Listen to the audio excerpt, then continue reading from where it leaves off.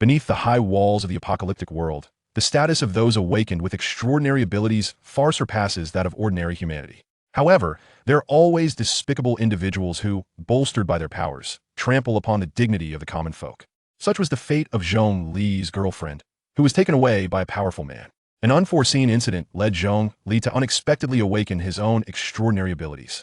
Yet, his powers appear to be unlike those of any other ability user. Is your ability panel a transparent crystal? Mine is an entire crystal palace. Ranking 200 in the sequence signifies the pinnacle of human combat strength. Then how do you explain that my weakest sequence ranks 9th globally? What? You ask what being 9th means? Apologies, but the top 8 are all under my command. Chapter 1. The Betrayal and a Sudden Transformation. Darling, I can't take it anymore. It hurts so much. We're just getting started. I can't. It truly hurts.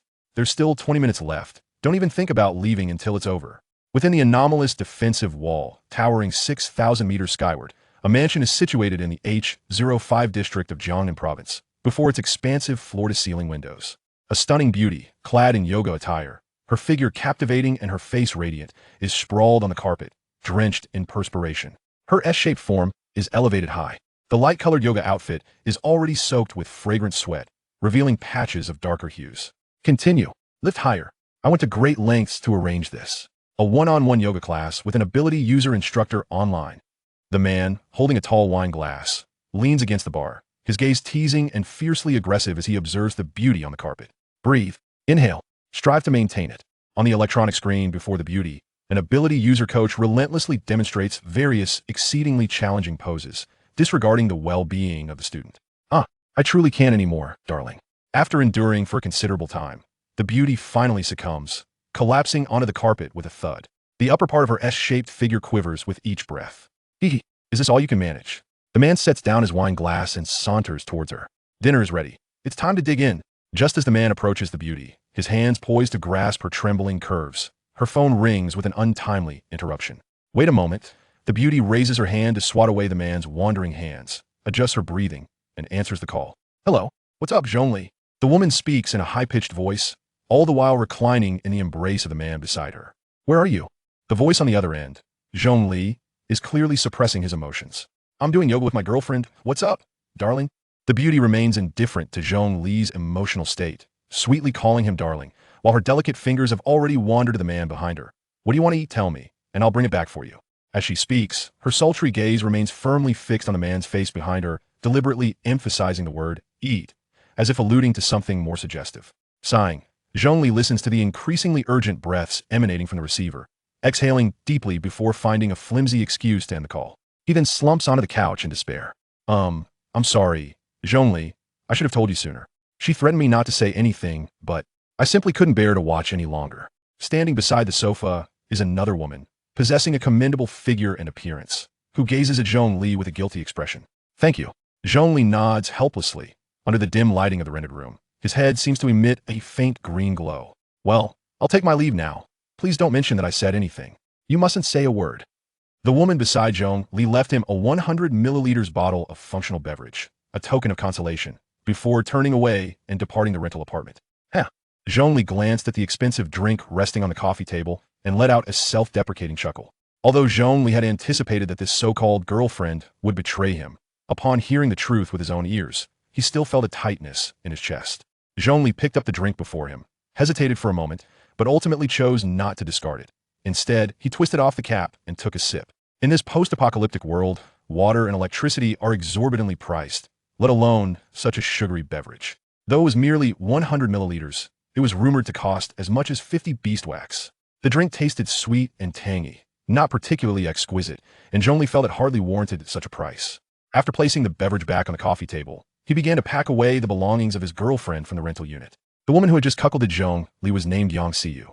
She was 5 years his senior, neither an ability user nor a member of any research institution. Merely an ordinary shopping mall employee, she had successfully transformed herself into a socialite of the apocalypse, thanks to her exceptional physique. From students like Chong Li, who were preparing for university at research institutions, to researchers of anomalous creatures, she had turned them all into her fish to catch. Of course, all of this was revealed to him by Zhou Hui, Yang Siyu's close friend, who had left a beverage for him. Until today, Chong Li had been blissfully unaware, naively believing he had found a somewhat sought-after girlfriend. After half an hour, Chong Li finished collecting all of Yang Siu's belongings. Once everything was packed into a burlap sack, he tossed it out the door. He blacklisted her number, deleted all contact information from various platforms, and changed the door lock code in one swift motion. Chong Li was no aficionado of being cuckolded.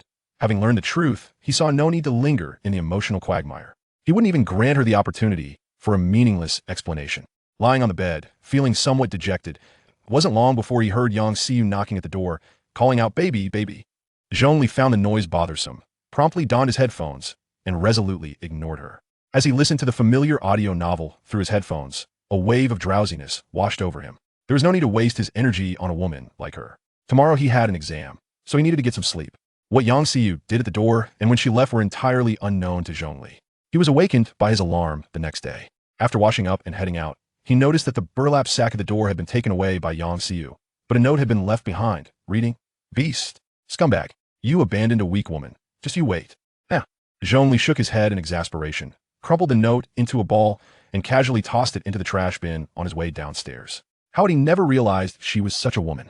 After discarding the note, Chong Li put on his headphones and began reviewing materials for the exam that day. If the breakup had stemmed from conflict or quarrels, he might have felt quite disheartened. However, breaking up for such reasons left him with only a vague sense of emptiness, devoid of any profound feelings. Meanwhile, above Area H05, at an altitude of 6,000 meters, a colossal avian anomalous creature, entirely black, soared over the anomalous defense wall and began to dive towards the city at supersonic speed. With a wingspan exceeding 20 meters, it appeared from the ground like a massive fighter jet. As it soared over the defense wall at approximately 6,000 meters, it took merely a few seconds to plunge into the high-rise buildings of the city. This creature was designated as Anomalous Sequence 15649, the Fierce Bird. Among all avian anomalous beings, it was the one capable of reaching the highest flight altitude. The Fierce Bird, gliding past the skyscrapers, opened its beak and emitted an extraordinarily shrill cry directed at the buildings and pedestrians below. Boom! The sonic waves generated by the cry reverberated against the surrounding skyscrapers, instantly shattering countless windows. Fragments of glass, large and small, rained down like blades upon the pedestrians and vehicles below. Bang! Bang! Bang! The sound of glass shattering against the ground echoed. The vehicles parked on the street, now riddled with broken glass, immediately set off their alarms. The throngs of people on the street erupted into a brief chaos, yet nearly every company and school had rehearsed for such scenarios countless times. Thus, most people quickly sought refuge beneath the metal awnings of the roadside, avoiding the gruesome spectacle of bloodied heads. At that moment, Chong Li had already walked over a kilometer away from that block, and with his headphones on, lost in thought, he remained oblivious to the Fierce Bird's cry above. Within mere seconds of the Fierce Bird diving between the buildings, the surface-to-air cannons installed at the roadside and atop the skyscrapers activated their automatic targeting systems. The barrels aimed at the avian creature, initiating a cleansing mode. At that moment, the high-speed diving Fierce Bird was directly overhead Chong Li. Boom! A torrent of bullets, akin to a metallic deluge, rained down upon the Fierce Bird from multiple heavy artillery pieces, firing at a staggering rate of 2,500 rounds per second. Struck by the barrage, the Fierce Bird let out a mournful wail, its massive body instantly losing all power and plummeting towards Chong Li like a crashing aircraft. It was only at this moment that Chong Li, alerted by the thunderous cannon fire, realized something was awry. Chapter 2. The Crystal Palace. Within a mere 2 minutes after Chong Li was engulfed by the corrosive beast's blood, the nearest specialized fire brigade and medical teams swiftly arrived at the scene, erecting a cordon. The firefighters exhibited remarkable alacrity upon disembarking from their vehicles. They were already clad in protective suits designed specifically to combat the corrosive nature of beast blood. Led by their captain, they took merely a few seconds to ascertain that Chong Li, lying in the center of the blood pool, was still alive, and immediately commenced their rescue efforts. The team first employed a foam that rapidly solidifies upon contact with air to construct a pool-like barrier, effectively isolating the entirety of the beast blood and Chong Li within. They then flooded the pool with a substantial amount of neutralizing agent, diminishing the corrosive properties of the beast blood to a level that could be safely approached in protective gear. Hurry, save him. After completing a series of critical steps, the specialized fire brigade members promptly leaped into the pool. Amidst the murky liquid, a blend of beast blood and neutralizing agent, they retrieved the severely corroded Chong Li. Quick! A stretcher, a stretcher! The fire captain, cradling the mangled form of Chong Li, burst from the pool and, in collaboration with the medical team, swiftly loaded him onto an ambulance. Racing towards the hospital, just as the ambulance carrying Chong Li departed, a private vehicle emblazoned with a tree logo and the words Camphor Tree pulled up outside the cordon. The door swung open, and a robust middle-aged man clad in a Zhongshan suit emerged, presenting his credentials to the firefighter guarding the perimeter, Camphor Tree. Senior Abnormality Specialist in District H05 of Jiangnan Province, Li Ling, Sequence 10357 Locust. Having shown his credentials, the man encountered no resistance and strode directly past the cordon to the side of the pool. The Camphor Tree is directly governed by the Great Xia government and serves as an investigative and combat agency confronting anomalous entities, wielding the highest authority in law enforcement. Have you retrieved the footage from the defense artillery? Li Ling furrowed his brows, scrutinizing the foam pool brimming with murky liquid. Right here. The fire captain swiftly presented an electronic screen, displaying a few seconds of footage recorded by one of the artillery units that had engaged the rampaging bird. A colossal rampaging bird swooped down from the heights, the artillery responding with impeccable timing and precision. What is the condition of the victim? Upon confirming that the defense system had functioned correctly and that the appearance of the victim was purely coincidental, Li Ling exhaled deeply. To put it bluntly, Chong Li had simply been unfortunate. The rampaging bird had been slain by the defense artillery prior to launching its attack, with its remains rapidly vaporized by laser fire. However, due to Chong Li wearing headphones and appearing preoccupied, he had overlooked his surroundings, falling victim to this unforeseen calamity. The fire captain shook his head. We are still uncertain. Initial estimates suggest complete facial disfigurement, but he should survive. Understood. I shall head to the district management office immediately to secure free medical care for the victim. All subsequent matters will be handled by me. I leave the scene in your capable hands, my comrades in the fire service. After transferring the footage from the electronic screen to his mobile device, Li Ling returned the screen to the captain. Yes, we will ensure the task is accomplished. With the arrival of an operative from the Camphor Tree, the fire captain felt a weight lift from his shoulders. His sole responsibility now was to maintain control of the scene and ensure the beast blood was properly dealt with. How could the rampaging bird have had the audacity to breach the high walls? Li Ling reminisced about the scene depicted in the footage, casting his gaze towards the sky and the extraordinary defense wall situated 100 kilometers away. The rampaging bird, ranked 15, 649th among the global roster of 20,000 anomalous entities, possessed a modicum of intelligence, yet was markedly inferior, comparable to ordinary wildlife. It should have exhibited a natural instinct to evade danger. Much like a wild boar encountering thorns in the wilderness, its instinctive response should have been to sidestep. Yet, it had chosen to charge headlong into the thicket. This was a blatant violation of biological instinct. Such aberrant occurrences had manifested for the third time in the past 2 months. Li Ling closed his eyes, conjuring his ability panel within his mind. It resembled a two-dimensional crystal devoid of thickness, approximately 5 centimeters in width and 10 centimeters in length, chronicling the awakened abilities of anomalous individuals alongside their basic information. Name, Li Ling. Gender, male. Sequence, 10,357 Locust. Sequence ability, jumping ability surpassing the average human by 20-fold. Recorded information, observing the final line, which flickered, awaiting completion, Li Ling focused his thoughts and chronicled everything pertaining to this incident. This two-dimensional crystal within his mind was automatically endowed to every individual upon awakening their anomalous abilities. After modification by the Great Xia Anomalous Biological Research Institute, it possessed the functionality of communication with other abilities and uploading recorded information to the Camphor Tree headquarters. As for the sequence number 10357, it was uniquely Li Ling's identifier among the anomalous abilities. Globally, there existed 20,000 anomalous entities, each with distinct sequence numbers. The anomalous abilities that humans could awaken could always find a corresponding entity among the anomalous beings. In other words, Li Ling's sequence 10357 Locust derived from the 10,357th anomalous entity, the true Locust. However, even if the sequences matched, the strength of human abilities did not entirely parallel those of anomalous creatures. For instance, Li Ling's jumping power was merely 20 times that of an average person, whereas the anomalous entity Locust possessed a leaping capacity nearly 100 times greater than that of an ordinary human. Moreover, the smaller the sequence number, the more potent the power typically was. Yet, this was not an absolute rule. Where am I? Chong Li, who had succumbed to shock from the corrosive beast blood, slowly opened his eyes. However, he found himself in a realm of complete void, with nothing visible besides an elusive mist. Am I dead? He reached out to touch the mist before him, only to be taken aback by the sensation of moisture against his fingertips. From this tangible feedback, Chong Li realized he was not dead, but had arrived in a place he had never encountered before. Is anyone there? Hello, Chong Li shouted into the darkness ahead, yet received no response, not even an echo. This further indicated the enormity of the space surrounding him. Unable to ascertain his whereabouts and devoid of any echoes, Chong Li summoned his courage and ventured into the darkness. Time eluded him as he traversed the void, with naught but mist surrounding him. Just as he was on the verge of losing patience, bang! Several beams of brilliant light suddenly cascaded from above, illuminating a distant object. The sudden brilliance compelled Chong Li to squint as he focused on the object ahead. After allowing his eyes to adjust, he discerned that the illuminated entity was a diminutive crystal palace. From his current distance, the palace appeared to be no taller than half a meter. Yet, as Chong Li continued to approach, the palace within his sight expanded exponentially. This sensation was peculiar, akin to his eyes automatically executing a Hitchcock-style zoom, without the need for a physical lens. In a mere few strides, the once ornament-like crystal palace transformed into a colossal structure, measuring dozens of meters in width and towering over 100 meters high, exuding an overwhelming sense of oppression. The palace retained its original crystalline material, appearing transparent. Its architecture did not resemble the grandiose ancient palaces depicted in history books, yet it emanated an intense aura of authority. It felt as though an immensely powerful entity capable of annihilating the world resided within. What unfolded before Chong Li had completely surpassed his comprehension, leaving him momentarily stunned, unsure of how to proceed. Yet, in the next instant, the grand entrance of the palace opened of its own accord, and a tremendous force drew Chong Li inside. No.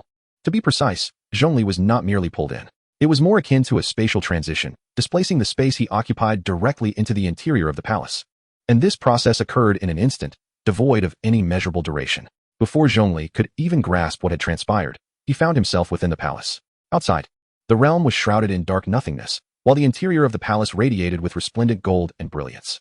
Every structure, every beam, every brick, and every tile seemed to be fashioned from golden crystal, nearly blinding him upon his entrance.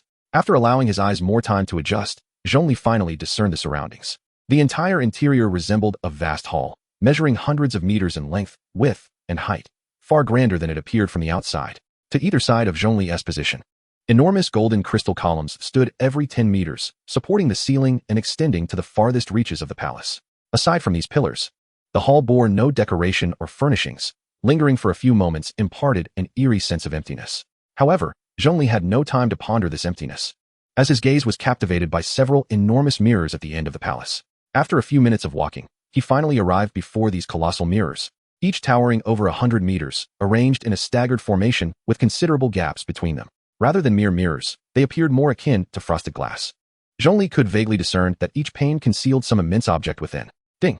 Just as Chong Li approached the first pane of glass, the palace-esque structure suddenly emitted a resounding boom, and simultaneously, the frosted effect of the first glass vanished. Steadying himself amidst the commotion, Chong Li looked up. In the next moment, upon clearly seeing the object within the glass, he nearly forgot to breathe. It was a statue of Buddha, every detail exquisitely rendered as if it were alive, matching the height of the mirror. The face of the statue was divided into two sides. The left radiated compassion, as if bestowing blessings upon all beings, while the right exuded a fierce and terrifying demeanor, as if intent on bringing calamity to the world. Chanting. As Chong Li's eyes locked onto the gargantuan Buddha statue within the glass, a multitude of textual information materialized before him. Sequence, 009 Good and Evil Buddha Face. Sequence ability, Diamond Body. The 009 sequence Good and Evil Buddha Face can withstand all physical attacks from sequences below 009. This is a conceptual ability. Unique to the Good and Evil Buddha Face itself, the Palace Master cannot replicate its strength prior to transformation. Current containment progress, 20. Severe damage detected in the Palace Master's body, resulting in a consumption of 10 progress for body repair. Warning, warning, warning. The containment progress for Sequence 009 Good and Evil Buddha Face is down to 10. This containment will completely fail in 30 days. Chapter 3 What a Joke. The Good and Evil Buddha Face. Chong Li inhaled sharply as he read the text before him. Although he was not well versed in the various Buddhist cultures preceding the apocalypse, he had certainly heard legends about the concept of enlightenment leading to either Buddhahood or demonic transformation. Both Kuan Yin, representing the Buddha, and Dizong, embodying the demon, held significant stature in these tales. Yet why would such an existence manifest here? Moreover, it bore the designation of Sequence 009. But how could this be possible? The historical content his teacher had lectured on immediately resurfaced in Chong Li's mind. After the emergence of anomalous beings on Blue Star, humanity waged war against them for 5 years until the awakening of individuals with extraordinary abilities. Under the government's leadership, the awakened established a towering 6,000-meter anomalous defense wall along the borders of the Great Xia, driving most of the anomalous beings beyond it. With a relatively secure environment established, human scientists promptly began researching the anomalous beings, cataloging their respective sequences. There were a total of 20,000 sequences, corresponding to the number of awakened individuals. Yet scientists found it peculiar that sequences 001 to 009 seemed to have never existed. No trace of them could be found anywhere in the world. Contemplating this, Chong Li lifted his gaze to the colossal Buddha statue imprisoned within the crystal glass. What of the remaining sequences, those that had never appeared before? Behind the revealed visage of the Good and Evil Buddha Face, 8 equally sized mirrors remained, Could it be Chong Li approached the next mirror with trepidation, slowly extending his hand to touch it, chanting. The moment Chong Li's palm made contact with the mirror's surface, another line of text floated before him. To elevate the containment progress of good and evil Buddha face to 50, you must unlock the ability to view this sequence information. Currently, it is inaccessible. Very well, Chong Li retracted his hand and stepped back to face the good and evil Buddha face. Although it had yet to be confirmed, considering that the previously non-existent sequence 009 had manifested here, it was reasonable to presume that the remaining 8 mirrors housed sequences 001 to 008. Yet the pressing question remained, where exactly was this place? Why were the top 9 ranked sequence beings from around the globe gathered here? The mention of the palace master on the recent panel also puzzled him. As he pondered this, a disquieting premonition crept over Chong Li. Could this possibly be in the next instant? As if to validate his suspicions, another segment of text appeared before him. Name, Chong Li, Palace Master. Gender, male. Sequence, none. Sequence ability, 009 good and evil Buddha face, diamond body. The Palace Master Chong Li's ability strength is contingent upon the progress of sequence 009 and will not be directly inherited at 100%. Palace Master Chong Li and the good and evil Buddha face are 2 independent entities. Upon reaching 25 in containment progress for 009, 2 abilities of the good and evil Buddha face will be randomly granted. When the containment progress reaches 50, you may unlock and view sequence 008.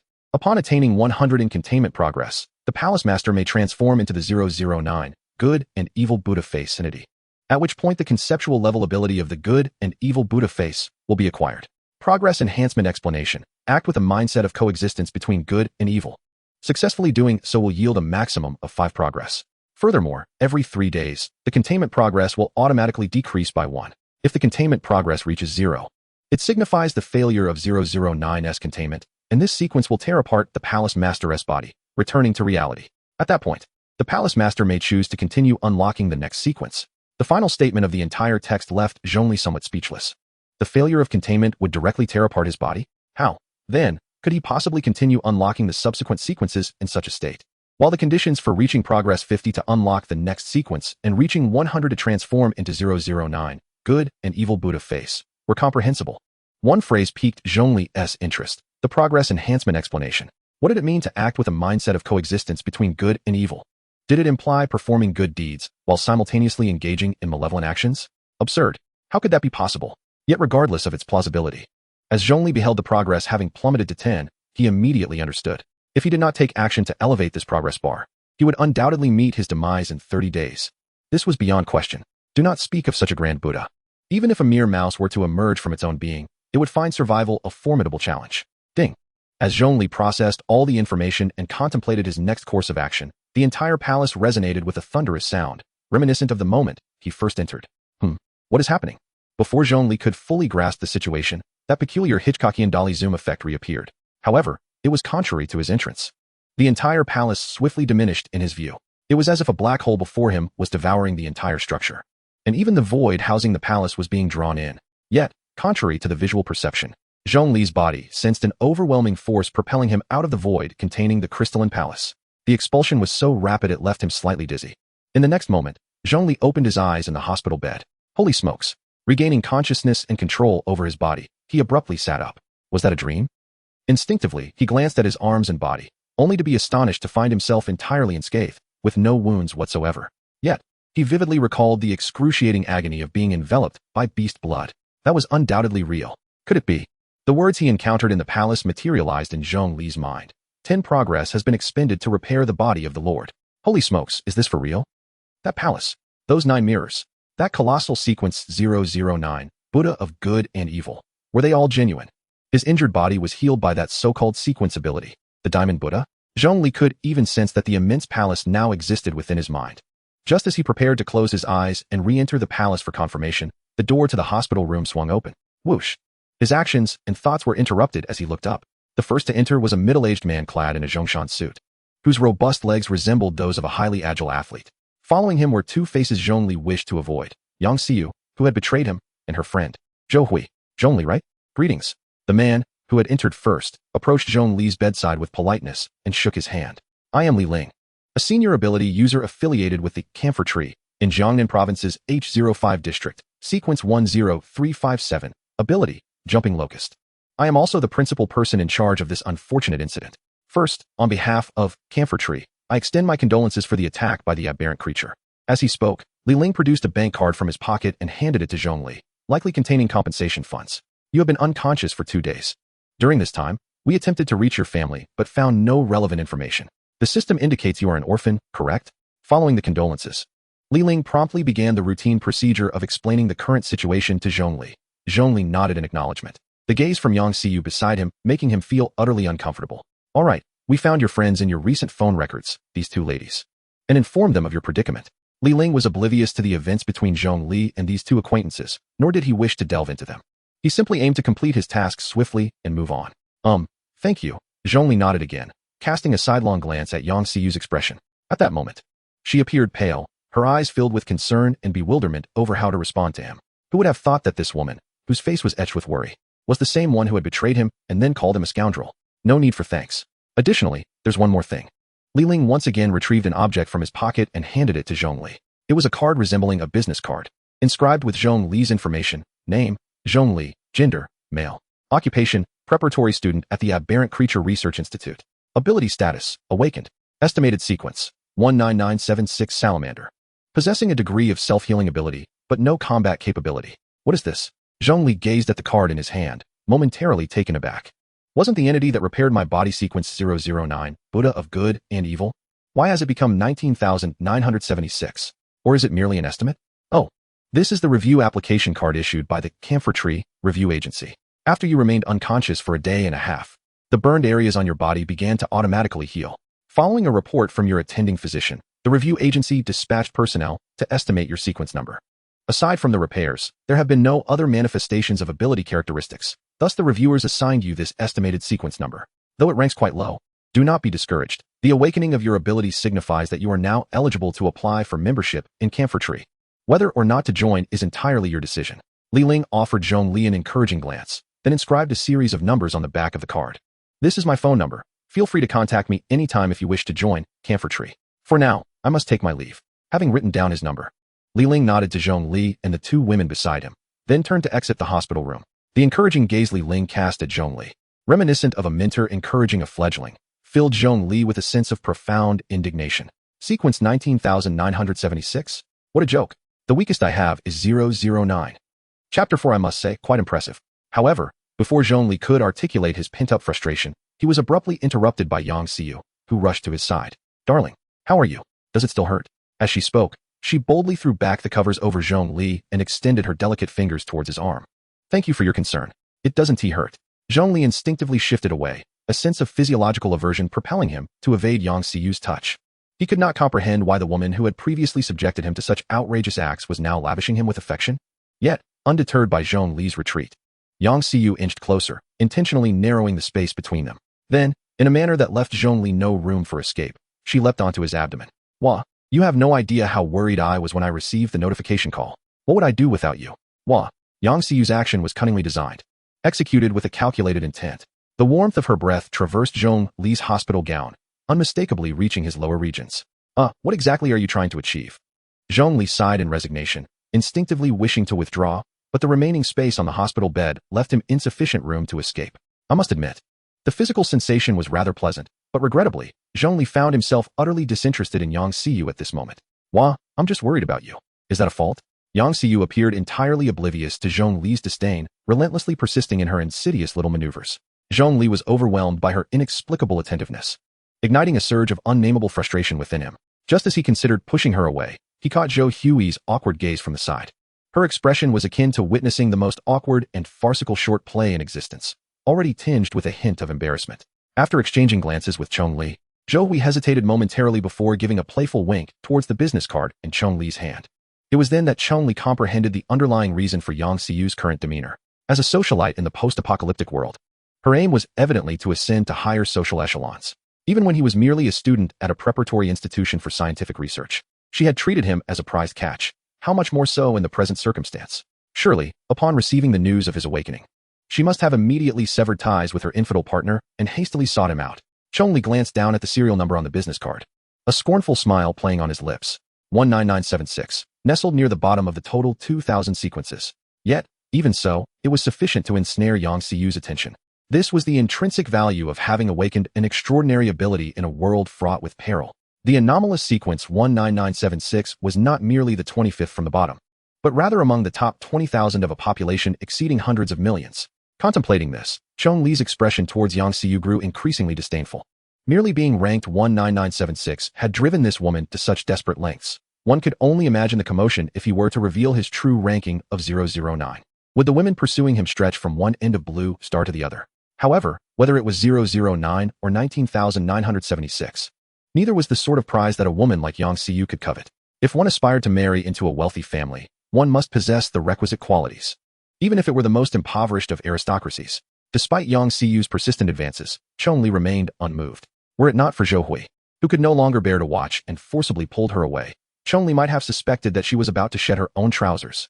The only reason he had managed to refrain from striking Yang Xiu was due to the significance of the business card in his possession. If an individual who had just awakened their abilities were to make headlines for striking a woman, the repercussions would be dire. After watching Yang Xiu depart in a state of despair, Chong Li took a moment to calm himself and then retrieved his phone to call his professor. "Hello, Chong Li. You've finally awakened," came the gentle voice of Teacher Jiang from the other end. "Are you feeling better? I tried to visit you a couple of days ago, but you were still unconscious. I'm currently organizing lesson plans and will come by once I'm finished." "No need, Teacher Jiang. Please attend to your work. I merely called to let you know that I'm fine now." Upon hearing Teacher Jiang's motherly tone, the melancholy stirred up by Yang Xiu dissipated considerably. "Don't be so polite. You must be famished after waking up. Just wait. I'll bring you some food once I'm done." Before Chong Li could refuse, the call abruptly ended with a beep. Feeling a mix of gratitude and helplessness, Chong Li gazed at his now darkened phone screen. Teacher Jiang was the only person he could rely on in this world. Since childhood, he had been unaware of his parents' identities, and from the moment he could remember, he had wandered alone, struggling to survive beneath the towering walls of the post-apocalyptic world. Later, with the assistance of a charitable organization and through various odd jobs, he managed to earn enough for his education. Fortunately, in academics, Chong Li had proven himself, securing a place at the preparatory university of the Camphor Tree Research Institute with exemplary grades. Teacher Jiang had been his academic advisor throughout. Perhaps it was because she had never had a son, or perhaps due to his outstanding character and performance, she had always treated him with great kindness. Not only did she assist him academically, but she also provided substantial support in his personal life. Chong Li, in turn, was conscientious and would often bring her gifts of food and oil during holidays. This mutual generosity had fostered an increasingly close bond between them. Now, Chong Li considered Teacher Jiang as family. One might even say she was his spiritual mother. While waiting for Teacher Jiang's arrival, the restless Chong Li busied himself by browsing the forum on anomalous creatures. Previously, he had regarded the posts within the forum as mere whimsical science fiction tales. After all, even in the apocalypse, despite the towering walls, extraordinary individuals and anomalous beings seemed worlds apart from an ordinary person like him. Some fortunate souls might never encounter a true anomalous creature in their lifetime, relegated to witnessing only videos and news reports of extraordinary beings being vanquished by those with abilities, or the government's educational releases concerning anomalous entities. However, things had changed dramatically. Whether it was the countdown of death progressing at a rate of 1 every 3 days or the business card in his possession signifying his registration, it was evident that he had been forcibly thrust out of the comfort zone of ordinary existence. Confronting the imminent realm of anomalies and sequences, Chong Li realized he was utterly uninformed. Before the containment progress of good and evil Buddha reached zero, he needed to gather useful information and take action. Otherwise, death was inevitable, and even this city could face instantaneous destruction. As he opened the forum, a multitude of posts showering praise upon the extraordinary individuals greeted him. The content had become tiresome to him. Some posts were not even genuine accolades, but rather attempts to promote personal science fiction narratives under the guise of trending topics. The popular section had long ceased to capture Chong Li's interest. After pondering for a moment, he navigated to the search page and typed in sequence 009, then clicked search. The most recent post was nearly 8 years old, titled "Why is there no sequence number above 009 in anomalous sequences?" Upon entering the post, Chong Li scoured the comments for any valuable information, but found none. Most speculated mysteriously about whether it had ever existed, suggesting it might merely be a rumor, or questioned if perhaps 010 was the true 001. Such conjectures were of no use to Chong Li, especially since 009 resided vividly within his mind. Scrolling to the bottom of the thread, he encountered a plethora of irrelevant comments, including one that read, "I have a big one. Any city sisters liking me, add me." Just as worthless as the previous ones, with no useful information to be found. Just as he was about to exit, a comment with 0 likes and 0 replies caught his eye. 009 truly exists. It is a colossal Buddha statue. I have seen it. The commenter's ID was a string of nonsensical characters, and their avatar was the default gray-white system icon. Such comments might be dismissed by others as garbage posts, akin to the previous one, but Chong Li's hand lingered over this one for quite some time. Someone had claimed to have seen the long-hidden 009 sequence, even describing it accurately as a colossal Buddha statue. Chapter 5, Progress Enhancement. Moments later, Chong Li clicked on the individual's profile and, after considerable contemplation, sent a private message. Hello, I am a university student currently working on a thesis regarding sequences. I came across your description of 009 from several years ago, and I am quite interested in learning more. Could we converse? As the saying goes, a common man may not be guilty, but possessing a jewel brings its own peril. He could not disclose his possession of 009, for the trouble it might invite was unimaginable. To gather more information, he could only phrase it this way. The good news was that the account had not yet been deactivated. The message was successfully sent.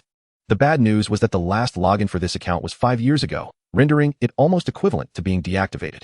After sending the message, Chong Li promptly closed the forum. This was akin to a desperate gamble. A response was unlikely to come anytime soon. Before long, Teacher Zhang arrived at the hospital room, carrying a small bag. Inside was a steaming hot meal, a rather inexpensive one, featuring the braised taro leaves that Chong Li adored most. Thank you, Teacher Zhang, Chong Li exclaimed as he accepted the meal, eagerly opening it and devouring the contents. After lying in bed for so many days, his instinctive feeling was that he was ravenous. Slow down, there's no one competing with you. Teacher Zhang chuckled, watching Chong Li with a warm smile. She then retrieved a stack of exam papers from her bag. You missed the last exam, but I've arranged for a deferred test with the school. These are review materials. Make sure to study them well during this time. With that, she walked over to the window, drawing back the curtains to let the sunlight stream in. Young people should soak up some sun. It's good for your health, Teacher Zhang added. However, at that moment, with his mouth full of food, Chong Li's expression turned serious. It was not due to the unexpected exam papers, nor the glaring sunlight, but rather an odd sensation emanating from within him. He was not hungry at all. In fact, he found himself utterly devoid of appetite for the very dish he usually relished. This feeling was perplexing. He neither felt hungry nor full, but simply lacked any desire to eat. He even contemplated spitting out the bite he had just taken. It was akin to the overwhelming sensation one experiences after consuming several buckets of instant noodles, followed by another mouthful. What was going on? How could this dish, his favorite, suddenly feel so unappetizing? What's wrong? Teacher Zhang noticed Chong Li's discomfort. Could there be something wrong with the food? She looked on with concern, sitting beside him and leaning over to sniff the meal. No. Chong Li quickly shook his head. He then forced himself to swallow the mouthful of taro leaves, suppressing the nauseating sensation that threatened to overwhelm him. Despite the discomfort, he resolved not to disappoint Teacher Zhang, who had shown him such kindness. At that very moment, as he swallowed the bite of food, a resounding chime echoed in his mind. A crystalline palace suspended in his consciousness erupted with sound. A line of text materialized before his eyes. The master of the palace embodies both good and evil actions. The facade of good and evil, containment progress, 1. Current containment progress, 11.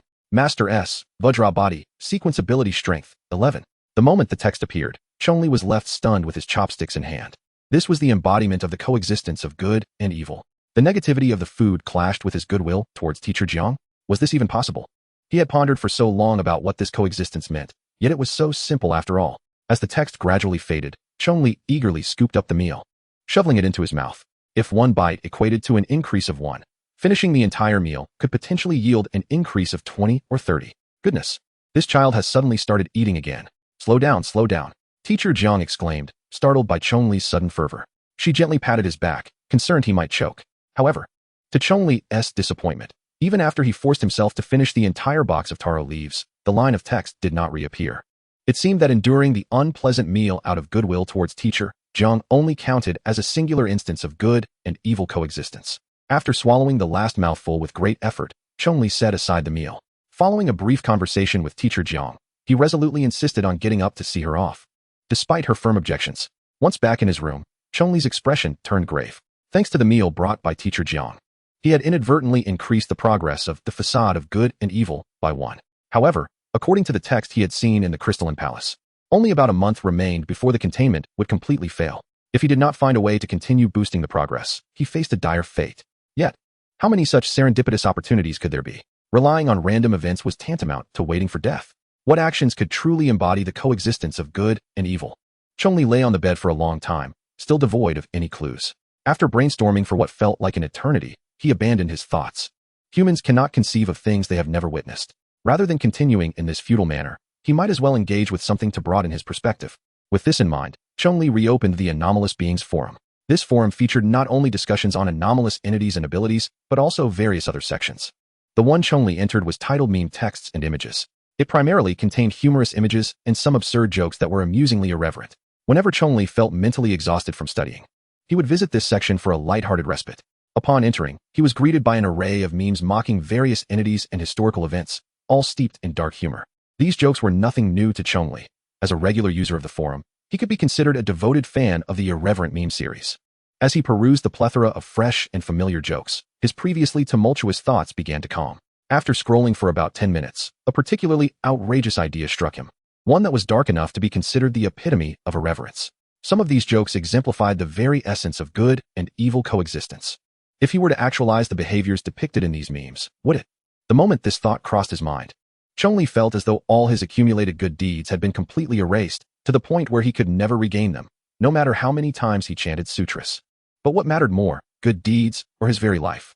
If he succeeded, he would increase the containment progress. If he failed, he would lose nothing. Without hesitation, he resolved to act. Chong Li surveyed his hospital room, his mind racing with the first outrageous act of coexistence he could conceive. He would find a comatose patient in this hospital, offer them some words of comfort, and while doing so, water them. Chapter 6. Can I water him? When this notion surfaced, Chong Li felt as though he had exhausted every ounce of his moral integrity. What could be more immoral than this? Yet, for the sake of survival, he had no other choice. With hands clasped in prayer towards the sky outside, he muttered a few phrases of Amitabha, seeking forgiveness from the Buddha before embarking on his plan. First, he took the bank card given to him by Li Ling and went to the hospital's convenience store, spending exactly 10 beast wax to purchase a box of milk and a bottle of purified water. The milk was intended for comforting the patient, while the purified water would, of course, be used for watering later. The next step was to poke a few small holes in the cap of the water bottle, allowing it to function like a watering can. However, this task proved challenging for Chong Li. He had no sharp objects at his disposal. After pondering for a while in his hospital room, he finally glanced at the back of his hand. There remained a catheter from when he had been unconscious. There was no other option. It would have to do. Chong Li peeled back the adhesive, steeling himself as he bit down and gripped the needle-s end, attempting to pull it out. However, to his surprise, the entire needle felt as if it were lodged firmly within his skin, refusing to budge. Moreover, astonishingly, regardless of whether he tried to wiggle the needle beneath his skin or move it in and out, it did not shift even a fraction. His hand felt as solid as a steel plate. The needle, inserted before his awakening, was now firmly embedded. This must be the Vajra body, Chong Li mused, staring at the needle stuck in his hand. There can be no mistake. Such physical prowess is evidently far beyond that of an ordinary individual. Truly, this is the 009 sequence. Has the mere progress of 11 already reached such extraordinary heights? As Chong Li instinctively flexed his hand, the residual needle embedded in the back of his hand was suddenly propelled outward by the muscular tension, producing a sharp crack. With a resounding clang, the silver needle soared several meters before embedding itself deeply into the hospital wall, carrying with it immense kinetic energy. Astonished, Chong Li gazed at the needle that had penetrated the wall, leaving only a fragment protruding less than a centimeter. How could a mere clench of his fist result in such an extraordinary distance? What terrifying level of physical strength has the 11 progress bestowed upon him? This was the first moment Chong Li truly recognized the formidable capabilities of the 009 sequence. Despite his keen senses, he had not perceived any significant changes in his body. However, this revelation made him acutely aware of the terrifying power he possessed. Contemplating this, Chong Li reached down to grasp the load-bearing steel plate beneath the hospital bed, applying a gentle but firm pressure. To his astonishment, the steel plate, exceeding 5 millimeters in thickness, easily bent in his grasp. With a slight twist of his wrist to the left, the entire plate was effortlessly torn away, as if it were a delicate sheet of A4 paper. My goodness! Observing the 5mm steel plate he had just effortlessly removed, Chong Li instantly comprehended why individuals with such abilities held such elevated positions in society. Yang Xiyu's previous demeanor suddenly became somewhat understandable. After extracting the needle from the wall and carefully piercing a few holes in the bottle cap, Chong Li donned a mask and exited the hospital room. Having experienced the terrifying power of the 009 sequence, he was far less concerned about the moral implications of his forthcoming actions. Upon entering the elevator, Chong Li meticulously scanned the floor directory and, after a brief moment, pressed the button for F34, the neurology department. Most likely, the individuals in a vegetative state would be located in this ward. Although he reassured himself that he was unconcerned about the ethical ramifications, a sense of trepidation washed over him as he stepped out of the elevator and beheld the sign indicating the neurology ward. Engaging in such actions, described in hellish narratives, would certainly be deemed beyond reproach. What is more, he was about to act upon it. Amitabha. As he walked towards the ward, Chong Li continuously murmured to himself, I am doing this to survive, not for mischief, not for a hellish jest. May the Buddha see through my intentions and grant protection. Throughout his journey, Chong Li passed several young nurses, all casting him curious glances. It was not uncommon for individuals to chant Amitabha within a hospital, But they had never encountered someone as young as Chong Li doing so. Before long, he pushed open the door to the first patient room. Inside lay an elderly couple with graying hair. The old man lay quietly in bed, a respirator on his face, while his limbs, exposed outside the covers, were visibly atrophied from prolonged immobility. The old woman gently dabbed a warm towel on the old man's body while whispering sweet nothings in his ear. Upon hearing the door creak open, the old woman looked up at Chong Li and said, "Who are you?" "Ah, wrong room, I apologize." As Chong Li met the gaze of the old woman, filled with weariness and sorrow, he bowed his head and quickly exited the room. How could he possibly proceed with such an act? This couple, who had spent a lifetime together, would inevitably be separated by death. To enter and pour water over the old man's head would be utterly inhumane. Even for the sake of survival, he could not bring himself to do it. After silently uttering 1,000 apologies in his heart, Chong Li walked towards the next room. However, the subsequent rooms were no different from the first. They were filled with struggling elderly couples or weeping parents accompanied by their children, or children caring for their aging parents. No matter how many times he chanted Ba, he could not persuade himself to enter and pour water over the patients. Finally, reaching the end of the corridor, he pushed open the door to the last room. And the scene within rekindled his courage. Lying on the bed was a muscular man covered in tattoos. And surrounding him were a group of burly men whose eyes radiated an unmistakable aura of menace. Every breath in the room whispered of their affiliation with the underworld. Given their intimidating appearance, Chong Li felt no guilt about his intentions. "Hello?" he greeted politely as he stepped inside, raising his hand in inquiry. Swish! A row of fierce gazes turned toward him in unison. "What's the matter?" One of the men, appearing to be a leader, furrowed his brow and advanced menacingly towards Chong Li. I came to pay my respects. This is a gift." Chong Li raised the box of milk in his hand, then looked at the tattooed muscular man on the bed. "May I pour some water for him?" Chapter 7. Could you please repeat that? What? The leader, incredulous, could hardly believe his ears. With a fierce expression, he stepped closer, practically nose to nose with Chong Li, demanding, "Say that again." I said, "May I pour some water for the patient on the bed?" Despite the leader's imposing stature and overwhelming presence, Chong Li remained unfazed. The extraordinary abilities he had recently experienced from the 009 sequence had infused him with an innate confidence. He thought to himself that even if faced with a formidable ability user, he would not be easily intimidated. "Are you looking for death?" The moment Chong Li finished speaking, the leader's massive fist swung toward his face. In his eyes, this impudent boy was inviting disaster. Their boss had just become a vegetative state due to a debt involving an elderly couple, and now this audacious kid was mocking and provoking him. As the most loyal subordinate of the boss, how could he swallow such an insult? Whoosh! It must be said, the punches thrown by someone seasoned in brawling carried a certain weight. Within such a short distance, he managed to generate a sound that sliced through the air. Yet, in the next instant, bang! The moment the leader's fist, as large as a sandbag, made contact with Chong Li's cheek, a sound resonated, like bones shattering against steel. Ugh! True to his background, even as the bones in his hand fractured, the leader did not cry out, but rather gritted his teeth, swallowing his pain. Realizing the boy before him was a power user, the leader's expression changed instantly. "Why are you still hitting me?" Chong Li inquired, touching his cheek where he had been struck. Although he felt almost no pain, he could still perceive the considerable force behind the blow. "If you're not going to let me, then that's that. We can discuss it." Chong Li looked down at the leader, who was now crouched on the ground in agony, his expression one of confusion. He was not fixated on pouring water on this individual. Why resort to violence right away? Don't think just because you're a power user, you can trample over us. The leader, suppressing his pain, looked up at Chong Li. To him, Chong Li's words sounded more like an outrageous taunt than a negotiation. Despite maintaining an arrogant tone, the leader no longer dared to attack Chong Li, regardless of which sequence the boy belonged to. Any power user was not someone they could contend with. Unsure of the reasons for this unexpected confrontation, it was prudent to refrain from hasty actions. As the underlings of the small leader were poised to rush in at the moment he made his move, their courage faltered upon witnessing his painful crouch, leaving them frozen in place. The audacity to challenge a capable individual is futile when faced with an overwhelming force. "I am not here to bully anyone. I merely inquired about watering the plants." Why the tension? Observing the room brimming with serious, anxious, and vigilant expressions, Chong Li felt a twinge of embarrassment. Having never encountered such a criminal syndicate before, he regretted stepping in, realizing how awkward the situation was. After locking eyes with the small leader for a few seconds, he weighed the water bottle in his hand, contemplating a retreat. This notion was indeed both absurd and challenging to execute. However, just as Chong Li turned to leave, one of the thugs' phones rang within the ward.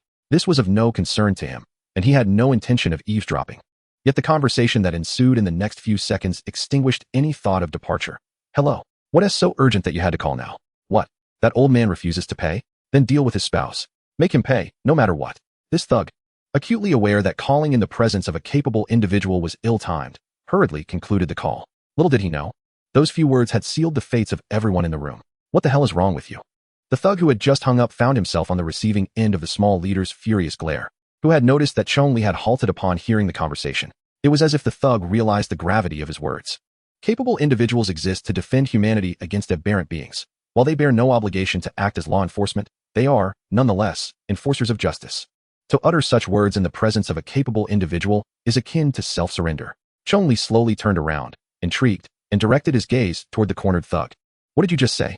Would you kindly repeat that? The thug, caught in Chong Li's piercing gaze, was rendered speechless, unable to utter a single word. Being a recent recruit to this group, his courage paled in comparison to that of the small leader and his gang. Under the intense scrutiny of a capable individual, he found himself devoid of the strength to speak. Merely standing upright was a feat in itself. Damn it, we can't escape now. Let us take him down. The small leader bellowed. Chong Li's inquiry sent a clear message. No one in this ward would escape unscathed. With that in mind, they resolved to fight back. Regardless of whether they were capable individuals or if this was a hospital, they would do whatever it took to survive. Let us go. The rest of the thugs echoed in unison, simultaneously brandishing an array of makeshift weapons and lunging toward Chong Li. Upon witnessing this scene, Chong Li couldn't help but smile. Had this been half an hour ago, he might have been intimidated by their fervor and fled. But now, it presented the perfect opportunity to test the strength of 009 under the 11 containment progress. Consciously tightening his fists, he met the first thug wielding a knife head-on. Bam! Clang! The sound of his solid fist shattering a cheekbone echoed, coinciding with the cracking noise of the knife shattering against Chong Li's abdomen.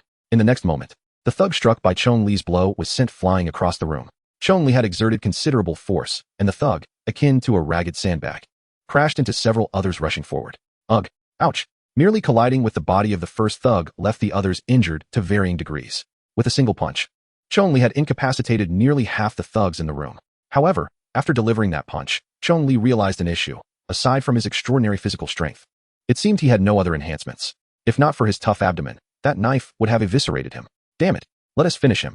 If the thugs, including the small leader, had initially thought that escaping one was a possibility, the brutality of Chong Li's strike had altered their mindset. Now, the only way to survive was to eliminate Chong Li. Chapter 8. The True Coexistence of Good and Evil. With a furious roar from the small leader, all the thugs in the room assumed menacing postures, brandishing their weapons and charging at Chong Li. Each one of them, based solely on combat experience, could easily overpower him. In the blink of an eye, 5 or 6 blades were pressed against Chong Li's neck, their gleaming tips seemingly poised to slit his throat at any moment. Chong Li let out a cold laugh, making no attempt to evade. No experience to dodge? Then I shan't. Forgive me. But I am currently utilizing a sequence ranked 9th globally. Clang, clang, clang. The sound of metal shattering resonated as all the knives and blades pressed against Chong Li's neck broke apart. What? The thugs surrounding Chong Li with their sharp knives had yet to react when his fist struck their midsections. Bam, bam, bam. Chong Li's fist landed solidly on the waist of the closest thug, spinning around with him. The chain of thugs was sent flying, colliding with the wall behind them as they fell in disarray. Following that punch and the one before it, in mere moments, all the thugs in the ward were incapacitated, none remaining upright. The only exception was the small leader, who squatted there, nursing his shattered knuckles from striking Chong Li. Why provoke me? Chong Li inquired, squatting down to meet the small leader's gaze with a mocking expression. I was wrong, brother. I was mistaken. I shouldn't have harbored murderous intent toward you. Seeing that Chong Li had dispatched all his comrades with just 2 punches, the small leader's bravado evaporated. When there was still a chance to resist, a cornered beast would fight to the death. Yet, faced with the absolute threat of death, his instinct for survival compelled him to plead for mercy. Bowling his head and slapping his own face, he cried, Brother, I was wrong. Spare my life, I beg you. Spare me. The small leader's pleas and the sound of his slaps reverberated throughout the ward. Only when his face had swelled did Chong Li finally speak. Who said I intended to kill you? It was your own actions that revealed your nefarious deeds, prompting me to teach you a lesson. And look around. Has anyone here died? As Chong Li spoke, he stood up and gestured to the thugs sprawled on the floor. The small leader glanced up and, to his surprise, saw that all his comrades were merely injured, groaning in pain but alive. At that moment, a deafening sound echoed in Chong Li's mind from the crystalline palace. A line of text appeared simultaneously. Lord's actions embody the coexistence of good and evil. Buddha of good and evil. Containment progress. 5. Current containment progress. 16. Lord Vajra body. Sequence ability strength. 16. The instant the text materialized, Chong Li, who had intended to continue reprimanding the small leader, froze momentarily. 5. How did it increase so much all at once? Yet, after a brief pause, he quickly realized the reasoning. Acting in defense of the elderly oppressed by the gang was a good deed, while unleashing his wrath on all the thugs. even to the point of breaking limbs, was an act of malice. Thus, the concept of the coexistence of good and evil had revealed its true meaning. Starting from a place of goodwill, committing acts so malevolent that they cause a target to suffer immensely. This is the essence of the Buddha of good and evil. Goodness precedes, while malevolence follows. How enlightening, how profoundly revealing. In that moment of realization, Chong Li was nearly overwhelmed with excitement, almost leaping from his seat. Merely incapacitating this group had already resulted in a 5 increase in containment progress. What if, driven by benevolent intentions, he were to eliminate even more heinous individuals directly? How much would that elevate his progress? Chong Li's spirit soared as he gazed at his own fists. There could be no mistake. This was undoubtedly the swiftest route to enhancing the progress of the Buddha of good and evil. Brother, do not strike. I understand now. I shall avoid you from now on. Upon witnessing Chong Li clench his fist once more, the small-time leader was nearly paralyzed with fear, hastily begging for mercy. He had witnessed Chong Li's combat prowess. Should that fist descend upon his head, he would not only be incapacitated but perhaps even rendered half dead. Get lost. Chong Li's train of thought was abruptly interrupted as he cast a displeased glare at the small-time leader. He held a deep disdain for those who bully the weak. Those spineless cowards who crumble in the face of adversity. After kicking the small-time leader aside, Chong Li approached the edge of the bed, his gaze drifting toward the towering walls on the distant horizon. To vanquish the most malevolent target with the utmost goodwill? In the realm of virtue. What surpasses the guardianship of all living beings? In the sphere of malevolence, who could eclipse the abominable creatures that have slaughtered countless humans? As these thoughts surged through him, an unprecedented conviction took root within Chong Li's heart. I shall join the camphor tree. Under the guise of the 19976 salamander. I shall leverage the duality of the Buddha of good and evil to bolster my strength, protect the populace, eradicate the aberrations, and discreetly amass wealth. Resolute in his intent, Chong Li retrieved his phone along with the business card of Li Ling, dialing the number inscribed upon it. Hello? Officer Li, I wish to join the camphor tree. When Li Ling arrived, he was astounded by the scene in the hospital room. A multitude of thugs lay sprawled on the floor, each silently moaning in agony. Meanwhile, Chong Li sat coldly on a corner sofa, signaling for silence towards the thugs. Indeed, loud commotion was forbidden within the hospital, no matter their pain. They must endure it in silence. He instructed the police department to apprehend all the thugs, register them, and provide medical care. Subsequently, Li Ling and Chong Li returned to Chong Li's own hospital room. What transpired? Without any preamble, Li Ling inquired directly. Chong Li scratched his head, appearing somewhat sheepish. He found himself at a loss for how to explain the series of events that had unfolded. After a prolonged silence, he fabricated a tale of idleness. Wandering the building when he chanced upon their assault on an elderly person and gallantly intervened. Ah, I see. Li Ling nodded, somewhat skeptical. But how did you manage to inflict such damage upon them? If memory served correctly, your estimated sequence was the 19976 salamander. Where did such formidable combat prowess stem from? Having been part of the camphor tree for many years, Li Ling was well acquainted with the majority of sequences. The 19976 salamander ranked quite low among the aberrant creatures. Apart from its self-repairing abilities, it possessed little to no combat capacity, rendered akin to a target on the battlefield. Could this sequence undergo a transformation upon manifesting in a human, enhancing the abilities of the wielder? Well, Officer Li, would you believe me if I said I practiced by watching combat videos? Chong Li chuckled awkwardly, donning an expression that seemed to suggest, surely, you would believe that. Chapter 9, Fabrication. Just as Chong Li contemplated how to spin yet another tale to cover his previous lie, he was taken aback when Li Ling simply nodded in agreement. That seems reasonable. It's only natural for a young person to learn some self-defense. With that, he turned to contact the camphor tree review personnel, leaving Chong Li in a state of disbelief. What? You believe that so easily? Do I truly appear to be someone who has practiced? Chong Li gazed incredulously at his reflection in the wall-mounted mirror, only to be astonished to discover that his physique had inexplicably transformed, appearing significantly more robust. Could it be he immediately recalled the segment of text that appeared after he dealt with the thugs? Upon reaching 16 progress, there was indeed an enhancement effect on his muscular physique. No wonder Li Ling believed him. When Li Ling had previously visited to offer comfort, Chong Li had been lying beneath the covers. He had no knowledge of Chong Li's true form. Now it was Li Ling's first genuine glimpse of Chong Li, leading him to naturally assume that this was Chong Li's original appearance. All right, I've contacted our camphor tree sequence review personnel. After a brief pause, Li Ling hung up the phone. He then settled on the sofa and began to explain to Chong Li. The prior estimated review was simple in process, and since you were in a comatose state, the results may not have been entirely accurate. The reviewing personnel will conduct a thorough assessment of your sequence using the most professional methods. If you pass, you will be directly assigned to the camphor tree preparatory team. What does sequence review mean? Chong Li furrowed his brow. He could comprehend entering the preparatory team upon passing the review. But what exactly was the sequence review? This had long been a source of confusion for him.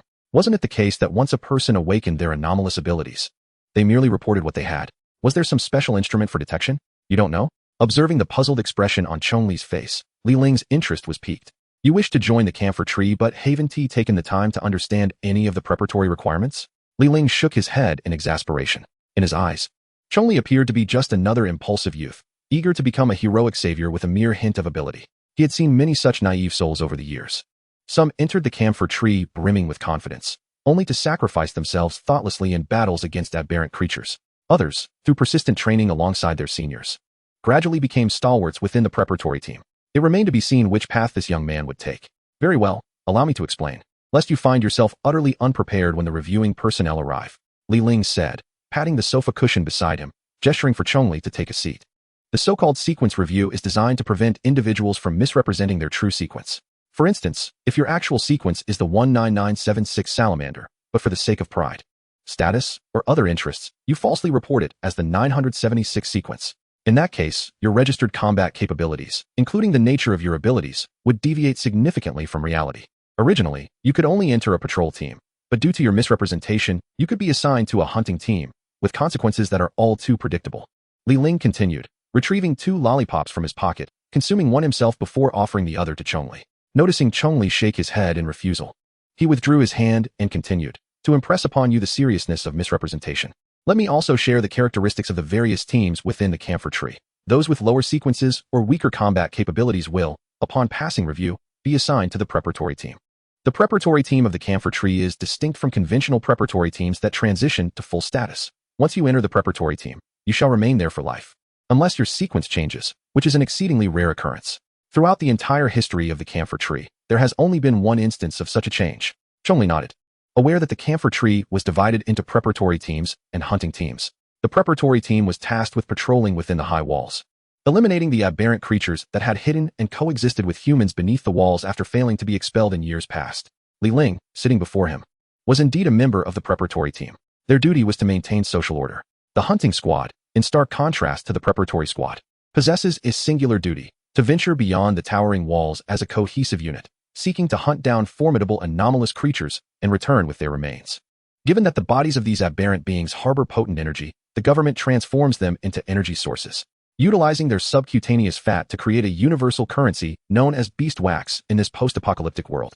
The primary function of the hunting squad is to ensure the seamless operation of human society within the confines of the walls. Those ranked higher with exceptional combat capabilities are directly inducted into the hunting squad. Li Ling continued, in the absence of a review mechanism, there were frequent occurrences where individuals, who could only serve as security personnel, succumbed to the allure of vanity and ultimately perished at the hands of those formidable creatures outside. Thus, to avert such incidents from reoccurring, the government has implemented the current review system. As for the review process, it is rather straightforward. Li Ling raised his gaze, locking eyes with Chong Li. You see that small chip? It contains your sequence number and abilities. Huh. Upon hearing this, Chong Li froze, utterly at a loss for words. A small chip? Towering over 100 meters on all 9 faces. Each surface encases a mirror reflecting the world's pinnacle of sequence beings. Can that be deemed a small chip? This small chip is visible to no one but you. Li Ling continued, seemingly oblivious to Chong Li's emotional turmoil. However, the higher-ups of Camphor Tree have collaborated with the government to devise a server capable of detecting all chips. Besides your self-reporting, reverse detection can confirm whether you have misrepresented your status. After Li Ling concluded, Chong Li stood there, completely stupefied. Reverse detection? This spells disaster. His initial plan was to infiltrate Camphor Tree under the guise of the 19976 salamander sequence, gradually advancing the containment progress of 009 while quietly amassing wealth at the lower levels. If reverse detection were possible, then the palace and all 9 mirrors within his mind would inevitably be exposed to the public. This is a catastrophe. Not only would he fail to amass wealth quietly, but he would also likely be captured for dissection, forced to extract all 9 mirrors from within him. Chong Li immediately regretted his impulsive application to join. Yet, it was too late for regrets. Chapter 10, Sequence Confirmation. Shortly after Li Ling's words fell, the door to the infirmary swung open, revealing a group of civil servants armed with various forms and instruments. Here they come. Li Ling rose to greet them, saying, "Allow me to introduce this young man." The applicant in question, with an estimated sequence of 19,976. He gestured towards Chong Li. "These are the review personnel. You merely need to cooperate with them to complete the review process." After finishing, Li Ling nodded at the individuals in the room and exited the infirmary. "Come along, Mr. Chong Li, let us initiate the panel inspection." One of the women holding an instrument approached Chong Li after Li Ling's departure, presenting him with an object resembling a headset. All right, Chong Li replied, his face flushed as he accepted the headset. At this juncture, there was no turning back, and fleeing was not an option either. Such actions would only arouse greater suspicion, potentially leading to a citywide manhunt for impure intentions. He could only hope for a malfunction with the device. Yet, that seemed increasingly unlikely.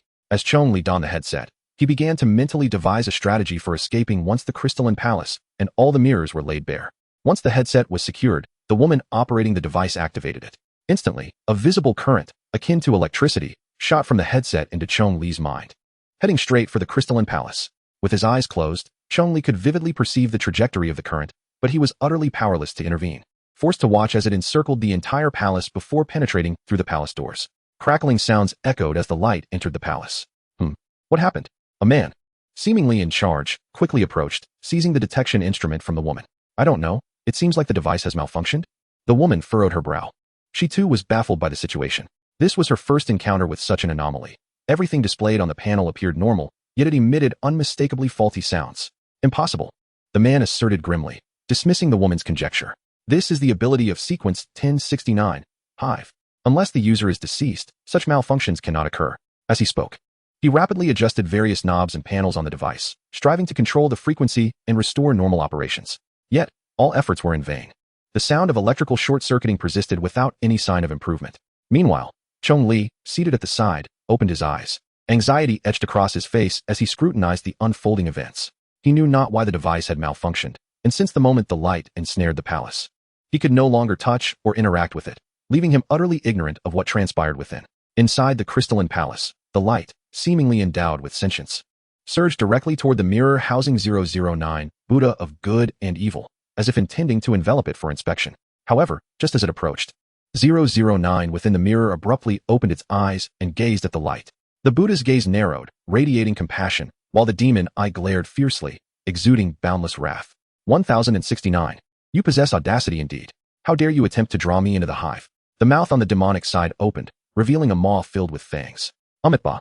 This secret must not leave. The mouth on the Buddha's side opened, shining with divine light.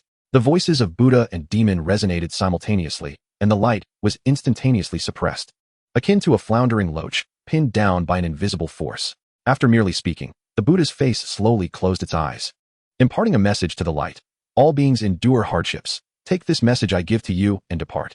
Begone. The demon roared. The force of the demon's voice created a terrifying sound wave, distorting space as it ruthlessly expelled the light from the crystalline palace. The moment the light left the palace, it appeared to be startled, its flight trajectory becoming erratic. Yet, this state lasted only a brief moment. Soon after exiting the palace, the light regained its composure and retraced its path back to the headset. As it returned, the malfunctioning instrument restored itself to normalcy, flickering a few times before displaying the results of the examination. Review complete. Sequence confirmed. Name, Chong Li. Gender, male. Sequence, 1998 Honey Badger. Sequence ability, nearly invincible surface defense, exhibiting exceptional resistance to acid corrosion, venom, etc. Temperament, irritable. Recorded information, none. The man looked at the panel displaying the results in astonishment, staring at Chong Li in disbelief. 1998 sequence.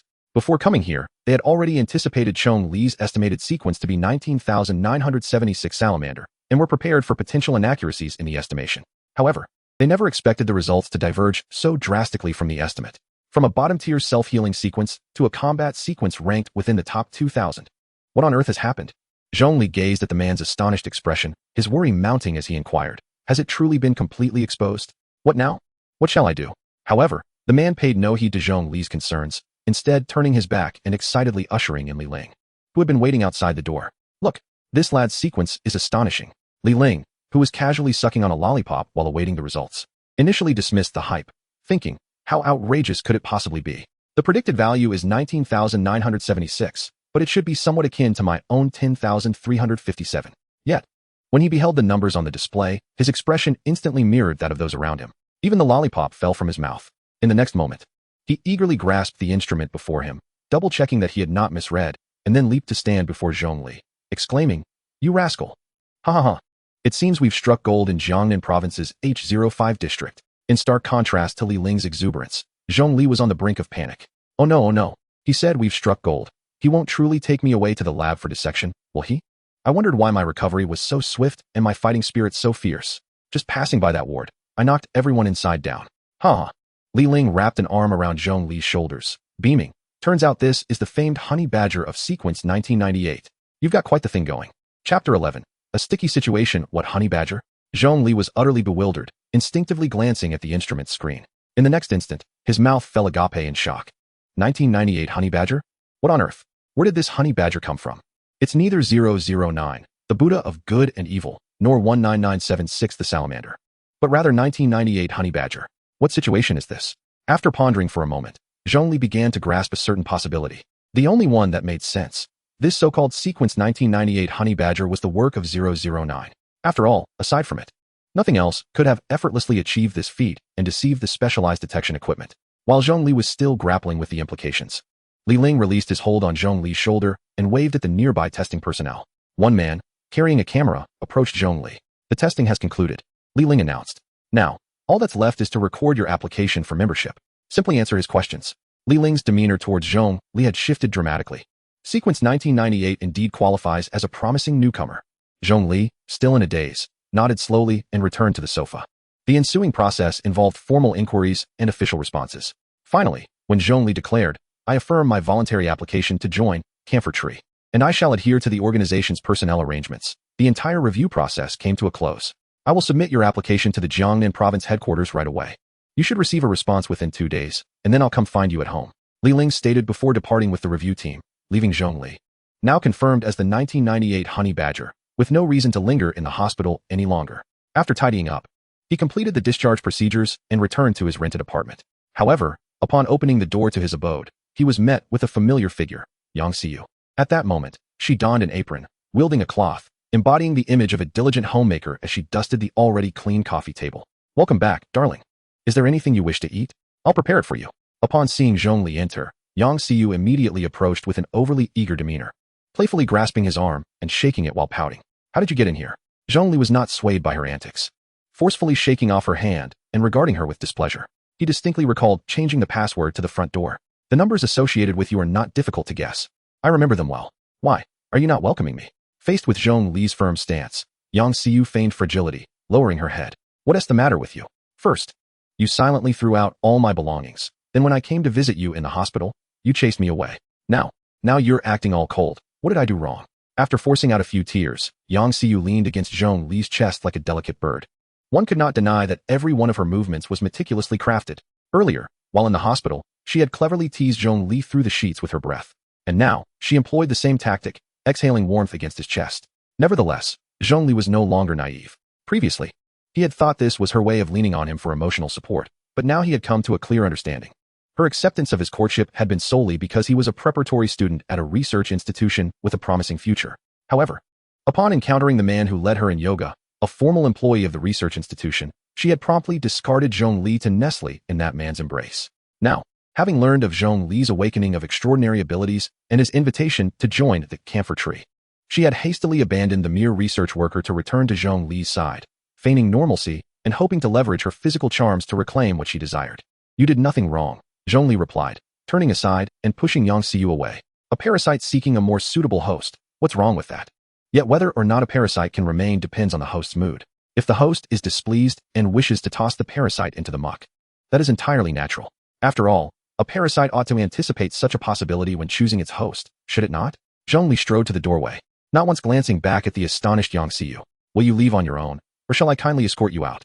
By the way, in 2 days, I will officially be a member of the Camphor Tree. Provoking me now is hardly a wise choice. Yang Xiu watched Chong Li's indifferent figure retreat, feeling both helpless and exhilarated. In 2 days, he will be an official member? I certainly did not choose poorly. That fool thought he could win me over with a yoga class. How naive. Yet, Chong Li's words rang true. He appeared rather displeased. And now was indeed not a propitious time to provoke him. Perhaps it would be best to wait until his mood improved. With that thought, Yang Xiu removed her apron. Feigning reluctance, cast a glance at Chong Li, and turned to leave. As Chong Li uttered his final words, he immediately regretted it. His insides twisted in remorse. What was I thinking? This is akin to throwing bones to a dog. Now I've truly ensnared myself in this sticky situation. However, the words had already escaped his lips. Regret was futile. After slapping his own face in frustration, he took a shower and went to bed. Perhaps the exertion from earlier in the hospital had drained him, for as soon as his head hit the pillow, sleep enveloped him. He did not even have time to open the audiobooks he typically listened to before drifting off. The following day, Chong Li went to school as usual. though he had awakened extraordinary abilities and applied to join the camphor tree. He was merely 2 days away from officially completing the dream of class ascension that most ordinary individuals yearned for. However, with 2 days still remaining, there was no need to hastily abandon his studies. The tuition fee of 600 beast wax has already been paid for this semester, so I must attend all the classes. Teacher Jiang mentioned that you were hospitalized. Are you all right? As Chong Li settled into his seat, a gentle voice wafted from behind him. It was Helan, his deskmate, widely recognized as the school's belle. She was also the object of Chong Li's long-standing, unrequited affection before Yang Xiu appeared on the scene. Chapter 12. Is everything all right? Not a major issue. Chong Li turned his head in a daze, gazing at the enchanting Helan behind him. Not only did she possess beauty worthy of the title of school flower, but her figure rivaled that of the most alluring influencers. Yet her affluent background rendered such allure entirely tasteful. One could only describe her as a feast for the eyes. Oh, it's nothing, just a minor mishap. I was in the hospital for 2 days, but I'm fine now. Having cast aside Yang Xiu and acquired the Crystal Palace and Sequence 009, Chong Li felt as if he were in a different world upon beholding Helan's exquisitely surreal visage. Just 3 days had passed since their last encounter. Helan nodded gently, her sweet smile illuminating her face. If you have any questions regarding assignments or exam progress, feel free to ask me. After saying this, Helan lowered her gaze to her textbook, her cheeks seemingly tinged with a delicate blush. Damn it, I am truly a scoundrel. Chong Li raged internally. Observing the refined demeanor emanating from Helan's every movement, he profoundly regretted his past choices. What was so great about Yang Xiu? Was it merely her age or her figure? What else did she possess? Was she merely proficient in the art of seduction? How could he have been so foolish to be with her? If only he had chosen to pursue Helan back then, perhaps he would have already been with this captivating schoolflower by now. With a heart laden with remorse, Chong Li began the lesson. Classmates, today we shall discuss the human guardian organization, Camphor Tree. It is well known that the name was chosen to convey to the public that, even though they are powerful ability users, they remain commonplace and not exalted, providing shelter like the ordinary camphor trees lining our streets. The language teacher spoke passionately from the podium, refraining from mentioning class distinctions. Yet each word hinted at them. This was because her son was already an official researcher at the Camphor Tree Research Institute. Her son basked in the glow of being an ability user, while she benefited from her son's status. Almost every lesson began with references to ability users and concluded with, "As you all know, my son." Normally, Chong Li paid little heed to such monotonous content. But today was different. The ability user that her son relied upon in the future might very well be him. To Chong Li, this was a rather peculiar sensation. Someone was boasting about a person who, unbeknownst to them, was his subordinate. He inexplicably felt a sense of satisfaction akin to a relative bragging about their son working for a Fortune 500 company, only to realize that the CEO of that company was himself. With each word the teacher uttered, Chong Li nodded in agreement. He had never been so attentive in this teacher's language class. Even after the bell rang, he felt a lingering desire for more. Who would refuse a teacher who lavished praise upon them throughout the lesson? Just as Chong Li was reveling in this unspoken self-satisfaction, a sudden commotion erupted at the classroom door. He glanced up to see 3 impeccably dressed young men, exuding an air of affluence, standing at the entrance. The noise originated from a group of infatuated girls surrounding them, reminiscent of Yang Xiu's admirers. However, the trio seemed entirely uninterested in the girls, pushing past them and striding directly into the classroom. Chong Li typically found such spoiled rich kids uninteresting. But when the 3 approached Helan, leaning down to whisper something in her ear, a flicker of unease surged within him. Without understanding why, after Helan followed the trio outside, he rose to follow suit. Helan trailed the boys until they reached the rear of the school library, where they finally halted. What were they doing? A date? Surely not. Helan, with her pure and goddess-like appearance, could not possibly be entertaining 3 suitors. Ugh. Chong Li hastily dispelled such thoughts, hiding behind a flower bed to observe the 4 from a distance. Despite being nearly 10 meters away, he could overhear their conversation quite clearly. "Miss He, though my father and Uncle He's deal fell through, I still don't want to give up on you," the lead boy declared. Sighing, Helan frowned slightly, exhaling in resignation. "I knew you would bring this up again. I've sought you out several times regarding this matter. Please agree to it. I genuinely like you," the boy continued, reaching out to grasp Helan's arm. "But I don't like you." Helan trembled slightly, her expression tinged with disgust as she shook off his hand. Miss He, you truly are presumptuous." As Helan attempted to turn away, the lead boy suddenly hardened his expression, and the 2 companions flanked her, effectively trapping her in the middle. "Don't think too highly of yourself. My father is a board member of this school. Bringing you out to talk is already showing you courtesy." The boy's demeanor shifted from that of a suitor to a rogue. Witnessing this scene, Chong Li's heart tightened. What era were they living in? Were such shameless bullies still existed to intimidate girls? Did they think they were in a romantic drama? As the lead boy advanced towards Helan, Chong Li contemplated for a moment, then pulled out his phone and dialed Li Ling's number, resolutely charging forward. "Hello? Brotherly, I'm not yet a member of the camphor tree, am I? Chong Li's voice caught the attention of the three boys, who turned to look at him. Yes. What is the matter? Li Ling inquired on the other end. Under my current status, lacking any enforcement authority, would it be a significant issue if I intervened and dealt with these three brutes bullying a girl? Chong Li slowly approached the trio, deliberately emphasizing the word brutes. Upon hearing Chong Li's words, the three surrounding Helan appeared confused yet visibly incensed, exchanging glances before striding menacingly towards him. Li Ling fell silent for a few seconds, seemingly pondering. In that brief interlude, the three had closed the distance, and the lead boy, who had been rebuffed, seized Chong Li by the collar. However, Chong Li remained unfazed, awaiting Li Ling's response. It shouldn't be a problem, just don't go too hard. I'll report the situation afterward. Go ahead. Bang. The moment Li Ling uttered the words go ahead, Chong Li swiftly and gently drove his forehead into the lead boy's nose, executing a gentle strike with the sequence 009's, Buddha of Good and Evil Vajrabody, achieving a level 16 impact. Chapter 13. Do you know who he is? Crack. The crisp sound of bones fracturing echoed as the lead boy's body arced gracefully through the air before plummeting to the ground, unconscious and silent. Did I use too much force? Chong Li felt a twinge of embarrassment as he touched his forehead, noticing that the boy had been sent flying. Previously, when he had dealt with those thugs in the hospital, his strength had not exceeded that of an ordinary person by much, remaining within manageable limits. However, after increasing his progress by 5, it seemed that controlling his strength had become somewhat challenging. In the fleeting moment before, he had assured Li Ling not to go for a fatal strike.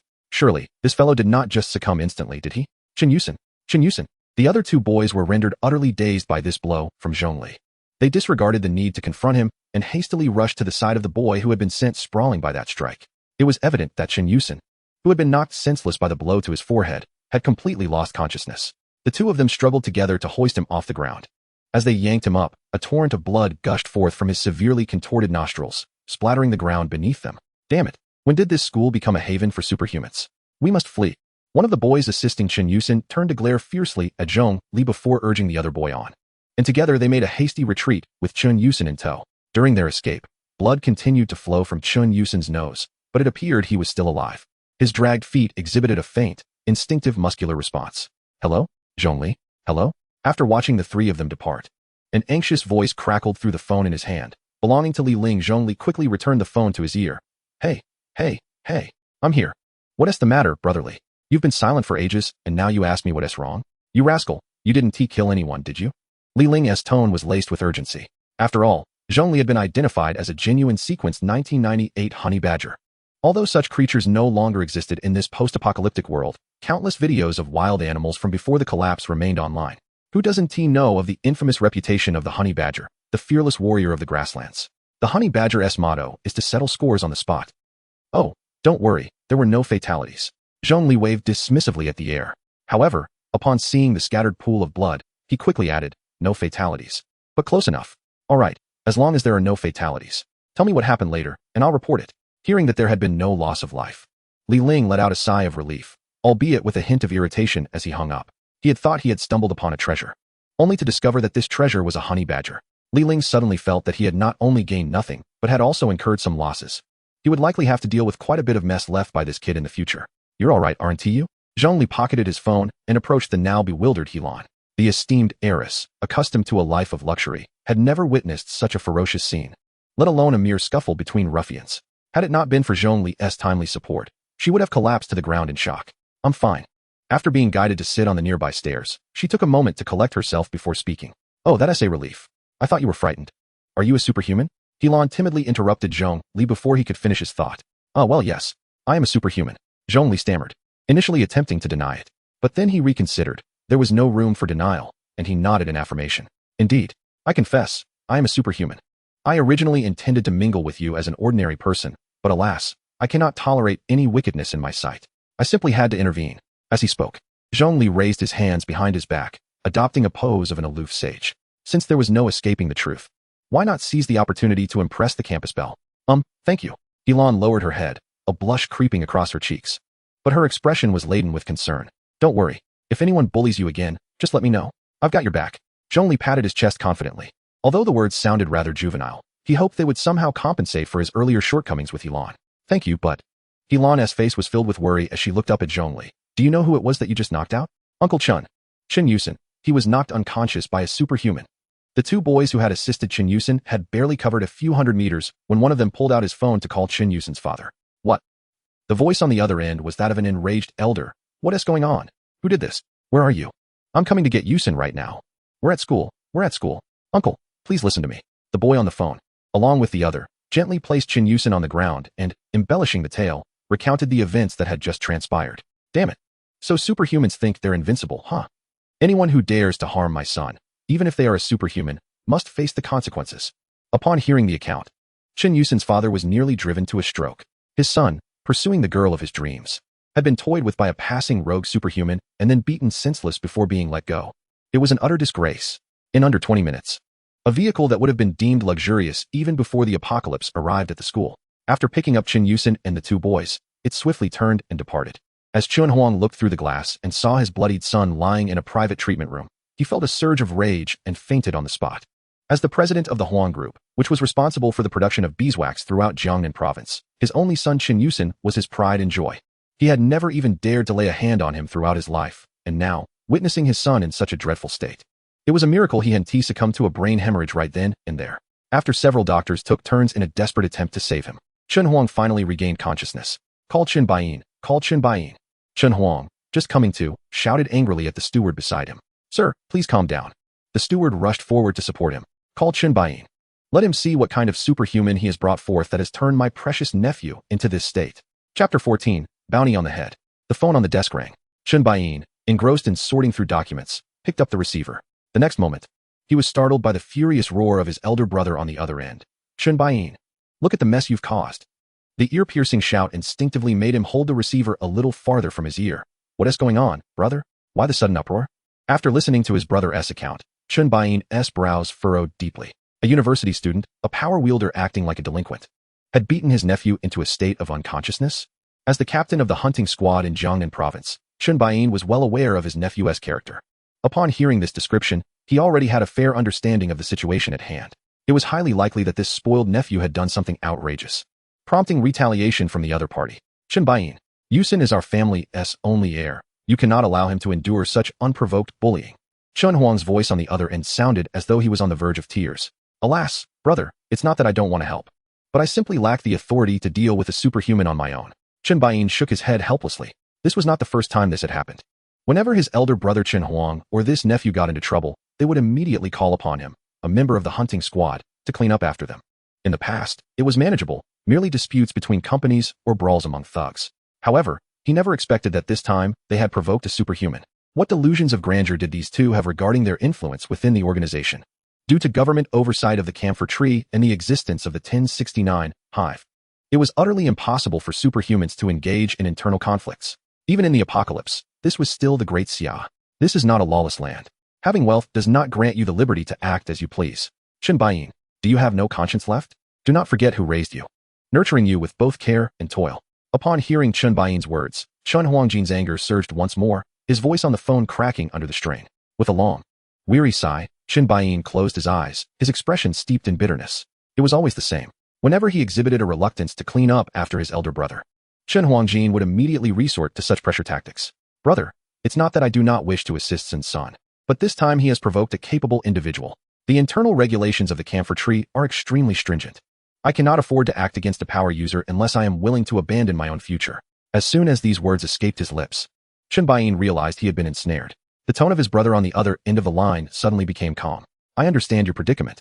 Let us do it this way. I want to make things difficult for you. Just help me find out who is responsible for this. As for the rest, I will handle it myself. Sun's son has been beaten to such a state. It would be unreasonable for you to refuse this small favor, wouldn't it? Hearing his brother's words, Chin Baiyin leaned back against the chair in frustration, regretting not hanging up the call immediately. The intention behind Chun Huangjin's request was never for Chun Baiyin to take action himself. His true aim was to have Chun Baiyin uncover the identity of the assailant and then use his own resources to eliminate that person, leaving Chun Baiyin to clean up the aftermath. It was too late for Chun Baiyin to realize he had been outmaneuvered. He had no choice but to acquiesce to Chun Huangjin's demands. The criteria of being a university student and an unregistered, unnamed power user made it relatively easy to discover the individual in question. Merely half an hour later, the identity information of Chong Li, along with his verification submission report, was in Chun Huangjin's possession. Only 2 days until he officially joins the camphor tree? Chun Huangjin mused as he examined the information in his hands. the earlier helplessness in his expression now entirely replaced with a sinister delight. Gazing at the photograph of Chong Li, his eyes brimmed with cold malice. Sequence 1998, Honey Badger. Haha, quite a ferocious sequence indeed. Had you waited just 2 more years, I might have truly found you troublesome. But alas, you are still too green. Joining the camphor tree? You are no longer qualified. After coldly discarding the documents, Chun Huangjin picked up another mobile phone, distinctly older and with a worn plastic casing. Hello? He spoke into the receiver in a lowered voice. 5 million beast wax, plus 3 women, to assist me in eliminating a target. Yes, a power user. Recently awakened. Sequence 1998, Honey Badger. Then let us make it 7 million, plus 5 women, with a guarantee of his demise. The price is negotiable. Spread the word, within 2 days. I want his head, and add 50,000. As for the body, dispose of it as you see fit. Good, it's a deal. Setting down the phone, Chun Huangjin gazed out at the darkening sky, a wicked smile curling at the corners of his mouth. Power user? Heroes of humanity? What does it matter? Anyone who provokes me shall meet their end. Upon returning to his rented apartment, Chong Li tossed his backpack onto the table and collapsed onto his bed, staring blankly at the ceiling. He had just struck the son of the chairman of the Golden Group. Even if he were a power user, they would not let him off easily. He recalled He Lan's warnings echoing in his mind. He was certainly aware of the Golden Group's reputation, though he did not know much about it, having only heard whispers. The chairman, Chun Huangjin, was ranked among the top 10 philanthropists in Jiangnan province, frequently lauded in news broadcasts for his charitable endeavors. Yet, Chong Li never bought into such narratives. To him, a person's morality could not be judged solely by their deeds. Every villain could easily cloak themselves in a facade of virtue with enough gold. There was no way he could believe that Chun Huangjin, who raised a son like Chen Yusen, was anything but a scoundrel. Before school ended, He Lan had repeatedly warned him to exercise extreme caution. Weaker power users had been assassinated countless times, and she knew of many such incidents. Caution? What can they truly do? Chong Li lay back on his bed, gazing at his hand stretched towards the ceiling. Regardless of whether he was a mere 1998 honey badger or possessed the Buddha of good and evil, with a progress of 16, he feared no retaliation from ordinary people. With that thought, he closed his eyes, his consciousness stirring. After a dizzying sensation of spatial expansion and displacement, he found himself once again before the Buddha of good and evil. Your coexistence of good and evil is truly perplexing, Chong Li mused, glancing up at the towering statue reflected in the mirror. Wasn't my act of saving He Lan from a robe an embodiment of good? Yet, it seems I am not permitted even a modicum of progress for such a significant act. Chapter 15, Progress Reset, Containment Failure. Chong Li gently placed his hand against the mirror, and a line of text appeared before him. 009 Buddha of Good and Evil, Vajrabody. The strength of this sequence's ability can be enhanced in accordance with the containment progress of 009.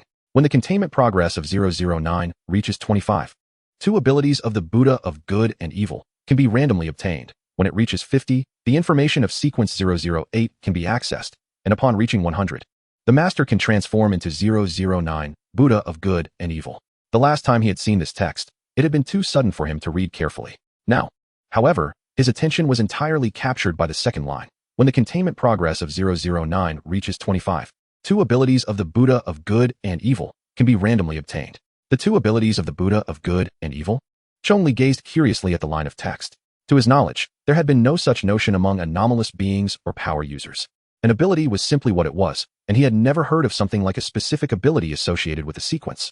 Could this be a unique power exclusive to 009? What about those behind the Buddha of Good and Evil? Chong Li tilted his head, glancing at the mirrors situated behind the statue. Did they possess such extraordinary abilities as well? Just as Chong Li pondered this in his heart, one of the Buddha's eyes in the mirror suddenly opened a sliver. In the next moment, a tremendous force emanated from the mirror, violently propelling Chong Li out of that realm. Staring at the ceiling of his room that had suddenly come into view, Chong Li was momentarily stunned, utterly bewildered by the abrupt change. Hadn't he just been in the palace? Before he could comprehend how he had suddenly exited, a thunderous explosion resounded. The wall opposite the window, facing the street, shattered inward as if struck by a missile. The immense shockwave lifted Chong Li from his bed, hurling him violently against the wardrobe across the room. Dust and debris filled the air, exposing steel and bricks from the demolished structure. The wooden wardrobe crumbled under the impact of Chong Li's body, collapsing completely upon contact. Coughing amidst the swirling dust, Chong Li struggled to clear the debris of the wardrobe from atop himself as he crawled out. With the protection of the Vajra body at a progress of 16, such force was insufficient to injure him. What was that? A stray bullet? Chong Li's expression turned serious as he glanced toward the destroyed wall shrouded in dust. However, he had never heard of stray bullets appearing in bustling city centers, obliterating residential buildings in such a ludicrous manner. This was the Great Xia, not some backwater place. The brat seems quite resilient. How did he survive that explosion? Amidst the earthy clouds of smoke, a figure gradually emerged. Who are you? It was only at this moment that Chong Li realized that the recent explosion was not a stray bullet, but rather a deliberate act of terror. There was no doubt. This must have been orchestrated by Chun Yusen's father. However, he had anticipated that they would merely send someone to assassinate him or create an accident, akin to the dramatizations on television. What he had not expected was that they would directly dispatch a superhuman. Such audacity. Me? I'm here to make money. As the smoke dissipated, the figure became clearer. Yet, her entire upper body and face remained shrouded beneath the oversized hood of a tactical jacket, aside from her voice, which sounded distinctly feminine. No discernible features could be made out. Make money? Chong Li's fists slowly clenched. The mere manner of her ferocious entrance had already instilled a sense of threat within him. Well, someone has offered 7 million for your head. The woman remarked with a light chuckle. 700. Before Chong Li could finish his retort, the woman suddenly flashed forward, seizing his collar with startling swiftness. So, don't struggle. Kindly go die. With that, the woman bent backward, her wrist flicking with force, hurling Chong Li through the gap in the wall, as if he were a shot put. Whoosh. The deafening rush of wind engulfed him as he felt himself soaring through the air like a cannonball at breakneck speed. The overwhelming sensation of weightlessness and air resistance rendered him utterly immobile, leaving him only to witness the buildings in his line of sight shrinking away. Boom.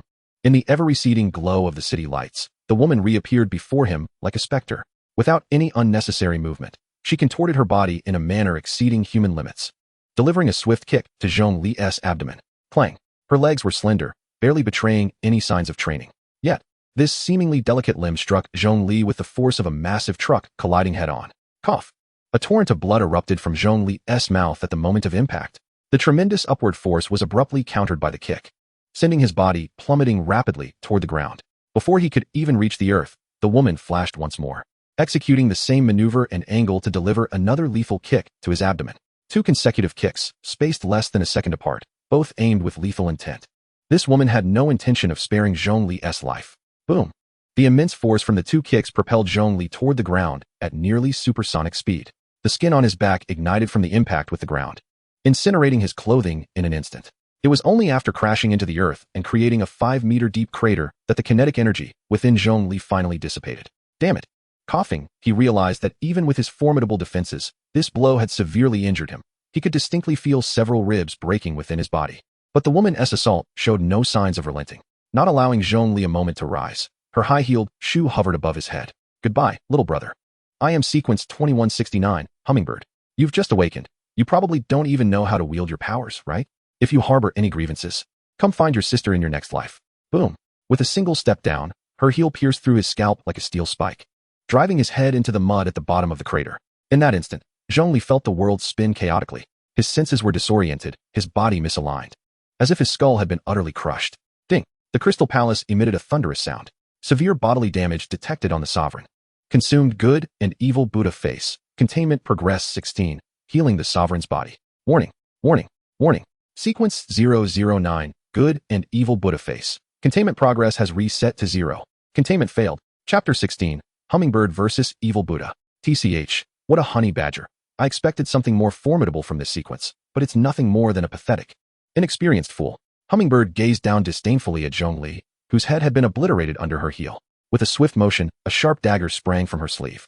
Bending down, she seized Chong Li's bloodied hair and twisted his neck aside, preparing to sever his head. Crack. At that moment, Chong Li's blood-soaked eyes suddenly opened wide, glaring furiously at the hummingbird, brimming with rage. The ferocity in his gaze, coupled with the blood pooling in his eyes, rendered his expression one of a being ready to slaughter every living creature. That look instantly alerted Hummingbird to danger. She quickly retracted her knife and, in a flurry of movements, evaded to a distance of over 10 meters. What on earth was that? After creating distance, Hummingbird assumed a defensive stance. Years of assassination and combat experience allowed her to realize that the gaze she had just encountered was not that of the boy she had been torturing. It emanated a tremor from the depths of his soul, evoking a sense of fear. It was as if a small shrimp floating on the water's surface had met the gaze of a great humpback whale rising swiftly from the depths in search of food. Ugh. Bloodied, Chong Li slowly rose from the bottom of the crater, stretching his neck and shoulders as he ascended. You actually allowed me to take control? Then I shall not hold back. The voice that emerged from Chong Li's throat was unmistakably not his own. It resonated like that of an ancient deity, aged and sacred. Crackle. As Chong Li stepped onto the ground from the deep pit, his skin began to undergo a transformation. Normal human skin morphed within mere moments into a bizarre metallic sheen reminiscent of bronze, adorned with intricate patterns. The bronze markings spread from his chest, rapidly enveloping his entire form. Each line shimmered with a ferocious glow akin to boiling magma. These molten rivulets, like tiny streams, converged into Chong Li's eyes, gradually engulfing his eyeballs until they transformed into two endless pools of molten tears. The entire transformation process froze at that moment. Chong Li's body had completely succumbed to the control of the evil Buddha. What are you? Hummingbird stood transfixed, watching the entire metamorphosis unfold before her, utterly dumbfounded. The intelligence was flawed. This could not possibly be sequence 1998, the honey badger. Not only was he not 1998, but the creature standing before her, clad in what appeared to be bronze-patterned armor, might not even belong to any known sequence. Oh, you ask me? The evil Buddha turned towards Hummingbird, its bronze visage and molten eyes betraying no emotion whatsoever. 2169, little Hummingbird. This brat is truly trash, a waste. Even after I pushed him out to warn him, he could still be killed by such a worthless sequence. Deserved. Despicable. The evil Buddha roared, and with each word, terrifying sound waves erupted forth, crashing toward Hummingbird. Run. This was the only thought racing through Hummingbird's mind. The creature before her was the most terrifying thing she had ever encountered. Her body's instinct screamed that staying here for even one more second could result in her demise. Boom, boom, boom. Confronted by the terrifying crescendo approaching, the Hummingbird hesitated not for a moment, unleashing her utmost speed as she fled into the distance. In mere seconds, she had already traversed several kilometers. Yet, even then, she dared not indulge in any sense of complacency, for the overwhelming pressure emanating from that monstrous entity still loomed large. Ah, little Hummingbird, in such a haste. Where might you be heading? Without any forewarning, the malevolent entity materialized directly in the path of the Hummingbird's escape, a mere 2 meters separating them. At such a proximity, the Hummingbird found herself unable to halt her swift momentum. In the next instant, as if ensnared in a trap, she was seized by the neck with a single hand by the malevolent being, lifted effortlessly off the ground. How could you possibly be so swift? The Hummingbird held an unshakable confidence in her velocity. While her speed may not be the fastest among all entities, her endurance certainly ranked among the top 3 in the speed category. Yet, the pride she took in her swiftness appeared as nothing more than a jest in the presence of the malevolent being. Struggling in agony with her neck in its grip, the Hummingbird relentlessly struck at the creature's chest and arms with her hands and legs. However, the force that could easily vanquish a lesser being seemed akin to mere tickling against the malevolent entity. Ha! How utterly absurd. You wish to challenge me with your meager speed? Ha! With one hand clasped around the Hummingbird's throat, the malevolent being merely observed her squirming, as one might watch a jester. What on earth are you? Though the malevolent being ceased applying pressure, the act was no different from a death sentence for the Hummingbird. If she did not escape soon, her endurance would be exhausted. You are far from deserving to know my name. The malevolent being began to speak slowly, raising its other hand toward the Hummingbird's body, its fist clenching tightly. The mere act of forming a fist distorted the surrounding space. Should this punch land upon the Hummingbird, she would not merely perish. There would be naught but dust left in its wake. Yet, just as the malevolent being was about to deliver the blow, it abruptly halted. The bronze-patterned brow furrowed slightly, and then, as if speaking to itself, it uttered, "Return? On what grounds?" Understood. Truly troublesome, damn it. I have no interest. You come. No sooner had the words left its lips than the bronze patterns on its body receded like a tide, transforming into golden inscriptions that enveloped the entire form of the Hummingbird. Simultaneously, the magma within the Hummingbird's eyes returned to normal, though she did not open them, merely squinting as she gazed at the struggling Hummingbird in her grasp. Ba, I apologize for your suffering. After performing a single-handed gesture of reverence toward the Hummingbird, the benevolent being gently flicked its wrist, sending the Hummingbird hurtling away. She plummeted straight toward the traffic and pedestrians several kilometers away. Malicious act. Just as the Hummingbird was about to collide with an unsuspecting pedestrian, the benevolent being softly chanted. Then, it swiftly positioned itself between the Hummingbird and the pedestrian, catching the Hummingbird's body and hurling it away once more, saving the pedestrian from certain death. Virtuous act. The benevolent being chanted softly again. In this manner, the benevolent being repeated the act of tossing the Hummingbird toward pedestrians a total of 16 times. By the conclusion of the final action, the benevolent being had transported the Hummingbird to the outskirts, a good 10 kilometers away from the residence of Chong Li. Does that wretched creature regard me as a mere toy? The Hummingbird found herself pressed to the ground by the benevolent being's single hand, her limbs free to move, yet unable to escape. Ba. The benevolent being once more performed the gesture of reverence toward the Hummingbird. Someone requests that I spare your life, to serve as a tool for this child's progress. I shall not kill you. To hell with that. What sort of tool am I to become? I shall never accept such a fate. If you have the ability, then kill me. Upon hearing this, the Hummingbird was instantly consumed by rage. Though she could not comprehend the events unfolding around Chong Li, nor the nature of this shape-shifting monster, the term tool struck her as an unprecedented affront. As a member of the cinnamon moth, which stands in absolute rebellion against the camphor tree. The notion of being made a tool for the advancement of a power user affiliated with the camphor tree was something she would rather die than accept.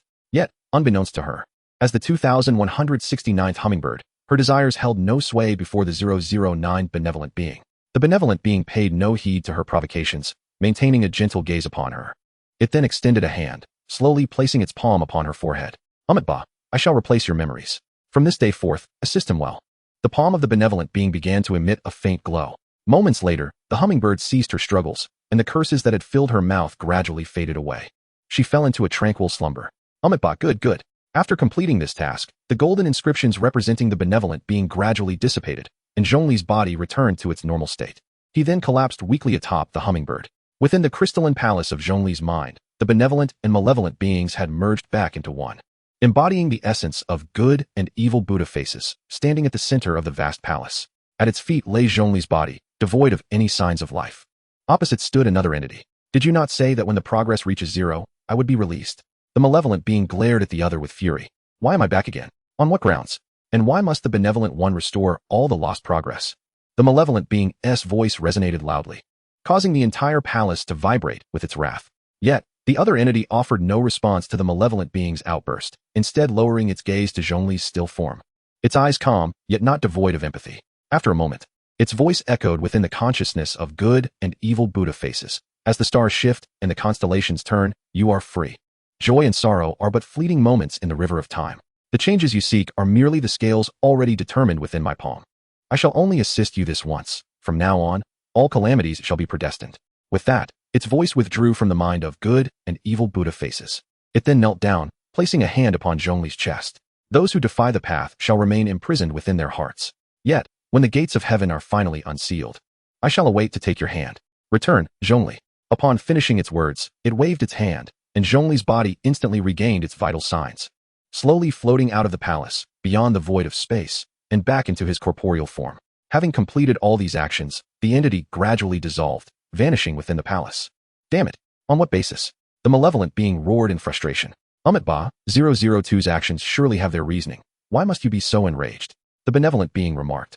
With a flash, good and evil Buddha faces returned to the mirror, transforming back into the towering 100-meter Buddha statue. When Li Ling and the others found Chong Li, they were all astounded by the scene before them. Chong Li, unclothed from the waist up, appeared to be in a peaceful slumber, quietly resting upon the bosom of a woman. Breathing softly, the woman, cradling Chong Li's head with one hand, gestured for the approaching crowd to remain silent with the other. Has this fool lost his mind? Attacked in the dead of night, and he reports nothing, only to run off this far for a rendezvous? After all my worry for him. Such was the first thought that crossed Li Ling's mind upon witnessing this scene. The rented accommodation of Chong Li has been utterly obliterated, and the assailants are still under investigation. Li Ling escorted Chong Li and Hummingbird directly back to the branch office in the H05 district of the Camphor Tree, arranging a room for Chong Li in the members' dormitory. Due to excessive exhaustion, Chong Li remained unconscious for a full 2 days. Meanwhile, the enigmatic Hummingbird was taken to the interrogation room by Li Ling immediately after Chong Li was settled. Name? Yao Jiao Jiao. Occupation? Delivery person. Relationship with Chong Li? I've harbored a crush on him for a long time. How did you end up there? I saw him fighting with someone on the street while making a delivery, so I rushed over. Who was he fighting? I couldn't see clearly. By the time I arrived, he had already chased the opponent away. Li Ling adjusted his posture. There appeared to be no inconsistencies in Yao Jiao Jiao's testimony.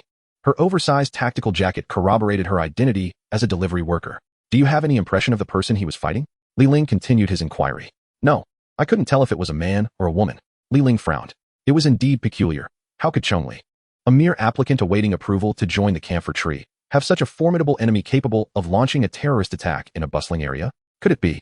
Li Ling recalled the phone call he received from Chong Li prior to the attack. Did Chong Li say anything to you before the incident? Li Ling asked again. No.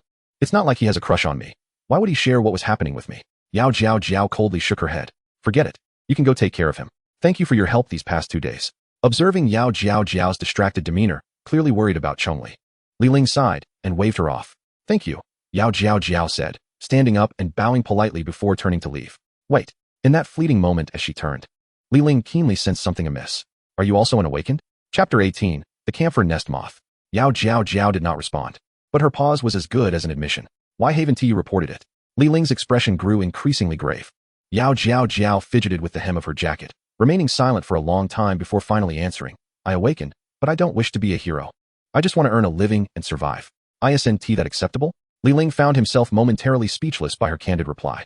He understood that many individuals, upon awakening, chose to remain inconspicuous and live normal lives, shunning violence and showing no interest in protecting humanity. While he had heard of such individuals, it was his first encounter with one in person. So what is your sequence? Li Ling pressed on, unwilling to relent. Hummingbird runs fast, so it was convenient for deliveries. Yao Jiao Jiao remarked, leaving the interrogation room without looking back. Li Ling, frustrated and left with unsaid words, watched her retreating figure. Once Chong Li's approval goes through, I will seek you out. During the 2 days of unconsciousness, Yao Jiao Jiao remained diligently by Chong Li's side, caring for him. Li Ling visited a few times, and from Yao Jiao Jiao's actions, he was able to ascertain her feelings for Chong Li. On his final visit, he brought news that Chong Li's application had been approved, meaning he had officially become a provisional member of the camphor tree. However, the still unconscious Chong Li was unaware of this development. It was Yao Jiao Jiao who accepted the camphor tree member badge on his behalf. The oath of membership would have to wait until Chong Li awoke to fulfill it himself. In the H05 district, in the central area of the underground sewage system, the sticky walls of the pipes were riddled with filth, with foul substances occasionally sliding down from the walls. The entire space reeked of ammonia, and anyone without a gas mask would likely succumb to unconsciousness within a minute. Yet, within this repugnant environment, a large sewage pipe was adorned with a metallic door that seemed out of place. The door bore no markings and, at first glance, appeared to be a maintenance access point. However, beyond the metal door lay a different world altogether. In a space exceeding 100 square meters, tables and chairs were arranged, numbering in the hundreds. Along the walls, transparent boxes were neatly stacked, filled with weapons belonging to the members of the camphor nest moth, as well as an abundance of beast wax. This was the headquarters of the organization to which Hummingbird belonged. At that moment, at least 50 individuals gathered within the space, all dressed similarly to Hummingbird, with their upper bodies and faces obscured by the large hoods of tactical jackets, making it difficult to discern their genders. Damn it, what is going on with Hummingbird? He hasn't returned after taking the mission. Even the target, Chong Li, has vanished. One man shouted angrily. It doesn't matter. Just as those around began to echo their agreement, a man who stood apart from the rest, clad only in a tank top and shorts, emerged from the shadows. His appearance was exceedingly ordinary. If he weren't present in this context, one might mistake him for a small-time barbecue vendor. Yet, this unremarkable man stunned everyone in attendance with just 3 words. Call me Termite. Wait, Hummingbird is the most skilled among us in controlling abilities. A short girl in the crowd piped up, her voice high-pitched and youthful. I said it doesn't matter. The man known as Termite, distinct from everyone else in his attire, was the leader of the camphor nest moth, sequence 2138 Termite. Since we have chosen this path, death is inevitable. For now, we shall consider Hummingbird's disappearance as a sacrifice. The target has also vanished, which can only mean he is not dead yet. Thus, we shall deem Hummingbird's mission a failure. As soon as Termite's words fell, several members of the organization lowered their heads. Judging by the characteristics of their legs, those with bowed heads silently mourned for Hummingbird were mostly female. It was evident that Hummingbird was quite popular among the female members of the camphor nest moth.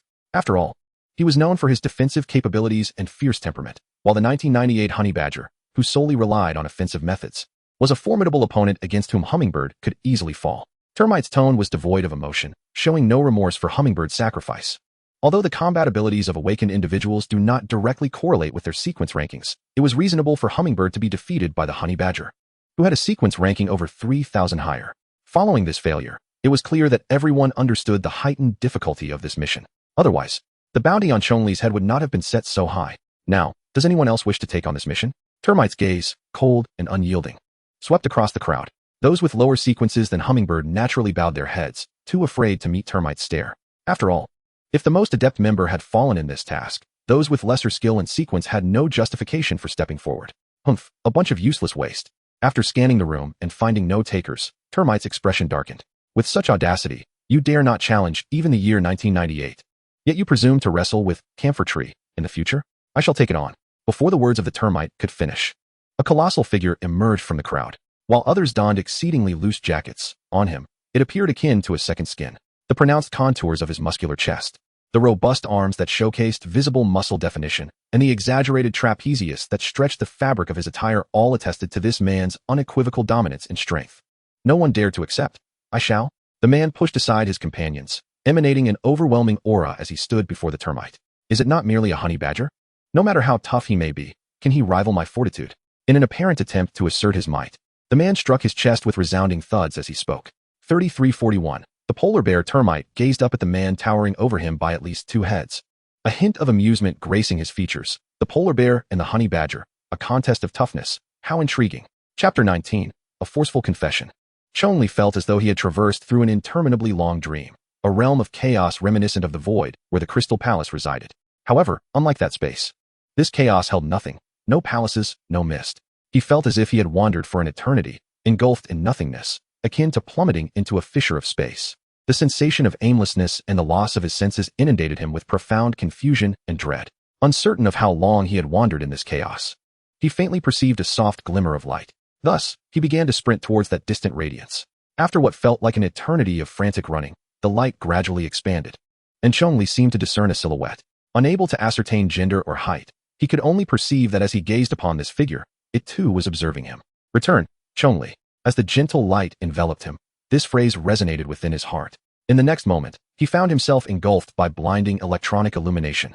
Instinctively raising his hand to shield his eyes, this brilliance starkly contrasted with the soft glow he had seen from afar in the chaos. It was a glaring, electric light, incessantly radiating. Are you awake? Before Chong Li could comprehend the source of this dazzling light, a gentle, yet weary voice echoed in his ear. Struggling, he turned his head to face the speaker. As he endeavored to open his eyes, painfully illuminated by the harsh light, he perceived a woman's silhouette. Her figure was exquisite. Even through her shirt and trousers, the balance of strength and femininity in her muscular lines and curves was unmistakable. Who are you? Chong Li croaked, his throat parched as if he had swallowed magma. It took considerable effort to extract a few words from his dry throat. The woman turned to face him, revealing a visage he had never encountered before. In terms of physique, she eclipsed Yang Xiu by miles. In terms of beauty, she rivaled Helan. Yet, no matter how hard he searched his memory, he could not recall a single detail about her. He did not recognize this woman at all. Do you remember what happened? The woman did not directly answer Chong Li's inquiry. Instead, she retrieved a glass of water, gently seated herself beside him, and offered him the cup. What happened? Chong Li accepted the water and gulped it down greedily.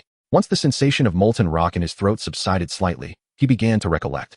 He only remembered lying on the bed in his rented room, entering the Crystal Palace within his mind to inquire about the information regarding the Buddha of good and evil.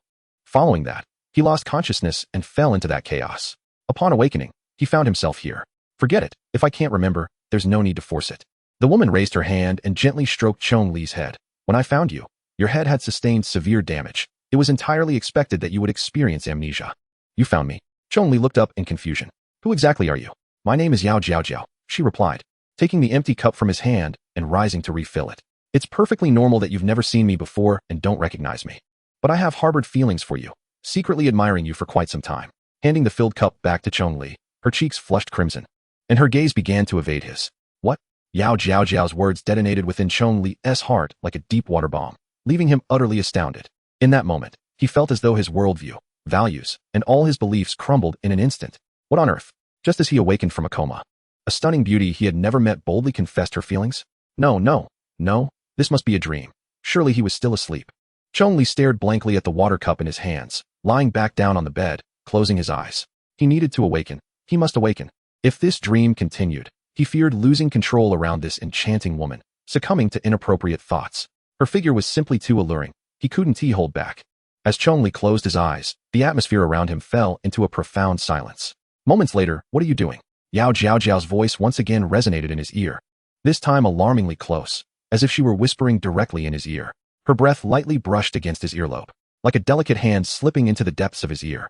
Instinctively, Chong Li recoiled, turning to look. Yao Jiao Jiao's face was mere centimeters from his nose, their gazes locking. Chong Li could distinctly feel the warm air exhaled from her nostrils, along with the warmth radiating from her luscious lips. Her eyes, so close, shimmered with a purity akin to the clearest amber in the world. What were you just doing? Yao Jiao Jiao's lips parted slightly. With each word, a sweet fragrance wafted from her, enveloping Chong Li's senses. The proximity and sweetness rendered Chong Li utterly flustered, transforming him into an uncontrollable stutterer. He yearned to rise and distance himself from Yao Jiao Jiao, to break the charged atmosphere, yet his body felt immobilized. For the first time in his life, he found himself rendered speechless in front of a girl. Even during his initial encounter with Yang Xiu, he had never experienced such a sensation. Are you okay? Are you still feverish? Yao Jiao Jiao inquired, reaching out to touch Chong Li's forehead, intently assessing his temperature. She seemed oblivious to his discomfort. Or perhaps she was fully aware and deliberately teasing him. As she felt his temperature with her hand, she leaned in closer. Their noses nearly touched, and the distance between their lips diminished to mere centimeters. Chong Li realized that with a slight turn of his neck, he could steal a kiss. Just then, The door to the room was abruptly pushed open from the outside. Chong Li, you finally awakened. You have no idea how long I've been monitoring your wristband for feedback data. Upon observing the scene in the room, Li Ling's words came to an abrupt halt. As adults, he was acutely aware of the implications of the situation unfolding before him. Everything is fine, you two continue. Bang. Li Ling swiftly turned around, exited the room, and closed the door behind him. Goodness, this young man, waking up and already causing a stir? Chapter 20, Doubts. A few minutes later, Yao Jiao Jiao sat blushing on one side, nervously fidgeting with the hem of her clothes. Meanwhile, Li Ling casually draped an arm around Chong Li's shoulder, wearing a knowing expression that suggested he understood everything. Brotherly, I truly didn't expect to see that look on your face, Chong Li thought, feeling a bit speechless. He certainly knew what Li Ling was contemplating, but he himself had not behaved in such a manner. It's perfectly normal for the youth to have such needs, especially after just waking up. Just a few minutes have passed, so I completely understand. Li Ling comforted Chong Li with a considerate tone. From the moment he turned to leave until Yao Jiao Jiao called him back in, only a few minutes had elapsed. As a member of Sequence 1998, it was unreasonable for him to respond so quickly. It must have been due to just regaining consciousness. I truly didn't mean to. Chong Li wanted to explain further, but upon seeing Li Ling's knowing expression, he chose to abandon the thought. Forget it. It's not worth clarifying anymore. Brotherly, what exactly is going on? After a brief, awkward silence, Chong Li shifted the topic. What happened to me? Where am I? How did I get here? Countless questions swirled within Chong Li's mind. Moreover, when she mentioned Yao Jiao Jiao, Chong Li lowered her voice and leaned closer to Li Ling, whispering, Who is she? Huh, you don't remember anything? Li Ling's brow furrowed as he suddenly adopted an exceedingly grave expression. I was hoping you could provide some information about your assailant. This complicates matters. Assailant? Chong Li was taken aback. What assailant? In the following minutes, Li Ling recounted everything he knew about what had transpired with Chong Li, from the terrifying attack in her apartment to their discovery of her unconscious form cradled in Yao Jiao Jiao's arms on a grassy knoll outside. He also mentioned Yao Jiao Jiao's declaration as Chong Li's secret admirer, who had arrived before them after witnessing her battling someone. I was attacked in my apartment. And then you saved me? After hearing Li Ling's account, Chong Li turned to Yao Jiao Jiao, who sat quietly to the side. Yes. I was delivering food at the time and saw you fighting, Yao Jiao Jiao confirmed with a gentle nod. Observing Yao Jiao Jiao's demeanor, Chong Li sensed something peculiar about her character. She had seemed quite at ease when alone with him, yet now, after Li Ling's entrance, she appeared exceedingly shy. Her voice barely above a whisper. Did you see who I was fighting? Chong Li's initial thought mirrored Li Ling's. Upon learning of her attack, he immediately suspected it was retaliation from Chun Yusin and his father, Chun Huangjin. I couldn't see clearly. They were too fast, Yao Jiao Jiao replied apologetically, shaking her head. By the time I caught up, the assailant had already fled, leaving you unconscious. Oh, I see. Chong Li nodded in realization. Her words made him somewhat more accepting of the notion that such a stunning beauty had a crush on him. After all, countless individuals in this world brushed past him. Who could guarantee that no one harbored feelings for him unbeknownst to him? Moreover, her actions indeed resembled those of a secret admirer. However, just as Chong Li began to reassure himself internally, Li Ling suddenly furrowed his brow. Wait a moment. His gaze shifted past Chong Li to Yao Jiao Jiao. What was your sequence number again? His tone bore a hint of suspicion reminiscent of his earlier interrogation. He had detected a dissonance in Yao Jiao Jiao's narrative, which had been present during the last inquiry, but was now more pronounced. My sequence number? Yao Jiao Jiao, feeling puzzled under Li Ling's scrutinizing gaze, replied, 2169, Hummingbird. Why? Hummingbird, Li Ling nodded, finally uncovering the source of the discord in her words. If I recall correctly, Hummingbird ranks among the top in speed-type sequences.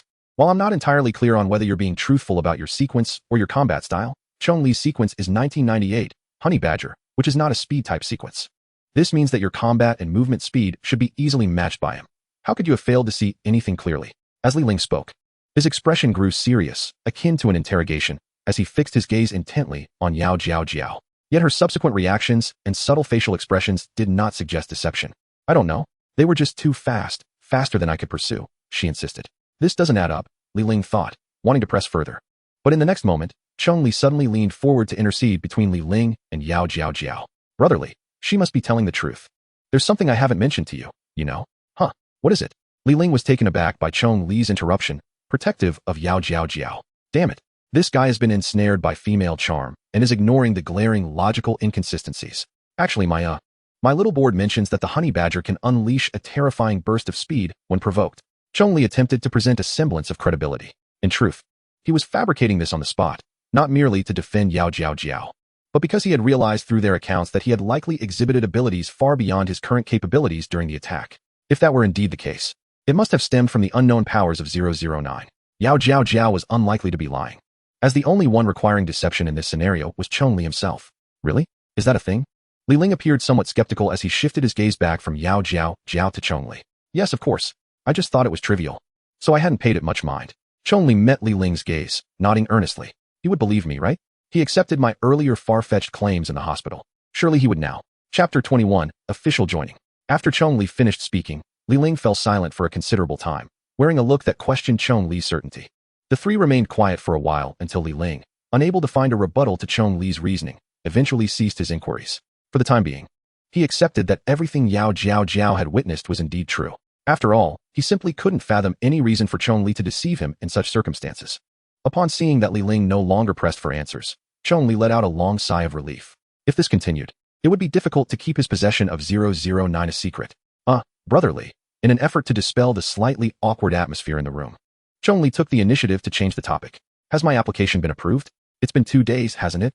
Although Chong Li was uncertain of the exact duration of his unconsciousness, he knew it had certainly exceeded 2 days. Chong Li's question successfully interrupted Li Ling's contemplations. It has been approved. Yao Jiao has already collected your member badge for you. Just come with me later to take the oath. Li Ling nodded while casting a glance at the somewhat bashful, yet blissful Yao Jiao, silently gesturing for her to present the medal she had previously received to Chong Li. All right. Yao Jiao promptly rose and retrieved a box adorned with the characters for camphor tree and its tree emblem from the table across the room, handing it to Chong Li. As she passed the box, her cheeks still flushed from the earlier moment when Chong Li had gallantly shielded her from embarrassment. However, Chong Li's attention was entirely focused on the small box in his hands, oblivious to the color of Yao Jiao's face. Trembling with anticipation, he opened the box to reveal the leaf-shaped shield medal symbolizing the camphor tree. The entire design resembled a shield, yet it was intricately composed of the veined patterns of leaves. These patterns bore an uncanny resemblance to real leaf veins, each diverging in a unique direction. Were it not for the metallic sheen refracting under the light, Chong Li might have mistaken it for an actual leaf. At the very bottom of the leaf shield, in diminutive font, the characters Chong Li were engraved. This was uniquely his, a singular camphor tree leaf shield medal in the entire world. As he lifted the leaf shield medal, he noted that its reverse was devoid of leaf veins, presenting instead a smooth metallic surface. Etched upon it were 2 lines of text: evergreen wood, constant protection. Born of this land, sheltering its people. These lines, akin to the organization's name Camphor Tree, resonated with a sense of simplicity and resilience. They encapsulated the enduring spirit of the Great Xia, the very foundation of its culture. Even the mightiest of heroes emerge from the populace, safeguarding them, never presuming superiority. Yet, occasionally, there arise scoundrels who exploit such goodwill to wreak havoc upon society, like Chun Huangjin and Chen Yusen, who, emboldened by their abilities, perpetrate misdeeds and dominate the market. After grasping the medal in the palm of his hand, Li Ling suddenly rose from his seat, executing a precise military salute toward Chong Li with a resonant voice. Li Ling, senior ability user from Jiangnan Province H05 District, tactical commander of the reserve team. On behalf of all members of Camphor Tree, I welcome your joining. From this moment forth, you, the ability user of Sequence 1998, Honey Badger, Chong Li, are officially a member of the Camphor Tree. Every act and sacrifice you make in protection of humanity shall become an eternal ring on the Camphor Tree. Reserve team member. Chong Li rise. The solemn atmosphere instilled by Li Ling compelled Chong Li to stand without hesitation, his chest held high as he returned a standard military salute. To accept the medal signified that he had truly become an ability user under the Camphor Tree. Hence Chong Li fully comprehended Li Ling's abruptness. It was akin to a soldier donning their uniform. Regardless of their previous jovial demeanor, the moment they donned the garb, they embraced their responsibilities and duties. Thus, even if Li Ling's demeanor shifted suddenly, it was entirely justified. After the ceremony, Li Ling maintained a grave countenance, standing tall. As a formal member of the Camphor Tree, please accompany me to the oath room, place the medal upon your chest, and undertake the final oath. Yes, Chong Li's voice echoed with equal clarity. Given that this was the oath-taking process for members, Yao Jiao did not follow the two outside. As Chong Li trailed Li Ling out of the room, he finally beheld the grand scope of the establishment, an expansive egg-shaped structure, divided into 7 levels, each with its distinct functions and purposes. Chong Li's room was situated within the dormitory area on the 3rd floor. Descending the staircase on the right, he observed numerous staff members clad in white attire, each adorned with a badge resembling the leaf shield. Chong Li recognized that badge. It was the emblem of the research institution affiliated with the Camphor Tree, the very goal he had aspired to achieve prior to awakening his abilities. However, that aspiration was no longer necessary. Though both were named Camphor Tree, the responsibilities of the researchers and the ability users were starkly different. Some ability users were tasked with eradicating the aberrant creatures lurking within the walls, while others hunted formidable entities beyond them. Meanwhile, the researchers focused on either containing, dissecting, or converting the aberrant beings brought back by the ability users into fuel and raw materials for beeswax production. Unlike the ability users who faced life-threatening dangers, researchers primarily confronted the unpredictable biochemical hazards associated with handling the remains of these aberrant creatures. Even in death, the threat they posed could rival that of the ability users. Upon reaching the first floor, Li Ling prompted Chong Li to attempt opening a glass door marked with the words Reserve Team Training Ground using his palm print. Just beyond the door, a mere 5 meters away, lay the oath room. Upon entering, Li Ling's expression grew even more solemn. I am Li Ling, commander of the camphor tree in the Great Xia, and I hereby call upon member Chong Li to take the oath with me. Yes. After the oath was completed. As they exited the oath room, Li Ling's demeanor finally softened, addressing Chong Li. The recent attack has prompted the higher-ups to dispatch personnel for investigation. However, it will take time for a conclusive result. Though your sequence is formidable, this incident should have made you realize that sequence does not equate to combat prowess. To expedite the enhancement of your combat skills for practical application, I have requested specialized training for you from the higher-ups. The personnel responsible for this training will be my team, the Broken Spine. Naturally, I, as the tactical commander of the team, will serve as your instructor. Are you prepared, lad? Chapter 22, Broken Spine Team. After departing from the oath room, Li Ling guided Chong Li further inside. They traversed a lengthy corridor flanked by tightly sealed iron doors, devoid of any signage, leaving Chong Li uncertain of what lay within. As he turned his head in confusion to survey the doors, Li Ling spoke up to clarify. Contained within are the aberrant creatures we have captured. We built the containment area adjacent to the training grounds to ensure that our team members can respond swiftly in the event of a containment breach. Chong Li silently nodded at the imposing iron doors. Containment breach. The phrase conjured memories of the 009 good and evil Buddha face imprisoned within the crystalline palace inside him. Did the timing of this attack and the amnesia have any correlation with it? Up ahead is our training ground, where the members of the Broken Spine team are already waiting for you. Reaching the door at the end of the corridor, Li Ling gestured for Chong Li to enter first. Chong Li momentarily halted his thoughts, took a deep breath, and solemnly grasped the doorknob. What could the ability user team he had only glimpsed in forums possibly be like?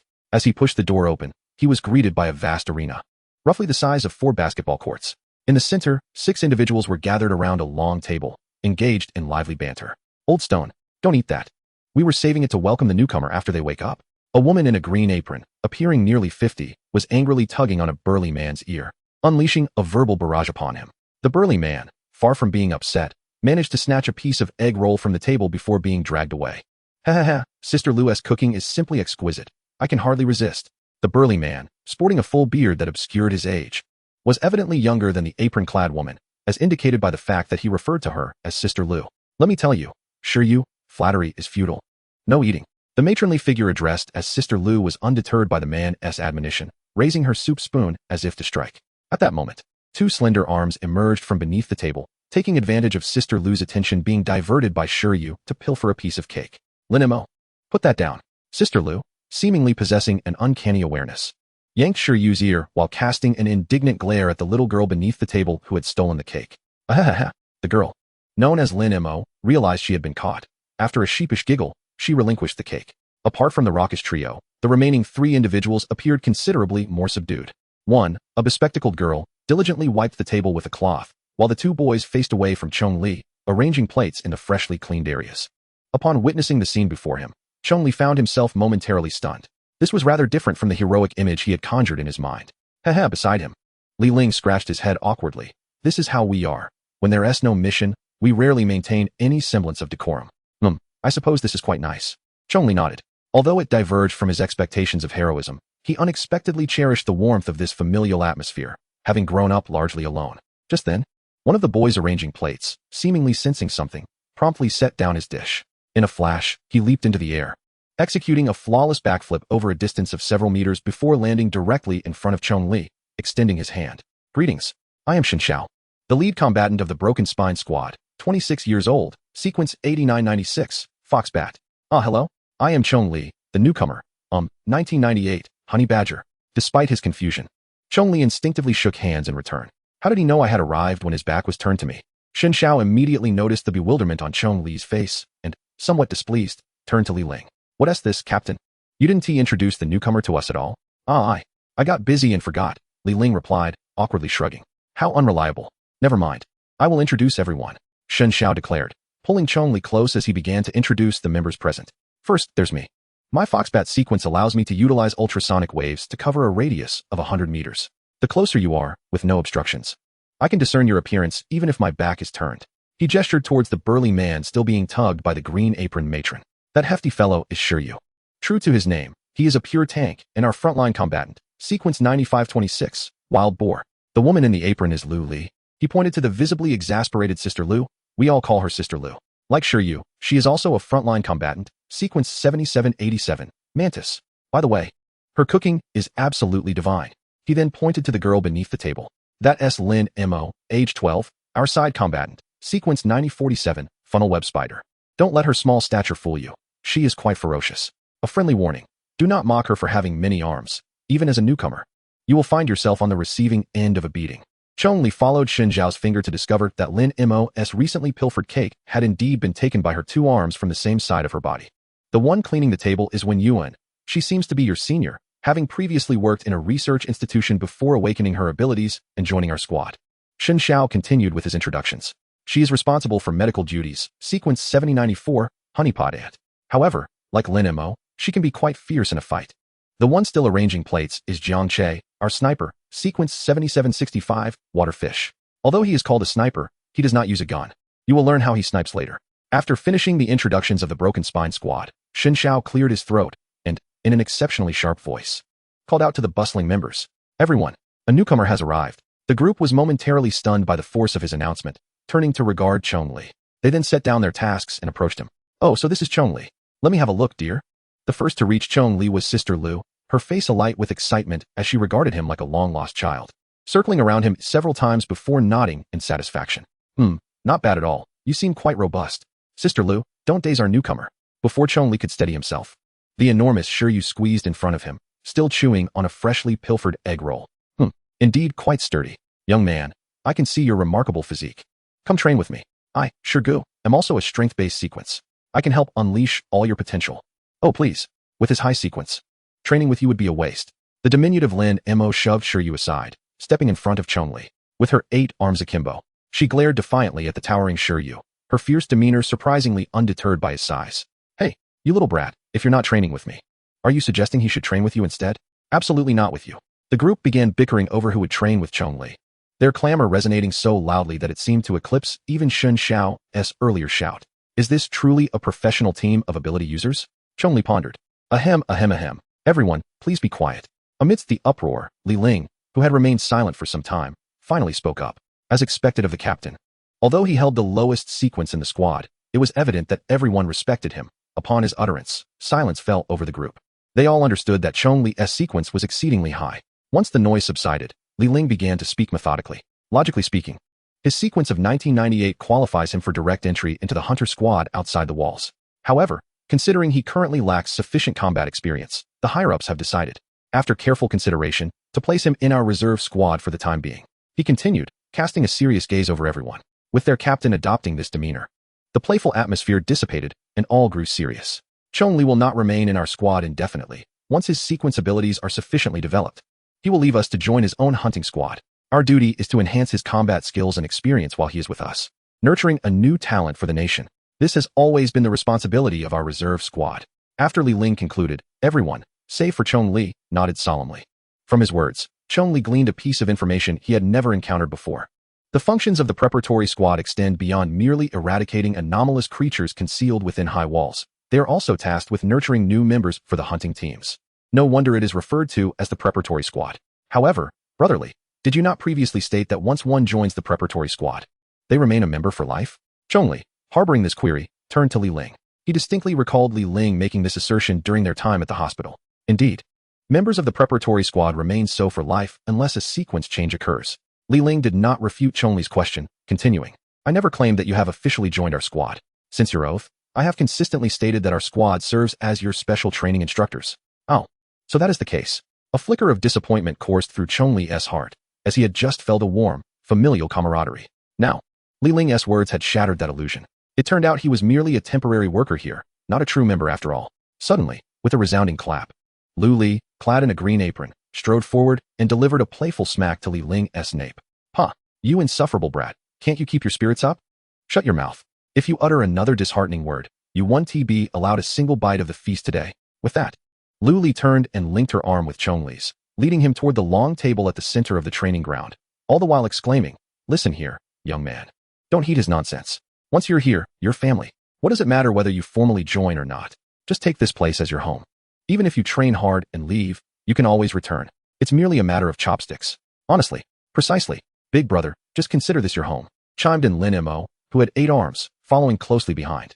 The duo of women seemed entirely unperturbed by Li Ling's presence, while the others, Shi Yu, Xin Xiao, Wen Yuan, and Jiang Che, though less direct, shot Li Ling a glare before making their way to the long table. "Oh, are we staging a rebellion?" Li Ling mused, rubbing the spot where he had been playfully struck, a wry smile gracing his lips as he stepped in line behind the others. Until all the dishes had been served, Chong Li found himself unable to contribute in any meaningful way. In contrast, Li Ling, as the captain, was compelled to undertake numerous tasks as punishment for his disheartening remarks. "Come, everyone, raise your glasses. Let us welcome Chong Li into our midst. Cheers." Lu Li led the toast, igniting a jubilant atmosphere around the table.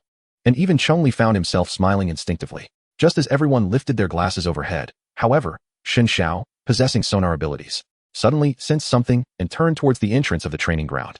The others followed his gaze to see Yao Jiao standing there, looking a bit flustered. "I came in without closing the glass door outside. I hope I didn't disrupt you." "Oh my, isn't this our Chong Li's little girlfriend? You scoundrel Li Ling.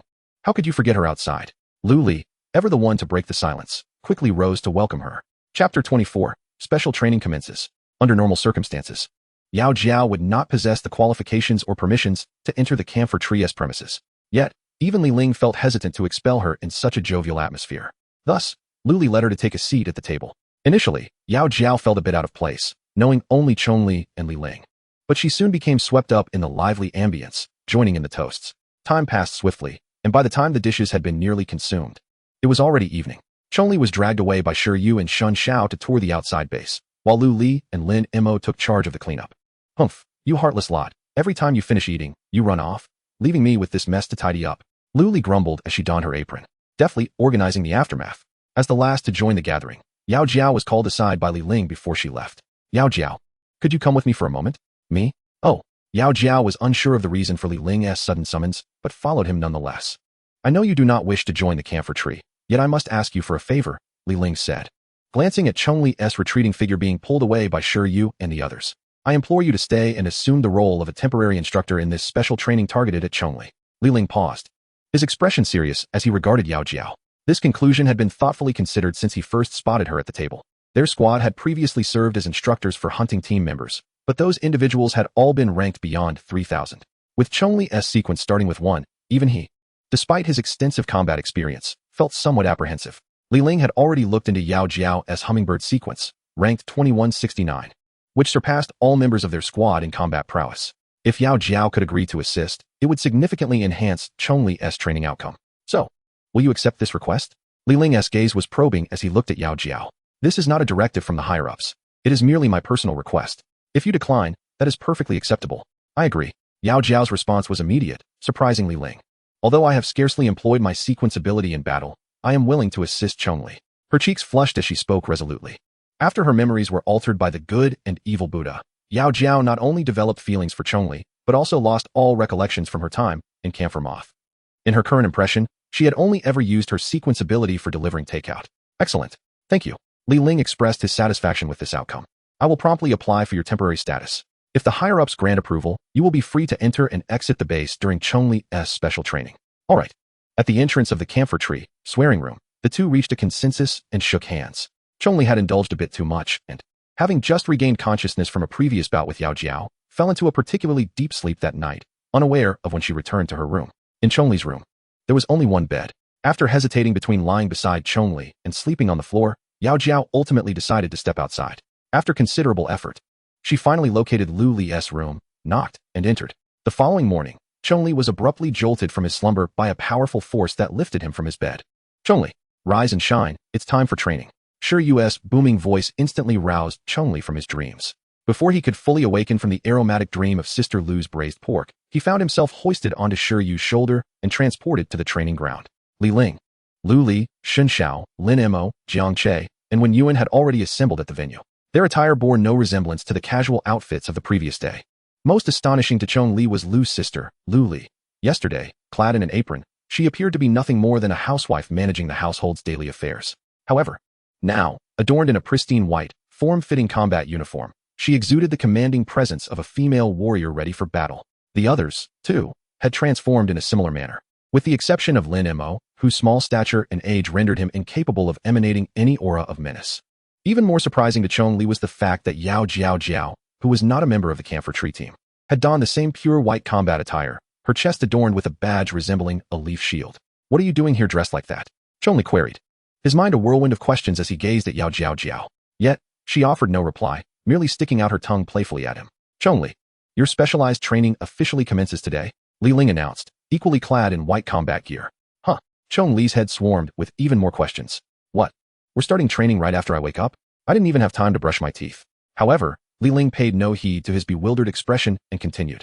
"You may freely choose your opponent from among us and commence one-on-one combat.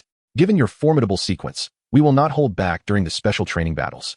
But rest assured, any injuries sustained will be promptly treated, ensuring no life-threatening situations arise."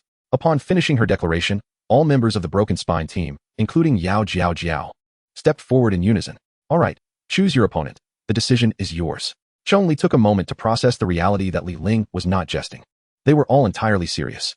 The special training had commenced without any preparation on his part.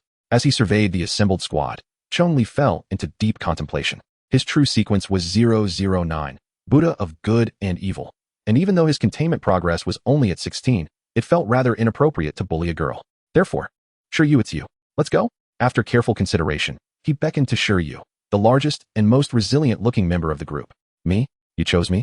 Shiryu pointed to himself, displaying a look of utter confusion at Chong Li's selection. He was not alone in this. Shin Xiao, who had introduced the members to Chong Li the previous day, also wore a bewildered expression. "Wait, I thought I mentioned that Shiryu is the team's frontline combatant. Could it be this kid has trained before?" With that thought, he turned to the captain, Li Ling, seeking clarification through a series of blinks.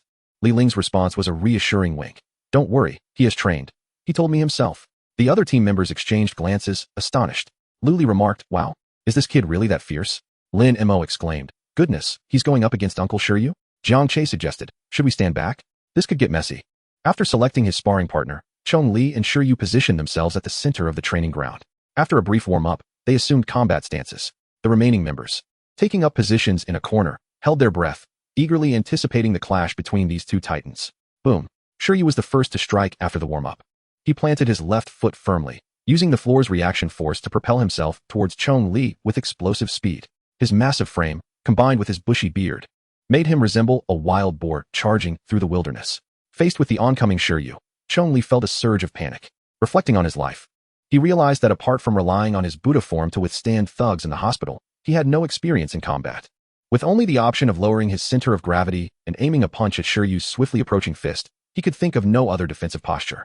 Bang! The two fists collided with an impact akin to two heavy trucks crashing at 120 miles per hour, producing a deafening sound that reverberated throughout the training ground. As expected, or rather, as was utterly predictable, in the split second following the colossal crash, Chong Li's body was sent hurtling backward at incredible speed. Without any means to dissipate the force or any combat skills, not even the sturdiest iron statue could withstand such a blow. Clap, clap, boom. After being punched away, Chong Li resembled a stone skipping across the surface of water, bouncing several times on the training floor before finally slamming against the wall dozens of meters away. Yet, Shiryu's assault was far from over. During the few seconds that Chong Li was airborne, Shiryu had merely allowed him a moment of respite. Once Chong Li crashed into the wall, Shiryu launched himself again, propelling forward with a single foot to deliver a devastating punch aimed at Chong Li's head. When they had been face to face, Chong Li had a chance to react. However, now that he was effectively embedded in the wall, even if he realized the impending strike, he could not evade it. Boom. Shiryu's fist, accompanied by a powerful gust of wind, halted just inches from Chong Li's nose. "You lose." With that proclamation, Shiryu withdrew his fist. He understood that even if he had landed the blow, Chong Li would not suffer any serious harm. However, the situation had already devolved into a one-sided affair the instant Chong Li was sent flying.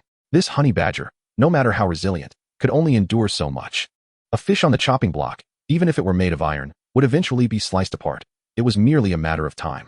One punch to send him flying, another to determine the victor. Thus, the battle between the honey badger and the wild boar concluded before it even began. Sigh. A collective sigh of disappointment escaped the members of the Broken Spine team, including Yao Jiao. "What was that? We took our pants off for this." Chong Li, observing the disheartened expressions of his teammates, felt an overwhelming urge to find a crevice in the ground to hide in.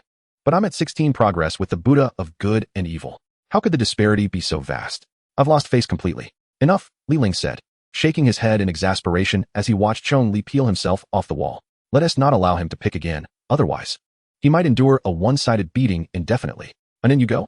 Hold back a bit. Let him experience what combat feels like. Li Ling turned to Wen Yuan, instructing her. All right. Wen Yuan accepted the task, nodding at the returning Shiryu before approaching Chong Li. Wen Yuan, the team's medic and the most recent addition to the squad. Traditionally wouldn't he be involved in combat. However, the current objective was to train Chong Li, enabling him to grasp combat skills from the ground up. It made no sense to send someone else. Only Wen Yuan, the relatively weaker member, would suffice. As Wen Yuan stepped forward, Li Ling sensed Shun Zhao's resentful gaze beside him. Didn't you say he had trained? What kind of training was that? Once Chong Li dislodged himself from the wall, the second round of sparring commenced immediately. Wen Yuan's sequence was 7094, Honeypot Ant, which possessed no combat capabilities and was classified as a purely logistical medical personnel. Yet, it would prove more than adequate for dealing with a novice fighter like Chong Li. As soon as Chong Li steadied himself, several translucent, gel-like projectiles shot forth from Wen Yuan's palm, hurtling towards his limbs. What the heck is this? The translucent, gelatinous projectiles were far slower than the explosive charges of Shuriwa. In an instant, Chong Li discerned their trajectories and swiftly evaded them. Initially, dodging was relatively effortless, but it wasn't long before Chong Li began to struggle. The sheer number of these projectiles was overwhelming, and the trajectories launched by Wen Yuan grew increasingly erratic. Often, before Chong Li's feet could even touch the ground, the gelatinous masses awaited him at his landing spot. Moreover, it was evident that Wen Yuan was deliberately creating obstacles for Chong Li, refraining from launching any attacks. How infuriating. If this continued, he would have nowhere to stand, with the ground around him already littered with gelatinous masses. Chong Li was compelled to contemplate a way to break free. As he dodged, he raised his gaze towards Wen Yuan, who was continually firing the gel-like projectiles from a distance. The solution was to engage in close combat. This was a well-known tactic among humans. After landing, Chong Li immediately adjusted his stance, utilizing the limited ground beneath him to propel himself directly towards Wen Yuan. An archer wouldn't he engage in hand-to-hand combat. And this was the strategy Chong Li devised to escape the predicament. However, nearby, Xin Xiao was once again taken aback at Chong Li's audacious move towards Wen Yuan. Didn't I tell him not to underestimate her? Though Wen Yuan appeared gentle and demure, she was ferocious in battle. Chapter 26. The flat-headed brother is furious.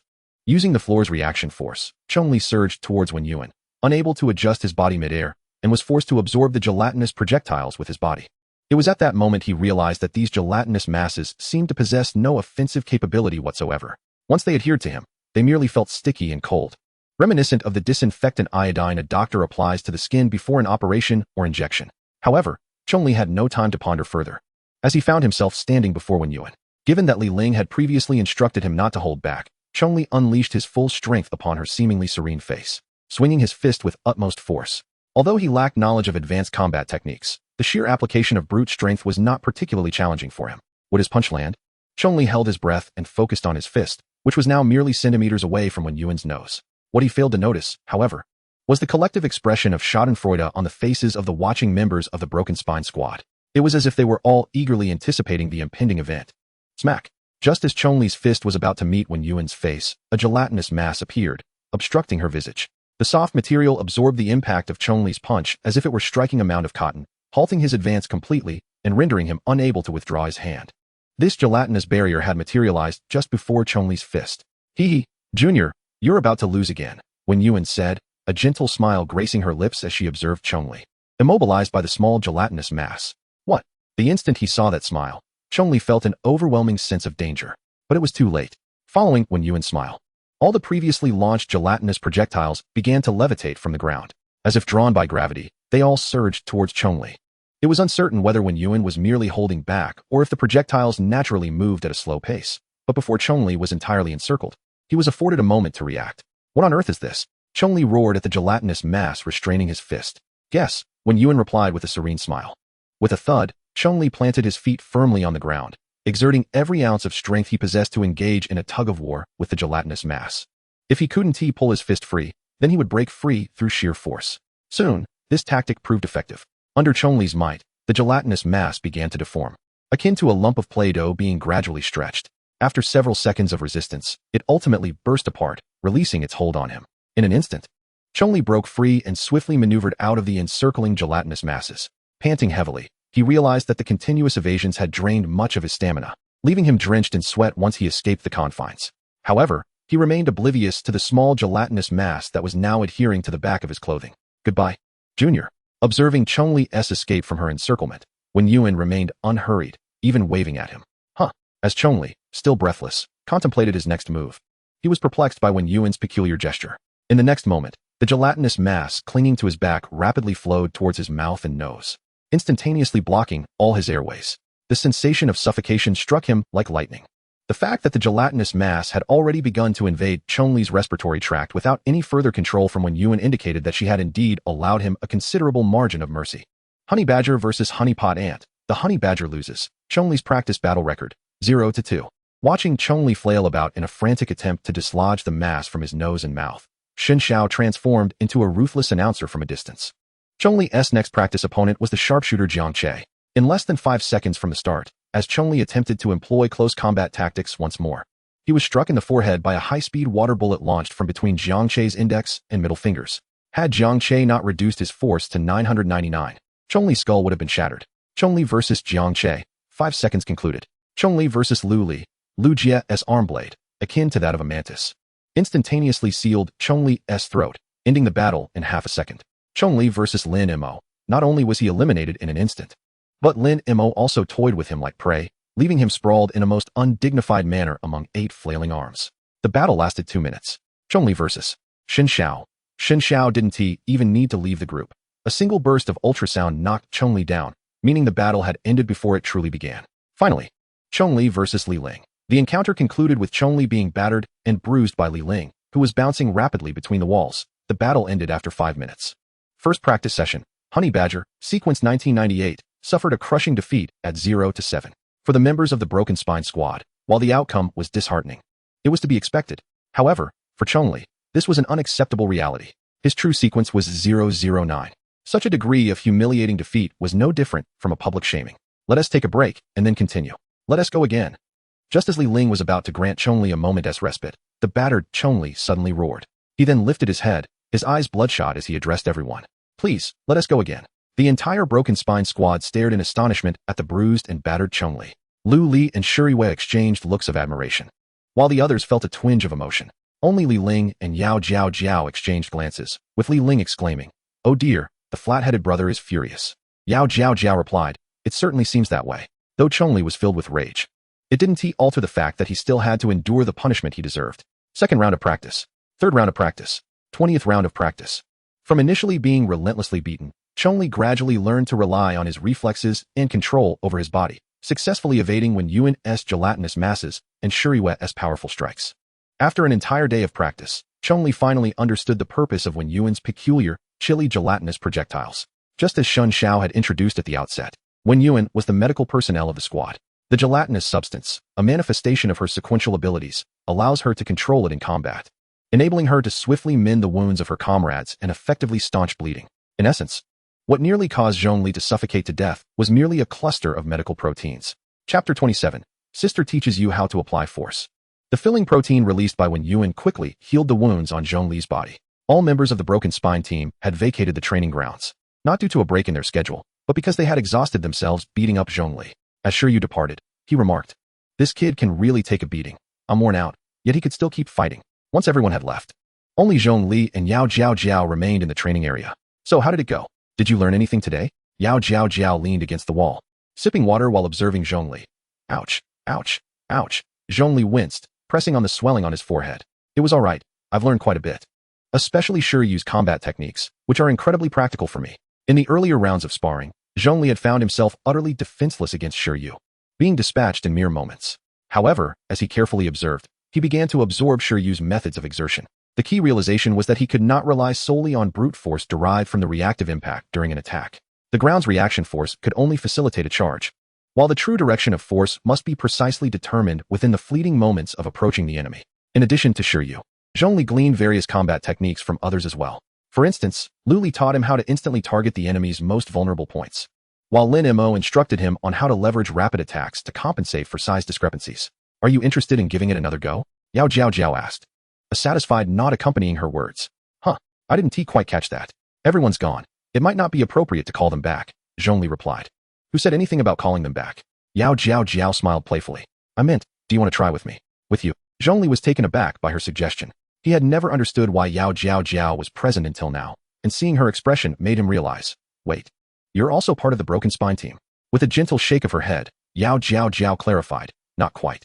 I was merely invited by Captain Li Ling to assist in your training.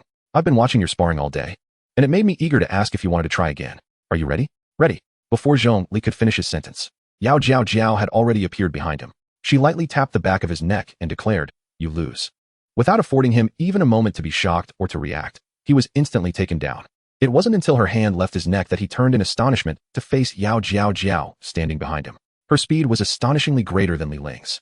Not even his nervous reflexes could keep up, let alone his eyes. Do you know where your issue lies? Yao Jiao Jiao stepped closer, pressing against Chong Li's back. Upon feeling her softness, his face flushed crimson. Instinctively, he attempted to escape, only to have Yao Jiao Jiao grasp his arm from behind. The reason you keep losing to them is that your speed is far too slow. As she spoke, Yao Jiao Jiao leaned in close, her warm breath brushing against Chong Li's ear, sending a shiver down his spine. He was puzzled by the stark contrast in her demeanor during private moments. Seeming far more forward than Yang Xiu. Too slow? Chong Li clenched his jaw, striving to redirect his focus away from her softness and listen to her words. Indeed, it is your speed that lags. Yao Jiao Jiao nodded. However, the very action caused her softness to quiver. Wearing a form-fitting combat uniform identical to that of the Broken Spine team, Yao Jiao Jiao's movements accentuated her curves. I may not fully understand the combat style. She continued just as Chong Li felt he was losing control, but I can teach you how to harness your strength. Chong Li swallowed hard, the sensation of her quivering softness nearly overwhelming his concentration.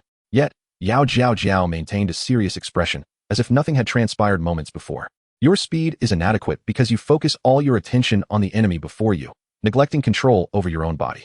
You've been preoccupied with defense and counterattacks, never considering how to strike. In an instant, Yao Jiao Jiao had darted away, now several meters distant. If you had approached with an offensive mindset from the beginning, the outcome might have been different. At this point, her serious demeanor shifted to one of playful mischief as she glanced at the slight protrusion on Chong Li's body. If you cannot master your muscular strength, allow me to teach you how to exert force properly. Frustrated by Yao Jiao Jiao's serious tone about applying strength, Chong Li felt his blood rush to his head. With a roar, he lunged toward her. TSK, TSK, TSK. Ah, we truly do not comprehend the youth of today. One of the observers remarked. Indeed, had they begun training like this from the outset, this kid would have likely graduated in a day. The 7 members of the Broken Spine team stood in the monitoring room outside the training ground, watching the intense, yet somewhat risque sparring scenes unfold on the screen, all wearing amused smiles. However, it must be noted that Yao Jiao Jiao's sparring method proved unexpectedly effective for Chong Li. Her instantaneous speed combined with playful taunts created an almost effortless synergy in their training. As for the exact nature of those taunts, the team could not discern due to Lu Li's intervention, leaving them begrudgingly unsatisfied. After 2 grueling hours that felt like a marathon, Chong Li was drenched in sweat and utterly exhausted. Yao Jiao Jiao, who had been sparring alongside him, was in a similarly taxing state.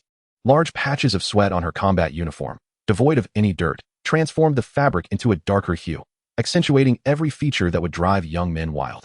Yet Chong Li had no mind to admire her. All of his thoughts were dedicated to contemplating the techniques Yao Jiao Jiao had just imparted. After a considerable time, having thoroughly internalized those skills, Chong Li began to eagerly anticipate the next day's sparring session. Chapter 28, The First Mission.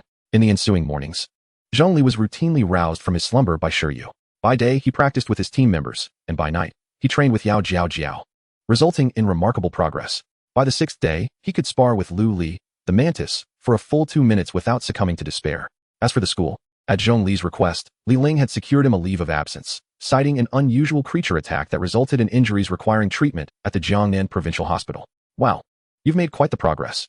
In the expansive training ground, Lu Li, Shiryu, and Lin Mo surrounded Chong Li. This 3v1 sparring session had persisted for a solid 10 minutes, and though Chong Li was utterly fatigued, he had not revealed even the slightest hint of vulnerability. In the past few days of training, Chong Li has adeptly mastered the control of his own muscular physique. Whether accelerating from a stationary position or adjusting his form mid-battle, he has now become quite proficient. In terms of combat skills, he is now a vastly different individual compared to when he first arrived here. Are you ready, young man? Auntie is coming again. Lu Li once more assumed an attacking stance, swiftly revealing the mantis blades concealed within her forearms. Come on. Despite being drenched in sweat, Chong Li exhibited no signs of fear. Rather, an expression of excitement adorned his face. However, just as the battle was about to commence, the training ground's doors swung open. Li Ling, with a serious demeanor, strode in from outside. Everyone, today's practice session is over. We have a mission. As Li Ling approached the group, he waved a file in his hand. 10 minutes ago, in District H05, South City, an anomalous biological entity launched an attack on the faculty and students at Xiangzhang Tree Research Preparatory University. He glanced at Chong Li, whose expression shifted slightly. That is your school. There are currently 30 injuries, 2 individuals missing, and fortunately, no fatalities reported as of yet. The police and local military have sealed off the school. According to radar detection reports, the anomalous entity is still within the campus, and nearly 50 faculty and students are trapped in the library, with their situation unknown. Eyewitnesses described the anomalous entity as most likely being sequence 6759, mimetic octopus, which possesses considerable strength. 5 minutes ago, the military, concerned for the safety of those inside the school, was unable to utilize large-scale destructive weapons and thus sent us a request for clearance. Having concluded his briefing, Li Ling set down the documents and turned to face the assembled individuals. After so many days of rest, it's time to get moving. Yes. He then added with a pointed look at Chong Li. Typically, such clearance missions do not involve rookies like you. However, given that this is your school and you possess a superior understanding of the terrain and various details within, the higher-ups have decided to allow me to bring you along. Do you have confidence? Yes, Chong Li exclaimed, his voice trembling slightly. This was fueled by excitement. After 10 days of intensive training, he was finally about to engage in his first battle as a member of Xiangzhang Tree. Yet, there was also an undercurrent of concern. As he pondered whether he knew any of those trapped in the library, especially Teacher Jiang, the mere thought of her kind and gentle smile caused his heart to tighten. He hoped she was safe. Let us go. Li Ling gestured with his hand, and everyone immediately set off. Upon exiting the massive egg-shaped base, a military-armed helicopter awaited them on the open ground. Shi Yu and Shun Xiao had already been waiting aboard. The roar of the helicopter's engines reverberated as the team, consisting of 7 members of the Breakspine squad and Chong Li, settled into their seats. Young man, this is a combat helmet. It's used for receiving communications from the squad leader and military personnel during battle. Put it on. Amidst the cacophony of noise, Lu Li shouted as she handed Chong Li a pristine white, half-egg-shaped helmet. Before he could reach out to take it, she firmly placed it atop his head. With a metallic scraping sound, the helmet automatically adjusted to fit perfectly around Chong Li's head. It enveloped his entire face, with the bottom seamlessly connecting to his white combat suit. The helmet featured only a V-shaped black external visor for observation, with all other parts fitting snugly. Once the helmet covered his face, the overwhelming noise from outside immediately dissipated, showcasing its remarkable soundproofing capabilities. In the next moment, Shun Xiao's voice resonated in his helmet. Hey, can you hear me, Chong Li? This is squad leader Shun Xiao. The clarity of the voice was exceptional, as if Shun Xiao were speaking directly beside him.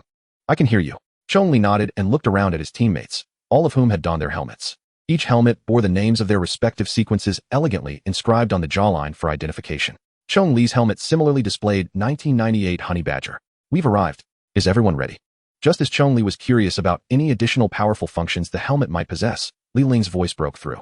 He turned to look outside, and indeed, the school loomed just beneath them. With a gentle tremor, the armed helicopter descended to the plaza just outside the school gates. As the doors of the helicopter opened, everyone rose simultaneously and exited the cabin. The blades of the helicopter came to a halt, and the helmet's soundproofing feature automatically disengaged. It appeared that the helmet could automatically discern sound frequencies and provide selective noise cancellation. In the next moment, the cheers of the surrounding crowd and faculty members reached Chong Li's ears. The ability users. The ability users have arrived. Go, ability users. Defeat that monster. Breakspine squad. You are the best. Foxbat. So cool. I want to marry you. Water shooter. I want to have your children. Amidst the jubilant cheers, a few comments left Chong Li feeling somewhat speechless. Enjoy the encouragement from the citizens before the battle begins, my friend. Be sure not to let them down. Li Ling's voice echoed in his ear. The cheers intensified, and Chong Li's body began to tremble uncontrollably. It was not from excitement. Rather, the crowd's fervor instilled an unprecedented sense of pressure within him. No matter how confident he felt about 009 or how adept he was during practice, the weight of responsibility suddenly felt daunting. Young man, there's no need to be nervous. Lu Li's gentle voice resonated within the helmet, a tone Chong Li had never before heard from her. Look at me. I'm much older and not nervous at all, so why should you be? Besides, you are the highest-ranking sequence among us. Exactly. Don't be nervous, brother Chong Li. Just treat it like a training session. Lin Mo's playful voice chimed in soon after Lu Li. Encouraged by their words, Chong Li took a deep breath and nodded solemnly. Let us go. The faculty and students inside are still waiting for us. With Li Ling's words, the 8 individuals clad in pure white, amidst the cheers and encouragement from the crowd, crossed the military's cordon and approached the school gates.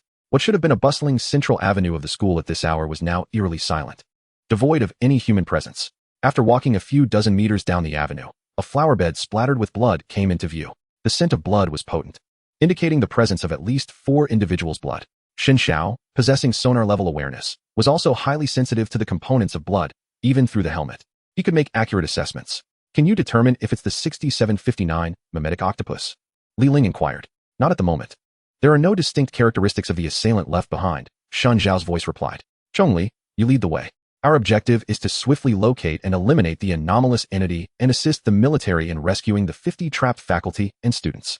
Li Ling's tone was exceedingly serious, entirely devoid of his usual lighthearted demeanor. Understood. Chong Li nodded resolutely. Lu Li, sure you two, along with me, will follow Zhong Li directly to confront the anomalous target. Acknowledged. Wen Yuan, provide cover from the side and be prepared for protein infusion at any moment. Understood. Xin Xiao, stay close behind Wen Yuan and provide real-time updates on the situation within a 20-meter radius of the 3 of us. Yes. Lin Mo, plan the action route freely. Once we engage in battle with the target, be ready to provide web support at any time. Understood. Jiang Che, secure the high ground. Yes. The Broken Spine Squad, commence the clearing operation. Li Ling swiftly organized the tactics. In the next moment, aside from Li Ling, Zhong Li, Shi Yu, and Lu Li, the remaining 4 transformed into fleeting shadows, rapidly vanishing and concealing themselves in the darkness. Let us move, Zhong Li leads. Li Ling instructed. After taking several deep breaths, Zhong Li guided the 3 towards the library. He understood that they had now entered the true battlefield, leaving no time to dwell on the anxiety brought by responsibility. Even with no one in the campus, their advance remained slow. Shortly after Li Ling had arranged the tactics, a voice from the helmet relayed the military commander's report. The biological radar feedback indicates that, in addition to the anomalous entity, there is an unknown target of immense energy within the campus, estimated to rank below 4,000 in energy level. With this revelation, the atmosphere of the battlefield instantly turned tense. Dealing with an anomalous entity that has trapped 50 faculty and students is already troublesome enough. And now a powerful unknown target possibly ranking below 4,000 has emerged. The 4-member squad, led by Zhong Li, found that with every 10 meters they advanced, Xin Xiao would provide a real-time report on the surrounding situation. After nearly half an hour, they finally arrived at the entrance of the library.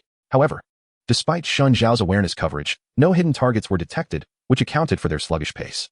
With the enemy concealed and themselves out in the open, any misstep could lead to facing 2 formidable anomalous entities simultaneously. Captain, do we know which floor the trapped personnel are on? Upon reaching the spacious lobby of the open library entrance, Zhong Li immediately inquired. The sooner they locate the trapped individuals, the greater their chance of survival. I don't know. The military cannot provide specific information, so we must search for ourselves. Upon entering the library, the positioning of the 4-member squad shifted. Shi Yu led, with Lu Li and Zhong Li flanking him, and Li Ling bringing up the rear. Slowly ascending the staircase from the side of the library lobby, they quickly reached the 2nd floor. Like the first, the 2nd floor was eerily quiet. Aside from a few areas obscured by bookshelves, the rest was completely visible. The 2nd floor was significantly smaller than the first. Although it was called a library, due to the apocalypse, there were not many books to be found. The aisles between the bookshelves were exceedingly narrow, barely able to conceal 50 people. Nevertheless, the 4 meticulously surveyed every passage between the bookshelves. Nothing. After inspecting the last bookshelf, Shi Yu shook his head. Up we go. We need to hasten our pace. Being surrounded by 2 anomalous entities would be disastrous. Li Ling's tone had grown increasingly anxious. His experience from multiple encounters with anomalous entities warned him that such a flanking scenario would almost certainly lead to casualties. Thus, they had to accelerate and aim to eliminate one quickly. To enhance efficiency, the 4-member squad split into 2 teams. Zhong Li and Lu Li formed one, while Li Ling and Shi Yu formed the other. One team would search upwards, all the way to the library rooftop, while the other would search downwards, extending to the underground parking lot.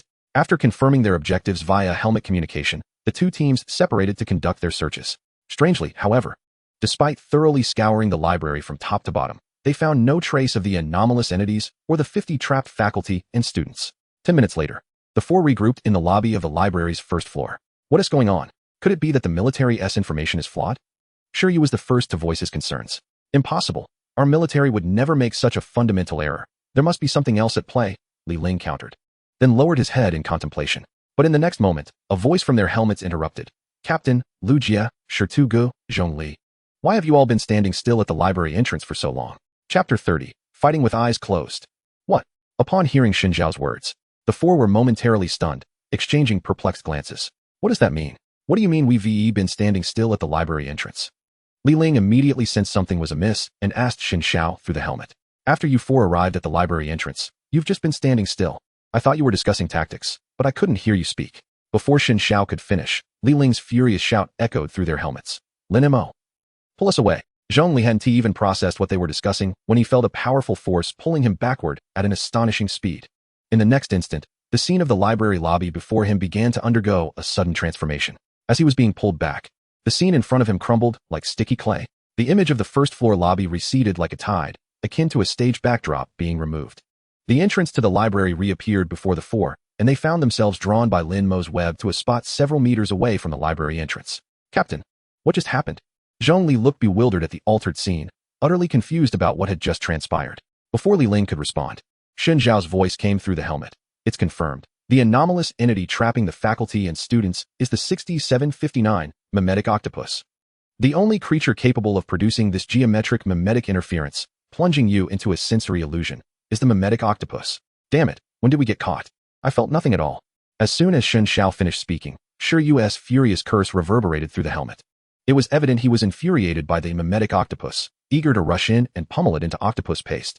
The geometric mimetic effect likely operates through visual stimuli. Xin Xiao explained. It continuously simulates the surrounding environment. The moment you stepped into its mimetic illusion, you were already ensnared. No wonder, Chong Li nodded gravely. Realizing why only the four of them had entered the mimetic illusion, Xin Xiao and the others were far from here and thus unaffected by the mimetic environment, allowing them to detect the anomaly in the state of the four. Contemplating this, Chong Li instantly felt immense admiration for Li Ling's tactical arrangements. As the tank, Chong Li led the four in their advance, while Xin Xiao acted as sonar and Lin Mo provided flanking support. Regardless of the situation, they could make optimal judgments instantly. Oh dear, if what Xiao Xin says is true, this creature is quite formidable. What should we do, Captain? Lu Li's voice rang out through the helmet. Chong Li found himself pondering the same question. If the mimetic environment of this anomalous entity offers no warning, how can they fight? He chuckled lightly, his demeanor calm. If it operates through visual stimuli, then we'll fight with our eyes closed. Once our eyes are shut, we see nothing. I wonder how it can maintain its mimetic state. Understood. Understood. Shiryu and Lu Li responded in unison. Only Chong Li remained bewildered. Fight with our eyes closed. Just flail our fists around? As he grappled with profound bewilderment, the confident laughter of Xin Xiao resonated in his ears. Have you ever watched a rally car race? Chong Li, from this moment on, you shall be the drivers, while I will assume the role of navigator. The voice of the spirited Lu Li followed closely. Every subsequent step, every action, will be entirely entrusted to little Shun. Even if you feel as though you are stepping into the void, do not hesitate. Little Shun will forever guide us. All right. Although this sensation might feel peculiar. Chong Li promptly closed his eyes. Go. With a shout from Li Ling, the four of them surged towards the library. Brother Stone charged straight ahead, while the others sprinted in a straight line. Xin Xiao declared, without any hesitation, the foremost Stone you barreled forward like a truck at full throttle. Bang! The sound of shattering glass echoed, and in the next moment, as Chong Li continued to run, he felt his feet land upon a multitude of sharp objects. They must have burst through the library's entrance. Lugia, stop! Left slash.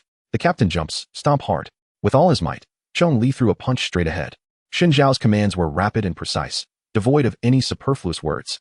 Upon hearing his name, Chong Li lowered his center of gravity, transferring power from his feet through his waist and back, culminating in his arms. Then he unleashed his fist with all his strength. Bang! At the moment of impact, Chong Li's fist struck something soft, yet remarkably resilient. In the next instant, the object, attacked simultaneously from 3 different directions, emitted a piercing scream. Gah! The trio retreated, while Brother Stone lunged forward for a bear hug. Archbridge throw. Xin Zhao's commands flowed without a moment's pause.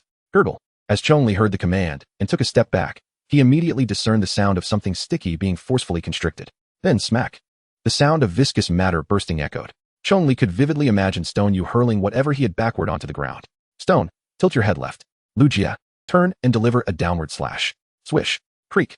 Before Xin Zhao's directives concluded, Chong Li heard the sound of blades cleaving flesh nearby, accompanied by an even more agonizing monster's shriek. Brother Stone and Lu Li rose, while the captain charged straight ahead, 5 steps later, delivering a kick. Chong Li sidestepped to the right, bringing his fists together with all his force. Reacting promptly to Xin Zhao's instructions, Chong Li stepped right at a steady pace, raised his hands, and clasped his fists above his head. He inhaled deeply, recalling the techniques of exertion taught to him by Yao Jiao Jiao. A terrifying core strength erupted from his abdomen to his chest, and with his waist as the fulcrum, he brought his clasped fists crashing down like a meteor hammer. With this strike, Chong Li unleashed all his might, channeling every ounce of the 16 power enhancements from 009 into this blow. Boom! The sound of shattering echoed. Chong Li felt his fist meet almost no resistance, akin to a pile driver bursting a water-filled balloon. Countless juices erupted, splattering everywhere. Chapter 31. A great thing approaches. Okay, it's over.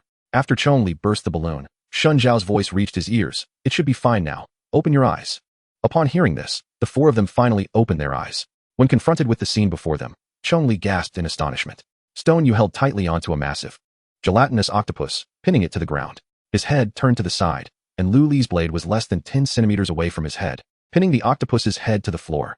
The octopus's tentacles continued to thrash, a result of Li Ling's final kick that had severed its neural center.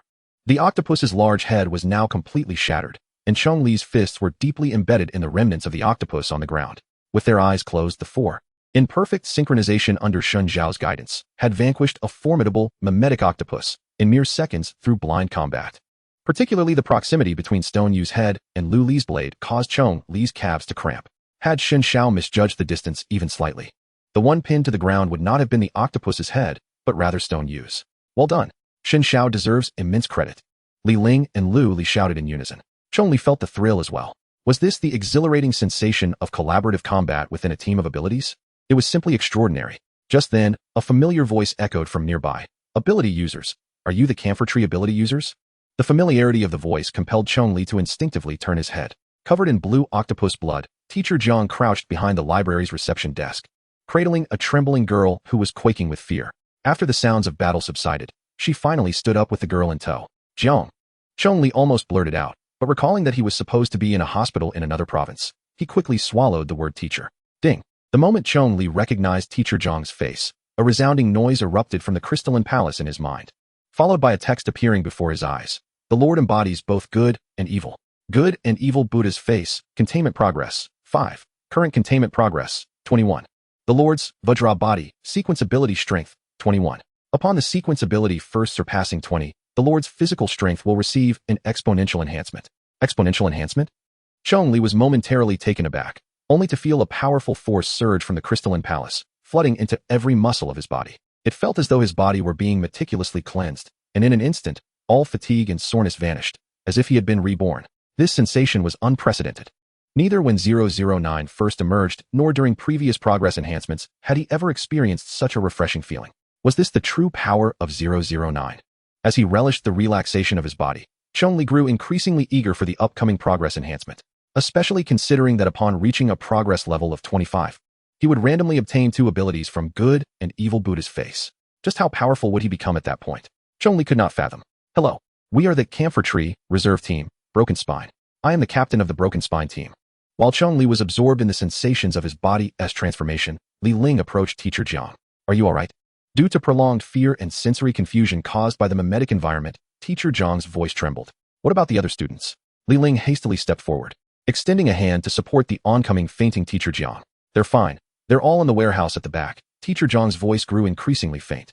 The sudden rescue from despair caused her emotions to fluctuate dramatically. Having barely finished her sentence, she collapsed. Linimo, the library warehouse. Li Ling bent down and scooped up the unconscious Teacher Jiang, calling out through the helmet. I've already found them. Lin Mo's speed was remarkable. Upon hearing the conversation between Teacher Jiang and Li Ling through the helmet, he swiftly located the remaining students. Ability users. It's the ability users who have come to save us. What about Teacher Jiang? Is she alright?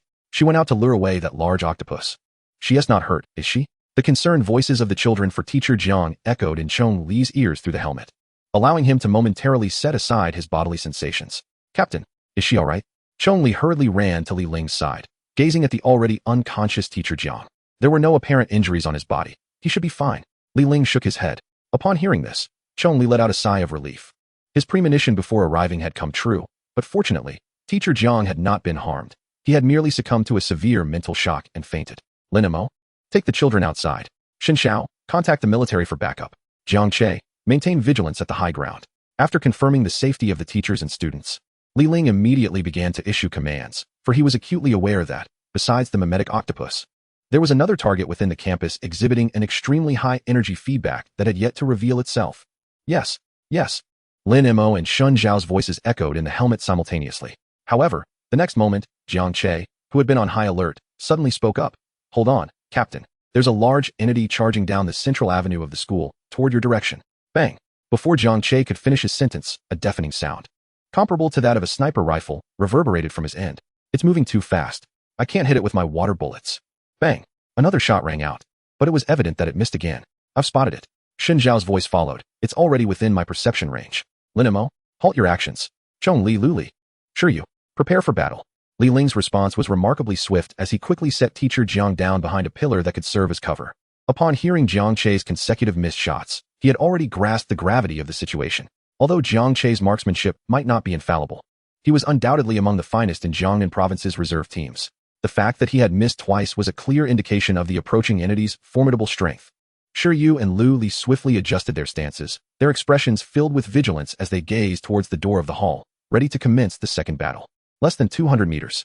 Xin Zhao lowered his voice. 50 meters. The approaching entity not only possessed astonishing speed, but also immense destructive power. Even from dozens of meters away, Chong Li and the others could hear the resounding footsteps, as if a colossal beast akin to Godzilla was galloping towards them. Just as Li Ling and the others were fixated on the distance, bracing themselves for a fierce confrontation, Chong Li suddenly stepped forward, positioning himself in front of them. Captain, you all stay here to protect the teacher and the students. Let me handle this. What exactly was this entity outside, and how powerful was it? Chong Li had no way of knowing. All he understood was that if the four of them confronted the monster here, teacher Jiang, sheltered behind a cover, would undoubtedly suffer immense shock and might even be injured in the fallout. Moreover, given the creature's speed and the sound of its charge, Chong Li had a premonition that, aside from himself, who had just elevated the containment progress of good and evil Buddha face to 21, no one else present could stand a chance against it. Chapter 32, Honey Badger versus Polar Bear. What? Li Ling stared at Chong Li in astonishment. What jest is this? You're still a rookie. How could you possibly take this on alone? Boom.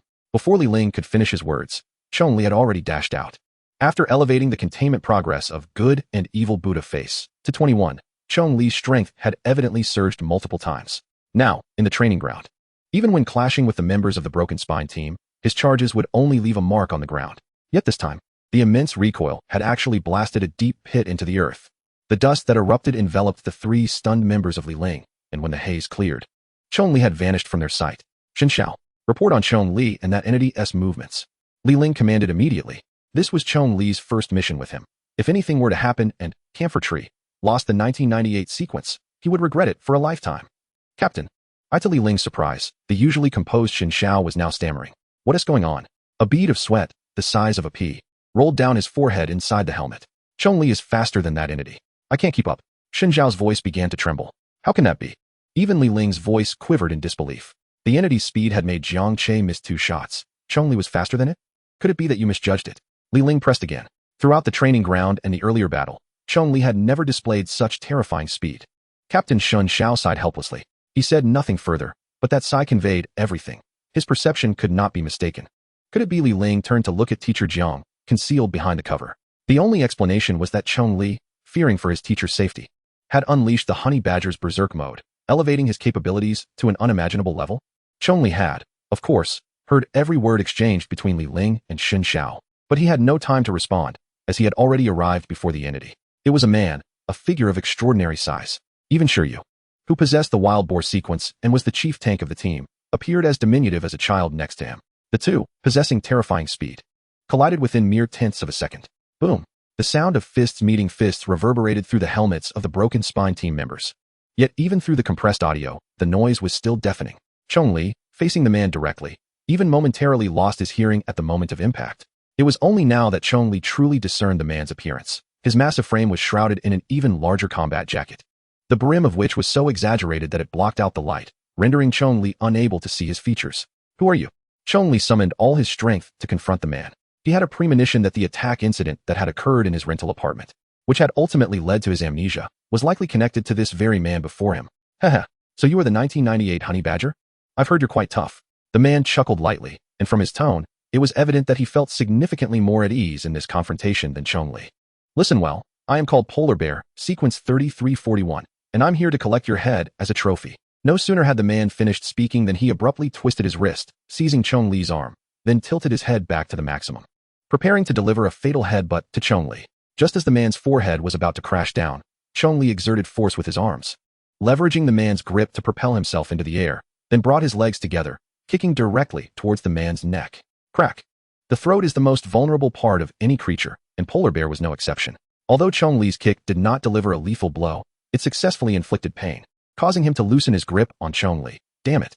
The man roared in fury, and the moment he released his hold, he lunged forward, attempting to bear hug Chong Li and bring him to the ground.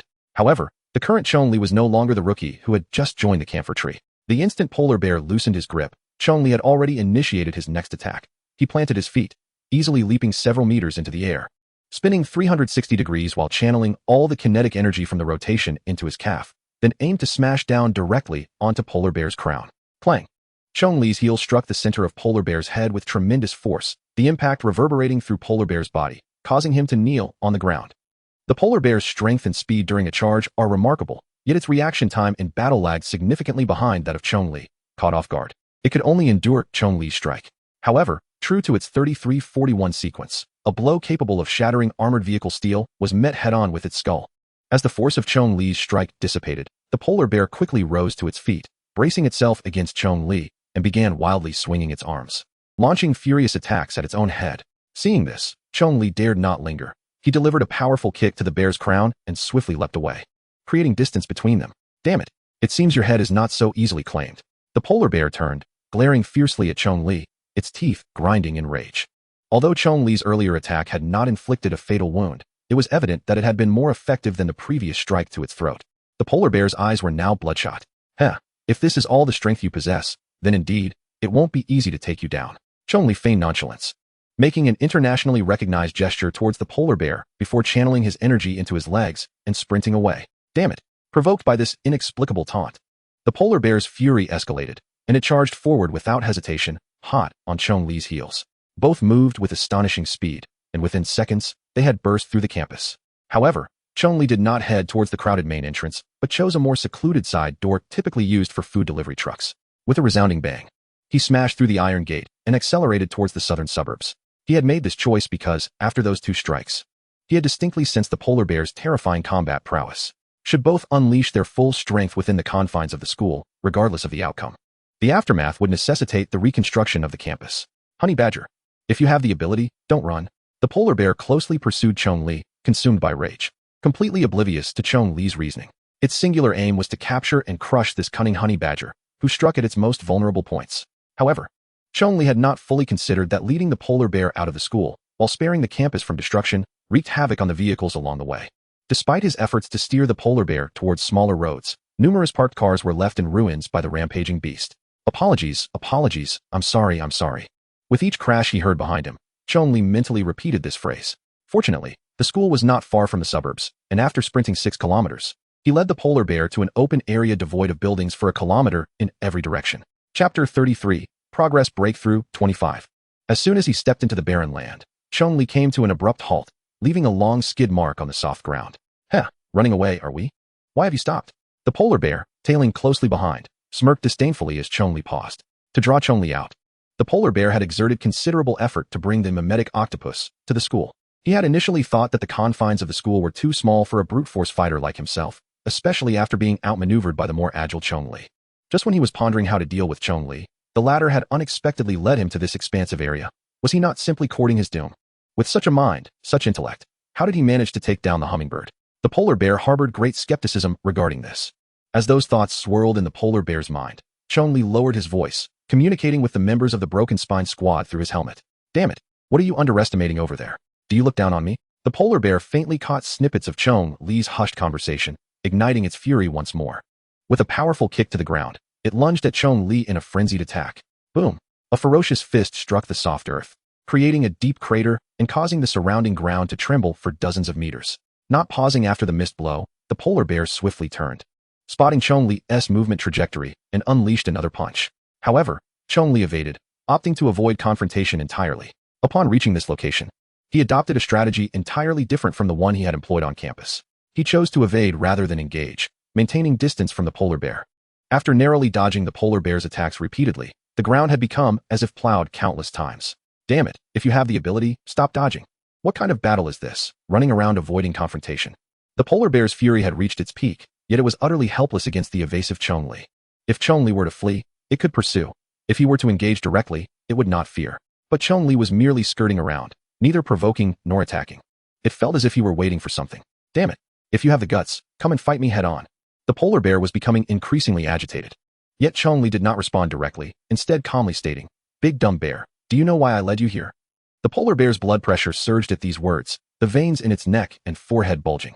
It despised being called a dumb bear. However, Chong Li remained unfazed by its wrath, continuing, "Did you think I brought you here out of fear of damaging the school? Or because the area was too small for me to unleash my full potential?" Huh. Upon hearing this, the polar bear momentarily froze, a foreboding sense creeping into its mind. Chong Li continued, "Do you know why the mimetic octopus appeared on campus while the fully armed military invited us to clean it up? It's because, at that moment, a sharp whistling sound pierced the sky, followed by the roar of missile engines. Both the polar bear and Chong Li looked up simultaneously. A nearly 10-meter-long missile was soaring towards them at a speed approaching the sound barrier. It's because Chong Li had smirked, knowing that within such a critical facility as a school, the military could not deploy weapons of mass destruction. Realizing he had been outsmarted, the polar bear glared at Chong Li with bloodshot eyes. It finally understood what Chong Li had been muttering about in his helmet. 5 minutes earlier. "Chong Li, Captain, can this helmet locate coordinates?" Li Ling, "Yes, but it requires military assistance for accurate positioning." "What do you need it for? Where are you now?" "Chong Li, in a barren land not far from the school. Please have the military pinpoint my location and deploy the most lethal weapon available to this coordinate." TSK, calling you a big dumb bear." The missile closed in, and just before the warhead struck the ground, Chong Li made an internationally recognized gesture towards the polar bear. Then he sprinted away at maximum speed, heading in the opposite direction of the missile. Chong Li was uncertain if he would survive the missile's explosion.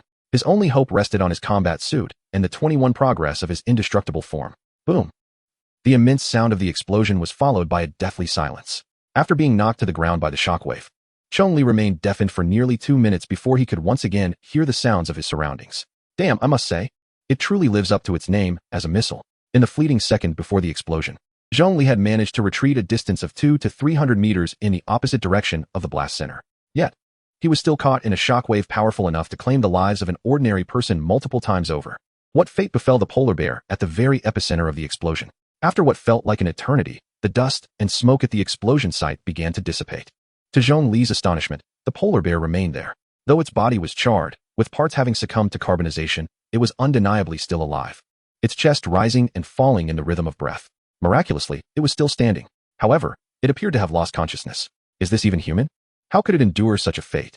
Staring at the polar bear, now reduced to a smoldering husk, yet still breathing, Chong Li felt his jaw nearly drop to the ground in disbelief. Could his own indestructible form possibly withstand such devastation? Yet, he lacked the courage to test that theory.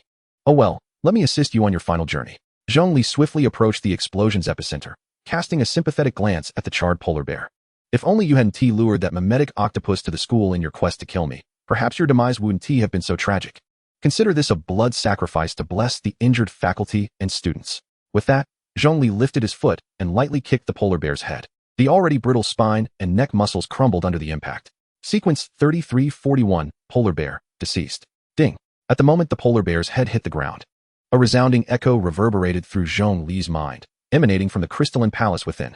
Following this, words began to materialize. The master navigates the coexistence of good and evil. Buddha face of good and evil, containment progress, 5. Current containment progress, 26. Master, indestructible form, sequence ability strength, 26. With the containment progress of Buddha face of good and evil, surpassing 25, the master may randomly acquire 2 of its abilities. The master may enter the palace to commence the random acquisition of abilities. Goodness, is this happening already? Chong Li was taken aback by the sudden appearance of this text, never imagining he would experience 2 upgrades in such a short span of time. Yet, it was only fitting. Both the defeat of the mimetic octopus and the finishing blow to the polar bear represented the balance of good and evil. After surveying his surroundings and confirming his safety, Chong Li closed his eyes and entered the palace within his mind. The colossal statue of Buddha, sealed within the 100-meter mirror, continued to instill awe within him. However, his current thoughts were far from spiritual. He was eager to discover which 2 abilities he would gain. Upon stepping into the palace, the text before him began to transform. And after a few moments of pulsating, 2 lines of concise text gradually formed. The master acquires the abilities of Buddha face of good and evil. Evil armor, Buddha sound. Chapter 34, The Empathetic Sister Lu. And then, Chong Li stared at these 2 lines of text for an extended period, but they remained unchanged. Isn't there a manual? What does evil armor and Buddha sound even mean? Why not provide a guide on how to use them? Chong Li looked up at the towering Buddha statue in the mirror, but it offered no response. He turned his gaze toward the vast emptiness of the great hall. There was no enchanting system like in novels to explain things to him. Brother? Chong Li spread his hands toward the statue, shrugging his shoulders. While it is true that one cannot ask for more after receiving such powerful abilities, it feels somewhat excessive to not even receive a bit of guidance. In the next moment, Chong Li couldn't shake the feeling that he faintly heard a cold snort emanating from the statue, which represented the evil aspect. Suddenly, the space began to warp in a manner reminiscent of a Hitchcock zoom. The enormous statue and palace rapidly shrank in his vision, and within seconds, he found himself expelled from that realm. The scorched earth, devastated by missiles, and the lifeless body of the polar bear reappeared before him. Sigh. Chong Li shook his head, feeling a mix of embarrassment and helplessness. How could he, the master, be so easily expelled from the palace by a sealed sequence? This is absurd.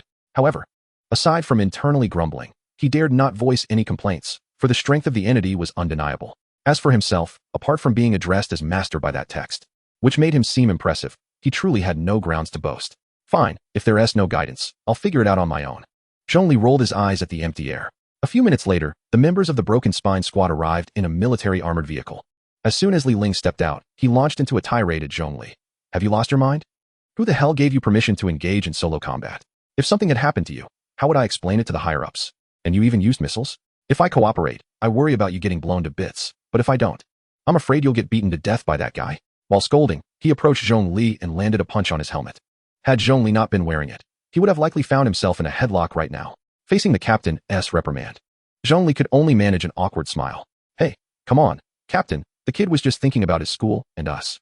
Lu Li quickly stepped in, pulling the furious Li Ling away, placing her hands behind her back, signaling Chong Li to hurry up. Grateful for Lu Li's intervention, Chong Li swiftly slipped behind her and darted into the armored vehicle. Hey, how come you're suddenly so quick? Just as he settled in, Shen Xiao, who had already removed his helmet, leaned in. I've never seen you move this fast during drills. Are you holding back on us? Not just Shen Xiao, but Lin Mo, Wen Yuan, and the others also regarded Chong Li with curiosity. Initially taken aback by Shen Xiao's remark, Chong Li quickly realized that during the moment he lured the polar bear away from the school, he had accelerated beyond Shen Xiao's perceptual limits.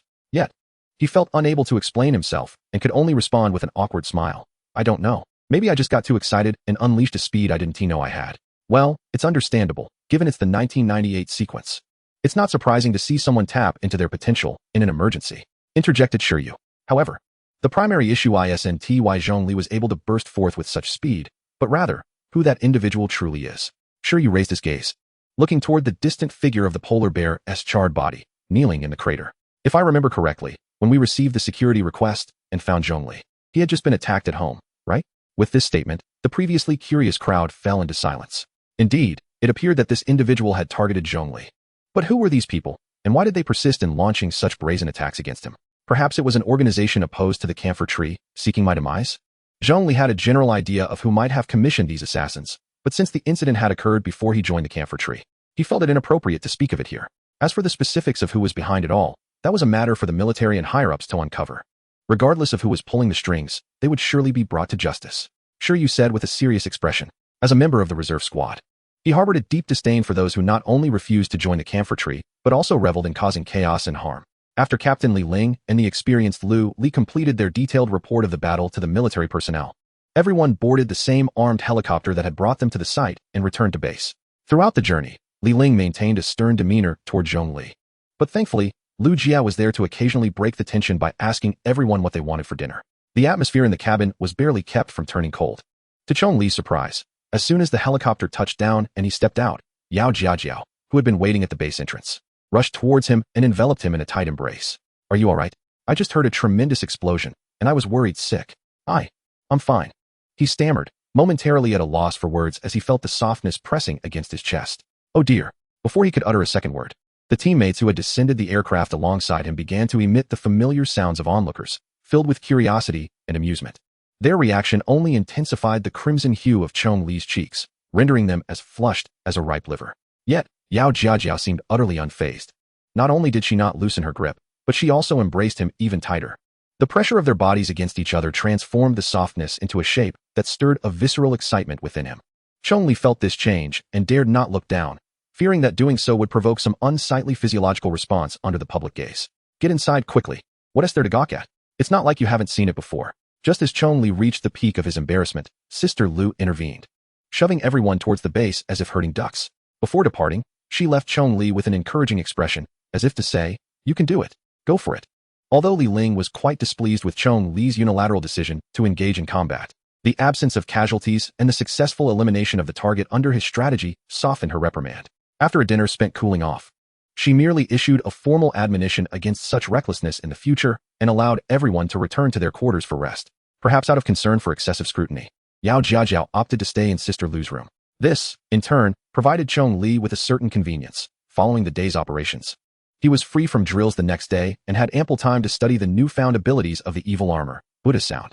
Although he had previously lamented the absence of a manual, the term evil armor was rather straightforward.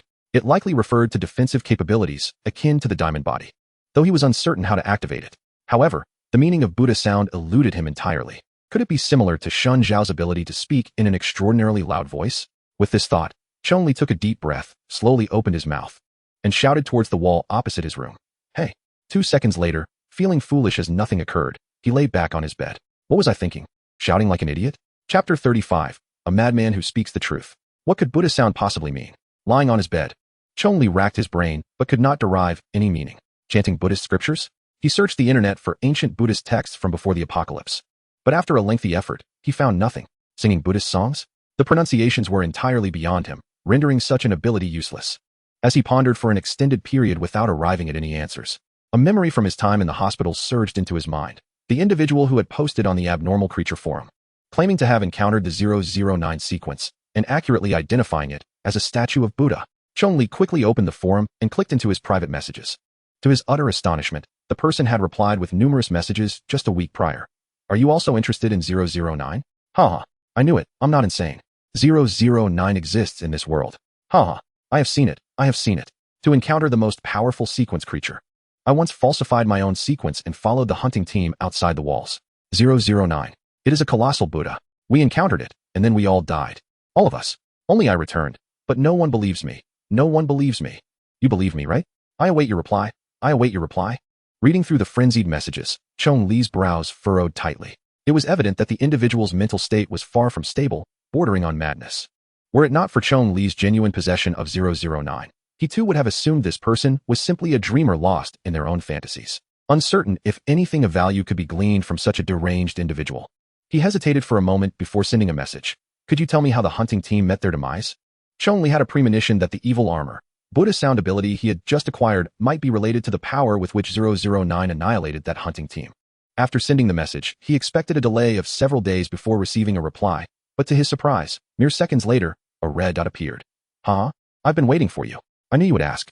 I knew it. They all died, right before my eyes. I will never forget. That statue.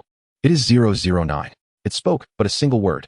It commanded them to die, and they all perished. That was a hunting team. The elite Tianxia level hunting team. Only 10 groups within the high walls. And they all died just like that. The speed of the typing was astonishing. Before Chong Li could finish reading one sentence, another appeared. It was clear that this person's mental state had utterly spiraled into madness, making it impossible to discern how much of what they said was true and how much was fabricated. Nevertheless, Chong Li had at least gleaned a fragment of information about 009. It had reportedly wiped out an entire hunting team with a single command. Could this be what they referred to as Buddha sound? Yet, was that command genuine or a mere illusion? It was impossible to ascertain. While Chong Li was deep in thought, another red dot appeared, not as a message, but as a request for the individual to follow him. After a moment's hesitation, he clicked to accept. The next second, a voice call came through, and it was from this deranged person. Chong Li hesitated for a long time, contemplating whether to answer the call. As the ringing approached its conclusion, he gritted his teeth and pressed the answer button. You believe me now, don't you? Ha ha ha. The instant the call connected, a cacophony of manic laughter erupted from the receiver. Ha ha ha. You believe me. You believe me. Ha ha ha. I was lying to you.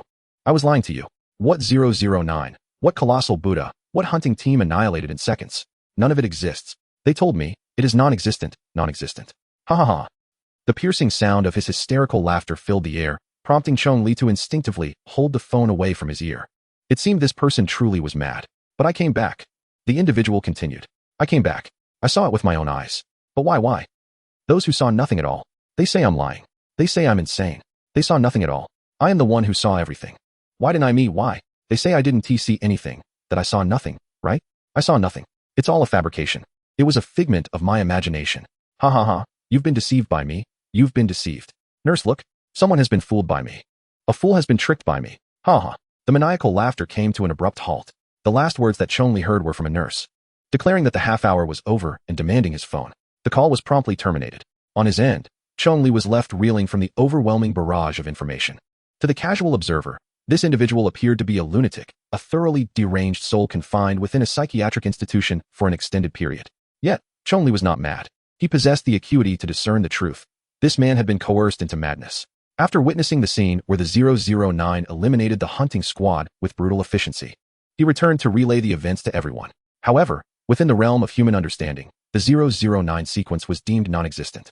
His words sounded to them like the ravings of a man haunted by ghosts, a specter who uttered a single phrase before annihilating them all. Naturally, he was dismissed as insane. Nonetheless, Chong Li was acutely aware that every word he spoke bore the weight of truth. For the 009 now resided vividly in the palace of his mind, the power of the evil armor manifesting palpably. Setting down the phone, Chong Li exited the room and made his way to the training ground. At this hour, the place was deserted, the lights extinguished. He ventured deep into the training facility, reaching a storeroom filled with an array of combat training equipment, sandbags, wooden dummies, soft walls, and solid steel figures. Approaching the solid steel figure crafted from high-carbon steel, he inhaled deeply before unleashing a powerful punch. Clang! The moment his fist made contact with the steel figure, a layer of bronze-like armor materialized, enveloping his knuckles. Chong Li had previously utilized this solid high-carbon figure as a target during practice sessions with his team. During the 16th progression, a single punch would elicit excruciating pain. Even the formidable Shi Yu, whose combat skills far exceeded his own, could not withstand a direct encounter with this steel figure. As Li Ling often remarked, this steel figure could endure the impact of multiple missile strikes without sustaining any damage, a testament to its hardness and density. Yet now, to his astonishment, his punch left an indelible dent on its surface. Even more astonishing was the fact that, with the bronze armor in effect, he felt no pain whatsoever. While the indentation was but a minor mark, Chong Li understood its significance. The power of this punch had transcended the limits of the previous 16th progression by dozens of times. Should he exert his full strength and allow himself to experience the pain of Ur, he was confident he could sever this solid steel figure in half. Was this the true power of the evil armor? Chong Li withdrew his fist, his eyes fixated on the dent upon the steel figure's surface.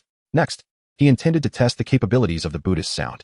If what that madman claimed was true, then the Buddhist sound would, in a certain sense, embody the principle of words manifesting reality. In its prime, the 009 could obliterate an entire squad with a mere word. Thus, the 26th progression of the Buddhist sound should be able to restore this dent without issue. Chapter 36, The Balance of Good and Evil. With these thoughts racing through his mind, Chong Li couldn't help but question his own sanity. Could such a phenomenon as words manifesting reality genuinely exist? Yet, he had no choice but to gamble everything on this hypothesis. Should he be mistaken, he would have to explain to everyone the origin of the imprint left on the steel figure the following day. Extending his hand, he opened his palm, directing it toward the dent. The evil armor that clung to his knuckles began to gradually dissipate. Moments later, he spoke softly. I wish to retract the power I just exerted upon this surface and restore it to its original state. Creak. The instant his words fell, the dent began to morph, accompanied by an unsettling metallic screech. In mere seconds, Chong Li watched in awe as the indentation seemed to possess a will of its own, rapidly reverting to its original form. Witnessing this miraculous event, Chong Li stood in stunned silence, his mouth agape. Yet within, a tempest of emotions surged. It was indeed words manifesting reality. Such a terrifyingly overpowered ability, if harnessed in combat, would render one truly invincible. In disbelief, Chong Li extended his hand toward the recently restored area. The surface was impeccably smooth, devoid of any trace of the prior dent. After what felt like an eternity of exploration, he finally emerged from his state of shock. To validate his hypothesis, he hurriedly exited the training ground, dashing past the bewildered researchers still laboring within the base. Once outside, he searched fervently until he located his target, a thicket of shrubs stretching over several meters. He understood that, with his current Buddhist sound capabilities, it was impossible to achieve a lethal strike, so he decided to test the extent of his abilities incrementally. Starting with insects. Approaching the thicket, he was greeted by a swarm of tiny insects flitting about in the darkness. As before in the training ground, Chong Li extended his hand, aiming his palm at the hovering swarm, and murmured, "The insects pointed at by my palm, die." No sooner had the words left his lips than a small cluster of the insects began to sway drunkenly in the air. Had he succeeded? Chong Li watched with bated breath as the wobbling insects appeared poised to drop lifelessly to the ground. Yet, fate had other plans. The moment was fleeting. For the insects soon regained their composure, blending back into the swarm. Chong Li's spirits plummeted. The power that had restored the steel figure could not even extinguish the lives of a few insects. Was the distance too great? Doubt crept into his mind as he stepped forward, extending his hand once more. This time, he nearly thrust his hand into the midst of the flying insects. The insects touched by my hand die? Once again, the outcome mirrored the previous instance. The insects merely swayed momentarily before returning to normal. In fact, their erratic movements were even briefer than before. How could this be? A wave of frustration surged within Chong Li. He had intended to begin with insects, gradually escalating to larger creatures. Yet here he was, facing failure at the very outset. The Buddhist sound, capable of obliterating an entire hunting squad instantaneously, could not even vanquish a handful of tiny insects? Surely, the disparity could not be this vast. What a farcical manifestation of the Buddhist sound. This crushing disappointment ignited a flicker of anger within Chong Li, prompting him to lash out. If he couldn't even eliminate a few insects, what worth was the Buddhist sound? Unbeknownst to him, from the moment he experienced that initial failure, his emotions had spiraled out of control, leaving only a fervent desire to kill and a simmering rage toward the insects. Yet, just as he uttered the final syllable of the word Buddhist, an inexplicable sensation surged within him. This feeling, seemingly conjured from thin air, extinguished the flames of his burgeoning ire in an instant. It was a tranquil calm emanating from goodness, effortlessly balancing out the rage born of malice. For Chong Li, this sensation felt akin to a sudden epiphany, as if clarity had dawned upon him. Ah, yes. The Buddhist sound originates from the benevolent Buddha. How could the power of pure goodness be employed for the purpose of slaying, with tranquility and anger in balance? Chong Li's thoughts shifted in an instant. The Buddha has always urged humanity toward benevolence. Might it be that the ability of the Buddhist sound actually guides objects into an entirely different state? With this realization, Chong Li extended his hand once more, directing it toward the swarm. The insects indicated by my palm, all of you, come to me. Buzz, buzz, buzz. No sooner had he spoken than a multitude of insects surged forth from the darkness, hurtling directly toward Chong Li's face. Oh no, given the recent failure, Chong Li was entirely unprepared for the direct and immediate efficacy of this iteration of the Buddhist sound. Moreover, he overlooked a grave issue. Not only were there countless tiny insects hovering above the thicket, but also lurking in the shadows beyond. His palm indicated all those concealed areas. In an instant, a vast black cloud surged toward Chong Li, as if it had descended from the heavens. Oh dear, the onset of entomophobia seized Chong Li's mind, and in mere fractions of a second, goosebumps covered his entire body. Stunned for a moment, he immediately turned to flee. Get away, don't come near me. There was no time to revel in his earlier success as a swarm of insects, like lost children seeking their mother, relentlessly pursued Chong Li back to the base. A minute later, chaos engulfed the entire base. Swarms of moths, mosquitoes, ticks, and even wasps began to dart wildly within the premises. Eek! The more timid female researchers crouched down, clutching their heads in terror, utterly devoid of the courage to escape. Meanwhile, those with slightly more nerve only remembered to utilize insecticides after a considerable period of turmoil. However, the limited supply of insecticide in the base was nowhere near sufficient to eradicate such a vast number of flying pests. More alarmingly, the insects that Chong Li had inadvertently summoned far exceeded the visible quantity. While the researchers battled with insecticides, even more insects surged through the base's entrance. Due to Chong Li's erroneous use of his abilities, a full-blown war between humans and insects erupted within the base. The cacophony roused the members of the Broken Spine team. As Li Ling rubbed his eyes and stepped out of his room, he nearly collapsed at the sight before him. He could scarcely believe that the esteemed preparatory team responsible for the eradication of anomalous creatures, the Broken Spine, had spent an entire night battling insects within their own base. The 4 auxiliary team members of Broken Spine were equally astonished to find their abilities remarkably effective in exterminating insects. The funnel web spider, Lin Mo, ensnared vast swathes of them. The watergun fish, Jiang Che, seized the high ground. The honeypot ant, Wen Yuan, created a protein paste that trapped hundreds of insects. And the fox bat, Shen Xiao, exhibited the highest efficiency, capable of stunning swathes of pests with a single scream. Ironically, it was Li Ling, Shi Yu, and Lu Li, who usually charged into battle head first, who found themselves at a loss against these minuscule adversaries. As dawn broke, the skirmish between humans and insects within the base finally subsided. Observing the exhausted researchers and members of the Broken Spine team, their bodies swollen and covered in bites, Li Ling's blood pressure soared. After requesting the newly arrived cleaning crew to deal with the multitude of insect carcasses littering the ground, Li Ling proceeded to the monitoring room. In this post-apocalyptic world, surveillance was a rare commodity. The entire base boasted only 2 cameras, one facing the entrance and the other aimed at the corridor outside the training area. Upon opening the surveillance footage from the previous night, he fast-forwarded through the recordings. After several minutes, the same figure appeared in both camera feeds within mere seconds of one another, and shortly thereafter, the battle against the insects commenced. Li Ling paused the footage, and upon recognizing the face before him, the veins on his forehead bulged. Chong Li. Chapter 27. Newcomers are always like this. When Chong Li was summoned to Li Ling's office, he awkwardly scratched his head, feigning innocence as he blinked at Li Ling. What have you done? Speak honestly. How did you summon such a horde of insects? Li Ling was nearly beside himself with rage. The disgrace of having a multitude of insects besiege their esteemed preparatory team base was utterly humiliating. He was certain that this was entirely Chong Li's doing, yet he lacked concrete evidence to prove that it was a deliberate act. Ha ha ha.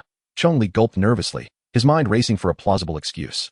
What could he possibly say to gloss over the incident? Claiming he could control insects? That was out of the question. Even a honey badger wouldn't possess such a skill. But before Chong Li could formulate a suitable explanation, Li Ling interjected. You didn't disturb a wasp nest and, upon being stung, become infused with the pheromones of aggression, did you? Huh. Taken aback by this remark, Chong Li's eyes widened in realization, as if struck by enlightenment. Oh, yes. I intended to take a stroll outside and accidentally stepped on a wasp nest in the thicket, and then, as he spoke, he mimicked recalling the harrowing experience. I thought there were only a few wasps at first. I didn't feel anything initially, but after a few stings, I noticed the insects gathering around me in droves. In a panic, with nowhere to escape, With that, Chong Li shrugged and held up his hands in a mock display of victimhood. I'm sorry, Captain. If something like this happens again, I promise I will run far away. I will never run into the base again. Although he lied to conceal the truth from Li Ling, the apology was genuine. He felt considerable remorse for causing such chaos for his team and the base. Humph. Li Ling shot Chong Li an exasperated glance. You expect there to be a next time? Get out. All right, Captain. I'll take my leave. Upon receiving a reprieve from Li Ling, Chong Li felt as if a weight had been lifted. He made a face and swiftly exited the office. Sigh. Watching Chong Li's retreating figure, Li Ling shook his head in resignation. Captain, are you really going to let this kid keep deceiving everyone? Just as Chong Li left, the side door of the office swung open, and Lu Li, clad in a casual floral dress, stepped in, her expression mirroring Li Ling's. What else can we do? Upon seeing Lu Li emerge, Li Ling's demeanor relaxed slightly, and he chuckled. These high-ranking newcomers destined for the hunting team are always like this. After all these years, we've seen our fair share. Uffed. Lu Li rolled her eyes dramatically, nearly tilting her head skyward. You appear to be a stern captain, yet you seem to take everything they say at face value, and when they can't concoct a story anymore, you help them out. Disturbed a wasp nest and got infused with pheromones. Do you even hear yourself? Lu Li crossed her arms, resembling a parent scolding a child. Ha ha ha. It's your turn to be embarrassed this time, Li Ling. Well, I couldn't think of anything else to say. How about you come up with something next time? You spoil him. Haha, and so do you. After sharing a brief laugh, their expressions turned serious. Captain, I feel. Lu Li hesitated before continuing. I believe Chong Li may not be a 1998 honey badger. The test results for the wasp nest may be erroneous. He exhibits numerous traits that are not characteristic of a honey badger, but instead resemble a more formidable entity. However, but what? Before Li Ling could finish his thought, Lu Li waved her hand to interrupt him. Come on, you said it yourself. Newcomers are always like this. We've seen plenty. 2 days later, after being transferred to a hospital out of the province due to injuries, Chong Li finally returned to campus. Observing the areas under repair, partially concealed by tarpaulins, he felt a wave of nostalgia. Just 2 days ago, he had arrived here as a revered hero, basking in the cheers of the crowd at the school gate before the battle. Now, having reverted to the status of a student, the stark contrast left him feeling as if ants were crawling all over him. He longed to leap forward and dash to the classroom at full speed, to jump vertically and land atop the teaching building, gazing down upon the entire campus. Yet, he realized that such actions would undoubtedly cause a great deal of unnecessary trouble. Suppressing the urge to boast, Chong Li first entered the classroom to find his classmates engrossed in discussions about the recent battle. The content of their conversation significantly alleviated the regret he felt for restraining himself from showing off. I heard Zhang Che was executing a sniper mission on the rooftop of our dormitory. One female classmate exclaimed. Is that true? Oh my gosh, I must go to the rooftop and see if he left anything behind. Another girl squealed in excitement upon hearing this. Puffed. What is so special about Zhang Che? Did you not see the new member? Interjected another girl beside them. He single-handedly faced that aberrant creature. I heard it was an exceptionally high-tier aberration. That new member subdued the creature and pummeled it all the way to the outskirts. This girl spoke with confidence, instantly attracting the attention of several other girls, who quickly gathered around her. Even Chong Li, not far away, perked up his ears to listen intently. After all, which boy could resist the adulation of his female classmates treating him like an idol? I heard that the area where they fought is still sealed off, preventing anyone from entering. The girl continued, embellishing the tale as if she had witnessed the battle firsthand. In the end, to completely eliminate that aberration, the military even resorted to missile strikes on that area. The new recruit and the aberration were directly hit by a missile, and while the aberration perished, he emerged unscathed. Wow, he withstood a missile? Is that for real? That's incredible. The surrounding girls were immediately awestruck by her words, some displaying expressions of admiration, while others expressed skepticism. As their conversation deepened, Chong Li's smirk grew, nearly reaching a point where he could no longer contain it.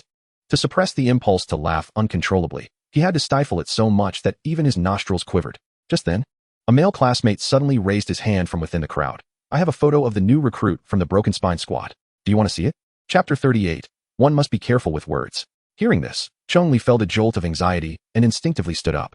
A photo of me? How could that be possible? Chong Li knew all too well that he had been wearing a combat helmet throughout the entire battle, making it improbable for anyone to capture his likeness. But what did that male classmate mean? With this thought, Chong Li adjusted his astonished expression and stepped forward into the crowd, feigning interest in the photo. At that moment, the girls who had been chatting had already crowded around the boy. After considerable effort, Chong Li finally caught a glimpse of the photo on his phone screen. The first image was a blurred silhouette against a stark white background, depicting Chong Li as he led the polar bear toward the outskirts. The second image captured the backs of the entire Broken Spine Squad as they walked toward the school. The third image showed Chong Li just stepping down from an armed helicopter, and only this last image clearly displayed the 1998 Honey Badger inscription on his helmet. Upon seeing this, Chong Li breathed a sigh of relief. Thankfully, it was merely a picture of him in combat attire. Had it been a photo of his face, he couldn't bear to think of the consequences. Oh my gosh. 1998. The girl who had initially been narrating the story gasped upon seeing Chong Li's sequence number in the photo, instantly erupting into a scream. Not only her, but several other girls around them also covered their mouths, revealing expressions of sheer astonishment. For these students, who usually only glimpsed abilities on aberration forums, encountering a member of the preparatory squad was akin to achieving celebrity status, let alone the presence of such a formidable sequence. It was like encountering the legendary Monkey King in real life. I want to switch my allegiance. From now on, Honey Badger is my ultimate idol. Jiang Che, please don't contact me anymore. I'm afraid Honey Badger might misunderstand. Sob sob sob. Shin Xiao, I'm sorry, but I'm going to bear Honey Badger as children. Sequence 1998 detonated like a bombshell among the girls. The ceiling of the classroom seemed on the verge of being blown off by their shrieks. After confirming that he had not exposed himself, Chong Li quietly slipped out of the encirclement. Just a few steps away, he spotted a graceful figure entering through the classroom door.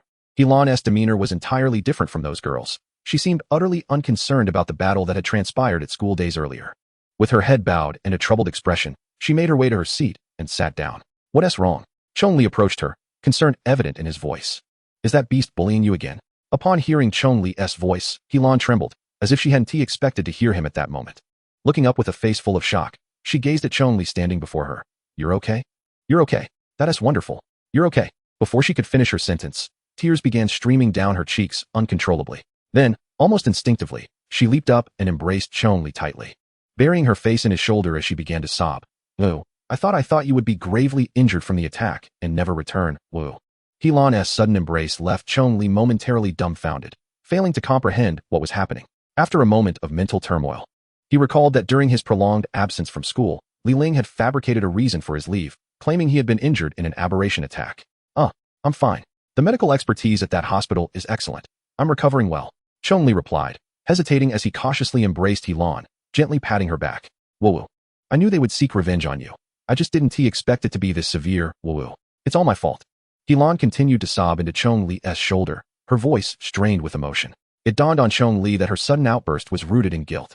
She believed that his severe injuries were a consequence of her prior request for help, provoking the wrath of Chen Yusin's father, Chen Huangjing. It's okay. The captain of the preparatory squad saved me, and they have already reported the matter to the higher-ups at the camphor tree. They will surely help identify the real culprit. Chong Li reassured her as he continued patting her back, feeling a twinge of disappointment. He had initially thought Helan's embrace was due to after a while, when Helan's sobs had quieted down. Chong Li gently pushed her away from his shoulder. Please, don't tell anyone about my abilities. After wiping the tears from her face, he lowered his voice to emphasize his request. Initially, he had concealed his identity to avoid trouble, but now, having witnessed those somewhat fanatical female classmates, his resolve to maintain his anonymity had only strengthened. I won't say anything. Helan managed to hold back her tears and nodded in agreement with Chong Li's plea. Once they returned to their respective seats, Helan tentatively asked, You're not the Honey Badger, are you? Shoo. At the mere mention of the word honey, Chong Li felt as if he had been electrocuted, nearly jumping up as he swiftly turned to cover Helan's mouth. You mustn't speak of this. I'm not.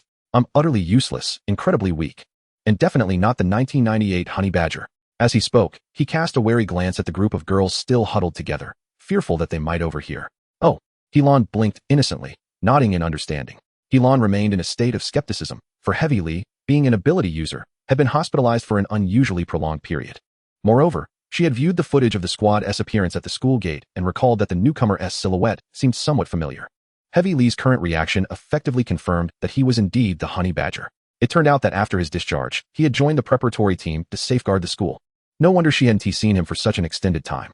However, as a wealthy heiress, Helan had encountered numerous ability users and did not react with the same astonishment as her female classmates. Instead, she resolved to assist Heavy Lee. Since he wished to keep his identity concealed, she would help him maintain that secrecy. As the class bell rang, the teacher entered the classroom with teaching materials, and the cluster of girls promptly returned to their seats. Just as the teacher finished greeting the students and drew down the blackboard, Heavy Lee's phone unexpectedly vibrated in his pocket. Upon checking, he discovered a message from Li Ling. After discussions between the military and the upper echelons of the camphor tree, it has been decided to appoint you to temporarily oversee school security to prevent further attacks from anomalous creatures. Report to the principal's office after class. I have already informed him of your identity. Also, don't embarrass me. Chapter 39, Appointment. School Security Officer. Overseeing school security? Heavy Lee stared at the words on his phone, momentarily taken aback. He understood that maintaining social order was an obligation for every member of the camphor tree. Yet Li Ling's phrasing gave him the impression that he was merely being asked to act as the head of the school security team. All right, got it, Heavy Lee replied. After class, Heavy Lee approached the principal's office with a somewhat indescribable mood. Having attended this school for 3 years, he had never set foot in this office. The closest he had been to the principal was during the freshman military training, where he had seen him deliver a speech from the podium on the playground.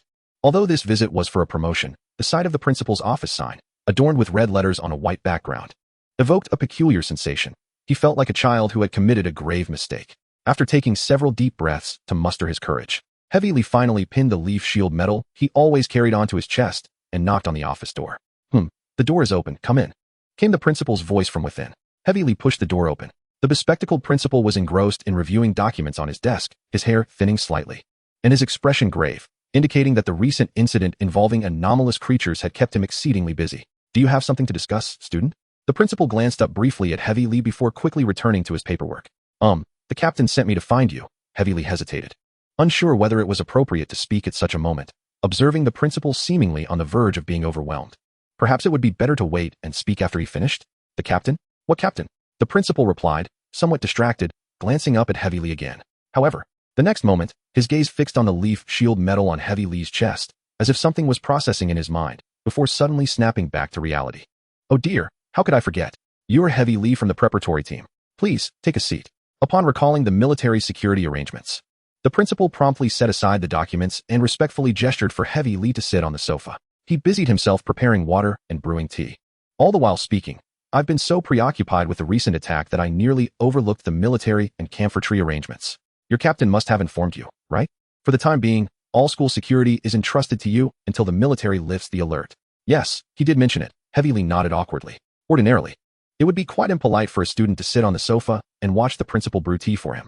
However, considering his current role as the military-appointed security overseer representing the camphor tree, accepting such hospitality seemed only fitting. What surprised him, though, was that the principal, as the head of a prestigious preparatory institution, presented him with rather ordinary bulk tea leaves, using only an electric kettle and disposable paper cups for the tea service. Although within the high walls of the school, quality tea was indeed a scarce and precious resource due to land constraints. One would expect the principal to offer something more refined than mere bulk tea, even if it wasn't tea the finest variety. Careful, it's hot, the principal warned as he poured boiling water into the paper cup containing the tea leaves and handed it to Heavy Lee. He then quickly turned around to fetch a small booklet from a corner safe, placing it on the armrest of the sofa where Heavy Lee sat. This is a floor plan of every building in our school, along with a map marking the locations of various emergency weapon storage points. You should keep it. Before Heavy Lee could respond, the principal turned back to his desk and retrieved a device resembling a walkie-talkie, placing it in Heavy Lee's hands. Press button 1 to communicate with the school security team, and button 2 for direct contact with military personnel. You'll need these as well. There's another one specifically for communicating with the camphor tree, but I want to give that to you. You should have your own internal contact method. After completing these tasks, the principal seemed to remember the cup of tea he had prepared for himself. He picked up the paper cup, swallowed a few times, and then drank the scalding tea in one gulp. All right, understood, Heavy Lee replied, accepting the walkie-talkie and the booklet, nodding before glancing at the tea leaves swirling in his cup. The fragmented tea leaves, mostly stems, combined with the principal's relentless efficiency since his arrival, made him realize how this school managed to resume normal classes merely 2 days after the anomalous creature attack.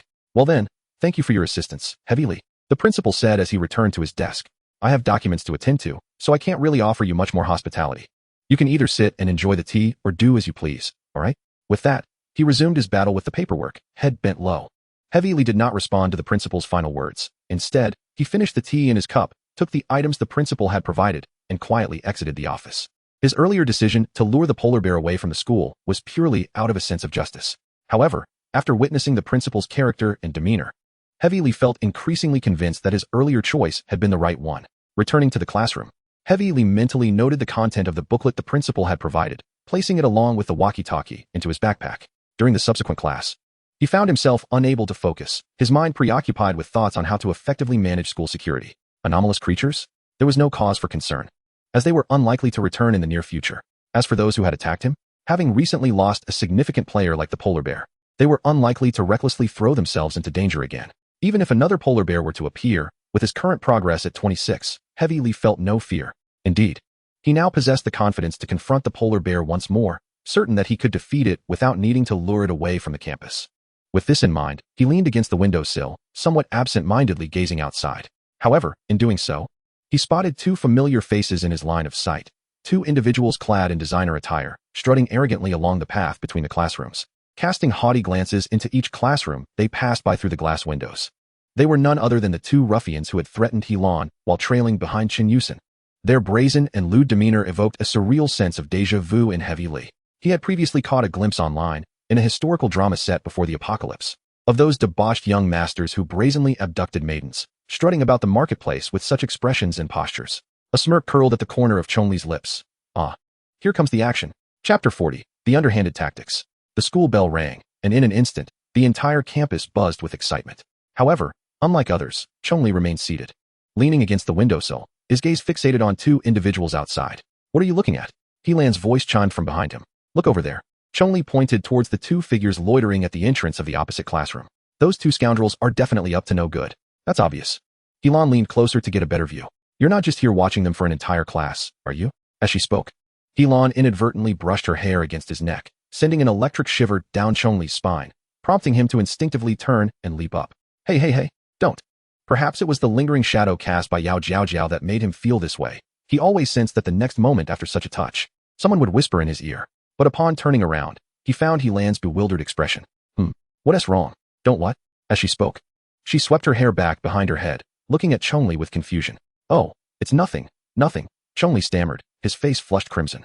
He realized his reaction was somewhat excessive. After all, this was Helan, not Yao Jiao. To mask his embarrassment, he promptly returned to the windowsill, redirecting his gaze to the two individuals outside. In the next moment, their actions seized all of Chong Li's attention, overshadowing his earlier awkwardness. As they strolled past the classroom door, they abruptly abandoned their lewd demeanor, adopting the quintessential pose of wealthy heirs as they trailed behind a girl. What are they doing? Helan's voice once again pierced through Chong Li's thoughts. Most likely, it's not anything good, he replied gravely, no longer reacting instinctively. I'm going to check it out. You stay here. Without waiting for Helan's response, Chong Li exited the classroom. That Helan knows a power user. Chen Gu didn't even get a chance to act. Zhang Lin remarked to Gu Zihao, eyeing the girl's legs not far ahead. Right. Chen Gu hasn't he shown up at school lately? Let us just flirt with the little sister. Gu Zihao nodded, his gaze equally fixated on the girl's fair thighs. Aside from their connections with the affluent Chen Yusen from the Golden Group, both of their families were quite wealthy in their own right. Although they paled in comparison to the likes of Helan and Chen Yusen, the art of wooing girls with money was still a piece of cake for them. As they followed the girl out of the teaching building and onto a pathway bordering a small grove, Zhang Lin and Gu Zihao quickened their pace, encircling the girl from either side. Zhang Lin, how does she look? Gu Zihao called out loudly as Zhang Lin approached the girl. What the hell are you doing? Zhang Lin feigned a retreat, acting like a bashful boy caught in a prank by his friend. This blatant form of harassment could be masked with a couple of playful remarks to instantly lower the girl's guard. Faha. The girl was indeed amused by Zhang Lin's clumsy antics, completely oblivious to the malice hidden in their eyes. Once Zhang Lin had distanced himself, Gu Zihao moved forward seamlessly, striking up a conversation with the girl. All of this was witnessed by Chong Li, who was perched on a tree branch not too far away. Ugh, how revolting. Chong Li spat at the two. If it were a normal boy trying to make a girl he liked laugh, that would be one thing. But he absolutely did not believe these two had any genuine affection for her. Yet he refrained from rushing down to be the hero and instead concocted a more ingenious plan. Ha. I was just joking with him. You're not mad, are you? Gu Zihao smiled at the girl, his roguish charm, commendable physique, and model-like looks leaving her entirely unsuspecting. No, it's fine. The girl laughed naturally. But in the next moment, Guzuheo's steps came to an abrupt halt, an odd sensation coursing from his lower body. He felt as though his underwear had shrunk. Huh. What's wrong? The girl, noticing Guzuheo's odd behavior, turned to him with a puzzled expression. And nothing. Guzuheo thought it was merely his imagination and took another step forward. Suddenly, a sound echoed as the fabric constricted painfully against his flesh, unleashing a wave of excruciating agony. Two delicate spheres were abruptly forced into an uncomfortable predicament.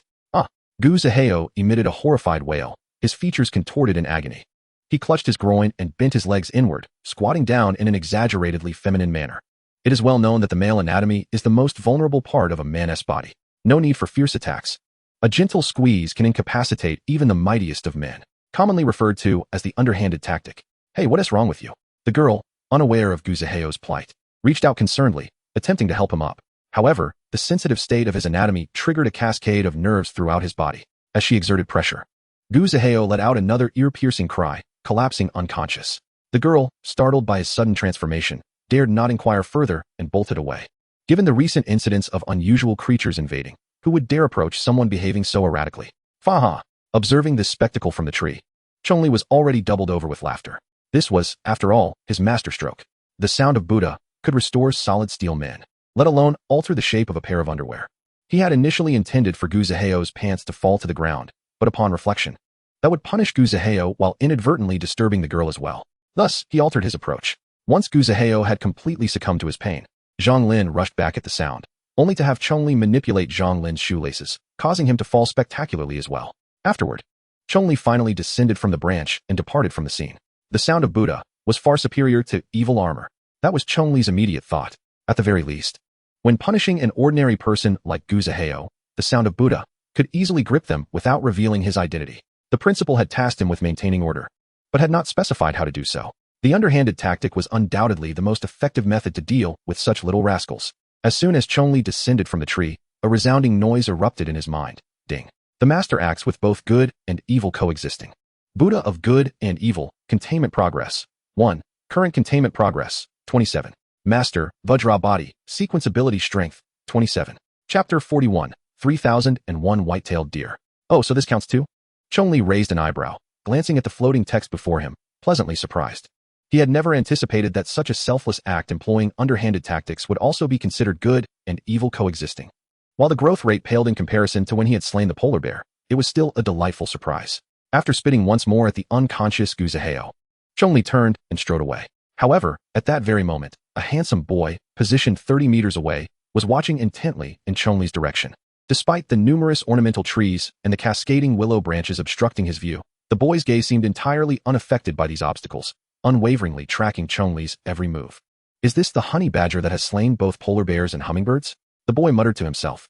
But does the honey badger possess the ability to manipulate objects from a distance? Suddenly, his phone rang, and without even glancing at the screen, he answered. What's up, termite? Have you found the honey badger? Cough, cough, cough. Here, this is your roasted eggplant, great. On the other end, termite seemed to be entertaining guests at his barbecue stall. Found it, no effort required. There are only a few capable individuals in this school. However, the boy's brow furrowed slightly. Cough, cough, cough. What is the matter? But what? He could discern that termite was shrouded in smoke, coughing with every word. I can only say that the person who placed the bounty on Chong Li has likely played you for a fool. I observed him for just a few minutes, and he displayed abilities that clearly do not belong to a honey badger. The boy continued. Abilities that are not characteristic of a honey badger? The tone in Termite's voice grew serious. After a prolonged silence following the boy's account, Termite finally responded. Are you certain? He possesses the ability to manipulate objects from a distance? Absolutely certain, 100%. I am the 3001 white-tailed deer. No disturbance can escape my keen gaze. Hiss. Termite fell silent once again, seemingly deep in thought. After a long pause, he said, Understood. Proceed with your plan and try to extract all information about Chong Li. Inform me promptly of any new developments. All right. White-tailed deer ended the call, his gaze still following Chong Li from several dozen meters away, only withdrawing his stare when Chong Li completely vanished into the academic building. As the class bell rang, Chong Li returned to his seat. No sooner had he sat down than Helan poked him in the back and inquired with curiosity. How did you manage that? Care to share? Grinning with delight over his cleverly devised strategy, Chong Li first wore a mysterious smile, then turned to recount the tale to Helan. He certainly would not miss the opportunity to impress the campus goddess. However, his description diverged significantly from the actual events. He omitted any mention of the Buddha sound, ability, and instead embellished a story of valiant heroism, where he valiantly subdued a ruffian and rescued an unsuspecting maiden. Huh. Helan could not help but laugh as she listened, clearly discerning that Chong Li was exaggerating, as some details were simply too far-fetched, even defying the logic of reality. Yet, she did not interrupt him, savoring every moment of his tale. So, are you planning to be a hero at school every day? Helan asked with a smile. If only Chong Li could turn around to see her expression, he would undoubtedly blush instantly. Bathed in sunlight streaming through the window, Helan's face sparkled with a soft blush as she giggled, her large eyes crescent-shaped and glancing at Chong Li's unfiltered boasting. Of course. After all, I am a member of the camphor tree. Even without any extraordinary creatures attacking, maintaining order is my duty. Under the sweet laughter of the goddess and her silent encouragement, Chong Li grew more animated in his speech. Although he feared being overheard by other classmates and lowered his voice, his tone remained resolute, as if he were pledging allegiance. Then, will you escort me out of school every day after class, little hero? Helan teased, observing Chong Li's earnest demeanor. Absolutely. It is my unshakable duty. He replied without hesitation. The campus belle personally inviting him to escort her out of school was far more exciting than merely keeping an eye on ruffians. All right. It's a deal. Helan chuckled softly, covering her mouth. In truth, she had no need for Chong Li's escort. Following her earlier harassment by Chen Yusen, her father had hired a member of the camphor tree's hunting team at great expense to protect her closely when he was not on duty.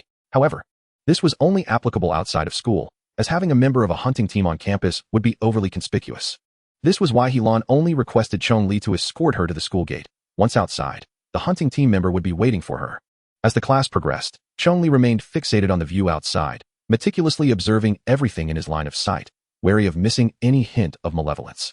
Alas, nothing transpired. Though there were pests like Gu Ziheo and Chen Yusen, they were but a minority in this research university affiliated with the camphor tree. However, just as class was about to conclude, Chong Li's gaze caught sight of an unusual figure. The individual stood in the same spot for a considerable time, and due to the trees obstructing his view, Chong Li could not discern his features. He could only confirm that the person remained stationary. Moreover, Chong Li had an inkling that the individual was watching him as well. After a prolonged moment of mutual observation, Chong Li extended his palm toward the direction of the stranger and murmured something under his breath. In an instant, all the leaves between them flew into the air as if stirred by a gust of wind. Finally, he beheld the person, a freshman who seemed to have recently enrolled, still carrying the youthful exuberance of having just completed the college entrance examinations. Chong Li's guess proved accurate. The newcomer was indeed watching him. And after the leaves were swept aside, he smiled gently and nodded at Chong Li, as if he had anticipated this very action. Ding!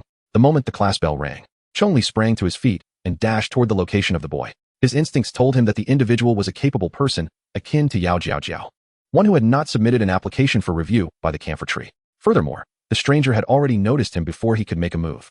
Chapter 42. An odd intrusion. Chong Li bolted out of the academic building and arrived at the spot where he had just seen the boy. Hello. Upon seeing Chong Li approach, White-tailed Deer greeted him with a warm smile, extending his hand. You may call me White-tailed Deer. The boy's appearance was strikingly delicate, leading Chong Li to mistakenly think he was a girl at first glance. After a momentary pause, Chong Li reached out and shook his hand. Is White-tailed Deer your sequence name? Yes. The boy nodded, showing no intent to conceal his identity as a capable individual. My ability allows me to perceive everything happening around me, including the rustling of leaves, the flow of air, and even the heartbeat of a person. For instance, your heartbeat is currently 113 beats per minute. Are you puzzled? Hearing this, Chong Li's brow knitted in concern. This boy seemed a bit peculiar. Why would he reveal his abilities to a stranger right off the bat? Yet, his smile radiated warmth and brightness, devoid of any hostility. I am a combat-type sequence. Chong Li nodded, initially intending to mention the honey badger, but swallowing the words at the last moment. Ha, great. Finally, I found a fellow capable individual at school. White-tailed Deer grasped Chong Li's arm, brimming with excitement. Forgive me for being a bit overly enthusiastic. I have never encountered someone like me in school before and have always felt like an outsider. White-tailed Deer looked at Chong Li with an earnest gaze, as if meeting a fellow townsman in a foreign land, ready to pour out his grievances.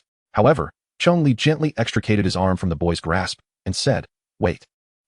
First tell me, how did you know I was also a capable individual? Despite White-tailed Deer's sincere gaze and cheerful demeanor, Chong Li couldn't shake the feeling that there was something unsettling about his presence, as though the words spoken carried an inexplicable dissonance, as if deliberately binding the two of them together.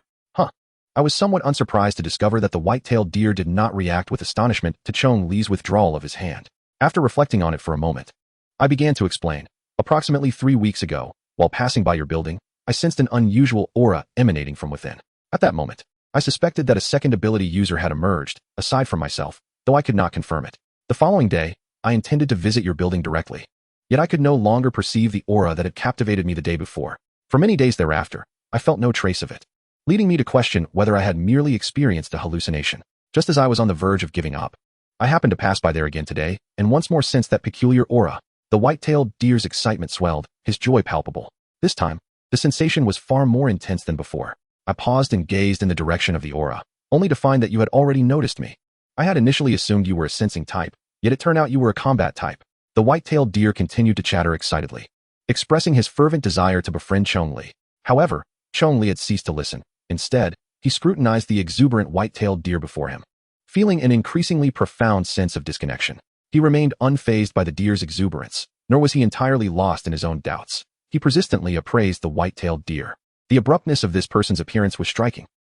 In the midst of their conversation, the white-tailed deer suddenly shouted without warning, interrupting Chong Li's thoughts. What is it? Chong Li inquired with a hint of wariness. Senior, it turns out you are a member of the camphor tree. The white-tailed deer exclaimed joyfully, as if he had discovered a new continent. Hey! The white-tailed deer's words struck Chong Li's heart like a hammer, prompting him to step forward and cover the deer's mouth. How did you come to know this? Chong Li was aware that, aside from Helan and the principal, no one at the school knew his true identity. How did this kid suddenly find out? Senior, you have a leaf shield in your pocket. Though his mouth was covered, the white-tailed deer continued to explain. I can sense everything around me. Just pretend you don't know. Understand? I have a mission at school. If this information leaks out, you will bear the consequences. Chong Li was beginning to grow weary of the white-tailed deer. Earlier, he had instinctively regarded the deer's identity as somewhat suspicious. Yet now, he was almost certain that this was merely an overzealous youth who blurted out whatever he sensed. The white-tailed deer seemed startled by Chong Li's sudden fierceness, nodding rapidly. Don't worry, senior. I won't expose your identity. I'll act as if I sensed nothing. That's good to hear. Observing the deer's frightened expression, Chong Li felt a sense of relief. This naive fellow likely lacked the audacity to spread rumors. I must take my leave. Chong Li gradually released his grip on the white-tailed deer's mouth. If you encounter anything strange at school, come inform me immediately. Oh, okay. After receiving the white-tailed deer's affirmative response, Chong Li left, his brow furrowed in displeasure. Yet, barely 10 seconds after his departure, the white-tailed deer's expression underwent a dramatic transformation. The sunny, cheerful smile vanished, replaced by a chilling, sinister grin, and the previously vacant look disappeared, replaced by a gaze filled with greed as he watched Chong Li's retreating figure. Though his sequence was called white-tailed deer, his eyes resembled those of a venomous giant lizard. As before, his gaze remained fixated on Chong Li, while he reached into his pocket and dialed the phone of the termite. I saw his leaf shield. He even mentioned having a mission at school. 100%, he's the newcomer who recently joined the Broken Spine. Understood, hanging up now? This time, it was the termite who ended the call first. In the pedestrian street of the university town, less than 500 meters away from the school where Chong Li was, a barbecue shop was bustling with patrons. The establishment was known for its delectable offerings, often filled even during the afternoon. The popularity of this shop stemmed not only from the delicious skewers, but also from the proprietor's hands-on approach, never adopting an air of superiority before staff or customers, and always serving generous portions. This earned him a loyal clientele. At that moment, the weary owner reclined in a chair before a fan, lost in thought. The lives of the Broken Spine as hummingbird and polar bear shall be repaid by you. Chapter 43, Buddha's Sound. After symbolically warning the white-tailed deer before departing, Chong Li did not encounter him again that day. With no classes in the afternoon, after the midday bell rang, Chong Li first escorted Helan to the school gate as promised, then proceeded to the library. Since their last meeting at the hospital, it had been quite some time since Chong Li had seen Teacher Jiang. Although he had encountered her during the recent anomalous creature cleanup, he had been in the guise of the 1998 honey badger, not as himself. Teacher Jiang, I'm here. Upon entering the library's main hall, Chong Li spotted Teacher Jiang bustling at the reception desk and hurried towards her.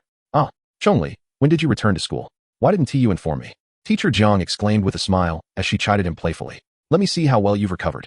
She set aside the forms in her hands and, like a concerned parent, stood up to scrutinize Chong Li, her eyes filled with care and worry. Oh, there's no need to fret.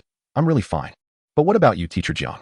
I heard that you were trapped here by that anomalous creature a couple of days ago. Chong Li gently urged Teacher Jiang back into her seat, his gaze instinctively drifting towards the column that had shielded her during her unconsciousness, used as a cover by Li Ling. Indeed, Teacher Jiang, of course, did not notice Chong Li's gaze. She merely shook her head in mild distress. Fortunately, the ability users arrived in time, and there were no injuries. It's just that I've been feeling quite unsettled these past couple of days and have had trouble sleeping. At that moment, Chong Li noticed that Teacher Jiang's demeanor and complexion were indeed much worse than before, as if she had suffered a severe mental blow. Yet this was hardly surprising. After all, She had exerted herself to the utmost to protect all the trapped students while diverting the attention of the mind-contaminating mimic octopus. This undoubtedly left her with a significant psychological impact, which was to be expected. Observing the fatigue etched on Teacher Zhang's brow and the strands of white hair that had appeared overnight, Chong Li's heart clenched painfully. He silently vowed to uncover the leader of the organization where the polar bear operated and bring him to justice. Teacher Zhang, you look so exhausted. Why are you still working here? Why not take a few days off? Chong Li expressed his concern. He had noticed that the damage from the recent battle in the library's main hall had mostly been restored, demonstrating the immense effort Teacher Zhang had made in collaboration with the school authorities over the past couple of days. Alas, I wish I could take a break. Teacher Zhang replied with a gentle smile, shaking her head. I have been in charge of this place for so many years, and with such a significant incident occurring recently. If I take a leave of absence, who will restore it? Oh, I see. Chong Li understood that this was unavoidable. Any level of post-disaster reconstruction necessitated a highly experienced individual to lead the effort, even for something as seemingly minor as a library. After inquiring if Teacher Zhang needed any assistance, Chong Li made his way to the library's book storage room. This was the very place where Teacher Zhang had instructed students to take refuge. The hall outside has been largely restored to its former state, yet within these walls, chaos still reigns. Remnants of the threads left behind by Lin Mo as he aided students in their retreat still visible. The threads have all fallen, clumped together. Chong Li extended his palm, gazing at the strands clinging between the ceiling and the books. The moment he uttered the command, the threads seemed to be governed by some formidable force. Every connection snapped, and they naturally coalesced into a small sphere in midair. Chong Li directed his palm towards the floating mass of silk, gradually bringing his fingers together. The silk sphere began to shrink until it transformed into a solid, snow-white orb, at which point he ceased compressing it. With a swift flick of his fingers, he maneuvered the diminutive sphere, now less than 2 centimeters in diameter, directly into the trash bin. This was merely the first step towards tidying up the place. However, he was taken aback by the delicacy of Lin Mo's threads, which, after being gathered from an entire warehouse, amounted to less than the size of a typical glass orb. After clearing all the threads, Chong Li took a deep breath and focused entirely on the scattered books strewn across the floor. Even with the aid of his ability to manipulate objects through the Buddhist chant, organizing thousands of books proved to be a monumental task. He first levitated all the books, causing them to float behind him like a flock of eager children, and began placing them back on the shelves according to their classifications. Although this method eliminated the need for constant back-and-forth running, the efficiency remained woefully inadequate. Next, he arranged the books from thinnest to thickest, categorizing them by page number, directing them to fly to their designated spots on the shelves. While this approach was somewhat faster than the previous one, it still lacked the necessary speed, particularly when it came to the thickest and thinnest books, which could not be further subdivided. After much vexation, Chong Li finally conceived an ingenious solution to sketch a chart of all the shelves and their classifications, holding it in hand while ensuring that all books faced him with their spines aligned. Within mere minutes, thousands of books had formed a towering wall of literature, reaching 3 to 4 meters high. Then, Chong Li controlled his shoes to elevate himself into the air. Starting from the top left corner of the wall, he examined the classification of each book and, referencing his chart, moved the volumes to their designated locations. This method proved to be significantly faster. With a flurry of motion, the speed and precision of Chong Li's object manipulation escalated as each book soared like a drone released from formation, swiftly and accurately returning to its rightful place. After about 10 minutes, having successfully maneuvered over 1,000 books back to their positions, Chong Li began to master his ability to control objects through the Buddhist chant. He could now simultaneously levitate himself while sending 3 to 4 books flying at once. At that moment, the warehouse seemed to be under the enchantment of a celestial being, with 40 to 50 books soaring gracefully through the air. Well versed in his abilities, Chong Li had even constructed a makeshift sofa from cardboard boxes, gliding around in midair. In less than half an hour, the organization of all the books was complete. The remaining small items were tidied up even faster. There was no need to lift a finger, merely a silent incantation in his mind, and the warehouse was restored to its original state. Of course, to maintain discretion, Chong Li lingered in the warehouse for a while after finishing before finally departing.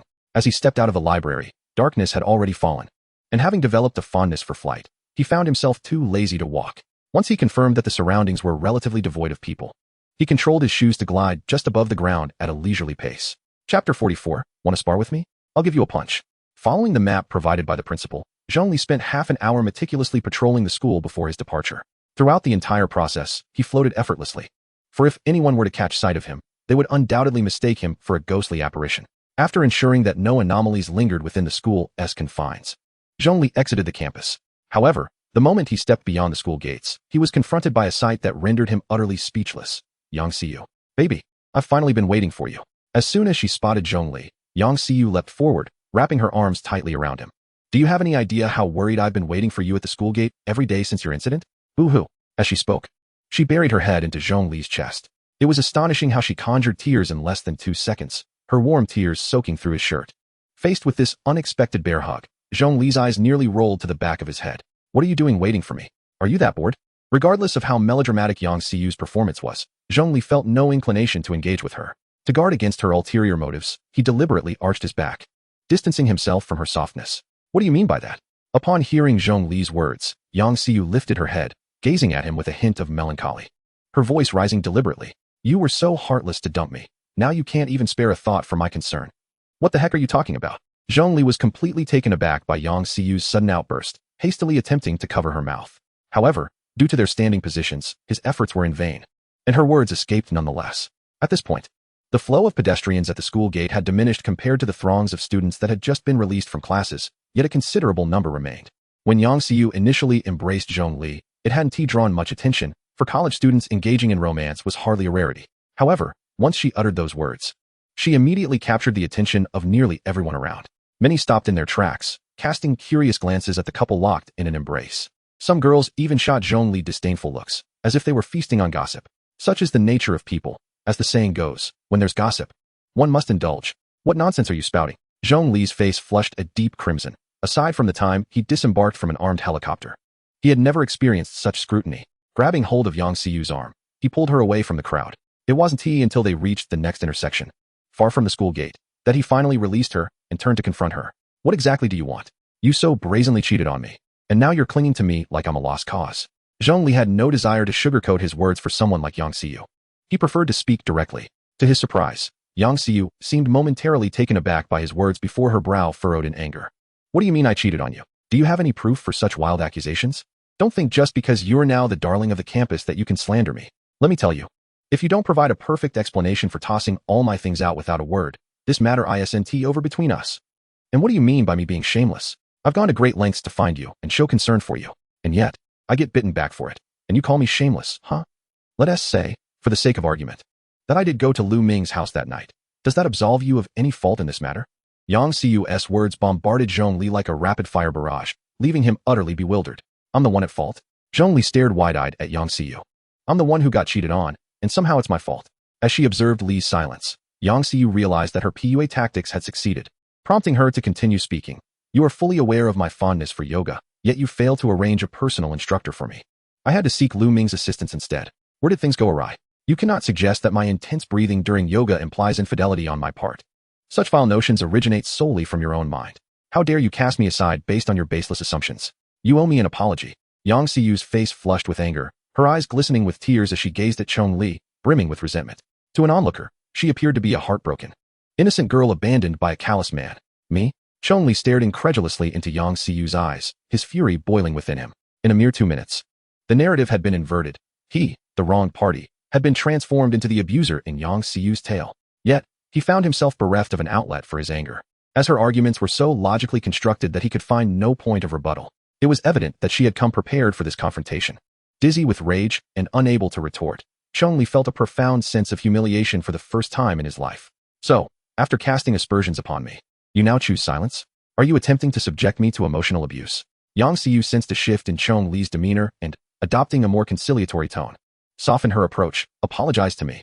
I can forgive you, and we can still be together. As she spoke, she took his hand, relaxing her voice further. I can overlook the fact that you discarded my belongings and failed to inform me of your move, but you must never speak of me in that manner again, understood? Pressing someone to their limits only to then adopt a more lenient stance is a common tactic of Yang Siyu's. Previously, Chong Li had never recognized this strategy, but now, having removed the rose-colored glasses of infatuation, he saw her true nature clearly. Yet, he struggled to find a counterpoint. The urge to push her away was strong. But lacking justification, he feared that any physical response would only reinforce her vile accusations against him. Just as Chong Li found himself utterly bewildered and uncertain of how to proceed, a cool yet gentle voice rang out nearby. Heh, you are quite the character. How can a woman be so shameless? Both Yang Siyu and Chong Li turned in surprise to see Yao Jiao Jiao, arms crossed and a look of disdain on her face, exuding an air of authority without aggression. And who are you? Yang Siyu retorted defiantly. Come on. Everyone is waiting for you to join us for dinner. Yao Jiao Jiao ignored Yang Siyu entirely, stepping forward to push her aside and take Chong Li's hand, leading him away. After taking a few steps, she turned back, regarding Yang Xiyu with the disdain one might reserve for a lowly creature. I suggest you keep quiet. If you dare to confront me, I won't hesitate to deliver a punch. You. Yang Xiyu trembled with rage at the unexpected interference from Yao Jiao Jiao. Yet she lacked the courage to retort, fully aware that Yao Jiao Jiao's gaze was devoid of jest. After a long pause, Yang Xiyu finally directed her ire at Chong Li. You slander me and now hide behind your new girlfriend? What kind of man are you? As her words faded, Yao Jiao Jiao abruptly halted, slowly turning to meet Yang Xiyu's gaze. With a tone reminiscent of a queen pitying a fallen courtesan, she remarked, if you claim my man is not a man, then what does that make you? Chapter 45. Come on, darling, let us go home. Yao Jiao Jiao's words struck Yang Xiyu like a slap across the face. Both stunned by her newfound assertiveness, Yang Xiyu and Chong Li exchanged bewildered glances. You. Yang Xiyu trembled with indignation, fists clenched, wishing to strike Yao Jiao Jiao, but lacking the courage to act. What's wrong? Are you flustered? Want to hit me? Yao Jiao Jiao released Chong Li's hand and stepped in front of Yang Xiyu, her cold gaze fixed upon her. Here's your chance, if you have the guts. Go ahead and strike. If not, then stay out of my way. At that moment, the intensity of her glare was palpable, rendering Yang Xiyu no more significant than an insect beneath her boot. In a display of unhesitating resolve, Yao Jiao Jiao raised her hand and delivered a sharp slap to Yang Xiyu's face. Put away your worthless expression. If you dare to retaliate, do so. If you lack the courage, bow your head and accept your place. Your threats do not intimidate me. With that, she turned her back on Yang Xiyu, as if she were inconsequential, grasping Chong Li's hand instead. Come on, darling, let us go home. Chong Li found himself in a daze, captivated by Yao Jiao Jiao's commanding presence as she led him away. The Yao Jiao Jiao he remembered was one who delighted in teasing him, leaving him blushing. The woman before him now was a regal figure, entirely transformed. After they departed, Yang Xiyu stood frozen for a long while, slowly regaining her senses as she touched her face. Did that wretched girl just hit me? This was the most profound affront she had ever endured, and during the humiliation, she found herself devoid of the will to resist. It felt akin to having one's head forced into a toilet, compelled to drink deeply, while being told it was delicious. After a considerable time, Yang Xiyu fixed her gaze on their departing figures, her expression twisted with venomous rage, her fists clenched tightly, her teeth grinding in fury. She had always been adored by men due to her looks and figure. When had she ever faced such a humiliating blow? Her hatred for Yao Jiao Jiao ignited a fierce desire for revenge within her, and for the first time, a murderous intent flickered in her mind. Just as this thought crystallized, a voice, as if descending from the heavens, echoed in her ear, ding. As the sound resonated, her vision blurred. After a moment of distortion, a small crystal appeared before her, inscribed with several lines of text. Name, Yang Xiyu. Gender, female. Sequence, 2038, the Viper. Sequence ability. Produces a saliva that induces emotional fluctuations. Possessing the most potent toxicity on Earth, even a milligram can kill several people. Staring at the sudden crystal panel, Yang Xiyu was momentarily stunned. Have I awakened an extraordinary ability? In the next instant, her expression shifted from hatred to ecstatic surprise. Even the heavens are on my side. Do you dare to look down on me? All of you shall perish. With a fierce growl, Yang Xiyu licked her finger with her now serpent-like tongue and took off running, her immediate objective being to eliminate the source of her humiliation, Yao Jiao Jiao and Chong Li. However, just as she turned the corner obscured by construction barriers, a hand suddenly reached out and seized her arm. No need to rush. Committing murder in broad daylight could attract unwanted attention. With your current capabilities, you won't survive until tomorrow. Yang Xiyu paused, her anger flaring as she turned to face her captor, a youth who appeared younger than Chong Li, dressed in ordinary clothing that belied a potential allure. What concern is it of yours? Yang Xiyu hissed menacingly. The sequence ability inscribed on the panel bestowed upon her an unparalleled confidence, prompting her to contemplate the possibility of flipping her wrist and eliminating this meddlesome young man on the spot. Greetings, I am Sequence 3001. You may call me White-tailed Deer, the youth said with a gentle smile as he gazed into Yang Xiyu's eyes. Swiftly, he pinched her wrist with his thumb and forefinger. Do not entertain thoughts of killing me. Haha, although I am yet unaware of your abilities, your intentions are all too evident. Charging recklessly like that, you would be dispatched by the woman beside Chong Li before you even reach him. White-tailed Deer cast a disdainful glance at the space between Yang Xiyu's fingers, deducing within mere seconds, just awakened? A toxin-type sequence? How intriguing, haha. What are you truly trying to convey by defending them? Yang Xiyu shot a venomous glare at White-tailed Deer, her eyes devoid of any civility. The murderous intent directed at Yao Jiao Jiao and Chong Li had clouded her reason, rendering her oblivious to White-tailed Deer's words. I am not defending them. White-tailed Deer tightened his grip on Yang Xiyu's wrist. I am saving you. A slight ache radiated from her wrist, momentarily clearing Yang Xiyu's mind. If you cannot even break free from my simplest restraint, what grounds do you have to believe you can kill Chong Li and that woman? White-tailed Deer regarded her with contempt, continuing. That woman's power far surpasses mine. Do not even think about it. Even the entire H05 District's reserve squad would struggle against her. He paused, gauging her reaction. With all this laid bare, do you still wish to proceed? Do you know her? Yang Siyu's emotions simmered down slightly as she regarded white-tailed deer with suspicion. Of course I know her. However, she ought to be dead by now. To see her here is rather unexpected. As he spoke, white-tailed deer turned to look in the direction where Chong Li and Yao Jiaojiao had departed. But what is even more astonishing is that she is still with the one who killed her, calling him husband. How fascinating, truly fascinating. Tell me, how does a 1998 honey badger manage that? Chapter 46, Colony Resonance. With that, white-tailed deer dismissed Yang Siyu from his mind and picked up his phone. Termite. You will never guess whom I just saw. Who? The voice on the other end, Termite, sounded languid and indifferent. Hummingbird, our supposedly deceased little hummingbird. And she is wearing the leaf shield emblem. Who? Upon hearing this, Termite sprang up from his reclining chair, startling those around him who were enjoying skewers. Hummingbird, wearing the leaf shield. You must be seeing things. Termite's sudden movement caused shockwaves among the patrons, but he paid no heed to their reactions. His mouth agape in astonishment as he began to fan himself with increasing urgency. Hummingbird had perished in battle, and he had remained calm, continuing to dispatch assassins. The Arctic bear had fallen, and he had remained unperturbed, shifting tactics and sending white-tailed deer to probe Chong Li's depths. Yet upon hearing that Hummingbird donned the leaf shield, his expression transformed into one of unprecedented astonishment. I would never mistake it. White-tailed deer would not be mistaken either, he reiterated. You heard me correctly. Our top assassin from Camphor Moth, Hummingbird, adorned with the leaf shield emblem, walked right past me. White-tailed deer's confirmation rendered Termite momentarily speechless, his hand holding the phone gradually lowering. He understood better than anyone the loyalty Hummingbird had towards their organization. With a flick of his wrist, a thin transparent crystal materialized before him. Name, Shenlong, gender, male. Sequence, 2138, Termite. Sequence ability, when resolute, can initiate colony resonance, creating a false sense of belonging. Hummingbird had been the first to enact colony resonance within Camphor Moth, her internal allegiance to the organization now indistinguishable from genuine belonging. It was akin to a mental brand.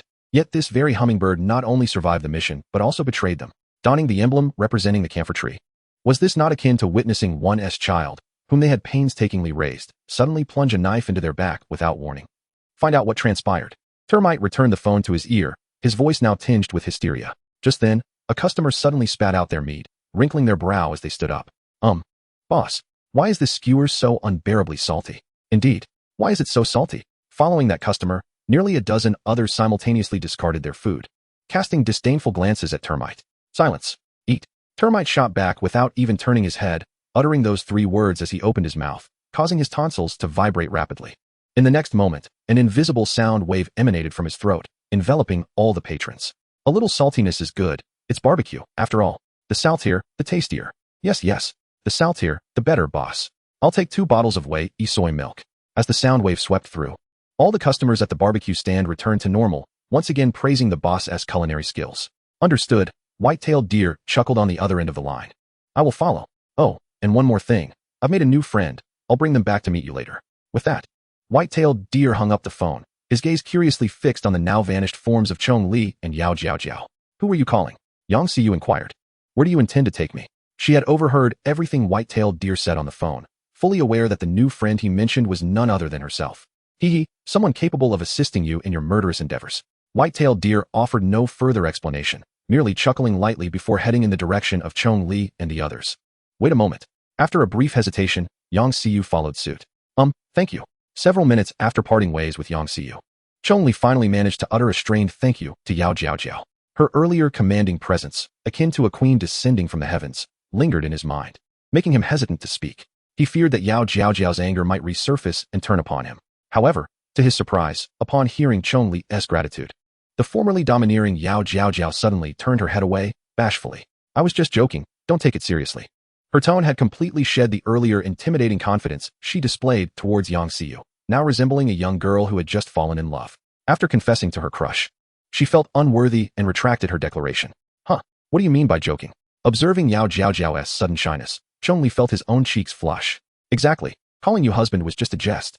Yao Jiaojiao seemed to expend all her strength to utter those words, her face now as red as a ripe apple. I know. Of course it was just a jest, Chong Li replied, his face burning to the roots of his ears. Yet, inexplicably, seeing Yao Jiaojiao in such a bashful state brought him a sense of secret delight. Following that, Yao Jiaojiao fell silent. Her head bowed in embarrassment as she quietly trailed behind Chong Li, boarding the bus that would take them directly to the Broken Spine Squad base. Throughout their meal at the training ground, Yao Jiao remained blushing, while Chong Li feigned a nonchalant demeanor, a facade of innocence. This curious behavior piqued the interest of those around them. Even Lu Li, typically the one to curtail idle gossip, found herself occasionally glancing inquisitively at the pair. Did these two just return from some mischief? Oh dear, let us not create a child at our base. Has Chong Li taken any precautions with that child? No. I must check on Jiao's pulse tonight. After the meal, Chong Li insisted on keeping Shi Yu and Xin Xiao for sparring, while he cast frantic glances at Lu Li, urging her to take away Yao Jiao. The others then dispersed, each returning to their own homes. Ugh. Patrolling the community every day is so exhausting. Lin Mo stretched her 8 arms lazily as she exited the base, intending to take a leisurely stroll and perhaps indulge in some snacks. Unbeknownst to her, in the shadows at a distance, a pair of eyes, one male, one female, were fixated upon her. Is that the funnel web spider from the Broken Spine Squad? Yang Xiu inquired. Indeed, Bai Waidalu responded without turning, his gaze seemingly ensnared by Lin Mo. You've never seen her before? Why are you staring so intently? There are plenty of photos and videos of her on the forum, Yang Xiu queried, puzzled by Bai Waidalu's peculiar expression. I have seen her, Bai Waidalu nodded. But don't you think it's rather cruel for a monster to stare at such an unusually formed individual with 8 arms? Yang Xiu was momentarily rendered speechless by Bai Waidalu's remark. Even she felt that his words were rather inhumane. What are we doing here? She asked him. Of course, we are here to eliminate everyone inside this base one by one. Bai Waidalu gestured towards the expansive Broken Spine Squad base. What? Yang Xiu gasped at his words. How could we possibly kill everyone in the Broken Spine Squad? This is unfathomable. Though she had awakened her sequence ability, her mindset still resonated with that of an ordinary person, instilling a natural reverence for the ability-wielding teams. How is it unfathomable?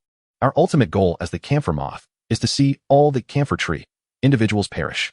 Bai Waidalu's eyes gleamed with a malice that was entirely unbefitting of his age. Seeing such eyes, Yang Xiu felt a chill run down her spine. Her goal was merely to eliminate the disgraceful Yao Jiao and Chong Li. She had never contemplated taking action against the entire camphor tree faction. Perhaps I should take my leave, Yang Xiu thought for a moment, feeling as if she had been ensnared by a terrifying organization, and she turned to leave. Go ahead. Bai Waidalu replied with an unfazed smile, not exhibiting any surprise or attempt to retain her. You may leave, but I cannot guarantee that you will survive until tomorrow. Yang Xiu's steps faltered immediately. It was not that she regretted her decision to leave, but rather she sensed the malevolent gaze upon her from behind, rendering her legs uncontrollable. She was certain that she would never escape today, nor in the future. If you choose not to leave, then come assist me with the task. Bai Waidalu continued to smile pleasantly, his tone deceptively benign, entirely incongruous with the threat he had just issued. What task? Yang Xiu mechanically turned around. Her eyes filled with trepidation as she glanced at this boy, who already resembled a demon without having done anything yet. With your mouth, gently puff onto this, Bai Waidalu said, casually plucking a leaf from a nearby bush and handing it to Yang Xiu. Onto this? Yang Xiu clearly did not grasp his intent, mechanically accepting the leaf. If I am not mistaken, your saliva is highly toxic, correct? Therefore, just a light puff will suffice to let a few droplets touch it, Bai Waidalu remarked, turning to observe Yang Xiu standing behind him. A gentle breeze wafted by, and Yang Xiu caught a faint scent of laundry detergent emanating from Bai Waidalu. He had positioned himself from the outset in a way that he could not be touched by her droplets, denying Yang Xiu any chance to retaliate. Bai Waidalu, one of the most alert creatures in the natural world, would react to even the slightest rustle of grass. With the leaf at her mouth, Yang Xiu followed Bai Waidalu's instructions and gently puffed onto it. She was uncertain if such a light action would even allow her droplets to contact the leaf. Excellent, Bai Waidalu remarked after Yang Xiu had completed her gentle puff. He then turned his gaze to the approaching Lin Mo, ensuring the wind direction and distance were optimal, instructing Yang Xiu to raise the leaf above her head. 3, 2, 1, release. The leaf floated from Yang Xiu's fingers, carried by the wind, wobbling as it drifted towards Lin Mo. Its trajectory in the air was nearly identical to Bai Waidalu's plan. Ugh, this photo is poorly taken, it's too blurry.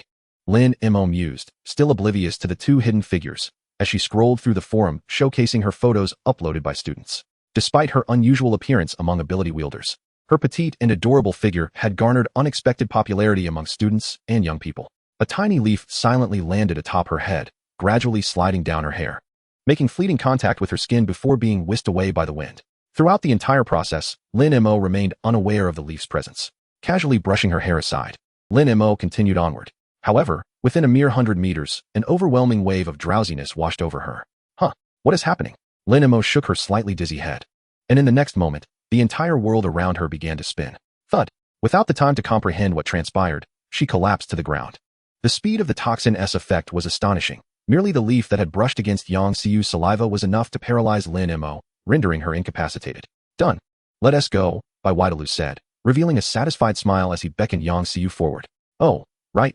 Put on a mask, before turning to approach Lin Mo. Manhwaedit retrieved a seemingly unused mask and tossed it to Yang Xiu. If you don't want to end up with corpses wherever you go, and be hunted down by both the camphor tree and the military, then put it on obediently. Captain, Xiao Mo hasn't returned since she went out. Wen Yuan frantically knocked on Li Ling's door. What is going on? Li Ling emerged from his room in his pajamas, looking as if he had just been about to fall asleep. Calmly now. Xiao Mo told me she was going for a walk after dinner. Wen Yuan's face was filled with anxiety. It's been 2 hours since she left. I thought she had just gone to buy snacks. But now it's been 5 hours. She isn't answering her phone. As she spoke, tears were welling up in Wen Yuan's eyes. She had not been this worried initially, but seeing Li Ling's increasingly grave expression ignited an unsettling premonition within her, making her emotions uncontrollable. Don't panic. She's been in the reserve team for over 2 years. Even if she's alone, she shouldn't run into anything serious. Li Ling reassured Wen Yuan. Although he said this, he felt a twinge of uncertainty himself. The mysterious individual whose identity remained unknown, who had appeared alongside anomalous creatures on campus and had ultimately perished under military missiles after being lured away by Chong Li, flashed in his mind. If it were a hidden anomalous creature lurking in the city, Lin Mo, as a mobile team member, would likely be fine. But if it were those mysterious individuals... Gather everyone, we need to go find her. Li Ling rushed towards the staircase without even changing out of his pajamas after speaking to Wen Yuan. However, he had barely taken a few steps when a small figure with 8 arms slowly ascended the stairs. Hey, Captain, Enin, why are you still awake at this hour? Chapter 48, a delightful barbecue restaurant. Xiao Mo? Where have you run off to? Upon spotting Lin Mo, Wen Yuan's delicate brows furrowed in an instant. The worry and fear etched on her face transformed into palpable anger. Did we not agree to take a stroll? You've been gone for so long without even a phone call to inform me. As she spoke, Wen Yuan approached Lin Mo, seizing her ear with a firm grip. Do you have any idea how much I worried about you? You are not permitted to go out for the next couple of days. Do you hear me? Her fierce demeanor resembled that of an elder sister fretting over her younger sibling. And Njia, please be gentle. I was wrong. Lin Mo winced as she was tugged by her ear, gritting her teeth in pain. Tell me, where did you go? Wen Yuan's grip remained unyielding, tightening even further, causing Lin Mo's ears to flush a deep red. I went to the northern part of the city to dine at a fantastic barbecue restaurant. Njia, please let go. Lin Mo flailed her arms in a comically desperate manner, clearly pained by the grip on her ear. If you ever do this again, I won't let you off so easily. Wen Yuan finally released Lin Mo's ear, the frustration on her face unmistakable. Oh dear, Njia, please don't be angry. Next time, will you accompany me? That place is truly delectable. Just a tad salty, hee. Lin Mo flattered, pulling Wen Yuan's hand towards their room. I won't eat. I'm on a diet. Come on, please. Njia is the best. You have to come with me. I said no, sighing as she watched the two depart. Li Ling murmured softly, as long as they're safe, that's what matters. Time for some rest. After yawning, he turned back to his own room. Barbecue. It has been ages since I last indulged. Perhaps I should ask Lin Mo and join in on the feast. The following morning, the entire team of the Broken Spine squad, including Chong Li and Yao Jiao, stumbled into the base cafeteria, still bleary-eyed. Besides their usual meals prepared by Lu Li at the training grounds, they often shared meals with the researchers in the cafeteria. Goodness gracious, Xiao Mo, what happened to you? Those dark circles under your eyes are alarming. Lu Li exclaimed upon entering the cafeteria and catching sight of Lin Mo. Were you up all night playing video games? The dark circles around Lin Mo's eyes were indeed startling. Her entire complexion appeared ghostly pale. It seemed more than just a sleepless night. She looked akin to a decrepit Qing dynasty zombie. Lin Mo let out a tremendous yawn, her eyes barely open as she placed stir-fried pumpkin vines onto her tray. No, Aunt Lu, I wasn't gaming. I went out for barbecue last night. The moment she mentioned barbecue, her demeanor shifted as if a surge of energy coursed through her, instantly revitalizing her. Barbecue. Oh right, Aunt Lu, will you accompany me to that barbecue restaurant next time? It's absolutely scrumptious. As she spoke, Lin Mo's hand trembled with excitement, the thought of that delectable barbecue already flooding her with dopamine. Me? Accompany you for barbecue? Lu Li was taken aback. Although the camaraderie among the team members was strong, Lin Mo and Wen Yuan never invited Lu Li to partake in youthful activities due to their age difference. Just as Shun Xiao and Jiang Che would never invite Li Ling to join them for gaming sessions. This child, has she not yet woken up? Lu Li thought to herself. What are you talking about? Just then, Shiryu approached with his own tray. Oh wow, Xiao Mo. Did you sneak out for a midnight feast? He was equally startled by Lin Mo's appearance. Stone brother, I discovered an incredibly delicious barbecue place last night. Will you join me next time? With Shiryu's arrival, Lin Mo's enthusiasm grew even stronger, to the point where she set her tray down, incessantly raving about how delightful the barbecue was and insisting that they must go together. Sure you, feeling somewhat bewildered, glanced at Lu Li, only to find her expression mirrored his own confusion. He too sensed that Lin Mo was acting rather strangely today. Why would she invite him, an adult, to join her for barbecue? Moreover, it wasn't a team-building event. Chong Li, I found a fantastic barbecue restaurant last night. Throughout breakfast, Lin Mo enthusiastically recommended the barbecue place to anyone she could find, until when Yuan once again seized her ear and led her away, finally restoring some semblance of quiet to the cafeteria. That restaurant. Sure you lifted his gaze to the group seated around the table, his expression turning serious. I hope they aren't adding anything questionable to the meat. Has this child become addicted? I think so. It looks like they added quite a bit. Shen Xiao chimed in immediately. Surely not. In this day and age, who would dare to cultivate such a thing? Jiang Che, who had remained silent until now, joined the discussion, as everyone engaged in a spirited debate about whether that restaurant was indeed adding anything dubious to the food. Yao Jiao furrowed her brows.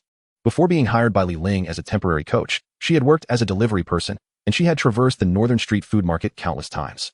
Never had she heard of a barbecue restaurant that was as outstanding as Lin Mo described. After breakfast concluded, the Broken Spine squad, having enjoyed a lengthy period of rest, received a new mission. This time, the task did not originate from the military, but rather from the community committee, which involved a small internet celebrity whose home had been burglarized. The stolen items were all food, and the house had been ransacked. He suspected that an anomalous creature had invaded his home, and he had been too frightened to return home and stream live for several days. Due to the simplicity of this task, it did not require the entire team to mobilize. Therefore, after careful consideration, Li Ling decided to send only Shen Xiao, who possessed search capabilities, and Jiang Che, who had long-range sniping skills, forming a standard pest control team to visit the victim's residence.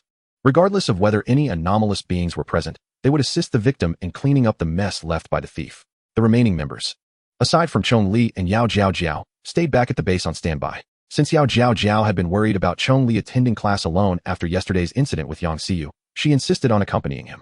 Chong Li found it difficult to refuse and reluctantly allowed her to follow him. Not long after they stepped out of the base, Yao Jiao suddenly tugged at Chong Li's sleeve. Chong Li, don't you think? Chong Li was momentarily taken aback, instinctively jumping back. Once he saw the serious expression on Yao Jiao's face and confirmed that she wouldn't suddenly blow air into his ear, he relaxed his awkward demeanor. What is it? Don't you think there is something off about Xiaomo? Yao Jiao spoke with a very serious expression. What's wrong? Isn't she just a bit gluttonous?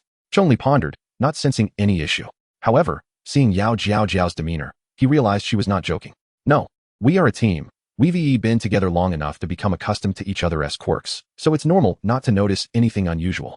But, Yao Jiao paused. Do you remember how much Xiao Mo detests having her 8 arms seen by others? During routine patrols, it's not so bad. With her helmet on, no one can see her face, and she doesn't care as much. But would someone so self-conscious willingly venture out to a crowded night market to eat barbecue at such a late hour? Chapter 49. On the other side of the wall, upon hearing Yao Jiao's words, Chong Li's expression grew increasingly grave. She was right. Lin Mo's insecurities had been pointed out to him by Shen Xiao on the very first day he met them. In their close-knit group, they had overlooked this aspect due to their camaraderie, naturally perceiving Lin Mo as an outgoing and charming young girl. Yet, as Yao Jiao had articulated, everyone had neglected one crucial point. When Lin Mo was not in the presence of her teammates, she remained a rather self-doubting girl. What do you think is going on? Chong Li inquired, furrowing his brow. I am unsure, yet I am perpetually haunted by the notion that I have encountered Lin Mo in this state before. Although I cannot quite place where. Yao Jiao, lost in thought, ambles ahead, with Chong Li trailing closely behind, patiently awaiting any recollections she might conjure. Perhaps it is merely a figment of my imagination, she muses, shaking her head after a moment. As their eyes meet, a faint blush graces Yao Jiao's cheeks. Why do you gaze at me with such anticipation? She exclaims, flustered, before promptly turning on her heel and sprinting back towards the base. I am not truly accompanying you to school. I merely wish to discuss this matter. This leaves Chong Li standing in bewilderment, pondering, what is her deal? I haven't said anything at all. After a brief moment of confusion, he finds himself invigorated by her retreating silhouette, with no one to shadow him. He can finally indulge his martial arts fantasies, which youth has not envisioned soaring through the skies. Now, endowed with the ability to fly and free from prying eyes, he felt compelled to take flight. Yesterday's brief levitation at school was merely a tantalizing taste. Without hesitation, Chong Li retrieves the leaf shield medal and combat helmet from his pocket, fastening one to his chest and the other atop his head. With a metallic scrape, the helmet, seemingly tailored to fit, envelopes his entire head. Here we go, he thinks, as the resonant power of the Buddha's sound begins to surge through his shoes and attire. Gradually, the force intensifies, lifting him gently off the ground. Wow. The thrill of watching the earth recede beneath him fills Chong Li with exhilaration. This is his inaugural flight. Unlike yesterday's mere floating, he is truly soaring like a bird. The power escalates further, and soon he finds himself at an altitude of several meters above the ground. As he ascends, the rush of air quickens, causing the fabric of his clothing to flutter. Upon reaching a certain height, Chong Li attempts to recline in midair, distributing his weight entirely upon the attire buoyed by the Buddha's sound. With renewed force, a tremendous thrust propels him forward like a missile. Yet, this unerring flight lasts only a few fleeting seconds before he begins to wobble due to the immense air resistance. It felt akin to extending one's hand out of a car window on a freeway, beyond a critical balance point. Even the slightest deviation in finger movements or wind direction could disrupt his equilibrium. In the next heartbeat, he feels a sudden loss of balance, as if he had stepped onto an invisible banana peel, plummeting toward the rooftops of a nearby community. 2 seconds later, yoo! A short gasp escapes his lips, followed by a cascade of childlike laughter echoing among the apartment buildings as Chong Li's figure shoots forth. I am a genius. Ha! If a speedometer were aimed at him now, it would reveal that his ascent speed had exceeded 160 kilometers per hour. The height continues to rise, revealing a panoramic view.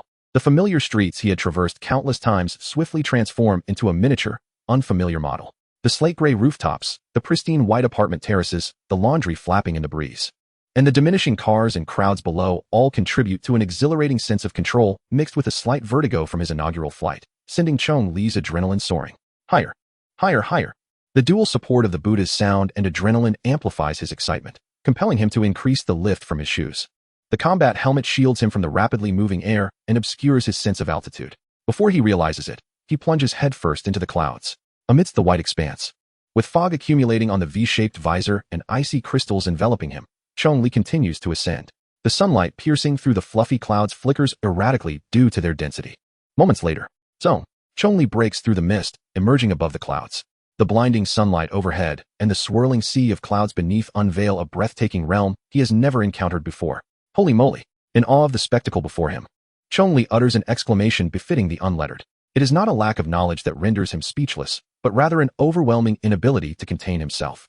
Witnessing something beyond the bounds of his imagination, his instinctive reaction mirrors that of countless others. Holy moly! Gazing into the distance, he is met with an even more astonishing sight, the anomalous defense wall. On the far horizon, a towering wall, breaking through the cloud layer and nearly level with his altitude, comes into view. Since he can remember, even through online images, he has only glimpsed the anomalous defense wall. This is his first encounter with its summit. All that remains of humanity lies beyond this wall, while the other side harbors a world ravaged by anomalous creatures.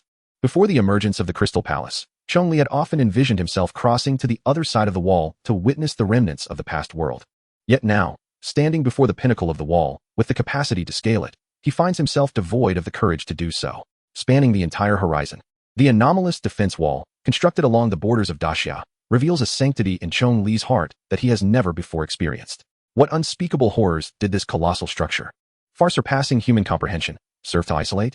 What hell lies behind this imposing edifice, standing sentinel before the dwindling sparks of human civilization? For the first time, Chong Li grapples with such perplexities. Chapter 50, Sequence 079. Desiring to fly over and glimpse what lies beyond, he feels an unquenchable curiosity. Yet, even with the backing of 009, he cannot muster the bravery to confront it. It is not the fear of the anomalous beings outside that paralyzes him, but rather a profound reverence for the civilization that has been obliterated. He is not yet ready to face the brutal truth. With this thought, he loses the inclination to continue gazing at the sea of clouds, dissipating the lifting force beneath his feet, and begins to plummet freely through the cloud cover. Moments later, the outline of the city reappears before him. At that instant, a menacing screech erupts from his left rear. The moment the cry resounds, every hair on Chong Li's body stands on end. It feels as though he has been targeted by a colossal ancient beast. Instinctively, he turns to look, spotting a gigantic avian creature swooping toward him from approximately 2 to 3 kilometers above. Its trajectory is unambiguously directed toward the anomalous defense wall he had just observed. This is, as the shadow looms before him, unwelcome memories flood Chong Li's mind. The overshadowing wings, the nauseating stench of blood, and the excruciating agony of being corroded. This is the last memory he holds from before he obtained the Crystal Palace, when he was merely an ordinary human. Damn it! Another one is coming? Chong Li's gaze remains fixed on the colossal shadow hurtling toward him. Shouldn't there be an array of heavy defensive armaments stationed on the wall? How on earth did they manage to fly past? Chong Li swiftly adjusted his posture, once more applying the control capability of Buddha's sound to his clothing and shoes, and then soared directly towards the colossal bird. It was imperative to intercept and eliminate it in midair. It must not be allowed to descend into the city below. The tragedy that had befallen him must never be repeated. As the distance between them diminished, the bird's shriek grew increasingly deafening, and Chong Li could almost ascertain that this cry was one of its means of attack. Yet, to his astonishment, just as he closed in to within a kilometer of the giant bird, 2 lines of text suddenly appeared on his external visor. Biological image captured. Biological sequence retrieval in progress. Retrieval result 9991, sharp-tailed swallow. Oh, it possesses this functionality? The unexpected text provided Chong Li with a moment of delight. During his previous encounter with an anomalous creature while donning the helmet, he had been engaged in combat with his eyes shut, thus missing this feature. However, along with the surprise came a serious expression. The colossal bird that had nearly claimed his life was catalogued as 15649, the fierce bird. Though this one bore a striking resemblance to the fierce bird, its sequence far exceeded it. Moreover, Chong Li currently possessed no information about it beyond its sequence. Could I possibly defeat it with my current flying proficiency? A flicker of self-doubt crept into Chong Li's mind. But the distance to the sharp-tailed swallow left no room for uncertainty. His flying speed paled in comparison to that of the swallow. If he failed to eliminate it immediately upon collision, catching up would prove exceedingly difficult. The grim news from the apocalypse era, where high-speed aircraft collided with birds leading to disastrous crashes, flashed through his mind. There was only one course of action left. Chong Li resolved to emulate the bird, utilizing his diamond body to collide directly with the sharp-tailed swallow. With a roar, he maximized the thrust of Buddha's sound, and, out of affection, removed his helmet, clutching it tightly in his hand. With a diamond body strength of 27, colliding with a biological anomaly of sequence 9991 was, in terms of strength, a guaranteed victory. The distance of 1 kilometer evaporated in the blink of an eye, leaving less than 100 meters between them. As the moment of impact approached, Chong Li disdainfully closed his eyes. He could vividly envision the aftermath of shattering the sharp-tailed swallow, certain that he would be drenched in crimson amidst utter chaos. However, the anticipated collision never occurred. In the instant his eyes shut, he felt a powerful gust of wind sweep past him, causing him to nearly lose his balance once more. Steadying himself, Chong Li quickly turned to look. Strangely, the sharp-tailed swallow had vanished. There was nothing in the sky obstructing his view, yet it had completely disappeared. No trace was visible, no matter how diligently he searched. A creature with a wingspan of several dozen meters, clearly visible from kilometers away, had simply vanished. Surely, it must have evaded his collision. That was something Chong Li could rationalize, given his lesser flying capabilities. But how could such a massive creature just disappear in the blink of an eye? Could it have dived at supersonic speed into the city? Panic surged through Chong Li as he intensified the force beneath his feet, plunging downwards. 3 kilometers away, at an altitude of 2,000 meters, a charming girl cradling a prize-winning ragdoll cat stood serenely in midair. Habitually stroking her feline companion, she gazed blankly at Chong Li as he dove towards the city. Was he really attempting to collide with that bird? After a moment of astonishment, her expression transformed into one of sheer delight, as if she had just witnessed a spectacular performance beyond her wildest imagination. A line-level ability user, capable of flight, was attempting to physically collide with a body-level sharp-tailed swallow? Am I not dreaming? Where did he find such courage? No, wait, he can fly. How is he flying? A line-level individual flying. Am I dreaming? Could yesterday's mushrooms have been undercooked? No, they were definitely cooked thoroughly. The girl rambled on in a state of excitement for 2 minutes. From thoughts of Chong Li to what she would have for dinner, her excitement escalating with each passing moment. Ding ding ding. Just as she had immersed herself in her musings, a sharp ringing interrupted her. She tapped her earbud lightly to answer the call. What's up, Yinjia? What are you doing? You've been gone for ages. We're all waiting for you to start the meeting. A cool, detached voice responded from the other end. Oh right. The meeting. The cold voice jolted the girl from her reverie, and she suddenly remembered she had a meeting to attend. I'll be there right away. Right away. Oh, by the way, Yinjia, you won't believe what I just saw? I encountered a sharp-tailed swallow that flew over the wall. It was huge. Really, truly gigantic. Before she could finish her sentence, her excitement took over once more. Stop, stop, stop. Just record what you saw on the crystal, and come to the meeting first, okay? The cool voice, well aware of the girl's tendency to ramble, promptly interrupted her. All right, the meeting. Just wait a moment, Yunjia. I'll be there soon. The girl hung up the phone and stepped forward. As she did, the space around her seemed to warp under some unseen force. And in an instant, she vanished from the sky. Within 100 kilometers, there was not a single trace of her presence. After a few casual steps, she summoned the crystal from her mind. Name, Do Kai Kai. Gender, female. Sequence, 079 tranquil. Sequence classification, memory sequence. Sequence development level, air stage. Recorded information. The mushrooms were delicious. Oh no, there was a line-level boy who was quite handsome. Chapter 51, Large-Scale Emergence. Once he donned the combat helmet again and plummeted from several thousand meters into the ground, Chong Li's expression grew even graver. Throughout his descent, Whether from 1,000 meters high or amidst the towering buildings of the city, he had seen no sign of the giant beast. It was as though it had truly evaporated from existence. Wow, an ability user. Look, everyone, an ability user is on a mission, indeed. Ability user. Look here, look at his helmet. It's the honey badger that withstood missiles alongside the anomalous creature last time. Chong Li landed in the largest CBD plaza of the H05 district, where, although the crowd was not as dense as it would be at night, hundreds of people witnessed his descent from the sky. Damn it, where could it have gone? Chong Li's focus remained fixed on the sky, searching intently, ignoring the throngs of onlookers around him. Yet, his efforts yielded no results. Military. Is there anyone from the military who can hear me? I'm a temporary member of the Broken Spine Squad, 1998 Honey Badger. Is anyone there? Desperate, Chong Li activated the communication function in his helmet, shouting into the military channel. If the giant beast had indeed entered the city, contacting Captain Li Ling would be too late. The only option left was to alert the military to facilitate a swift evacuation of the populace. Is anyone there? Is anyone there? The crowd's cheers grew louder, forcing Chong Li to shout even more desperately into the channel. But no matter how hard he tried, there was no response. Could it be that communication with the military channel only activates at the commencement of a mission? Cold sweat trickled down Chong Li's back. If that were the case, it would spell disaster. Honey Badger. Look here. May I take a photograph with you? Just one. Honey Badger. Observing that Chong Li showed no intention of leaving, the surrounding crowd gradually encircled him, their raucous chatter overwhelming his ability to think clearly. What on earth? Why aren't you running? Just as Chong Li was on the verge of losing his composure and shouting at the crowd, a sudden flash of insight struck him, reminiscent of when he attempted to control the insects. Good and evil weighed against each other, instantly quelling his burgeoning frustration. Indeed, the reactions of these people bore no resemblance to those who had witnessed a colossal beast descending from the sky. Chong Li's anxiety was swiftly assuaged as he lifted his gaze to the crowd. The instinct for emergency evacuation during an anomalous creature attack is etched in the DNA of every individual from a young age. If they had truly seen a giant beast in the air, no matter how fleeting the moment, they could not possibly remain so composed while observing him. This meant that it was not Chong Li who had lost track of the swift-tailed swallow. Rather, it had truly vanished without a trace. With that realization, he no longer felt the need to dwell on the matter. One possible explanation for the situation was that the military had discovered it beforehand and employed some formidable weapon to obliterate it in an instant.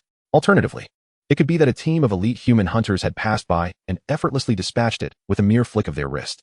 However, Chong Li was more inclined to believe in the former, as information regarding such elite forces had never even surfaced in forums. Just like the sequences above 009, they existed only in legend, unseen by anyone and merely speculated to exist.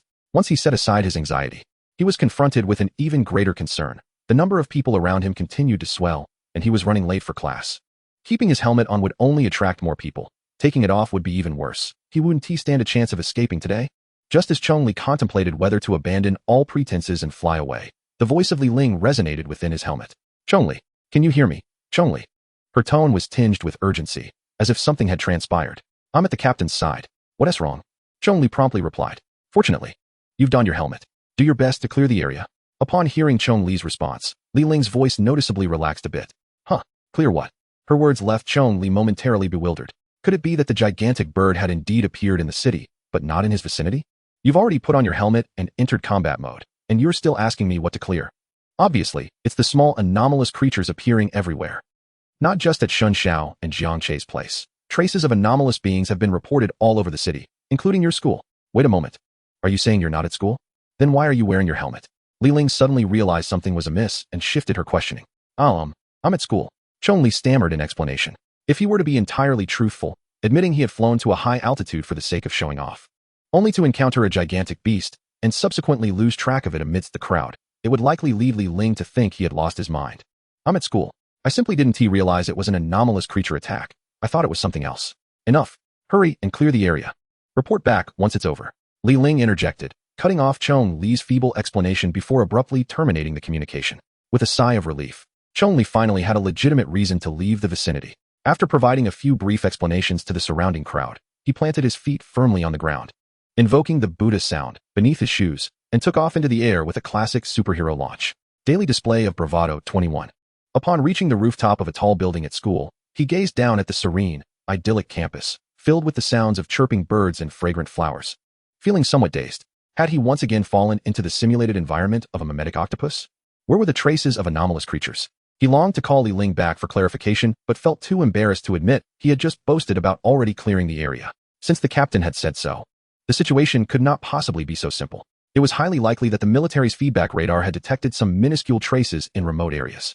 To avoid causing panic, they had yet to evacuate the faculty and students. With this thought in mind, Chong Li leaped from the teaching building and began searching in the seldom visited nooks and crannies of the school, following the terrain map provided by the principal. Sure enough, it wasn't long before he discovered some peculiar substances near the dining hall's waste disposal pipe. Dozens of slimy trails emerging from the grass by the riverbank, extending for over 10 meters before disappearing into the pipe. They resembled the remnants left by a gigantic snail. Their objective was the dining hall. Chong Li followed the pipe's direction towards the dining hall. It was breakfast time, and countless students were hurrying along the central avenue to seize the freshest steamed buns. Oh no! Chong Li immediately recognized the severity of the situation and dashed towards the dining hall. Old Lu, hurry and wash all the plates clean. The children have arrived. In the kitchen of the dining hall, a woman wearing an apron spoke irritably. I know. A middle-aged man known as Old Lu, cradling a large stack of bowls and dishes taken from the cupboard, carefully placed them in the washing sink. Although the dining hall offered a limited variety of meals, it maintained strict hygiene standards. Even though all the dishes had been cleaned before closing yesterday, they still required another wash before use today. What a hassle! What is the point of washing them so thoroughly every day? After placing the dishes into the sink and turning on the faucet, Old Lu rolled his eyes at the woman's back. Yet, despite his disgruntlement, he picked up a loofah and began scrubbing the dishes one by one. However, just as he had cleaned only a few plates, something strange at the bottom of the washing sink caught his attention.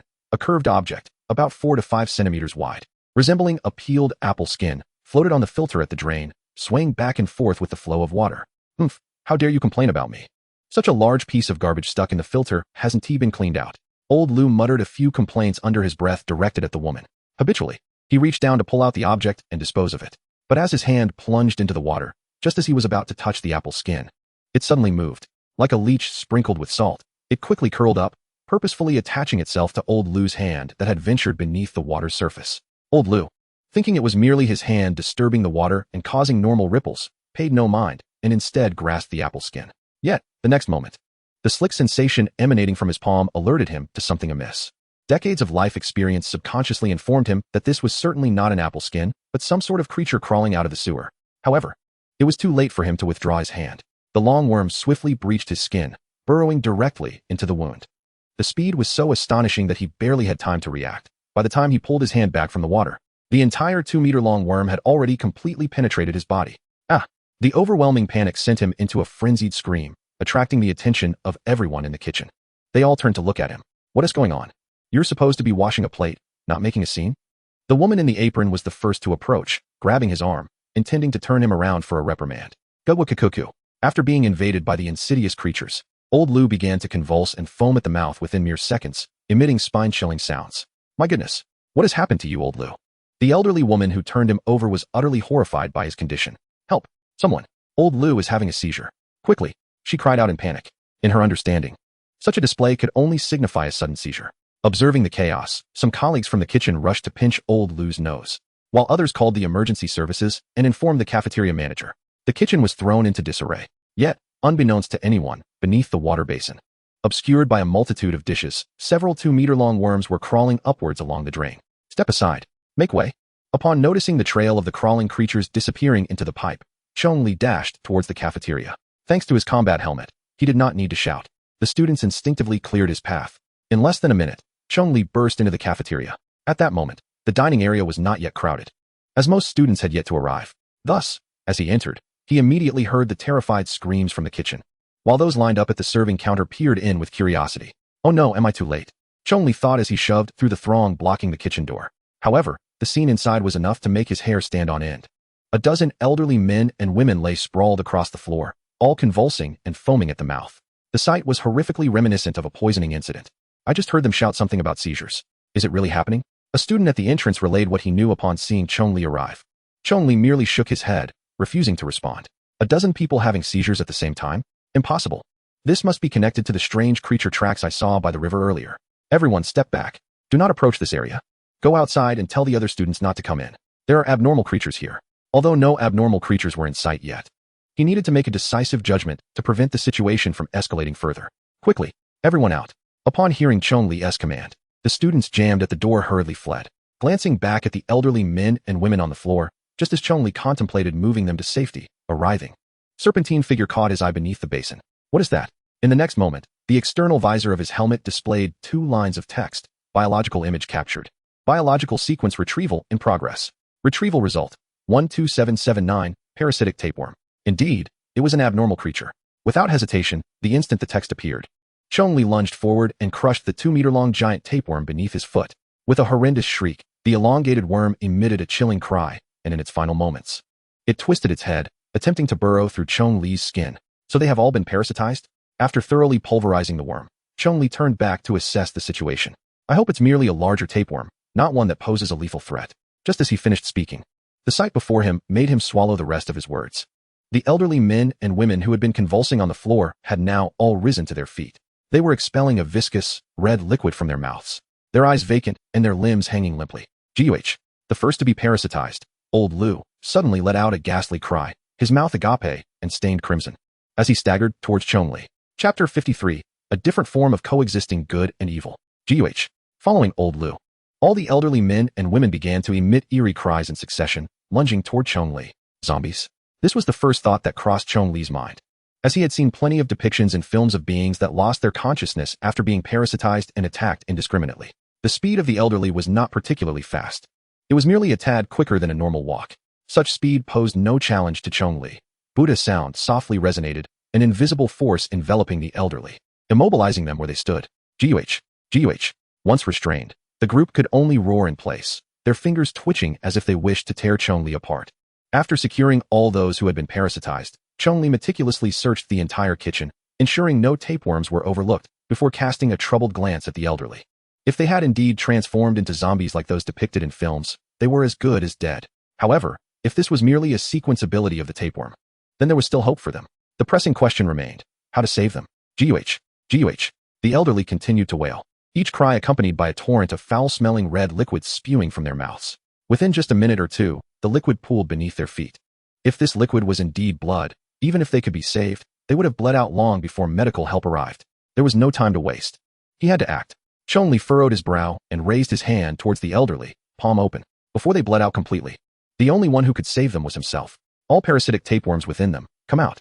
This was Chong Li's first time invoking Buddha sound in a declarative manner after becoming familiar with its use. He dared not mutter it silently, fearing it would affect the control precision of the sound and cost him precious time. Gurgle, gurgle. Moments after activating the Buddha sound, a cacophony erupted from the bellies of the elderly. Then, the abdomen of the nearest elderly woman suddenly bulged outward, as if something enormous was about to burst forth. Though her expression was devoid of emotion due to the parasitism, the veins on her neck and forehead throbbed violently, her eyes bloodshot as if they might bleed. The excruciating pain inflicted by the writhing tapeworm within her was evident. Stop! Stop! Just as the elderly woman's belly was on the verge of bursting, Chong Li halted the activation of the Buddha sound. No, this wouldn't do. He could not afford to give such an order. Within mere seconds, sweat began to bead on his forehead. This elderly woman, who might still be saved, almost perished under the control of his Buddha sound. The tapeworms inside them began to crawl up their esophagus and out of their mouths. After careful consideration, Chong Li activated Buddha sound once more. Just as he finished speaking, one elderly man further away let his head droop. In the next instant, a torrent of thick, viscous blood gushed forth from his mouth. A small portion even splattered onto Chong Li. The sheer volume of blood loss was undeniable. It was clear that this elderly man had succumbed completely. As his head fell, a thick parasitic tapeworm was visible, crawling beneath the skin of his neck at a speed visible to the naked eye. Following the directives of Chong Li, it twisted its elongated form, crawling out from the mouth of the elderly man, trailing a cascade of blood and froth. Stop! Stop! Stop! Stop! Chong Li nearly shrieked, his voice trembling with an unprecedented intensity, gazing at the lifeless head of the elderly man, whose countenance had drained of vitality. Chong Li was struck dumb once more after the interruption of the Buddha's sound. Did I kill him? He could scarcely comprehend that his intention to save had, in an instant, extinguished a life. Although the true culprit was the parasitic tapeworm, it was Chong Li who had commanded it to slay the old man. Ding!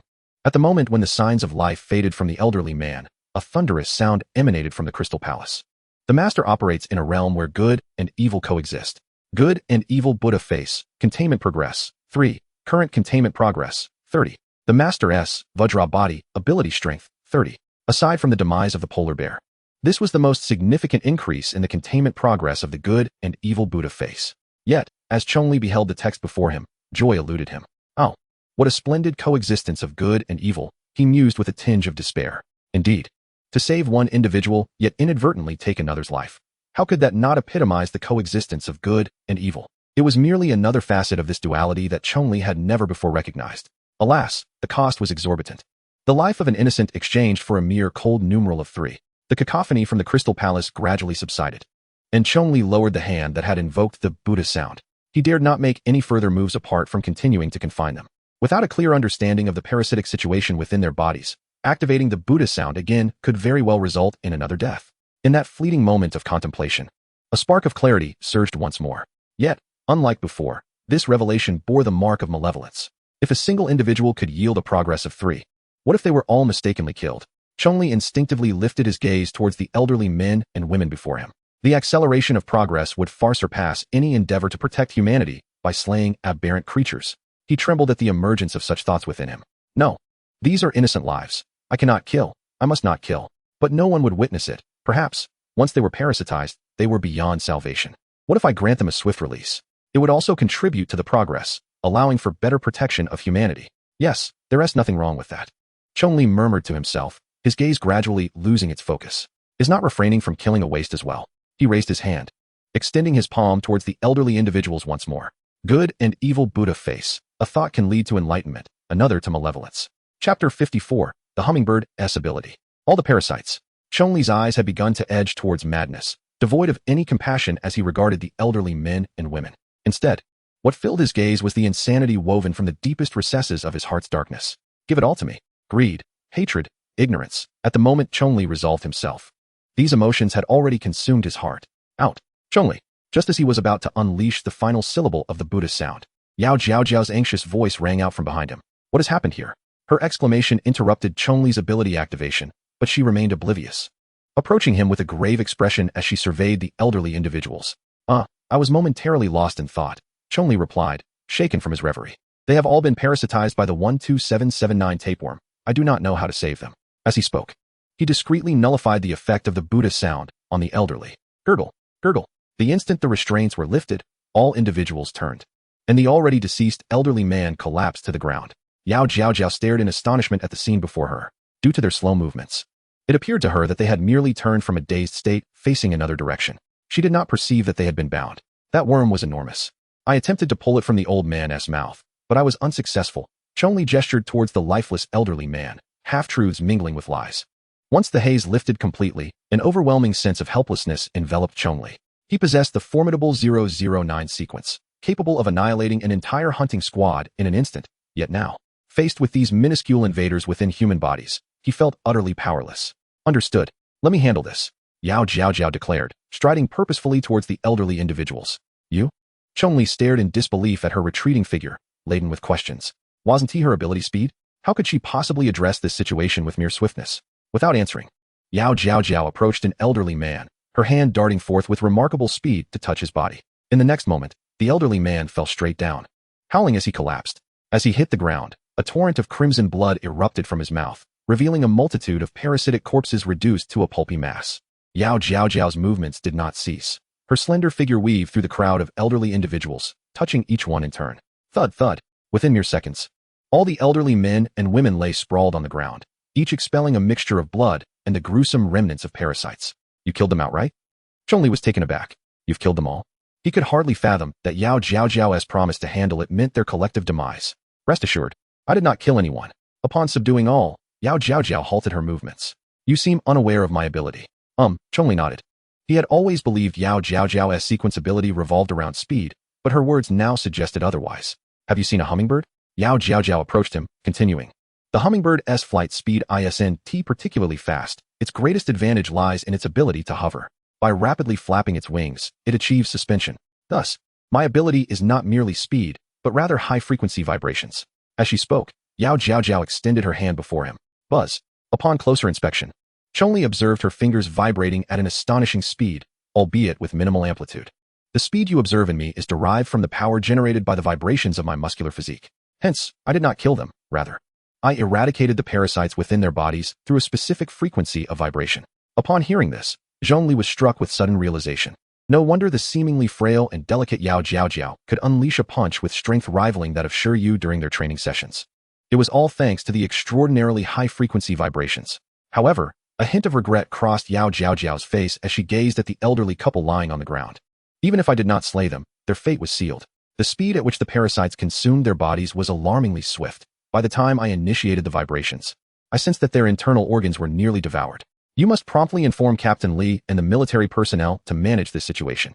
Having so many corpses piled in the cafeteria for too long will surely lead to bigger problems. Indeed, Chong Li nodded and activated the communication device in his helmet. Within half an hour, the military dispatched personnel to seal off the cafeteria and all adjacent drainage systems. After evacuating all students, they removed the elderly couple's bodies using specialized body bags. The military's efficiency was beyond doubt. Once they arrived, there was no longer any matter for Chong Li or Yao Jiaojiao to attend to, and they naturally departed. Yao Jiaojiao returned to the Broken Spine Squad's base, while Chong Li received a temporary task regarding the unclear situation with Shun Xiao and the others. Just as the military's biohazard transport vehicle was departing the school with the bodies, a white-tailed deer concealed within the woods by the central avenue revealed a maniacal grin. "Is it only one that you have slain?" Chong Li chuckled, finding the situation somewhat tedious. "If only a single life was taken, the common folk would hardly harbor any resentment towards you." Chapter 55, Shin Xiao? Jiangche? Captain, what exactly happened with Shin Xiao? After parting ways with Yao Jiaojiao and soaring through the air, Chong Li conversed with Li Ling. No response at all, regardless of how I call out. Neither Shin Xiao nor Jiang Che has replied. I suspect something has occurred that prompted them to disengage their combat helmets. Li Ling's voice conveyed a hint of concern. That shouldn't be the case. Hearing Li Ling's words, Zhong Li's brow furrowed further. He recalled that Shun Xiao and Jiang Che had gone to the community to assist in addressing reports of anomalous creatures stealing food. Yet, what sort of abnormal entity could compel both a radar-type and a sniper-type ability user to simultaneously remove their helmets? Zhong Li's flight was swift, and it did not take long for him to reach the location Li Ling had sent him. It was an old neighborhood. The exterior walls of the buildings, marred by peeling paint and entwined with climbing ivy, revealed that it had been constructed at least 2 decades prior. The residents of such communities were predominantly elderly individuals and laborers renting accommodations. Furthermore, the most distinctive feature of these age complexes was the haphazard arrangement of the buildings, lacking any discernible pattern. As Zhong Li strolled through the community, he craned his neck to read the building numbers, ultimately locating the one Li Ling had mentioned, Building 22. Shin Xiao and his team were operating on the 5th floor. Since it was past working hours, Zhong Li encountered no one as he ascended. Suddenly, as he reached the landing between the 4th and 5th floors, an ominous premonition washed over him. The door to the left on the 5th floor stood ajar, and within, silence reigned, devoid of any sound. Shin Xiao? Jiang Che? Zhong Li called out as he approached the open door, but was met with nothing but stillness. Could I have taken a wrong turn? Zhong Li mused, glancing again at the door number, 504. No mistake, this was indeed the right place.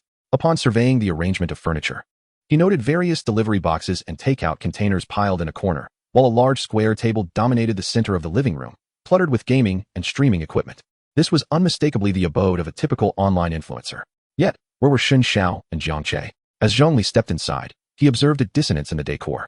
The delivery boxes and gaming devices exuded a modern technological vibe, yet the walls were adorned with faded, brittle traditional paintings and calendars that appeared to hark back over a century. While peculiar, this was not the most unsettling aspect. After all, these could have been relics left by a previous landlord, unrelated to the influencer renting the space.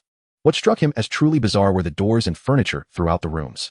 All the doors were constructed of aged wood, featuring old-fashioned wooden frames painted in a vibrant red, while the furniture appeared to be decaying wooden cabinets and chairs, their surfaces devoid of any varnish, as if they had been hastily placed there in their raw state. Even in broad daylight, these items sent chills down Zhong Li's spine. Shin Xiao? Jiang Che? As he took in the jarring disconnection between the decor and the contemporary setting, Zhong Li's sense of unease intensified. Just as he ventured a few steps further, a faint sound of running water emanated from behind one of the doors. That must be the bathroom. Shin Xiao? Is that you? Shin Xiao? Zhong Li hastened towards the sound, calling out, yet still received no response. Grasping the old iron handle of the door, he pushed it open with a creak, and as the door swung wide, a dim yellow light spilled out from the bathroom. Before he could fully comprehend the scene unfolding within, a metallic, sweet scent of rust invaded his nostrils. In the next instant, the sight that greeted him was akin to that of a hellish nightmare. Causing his pupils to constrict in horror, Jiang Che slumped against the toilet, his head unnaturally tilted to one side, his neck severed by some unknown force, leaving only a sliver of flesh connecting to his shoulder. The pristine white combat helmet he wore lay shattered, its fragments piercing his face and skull like bloodied bone shards. His arms hung limply, submerged in a pool of congealed blood, devoid of any signs of life.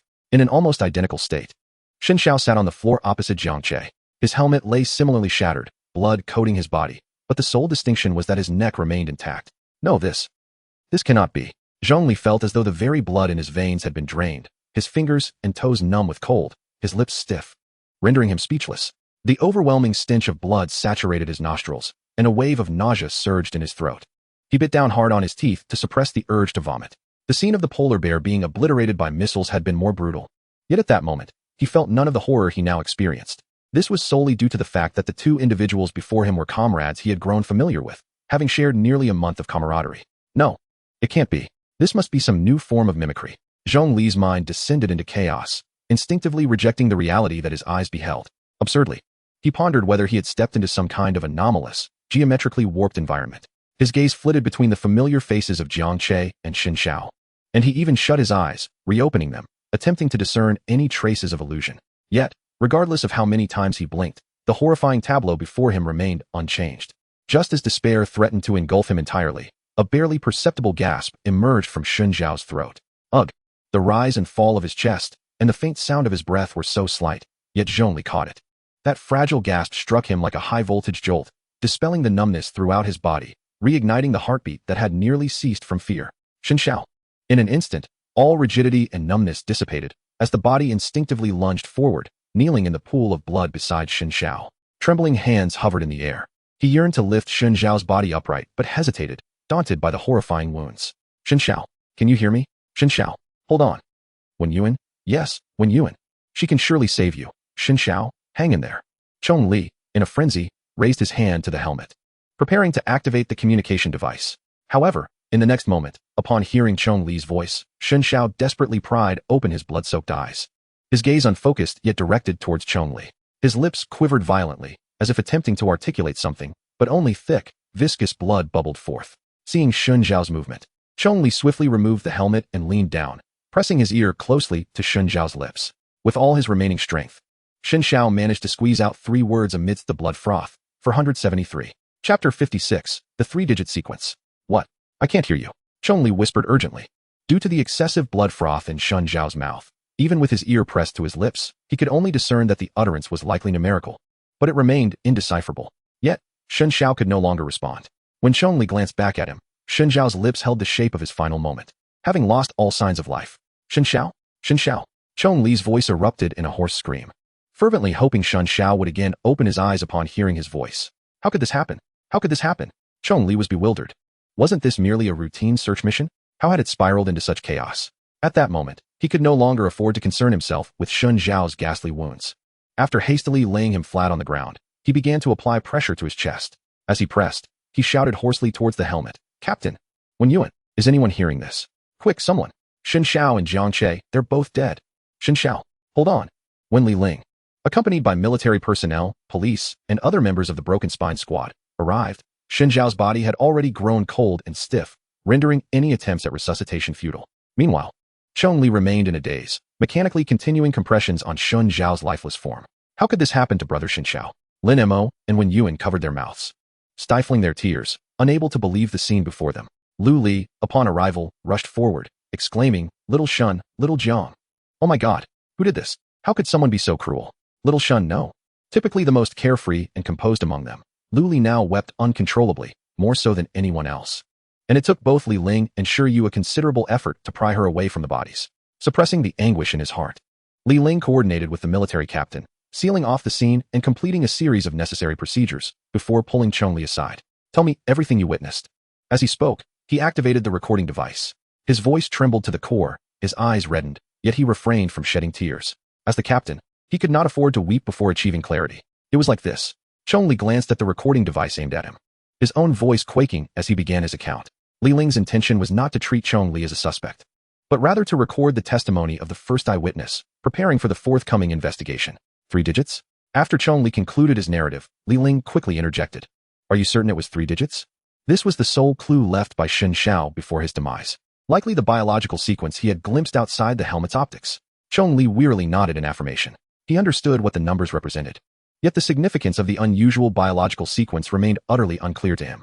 Although he frequently perused forums on anomalous creatures and received substantial education on the subject, all this knowledge amounted to mere hearsay, contributing little to real-life encounters. What was the first digit? Li Ling, suppressing his long-held sobs, inquired gravely. The first?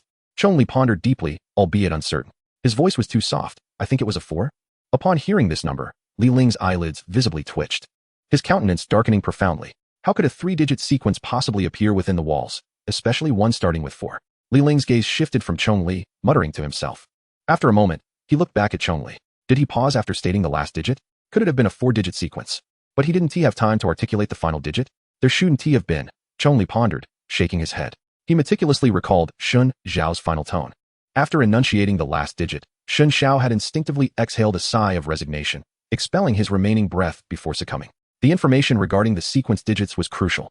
If it were a 4-digit number, he would have at least instinctively held his breath for a moment prior to stating the last digit.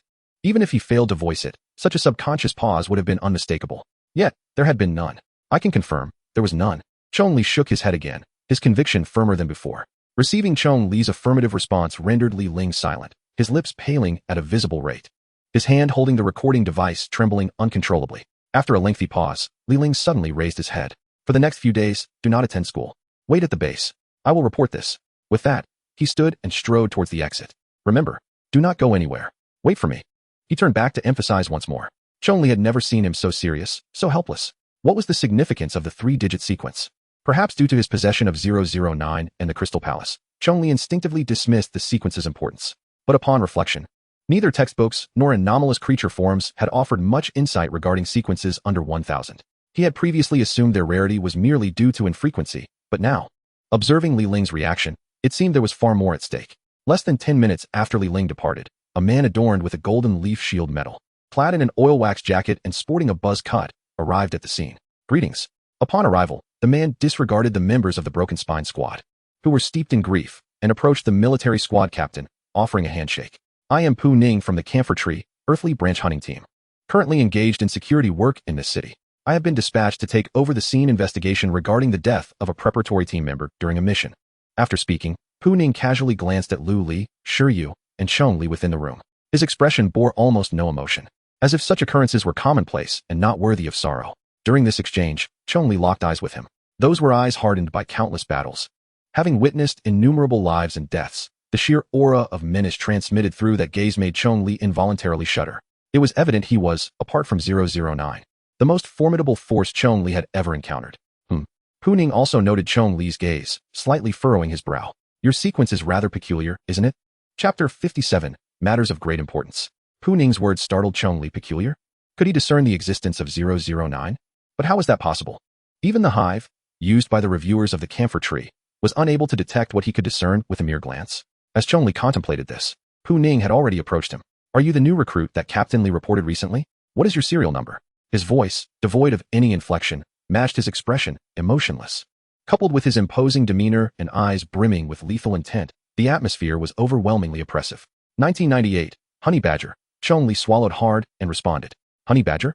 Pu Ning scrutinized Chong Li for a moment before unleashing a derisive chuckle. I must say, you are the first honey badger I've encountered. Where's your white hair? His gaze shifted to Chong Li's head full of black hair, revealing a complex expression that left Chong Li perplexed, part mockery, part skepticism. White hair? Chong Li was momentarily taken aback. Was it true that a honey badger with a serial ability would possess white hair? He had never heard of such a thing. More crucially, Pu Ning's claim of never having seen someone like him implied he had encountered other honey badger ability users. It was common knowledge that each serial ability user existed solely as a singular entity in the world, unless he had encountered the previous generation or multiple generations of the 1998 honey badger serial users. The good news was that he had not detected the presence of 009. The bad news was that he had indeed seen a honey badger ability user. Without a flawless excuse, he would surely reveal himself. After contemplating for a moment, Chong Li contemplated using the excuse that his white hair was too conspicuous and thus dyed black, but before he could voice it, Pu Ning interrupted. Forget it. No need to explain. It's of no concern to me. What is your name? His gaze shifted from Chong Li's hair to his eyes. Chong Li? Are you that classmate of Miss He? Pu Ning's expression shifted to one of surprise upon hearing the name. He had intended to turn away to inspect the scene, but instead sat down across from Chong Li. Miss He Lan? Chong Li pondered. The only person he knew with the surname, he who could afford to have an ability user from a hunting team address her as Miss was indeed He Lan. Pu Ning nodded noncommittally. However, he then fell silent, regarding Chong Li with a somewhat gossipy gaze. He stared for quite some time before finally standing up and commenting. You lad are rather fortunate. He then turned and headed towards the restroom where the bodies of Shun Xiao and Jiang Che lay. Fortunate? In what way? Yet before Chong Li could grasp what Pu Ning meant, his voice echoed from the restroom. All unrelated personnel, apart from the military, leave this place at once. The term unrelated personnel naturally referred to the members of the Broken Spine team, having lost 2 teammates and being labeled as unrelated personnel. Lu Li and Wen Yuan's expressions immediately darkened, and they rose from their seats, ready to demand an explanation. However, they were ultimately restrained by Shi Yu. Sister Lu. Shaolin, let it go. Let him say what he wants. The key is to find the murderer of Shen Xiao and Jiang Che. Let us go, let us go. He exchanged a glance with Chong Li, urging him to assist. Finally, with the combined efforts of Chong Li and Shi Yu, they managed to escort the furious Lu Li and Wen Yuan from the scene and back to the base. In the training ground of the Broken Spine base, an unprecedentedly heavy atmosphere enveloped everyone upon their return, and for a long while, silence reigned. Lu Li, usually adept at balancing the mood, was today the quietest of them all. Being the oldest, she had always treated her teammates as her children, and the unexpected demise of Shen Xiao and Jiang Che felt akin to a white-haired person mourning a black-haired one. The only 2 individuals in the training ground who did not share this heavy sentiment were Chong Li and Yao Jiao. Chong Li, having only recently joined the team, had yet to form bonds as deep as Lu Li's, while Yao Jiao, invited by Li Ling to assist in training Chong Li, had little interaction with the other team members aside from sharing a bed with Lu Li. After a prolonged silence, Lu Li was the first to leave the training ground. As she passed by a certain iron gate outside, she raised her fist and struck it with vigor, as if venting her rage upon the anomalous beings contained within. After Lu Li departed, the others gradually rose to leave, with no one discussing dinner plans. And Lin Mo did not cling to anyone for company to go out for barbecue.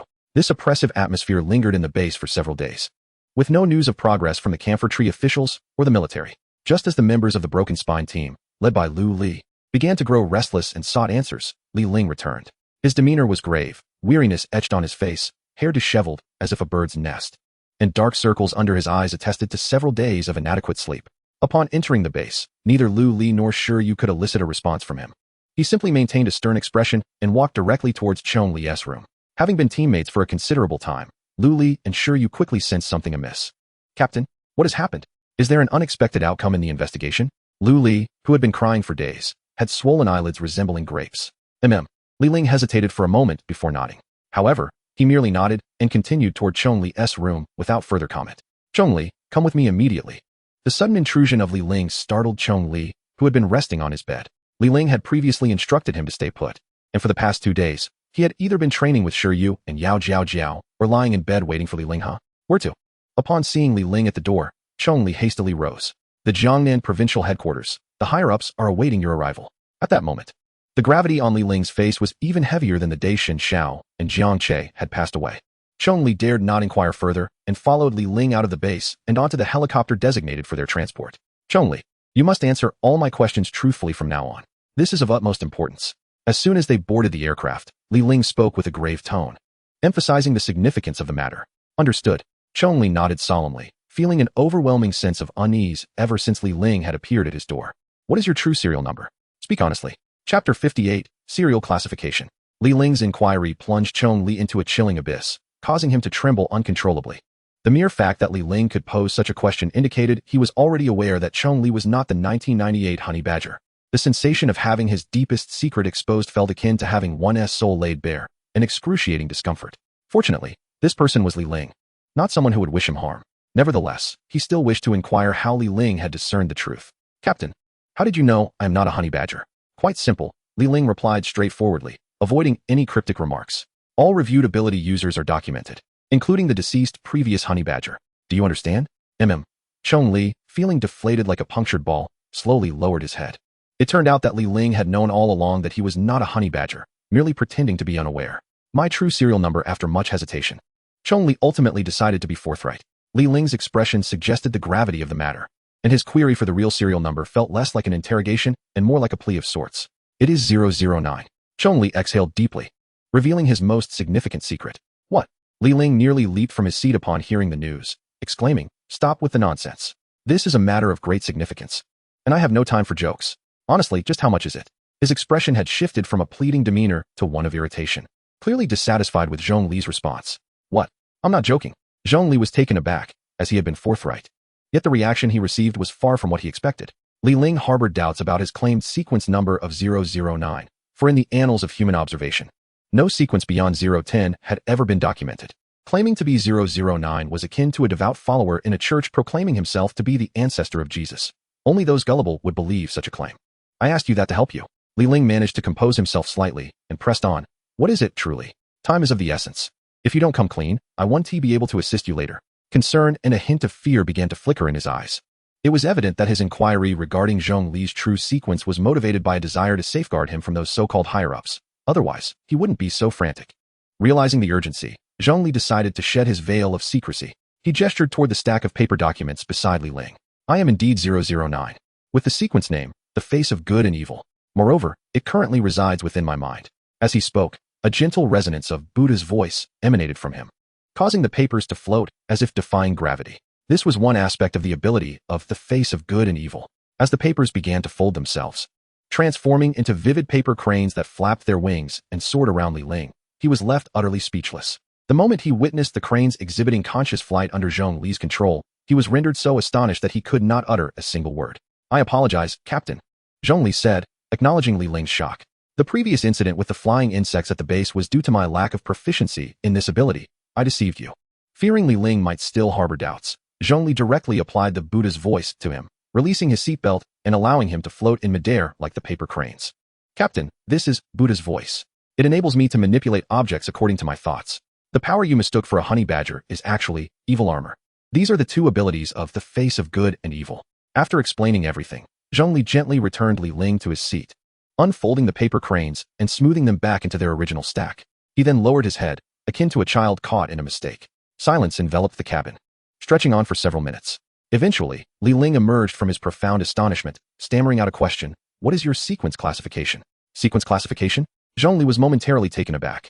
This was a term he had never encountered before. Even in the introduction panel of The Face of Good and Evil, these four characters had never appeared. What precisely is a sequence classification? He inquired, puzzled. The recent events had illuminated a crucial truth for him. While he possessed the sequence 009, it was akin to a child from a remote mountain village who had never seen a bicycle suddenly acquiring a sports car. The sports car was indeed impressive.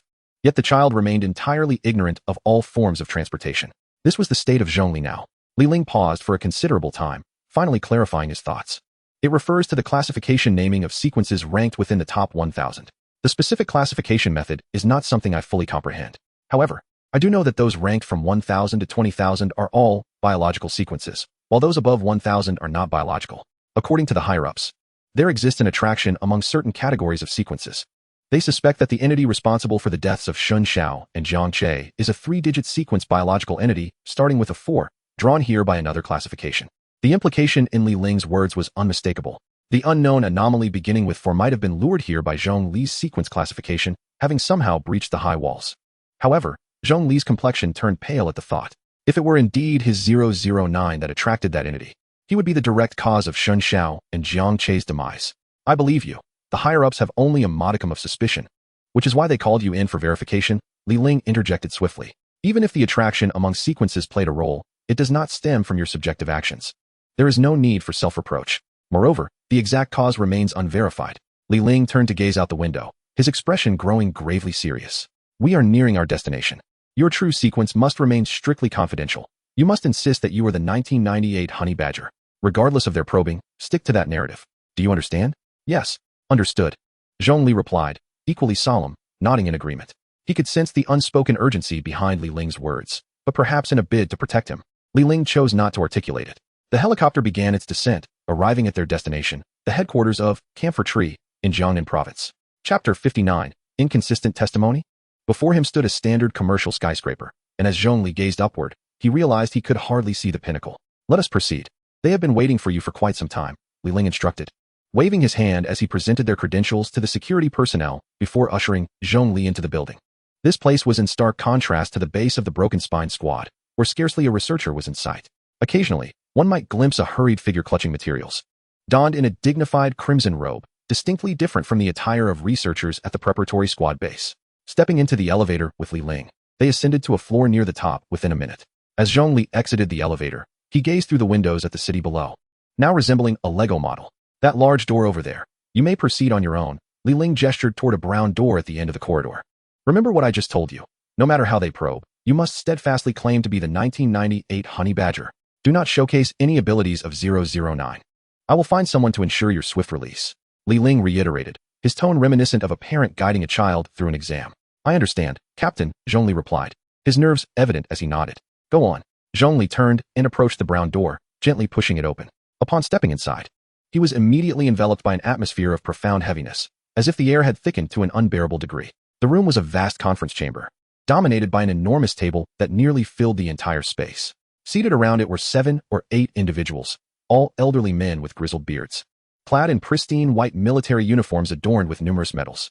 Their gazes and demeanor unmistakably indicated that they were not mere members of a hunting squad. The aura radiating from these men was starkly different from the earlier oppressive presence he had felt from Pu Ning. It was imbued with a singular connotation, authority. The disparity between Pu Ning's aura and theirs was akin to that of an ordinary soldier compared to a commanding general. The atmosphere that Chong Li had just experienced felt as though the very air had solidified, emanating from the aura surrounding them. Seated at the head of the table, the elderly man regarded Chong Li's entrance with an impassive expression, gesturing towards a position at the far end of the conference table. His deep voice bore an inherent weight, compelling Chong Li to sit without a moment's hesitation. You were the first witness, correct?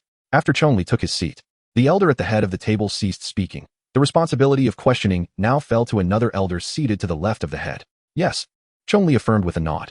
What did the anomalous entity that attacked your 2 teammates look like? The elder continued his inquiries. I didn't see it.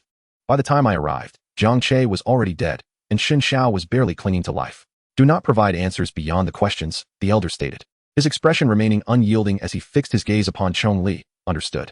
Before his death, Xin Xiao reported 3 numbers. Apart from you, is there a second person who can corroborate this? No. The elder's questions were incisive, treating Chong Li as if he were the primary suspect.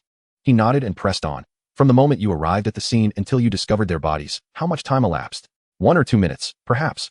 Despite the elder's formidable aura and probing questions, Chong Li felt no guilt, responding with remarkable clarity. Other than the bodies, did you observe anything unusual at the scene? The elder continued.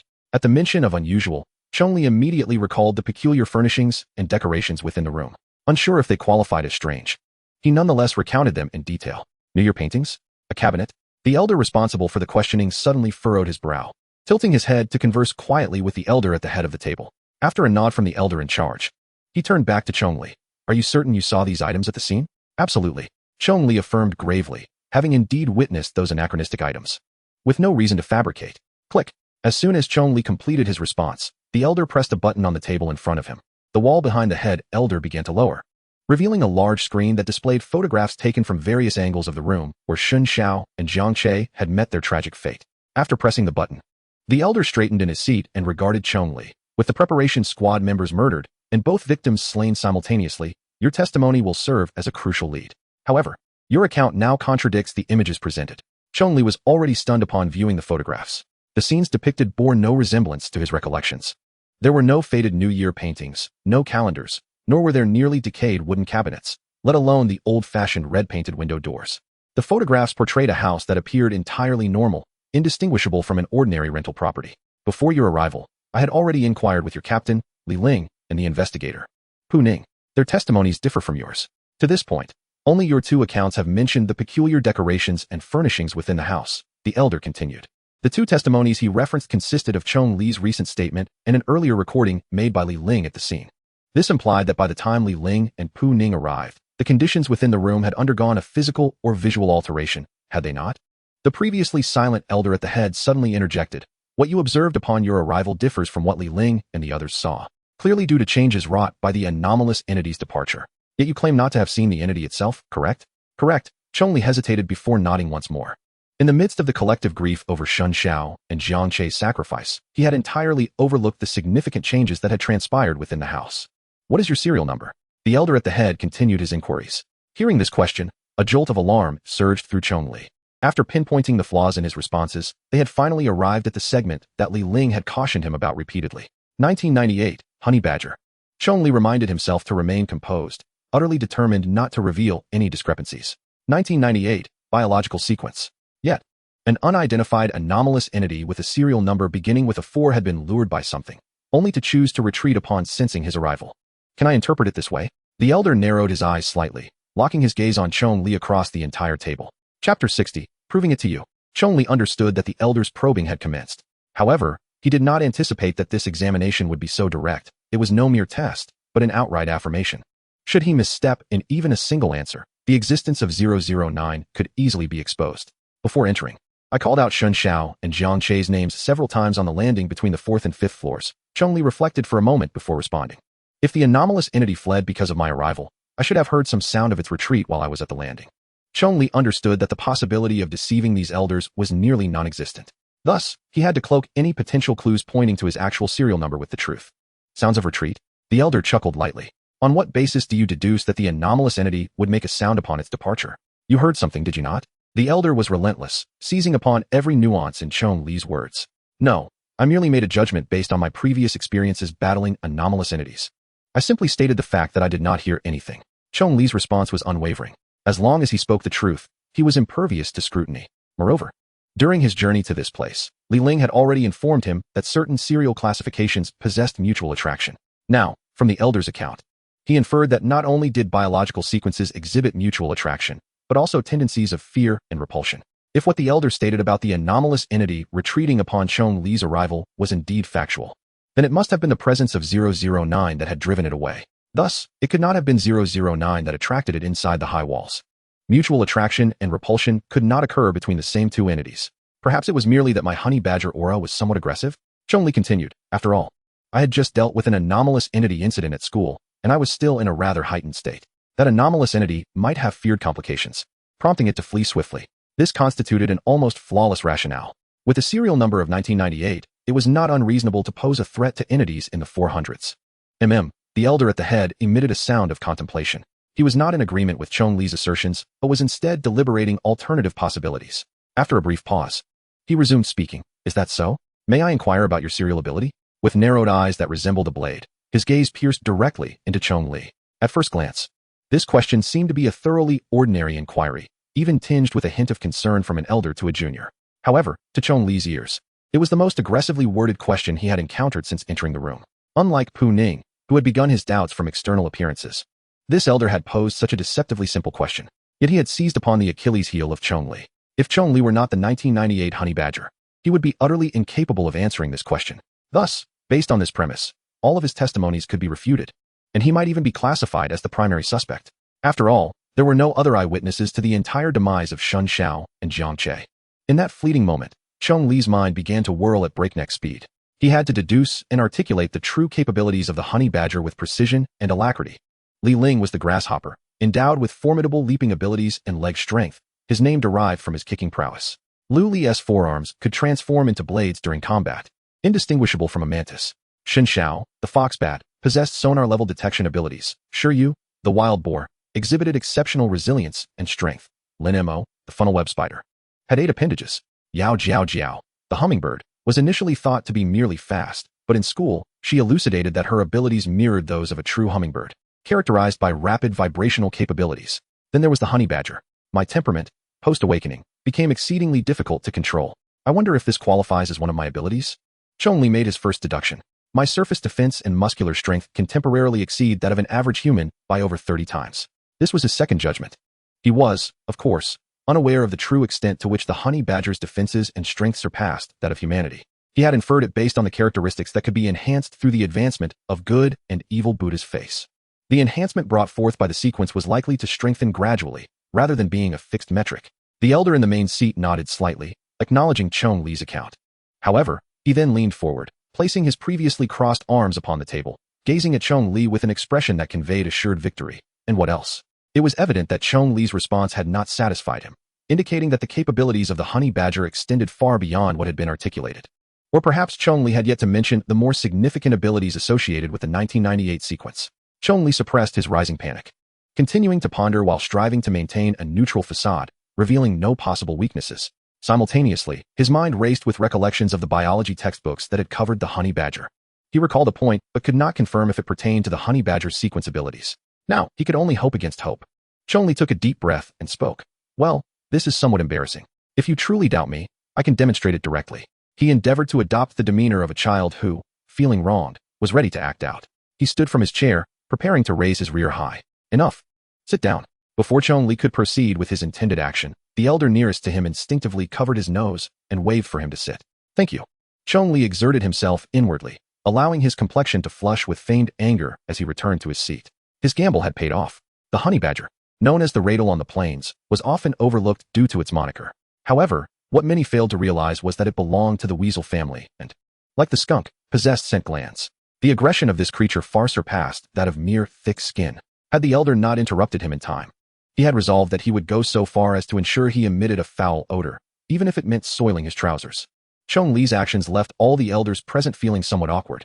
Indeed, the temper that flared at mere questioning was quintessentially that of a honey badger. Just as the elder in the main seat was about to speak, the door to the conference room was abruptly thrust open from the outside. A young girl, cradling a plush cat, appeared at the threshold. After surveying the room, she seemed to disregard the assembled elders entirely, directly addressing Chong Li.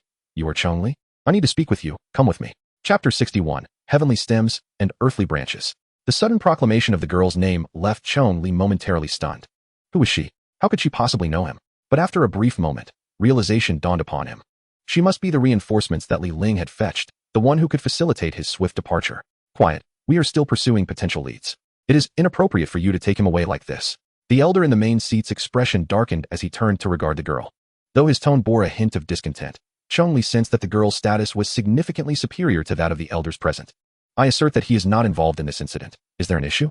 The girl replied softly. One hand cradled the plush cat, while the other stroked its head, her gaze never once meeting that of the elder. "What are you waiting for? Why are you lingering with this bunch of old fogies?" The girl casually gestured for Chong Li to follow her. Silence.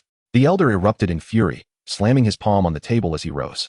His anger seemed less directed at the girl for wanting to take Chong Li and more about the indignation of having his authority disregarded.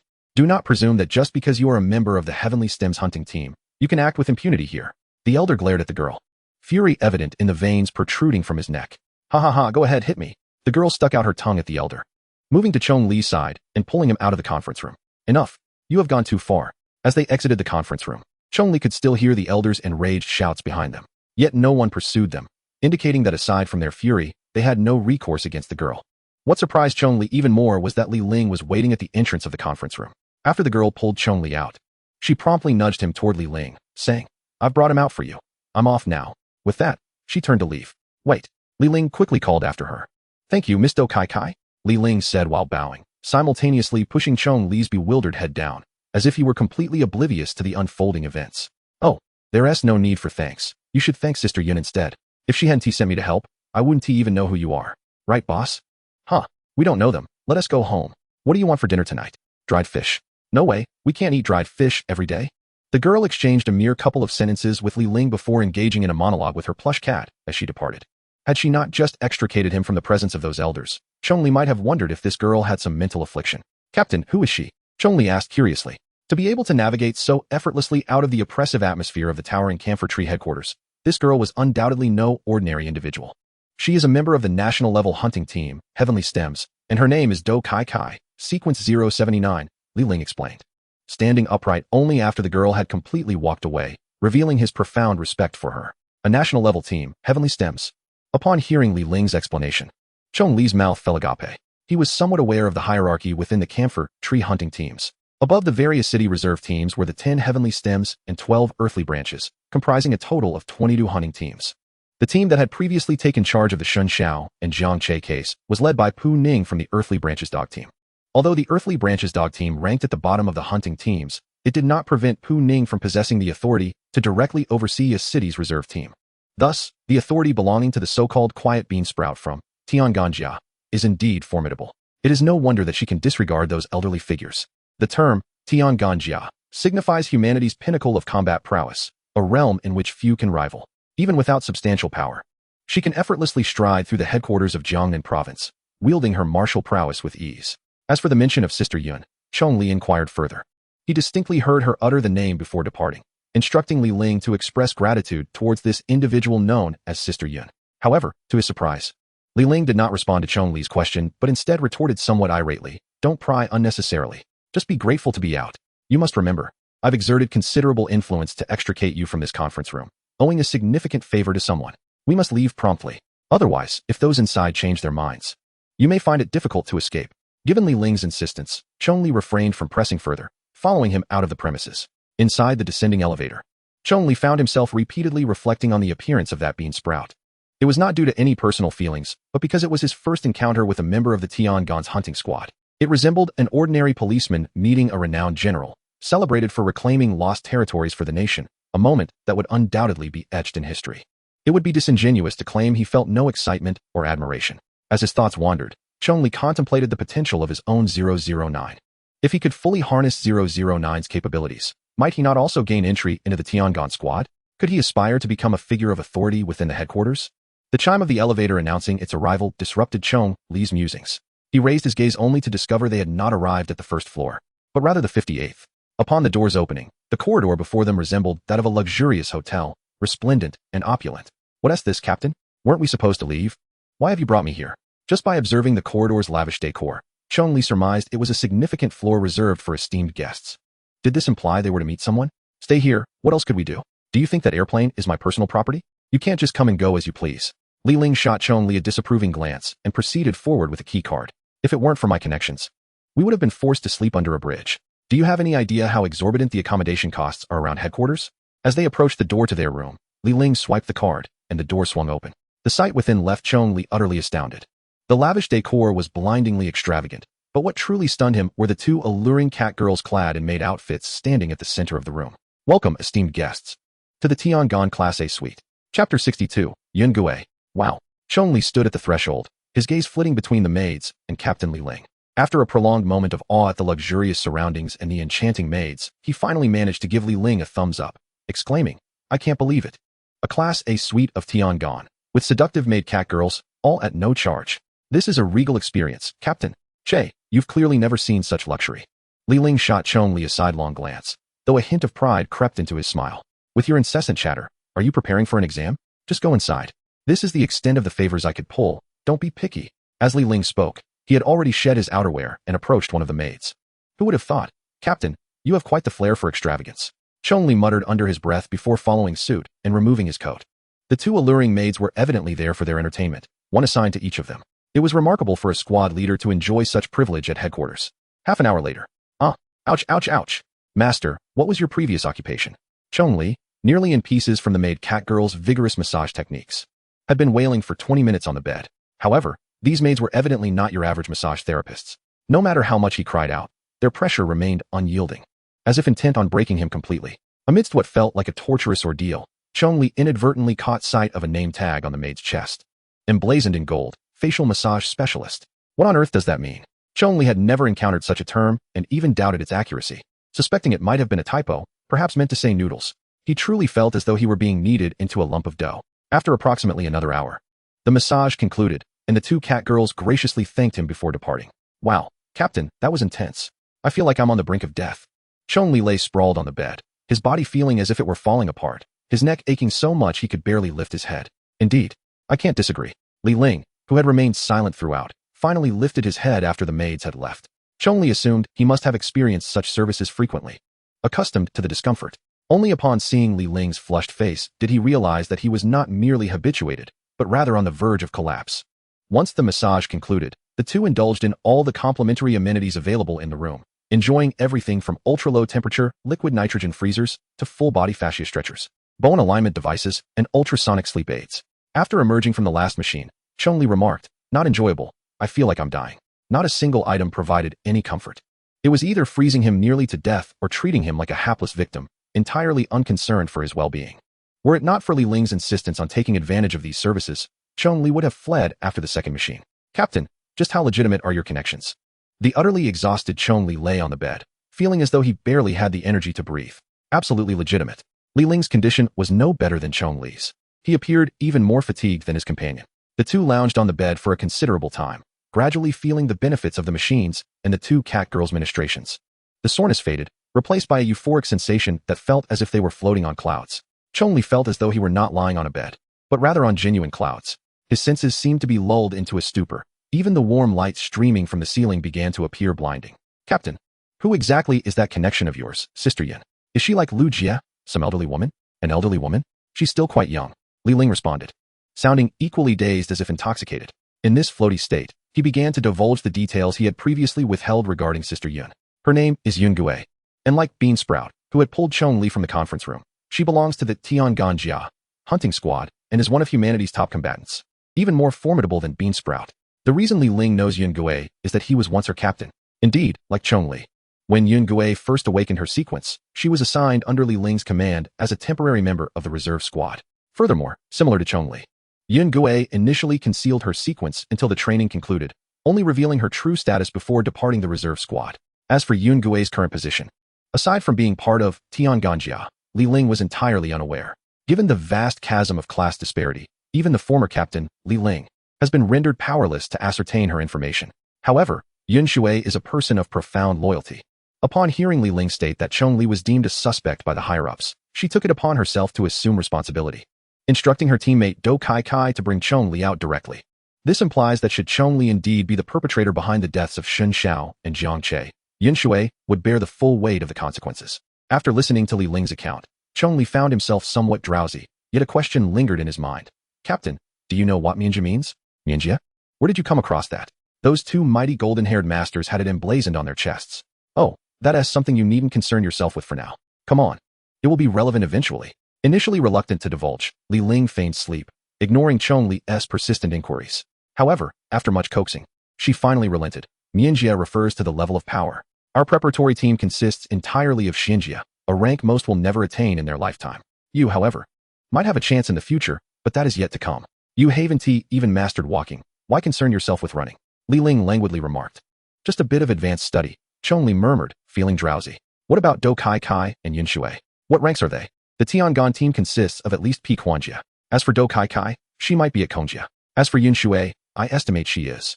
Before Li Ling could finish, Chong Li had already succumbed to sleep. Chapter 63. You are the one who crashed into the bird. The next day, when Chong Li awoke, Li Ling had already vacated the room. His phone bore a message from her, regarding the matters of Shun Xiao and Jiang Che.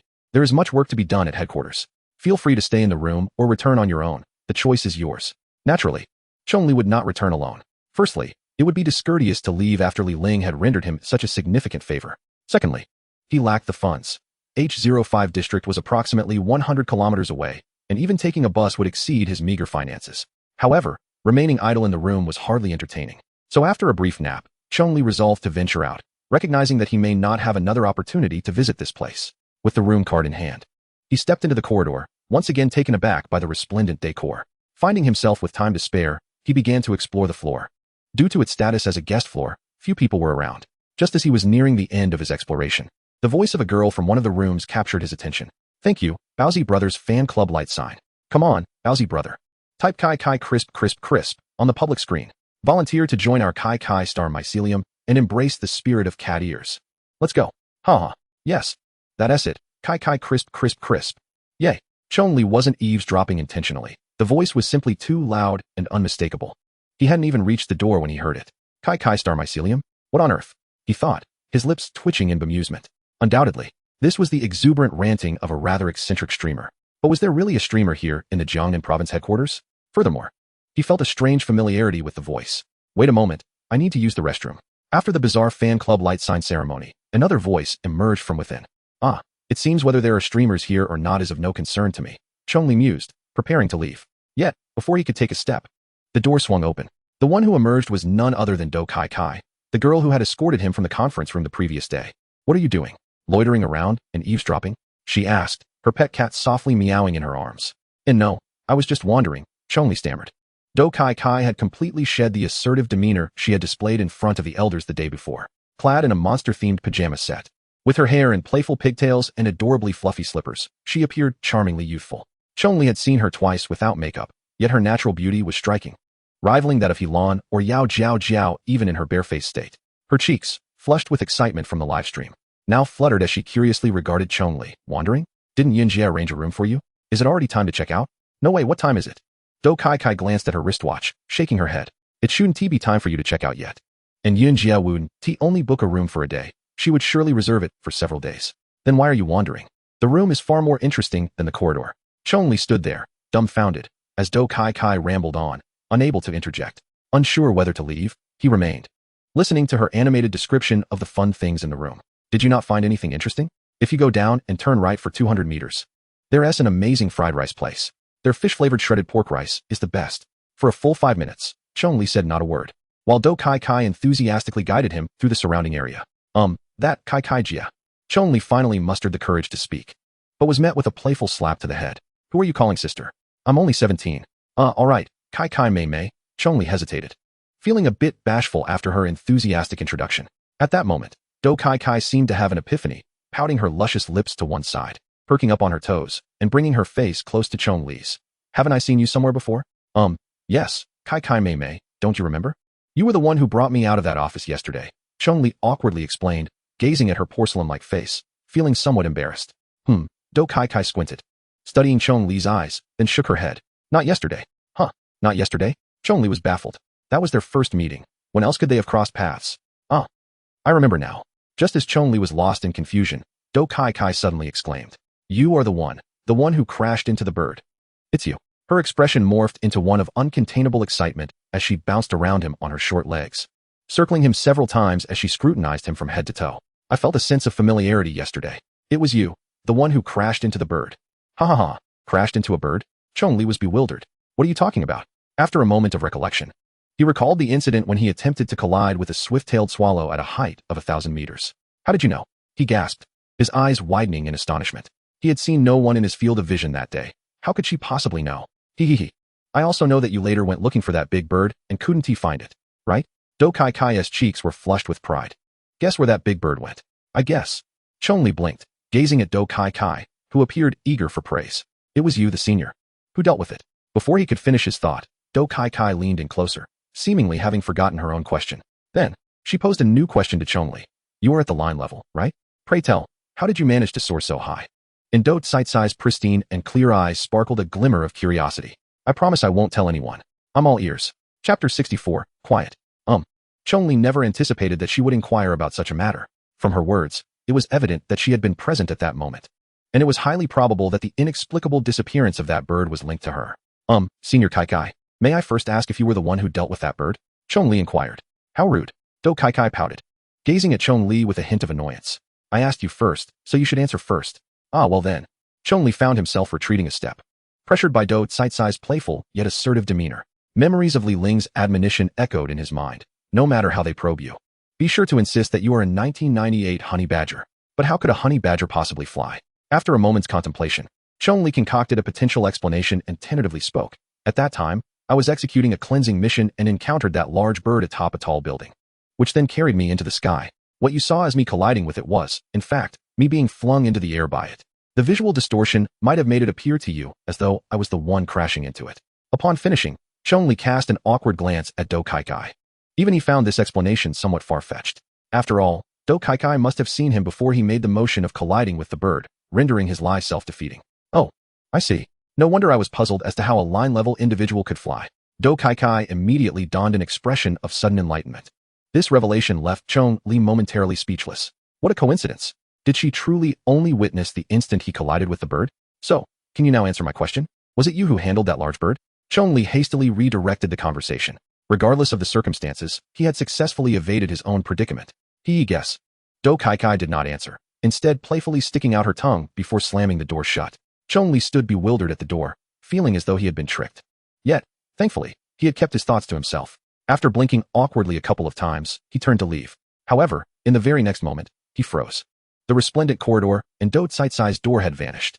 He had inexplicably returned to his own room. Throughout this entire process, he had felt no unusual sensations. It was as if he had merely turned around and found himself back in his own space. What on earth is happening? Chong Li stood there, dumbfounded. Half-drawn curtains, unmade sheets from when he got up, scattered shoes and slippers, and the solid sensation of the plush carpet beneath his feet all served to confirm that this was not an illusion. He had indeed returned to his own room in the blink of an eye. Could this be Do Tsai's sequential ability? The thought naturally crossed his mind, as he recalled a similar peculiar sensation when he had attempted to collide with the bird last time. It was merely a matter of closing his eyes and opening them again, only to find that the large bird had vanished. This time, he merely blinked a couple of times, turned back, and returned to his room. The only explanation he could conceive was that this was indeed the doing of Do Tsai's powers. Since it was Do Tsai's ability, there was nothing to fear. But how was it accomplished? Intrigued, Chong Li lay on his bed and began to search. However, on all the standard search engines, he found no information pertaining to the Tiangong team. This was to be expected, as it was a national-level team. If information about them were easily accessible, it would be quite suspicious. Had it not been for Li Ling bringing him here, he might have waited a long time for another opportunity to encounter them. Next, Chong Li habitually opened the anomalous creatures forum he frequented. After entering Tiangong in the search box, only a few results appeared. Fortunately, One of these was related to Tianganjia. However, it was not an introduction, but rather an ordinary netizen snapshot accompanied by a few admiring captions. In the photograph, for individuals donned combat suits of dark black with dark golden patterns, appearing to be 2 men and 2 women. They were entering through the entrance of a high walls hunting team, surrounded by troops enforcing curfews and members of other hunting squads. Yet, in the entire background, only these 4 wore such colored combat suits. The rest donned azure blue and white, cloud-patterned attire. Based on the color differentiation, those in azure blue were likely members of the DG hunting team. Upon enlarging the photo, Chong Li discerned the serial number on one of the helmets belonging to Tianganjia, 079, quiet, memory. Chong Li raised an eyebrow. The serial number was 079, and quiet was the sequential ability. This was undoubtedly correct. But what did memory signify? Was it what Li Ling referred to as sequential classification? After using her ability to send Chong Li back to his room, Do Kaikai skipped back to her computer. Ignoring the barrage of comments on the screen questioning where the streamer had gone, she promptly clicked the end stream button and logged off. Then, unable to contain her excitement, she picked up her phone and dialed. Hey, Yinjia, guess what I found out? Hurry, guess. What on earth am I supposed to guess? If you don't speak, I'm hanging up. I'm busy. Yun Gui's icy voice emanated from the phone. Do Tsaitsai's whimsical thought process and her tendency to talk to herself were traits Yun Gui had always managed to tame. Oh, don't hang up. Do you remember the handsome guy your senior brother brought yesterday? The one you told me to bring out from the old man. I remember. What about it? Yun Gui's tone held no trace of curiosity, sounding rather dismissive. I'm telling you, he's at serial number 009. He said so himself. And he's the one I told you about. The one who collided with the bird. Do Kaikai exclaimed excitedly. He even voluntarily demonstrated his abilities to me.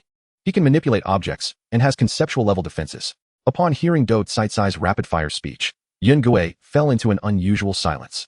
After a lengthy pause, she finally spoke. What serial number did you say he is? 009. Can you believe it? Do Kaikai, too, was momentarily at a loss for words.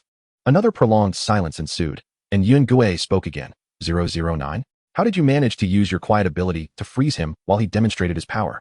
He is at line level, right? It's hard to believe he hasn't fully developed his own strength. Just like last time, I easily froze him. He has already been sent back to his room and should be quite bewildered, huh? Chapter 65, New Year's Doll. A line level 009. Yun Gui's voice came again through the receiver, and she expressed no doubt regarding Do Tsaitsai's claim about Chong Li being at serial number 009. What astonished her was that a serial ability user at 009 was merely at line level. Are you certain? He is really at line level? Yun Gui sought confirmation again. Of course. Am I likely to be mistaken? In terms of combat prowess, he couldn't even defeat the massage therapist here. He has just the strength of the most ordinary preparatory team member, Do Kaikai affirmed with certainty. Got it, I'm hanging up. Don't tell anyone else. Aside from me. After a brief admonition, Yun Gui abruptly ended the call. Once he departs from the reserve team, I shall find a way to recruit him into our Tianganjia. Do Tsaitsai's expression radiated excitement. Clearly unable to contain her eagerness to have 009's Chong Li as her teammate. Upon rising, Li Ling made his way directly to the Camphor Tree Investigation Group, located on the 20th floor. This place was not only populated by investigators from within the Camphor Tree, but also by numerous personnel from the police and military. Under normal circumstances, such a congregation of individuals would be unusual. However, the unexpected deaths of Shun Xiao and Jiang Che had summoned a multitude of investigators to this location. Across the nation, there were many reserve teams, and each year saw the sacrifice of numerous reserve members. Yet, sudden fatalities like this, without any eyewitness accounts of the perpetrators, were exceedingly rare. Captain Wang, have there been any developments? Upon arriving, Li Ling approached a busy middle-aged man who had a cigarette dangling from his mouth. He was the chief commander responsible for the attack incident, Captain Wang Ping of the Earthly Branch Ox team. The anomalous entity responsible for the assault on your 2 team members has nearly been identified. It is likely the ghost sequence for 173 Manhwaadol, the man declared. Shaking his head, his brow furrowed deeply. Based on the evidence at the scene and the autopsy results, it is highly probable that its strength has reached the air stage. This explains the instantaneous demise of your 2 members.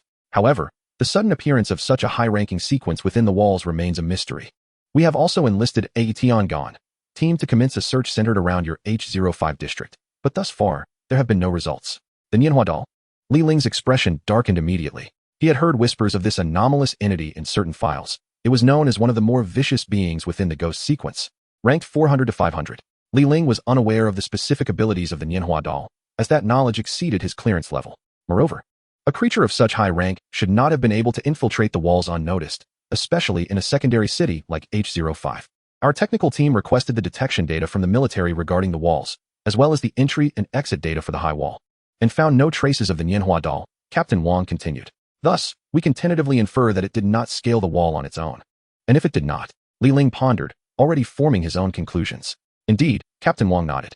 It is essentially confirmed that someone assisted its infiltration, enabling it to appear in your H05 district.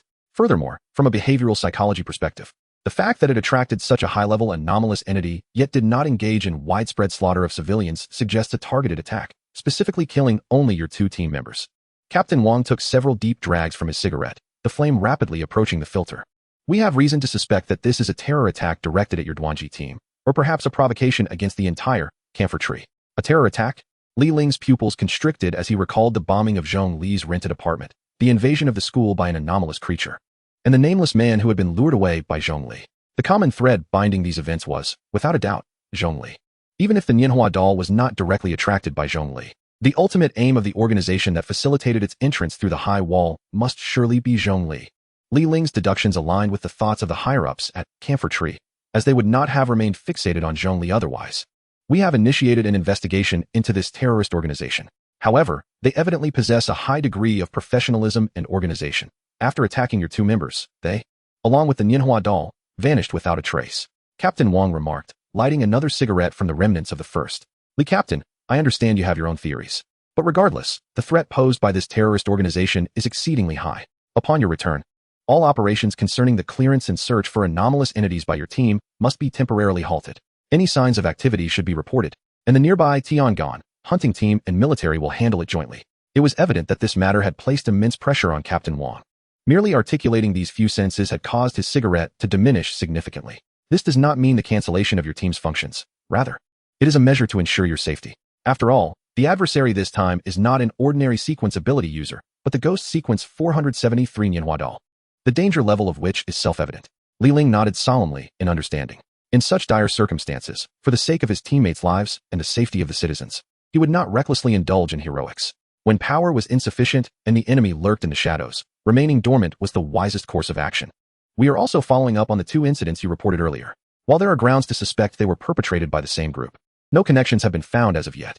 You may return now. If there are any new developments, you will be notified. As Captain Wang finished speaking, he finished his cigarette and lit another, just as he had done before. Very well. I shall take Chong Li back, Li Ling stated, offering Captain Wang a formal military salute before exiting the investigation group's office. After exchanging pleasantries with Yun Kuei, Li Ling departed the headquarters alongside Chong Li. On their way back, although there was no helicopter to escort them, they were unexpectedly greeted by a luxurious vehicle, adorned with golden rims and exuding an aura of opulence that suggested even a minor scratch would be a travesty. The vehicle came to a gentle stop before them, and a middle-aged man, clad in sunglasses and white gloves, turned to address Chong Li and Li Ling. Mr. Zhong and Mr. Li. Our Miss Kai has requested that I drive you home. Please, get in. Chapter 66, Trouble at the Base. Miss Kai. As he gazed at the super luxury car, Chong Li's expression froze, and he swallowed hard.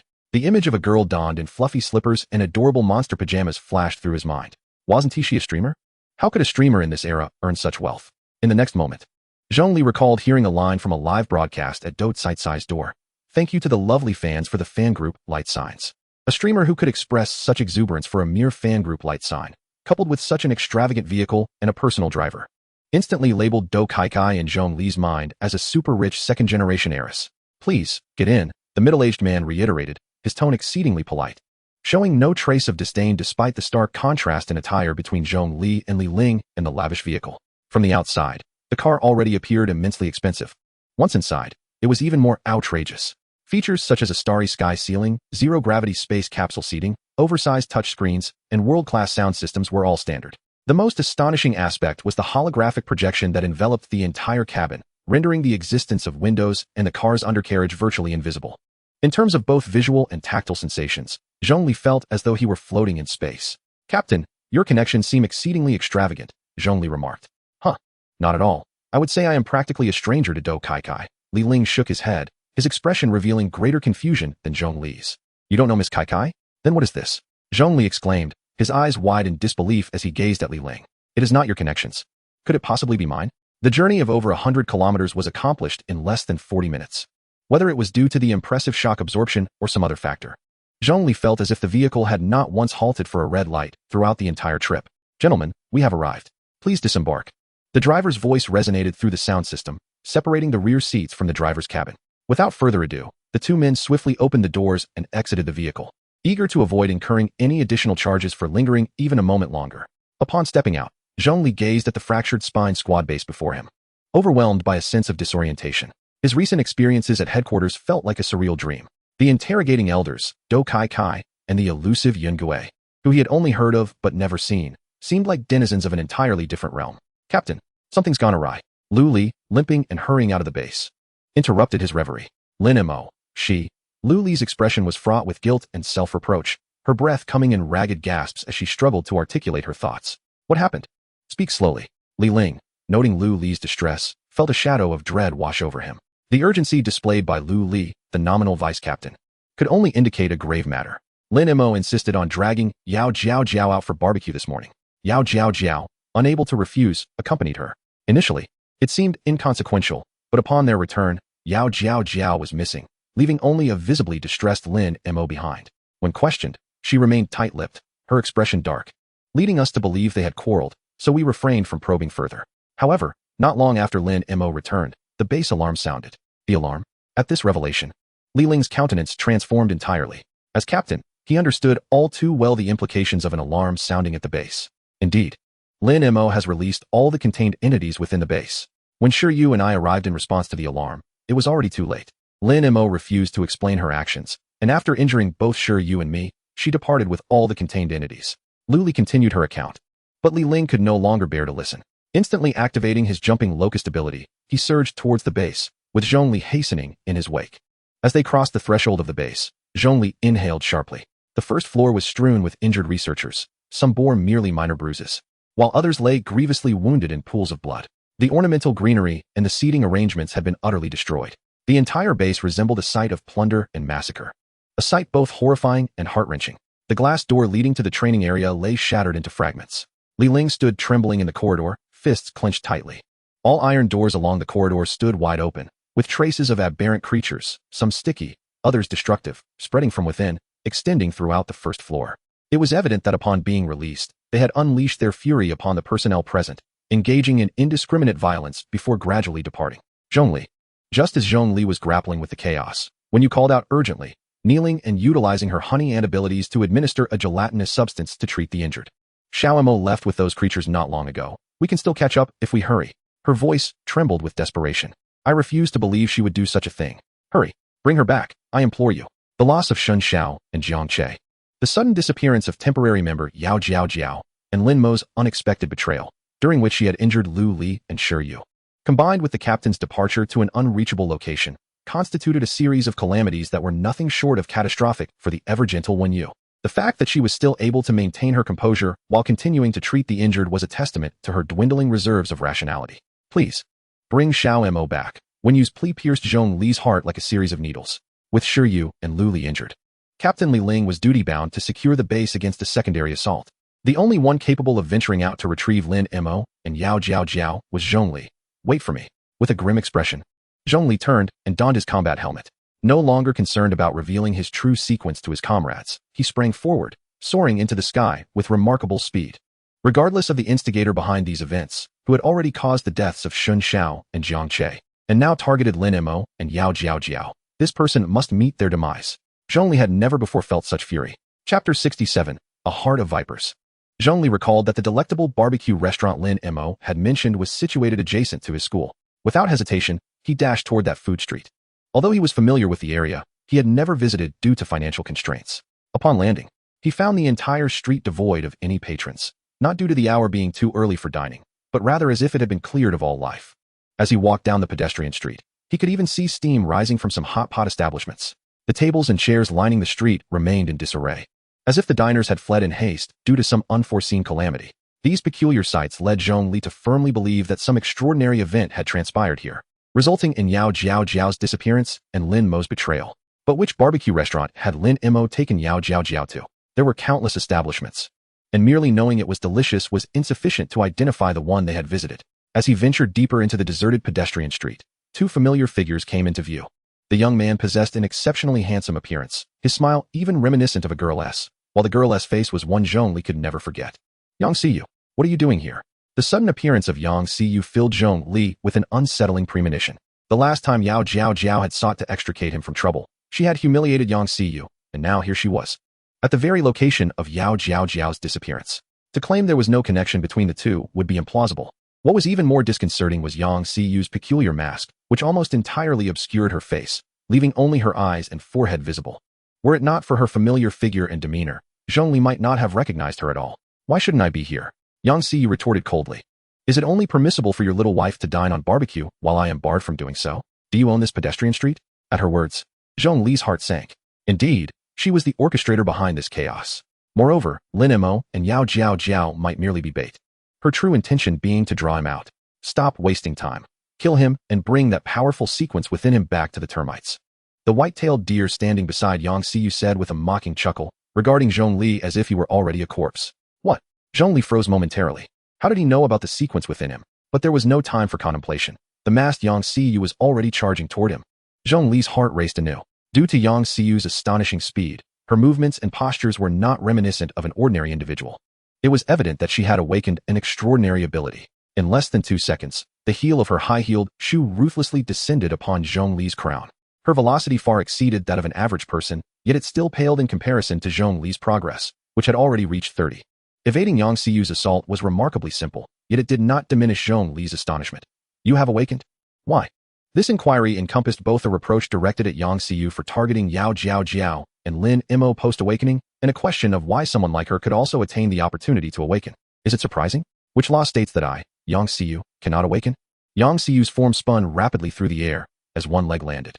The heel of the other leg was already charged with immense kinetic energy, aimed directly at Chong Li's head. It was clear that every strike she delivered was intended to kill. However, to Chong Li, her attacks appeared no different from slow motion, easily evaded. Out of respect for your humanity, I shall grant you an opportunity, Chong Li declared sharply while effortlessly dodging. Hand over Yao Jiao and tell me what you have done to Lin Mo, and I promise to let you leave alive. Before Chong Li's words could fully dissipate, Yang Xiyu's foot came crashing down again, this time not landing directly, but slicing horizontally past Chong Li's neck. Damn you! Yang Xiyu's tone left no room for negotiation. Her intent was clearly to kill Chong Li. Then do not blame me for being merciless. Chong Li leaned back, easily evading this lethal strike. When she turned her gaze back to Yang Xiyu, her eyes were already filled with murderous intent. Seizing the moment while Yang Xiyu's leg was still suspended, Chong Li stepped forward and hooked her ankle around the leg Yang Xiyu used to stabilize herself. With a forceful jerk, Yang Xiyu cried out in surprise as her body uncontrollably toppled to the side. My apologies, but you initiated this murderous intent. Chong Li's gaze hardened once more as she swung her fist towards Yang Xiyu's head, still in the process of falling. Just as Chong Li's fist was about to connect with Yang Xiyu, a strange, sinister smile curved at the corner of Yang Xiyu's eye. Oh no! A wave of immense unease enveloped Chong Li. She hastily retracted her fist, exerting all her strength to pivot her body. In that fleeting moment, a small opening appeared at the mouth of the peculiar mask on Yang Xiyu's face.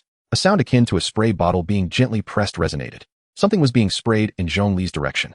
The next second, with a soft thud, Yang Xiyu lost her balance and collapsed to the ground. Meanwhile, Chong Li had already darted to a distance, having reacted in the instant the faint sound of the spray reached her ears. What was that? Even with Chong Li's rapid reflexes, she could distinctly feel a searing pain emanating from her throat. Subsequently, a wave of intense dizziness washed over her, akin to the disorienting sensation of taking a first puff of smoke, blurring her vision while her stomach churned violently. Hee, I never anticipated your speed would be this remarkable. As she triumphantly rose from the ground, Yang Xiyu shot a venomous glare at Chong Li. But this is sufficient. You can await your demise here, you wretched man. Observing the unfolding events, the white-tailed deer stood nearby, sneering disdainfully at Yang Xiyu's arrogance. Such a viperous woman, both despicable and foolish. Just one of Chong Li's abilities is already on par with the false allegiance of the termite. Do you truly believe a mere top-hand snake could eliminate such a caliber?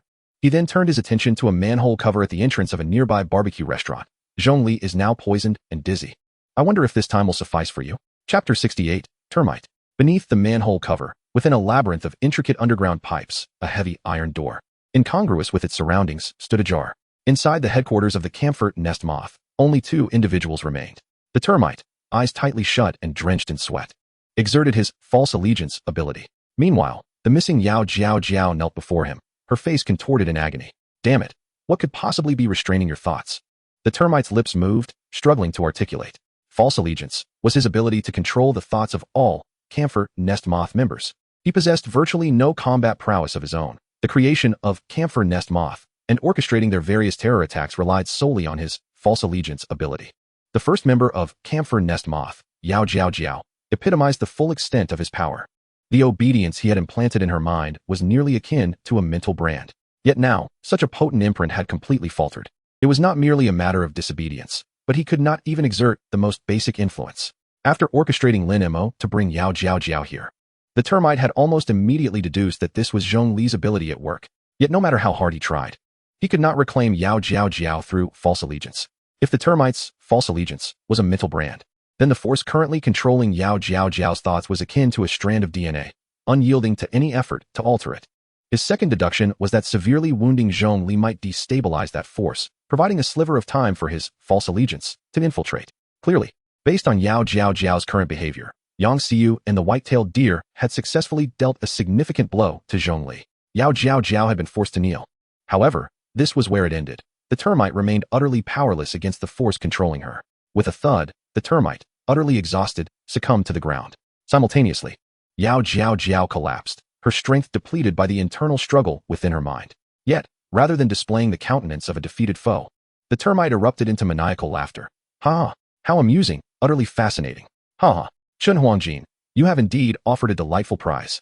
Ha ha! His chilling, sinister laughter echoed through the iron door, reverberating within the labyrinthine sewer pipes, gradually morphing into a low, demonic murmur from the depths of hell. Chong Li, regardless of what that sequence of yours may be, I shall claim it. Ha ha! Amidst his increasingly deranged expression, the termite slowly raised the phone in his hand to his ear. Bring down the hummingbird. We are retreating. Did it not succeed? The white-tailed deer's voice crackled through the phone. No, but that no longer matters. Leave Chong Li alive. Let us proceed as per the original plan. Understood. 10 minutes later. Jiao Jiao. Jiao Jiao. Wake up. Chong Li gently shook the unconscious Yao Jiao Jiao, the hard ground beneath her and the blinding sunlight quickly restoring her memories. Sister Jiao Jiao, accompany me to that barbecue restaurant. They all said they had no mood for it. Please go with me. Uncle, I have brought the person. What comes next? Release all those ghastly things you have contained in your base. We cannot proceed without some smoke bombs. Yes. Should I refer to you as Hummingbird or Yao Jiao Jiao? What exactly resides within your mind? Hee. Yao Jiao Jiao took a deep breath, abruptly rising to her feet. Her eyes locked onto Chong Li's with a look of disbelief. Chong Li, Lin Mo has been controlled. Controlled by the termite. She has lost her own thoughts. What? Chong Li, perplexed, helped Yao Jiao Jiao to sit down in a chair. What does it mean to be controlled by a termite? Who is this termite? I don't recognize him. Yao Jiao Jiao recalled the face of that man from her memories, yet she could conjure no related recollections. He referred to himself as a termite, and his ability seemed to involve controlling others. Lin Mo has indeed fallen under his influence. As this realization dawned on her, Yao Jiao Jiao immediately grew anxious, grasping Chong Li's arm fervently. I remember he instructed Lin Mo to release everything contained in the base.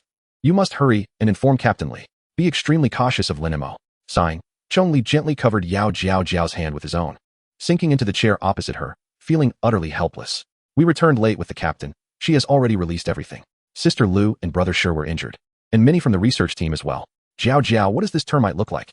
An instinct told Chong Li that Lin Mo's sudden betrayal, along with the earlier explosion at the rented apartment and the polar bear attack, were orchestrated by this so-called termite. After such a prolonged period, clues about the true mastermind were finally beginning to surface. Yao Jiao Jiao leaned her head on her hand, straining to recall the man's indistinct image. He appeared quite ordinary, resembling a small businessman, without any discernible features. His face lacked even a hint of something recognizable. Yao Jiao Jiao pondered for a while, ultimately shaking her head. Beyond his peculiar ability and the fact that he was unremarkable, she could offer no further description. How could this be? Chong Li lowered his head, overcome by a profound sense of powerlessness. Was the hard-won clue truly going to slip away? Wait a moment. At that instant, Yao Jiao Jiao seemed to have an epiphany. Seizing Chong Li's arm, he had a scent. A very familiar scent. Scent. What scent? Chong Li too felt a surge of excitement. Any clue, no matter how minuscule, could prove invaluable. That scent. Yao Jiao Jiao slowly lifted her gaze towards a nearby barbecue restaurant. The smell from the kitchen, raw meat and marinades. Following her line of sight, Chong Li observed the barbecue establishment, which was of moderate size but had an abundance of tables and chairs outside, far exceeding those of the neighboring shops. After a brief hesitation, Chong Li immediately picked up his phone and dialed. Captain, we've located the barbecue restaurant Lin Mo mentioned, the one known for its exquisite flavors. This must be their stronghold. Quickly notify the military, Jiao Jiao, and I will await your arrival here. Chapter 69, Event Horizon. In just a few minutes, the military captain who had dealt with the incidents involving Shun Xiao and Jiang Che arrived with an elite squad. Chong Li, can you confirm the information you just provided? the captain inquired, stepping closer to Chong Li. Among the entire team, he was the only one not wearing a helmet, and his face appeared noticeably more haggard than when Chong Li had last seen him. Yes, I can confirm. Chong Li nodded. The orchestrators of those terror attacks are either the staff or the owner of this establishment. Good. The captain gestured for the team behind him to encircle the area. In the next moment, the entire pedestrian street was effectively cleared, leaving only the soldiers and the two of them. You two, hold your position for now and follow me. We may need you to provide more detailed intelligence. The captain waved for Chong Li and Yao Jiao Jiao to step outside the encircled area. Chong Li and Yao Jiao Jiao exchanged perplexed glances, both displaying expressions of confusion. They had already surrounded the location, yet instead of launching an immediate assault, the captain was leading them away from the perimeter. What was the reasoning behind this? As Chong Li pondered this, the captain pulled out a compact communicator. This device was unlike any Chong Li had previously encountered. Not only was it small, but it also appeared exceptionally refined, indicating it was intended for communication with classified personnel. After producing the communicator, the captain did not speak into it. Instead, he swiftly pressed several digits before immediately returning it to his pocket. Maintain vigilance. Ensure Tiangong squad has ample space. Once the communicator was set aside, the captain commanded the soldiers. In less than 10 seconds, all tables and chairs on the street were completely cleared. Just as Chong Li was about to inquire what was happening, a tremendous roar erupted from the sky. Chong Li and Yao Jiao Jiao turned to follow the sound, spotting several dark figures plummeting rapidly from hundreds of meters above the ground. Boom! A cloud of dust erupted as the figures landed on the vacant lot. There were 6 individuals clad in dark black combat uniforms adorned with golden flowing patterns, their helmets matching the darkness of their attire. Only at the jawline of their helmets were their respective serial numbers and abilities inscribed in gilded lettering. Outer perimeter secure. Ready to provide fire support at any moment. Before Chong Li could scrutinize further, the military captain bellowed once more. Yes. All soldiers immediately formed a circular perimeter around the street, their weapons aimed squarely at the barbecue restaurant. Chong Li recognized the combat uniforms of the squad as belonging to the Tiangong team, indicating that the 6 individuals before him were part of one of humanity's elite teams. However, a new question began to arise in Chong Li's mind. Even if this termite were indeed the mastermind behind the so-called terrorist organization, was it necessary to deploy an entire Tiangong-level squad? It was known that even in exterior missions, sometimes only half a squad would venture out. The presence of a full Tiangong team filled Chong Li with a sense of foreboding. This situation might be more complex than merely dealing with the termite. His doubts stemmed from the fact that Li Ling had not shared the conclusions drawn by Captain Wang from the investigation department. He was unaware that the current termite had already linked with the serial number 473, Manhwaadal, responsible for the deaths of Shun Xiao and Jiang Che. The emergence of a sequence of such caliber within the anomaly defense wall was sufficient for the government to initiate a level 1 state of alert. However, they had yet to ascertain the specific location and movements of 473, and in order to avoid alarming the populace, the government had refrained from a large-scale evacuation. Buzz. One member of the Tiangong team raised his left hand upon landing, producing an ear-piercing buzzing sound, after which the 6 dark figures vanished from sight. In the instant the buzzing rang out, everything Chong Li could see seemed to freeze. It was as if the entire space ahead had been solidified. The air, debris swirling about, dust, and even the dishes on the tables that had been shaken by the landing of the 6 were all suspended, resembling a still photograph. Captain? Chong Li involuntarily turned to the military captain beside him, unable to suppress his curiosity any longer. I do not know either. Our orders were simply to maintain the site's security upon receiving leads for the Tiangong team.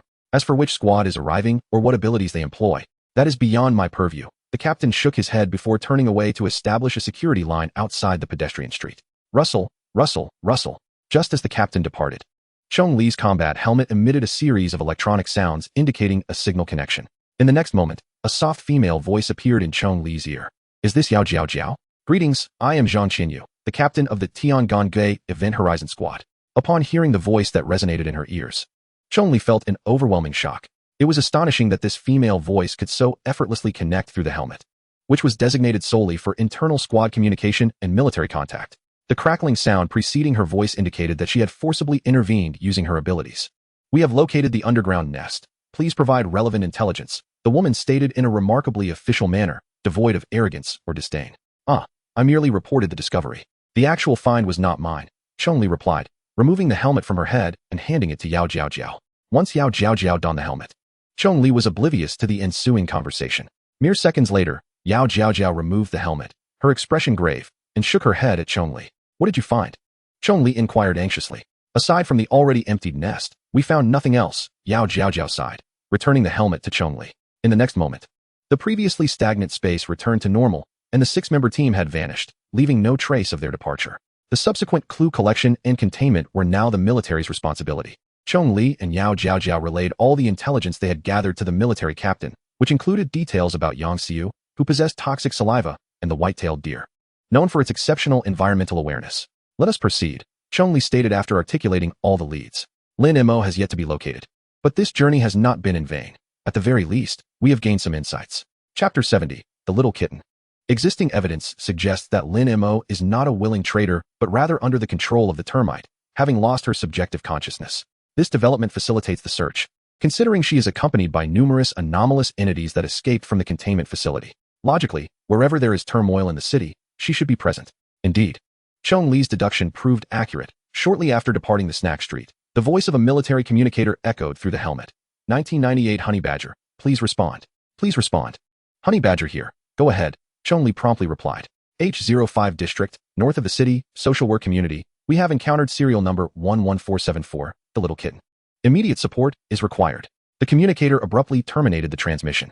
It was evident that the entire city was once again teeming with anomalous creatures, just as it had been previously. Yes, Chong Li exchanged a glance with Yao Jiaojiao, both nodding in agreement before heading directly towards the social work community. The once vigilant Spinebreaker squad, responsible for securing the entire H05 district, had suffered significant losses, apart from the two temporary members, Yao Jiaojiao and Chong Li, and the captain, Li Lu, who remained to guard the base. Only two others were left, the injured mantis Lu Li and wild boar Shiryu, under the care of Wen Yuan. Both should have regained their combat capabilities, yet their numbers were still insufficient, especially with the overwhelming tide of escaped anomalous beings. The military's main forces were engaged in the pursuit of the Nianhua doll and the leaders of the terrorist organization in collaboration with the Event Horizon squad. Thus, they were unable to attend to these weaker anomalies until reinforcements arrived. Therefore, whether in search of Lin Mo or to eradicate the anomalous beings, Chong Li and Yao Jiaojiao had to take action. Upon reaching the plaza in front of the social work community, they found it teeming with people, predominantly elderly individuals and young children just released from kindergarten. With the assistance of community security and police officers, they had all evacuated from the community, gathering in this location. This provided the utmost support for Chong Li and Yao Jiaojiao. However, at that moment, the gazes of all the individuals in the plaza were not directed at the arriving duo, who had come to resolve their predicament, but were instead fixated on the large screen at the front of the plaza. This screen was typically used for broadcasting community announcements or evacuation alerts. But now it displayed a singular, alarming message. The Spinebreaker squad has betrayed us and allied with anomalous beings. Should we truly entrust our safety to them? The instant Chong Li read those words, her pupils constricted. Without a doubt, this was the work of the termite. Yet, did this not seem rather foolish? To incite discord between the populace and the empowered with such a baseless statement, devoid of evidence or source. It appeared overly simplistic. Despite feeling perplexed, Chong Li and Yao Jiaojiao chose not to linger further. After exchanging information with the community police to ascertain the location of the anomalous beings, they proceeded into the social work community. Building 6, Units 1 to 3, are all filled with cats. The police officer had informed Chong Li. Approaching Building 6 with heightened vigilance, the duo had not yet reached the entrance when they were already greeted by the cacophony of countless kitten cries. The sound of a single kitten was undoubtedly soothing. However, when a multitude of kittens cried together, it transformed into a chilling cacophony. Upon reaching the stairwell of the unit, Chong Li felt as though she had arrived at the very gates of hell. The chorus of meows melded into a haunting symphony, reminiscent of the wails of tormented souls, sending shivers down her spine. Just as she was about to step forward, Yao Jiaojiao pulled her back, her expression grave as she articulated. Can the containment facility accommodate so many cats? This number seems rather peculiar. Chong Li nodded, acknowledging the truth in her observation. The sound emanating from this corridor suggested at least hundreds, if not thousands, of kittens. When considering the other two corridors, the total would be an astronomical figure. The containment corridor in the facility spanned merely a few dozen meters, with only a dozen or so cells. Even if every cell were filled with little kittens, they could not possibly harbor such a terrifying quantity. It seemed evident that this sound was intended to deceive. After contemplating, Chong Li made a preliminary judgment.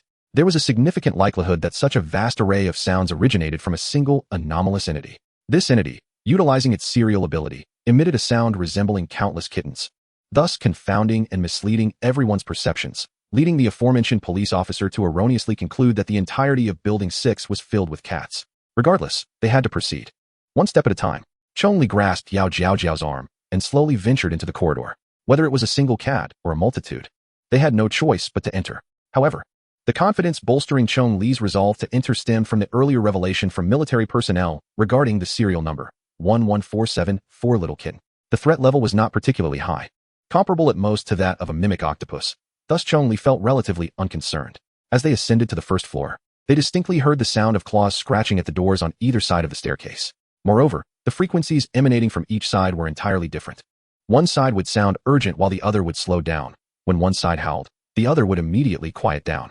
It sounded precisely like two cats interacting through the door. Yet, more unsettling was the fact that during the resident's evacuation, the doors had not been closed, implying that the two doors were now slightly ajar. Though the gaps were not large, they were certainly sufficient for a cat to slip through. Nonetheless, the cats behind the doors showed no inclination to emerge. They merely continued their vocalizations and scratching. Chong Li cautiously advanced, instinctively positioning Yao Jiao behind her, ready for combat. She grasped the doorknob, took a deep breath, and abruptly pulled the door open. As anticipated by Chong Li, there was no little cat behind the door. Instead, it revealed an ordinary, unremarkable old house. Nevertheless, the sounds of meowing and scratching at the door did not cease with Chong Li's opening of the door. On the contrary, these sounds seemed to emanate from within the room itself. It was as if the cat that had been clawing at the entrance had. At the moment Chong Li opened the door, slipped inside, and continued its frantic scratching and wailing. Following the sound of the meowing, Chong Li proceeded further into the house and opened yet another door to a room. Unsurprisingly, just like before, there was no sign of any cat within. As the door swung open, the meowing sound swiftly transitioned to the adjacent room. This was nothing short of psychological torment, Chong Li remarked with a furrowed brow. This was no mere kitten. It was far more elusive than Schrodinger's cat. Chapter 71. Searching for a cat? How simple could it be? There was no need to check that door again. It was certain that no cat lay within. Chong Li had already deduced the preliminary characteristics of the little kitten. It produced illusory sounds to lure individuals into a relentless search. From this trait, he also surmised its likely method of attack. The meowing would drive individuals to madness through psychological pollution. To ascertain the accuracy of his deductions, a simple inquiry would suffice. Chong Li pressed his hand to his helmet and activated the team communication. Sister Lu, are you there? This is Chong Li, please respond. Moments later, Lu Li's breathless voice crackled through his ear. Yes, what is the matter? Sister Lu, I'm currently at the social workers complex dealing with the little kitten. I'd like to ask about its sequence ability and method of attack.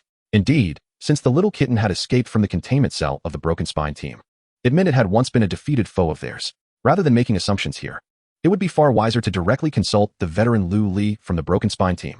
Little kitten? Let me think. Get away. It was evident that Lu Li was entangled with something, though the struggle didn't seem overly intense. At the very least, she could still think and reminisce during the scuffle. I remember now. The little kitten was captured a long time ago when Sure You and I were on a mission. It possesses minimal combat capability. However, it is quite bothersome. Its small body allows it to conceal itself in tight corners. Before you locate it, it will incessantly replicate its current actions within a radius of several hundred meters. If you can't withstand it, you'll easily go mad. I can't chat right now. Things are a bit complicated here. Lu Li concluded abruptly, ending the communication. Upon hearing her description, Chong Li's facial muscles involuntarily twitched.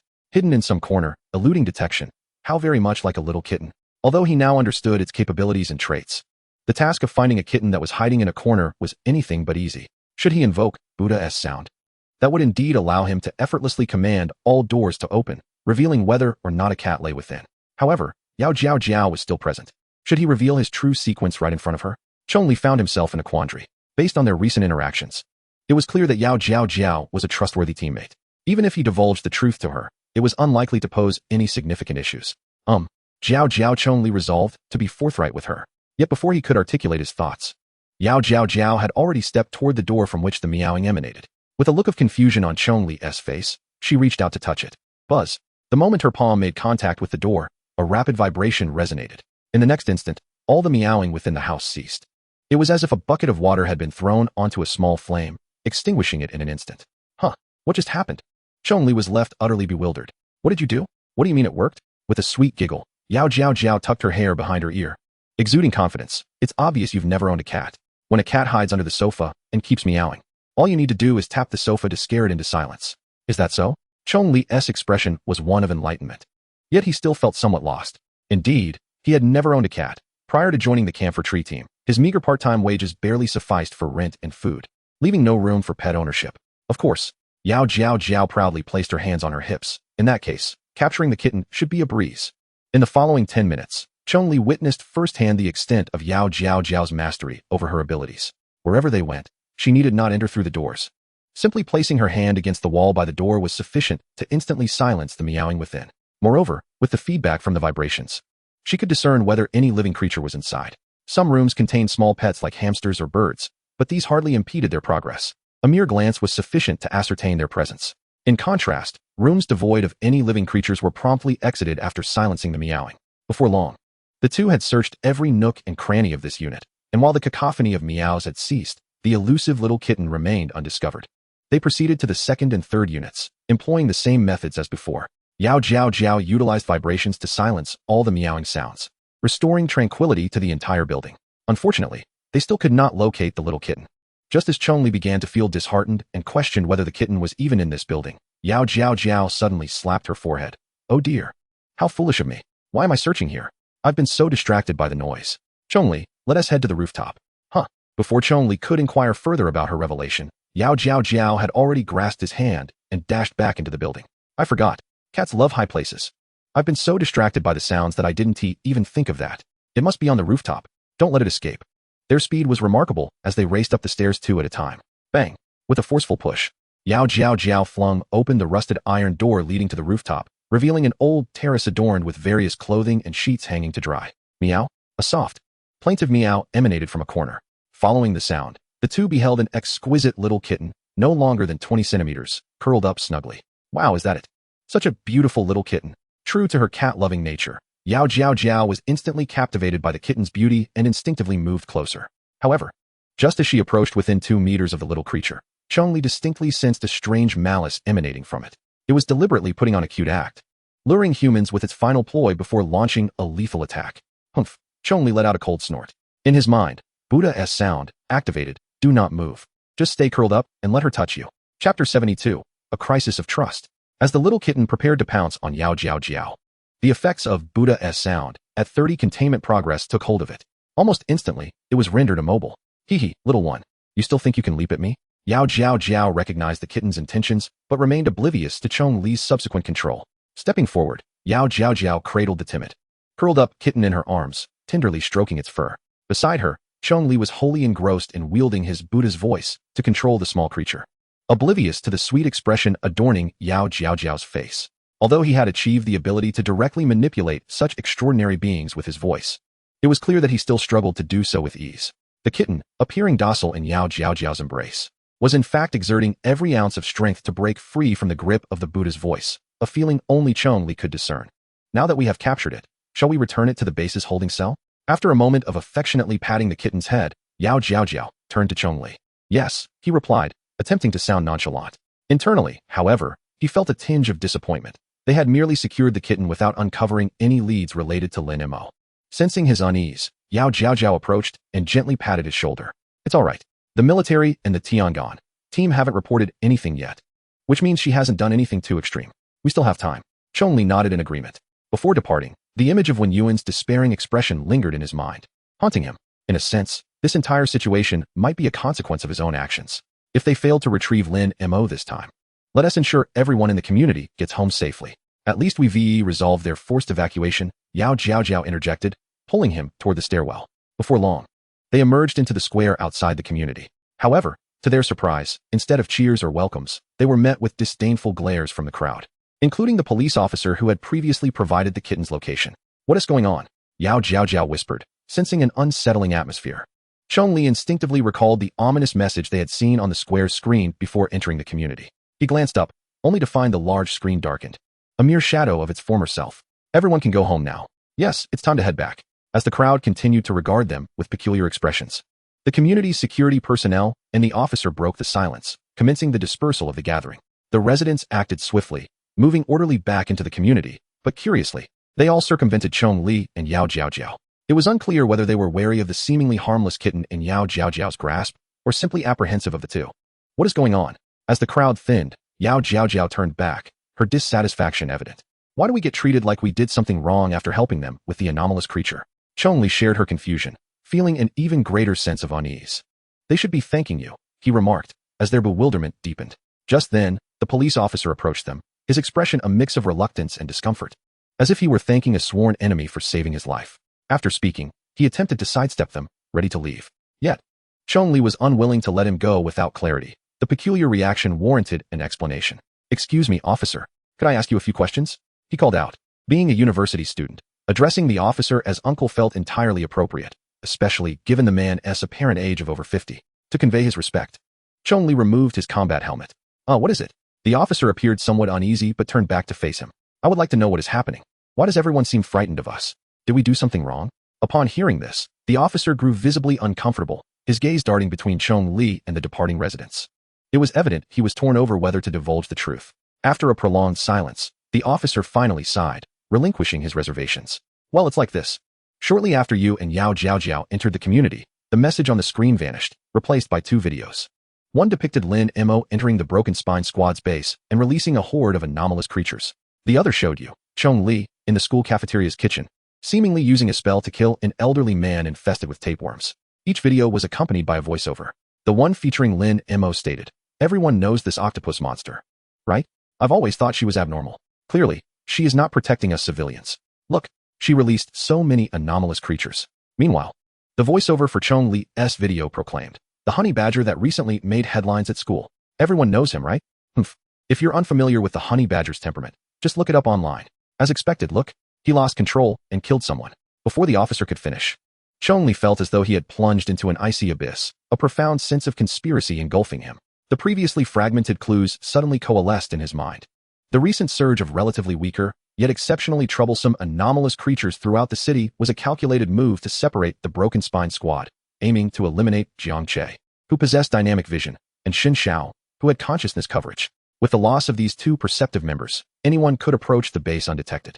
After orchestrating the deaths of Xin Xiao and Jiang Che, the blame was subtly shifted onto Chong Li through minuscule clues, diverting the suspicions of the Jiangnan province headquarters and drawing the squad's most formidable members, Li Ling and Chong Li, away. All of this was to ensure that Lin Mo could release all contained anomalous creatures and capture clear footage up close. Ironically, the one being controlled by the termites was Lin Mo, the most conspicuous and peculiar member of the team. People would instantly remember her with just a glance. Ultimately, all the anomalous creatures released by Lin Mo were unleashed in the most densely populated residential area, forcing everyone to evacuate to a specific location. Then, as is now, the videos were made public. The termites' objective was never a simple act of terror. They sought to irrevocably dismantle the trust between the populace and the Broken Spine Squad. Chapter 73, The Broken Spine Squad, Annihilated? If my deductions are correct, the first phase of the termites' plan has been successfully executed. What comes next? A chilling sensation crept up Chong Li's spine, as a lurking danger, akin to a centipede, silently approached. Luli, this is Chong Li. Please respond." With no time to explain to the officer, he swiftly turned, grasping Yao Jiao's hand as they hurried away, donning his helmet once more and shouting, "Luli, respond. Luli, sure you, Li Ling." This marked Chong Li's first time calling out his teammates' full names. Yao Jiao, initially intent on questioning him, fell silent as she recognized the gravity of the situation from the muffled urgency in his voice. Anyone from the Broken Spine Squad? Answer me." Chong Li's footsteps quickened, his shouts growing louder with each passing moment. He had never yearned so fervently for the voices of his comrades to emanate from his helmet.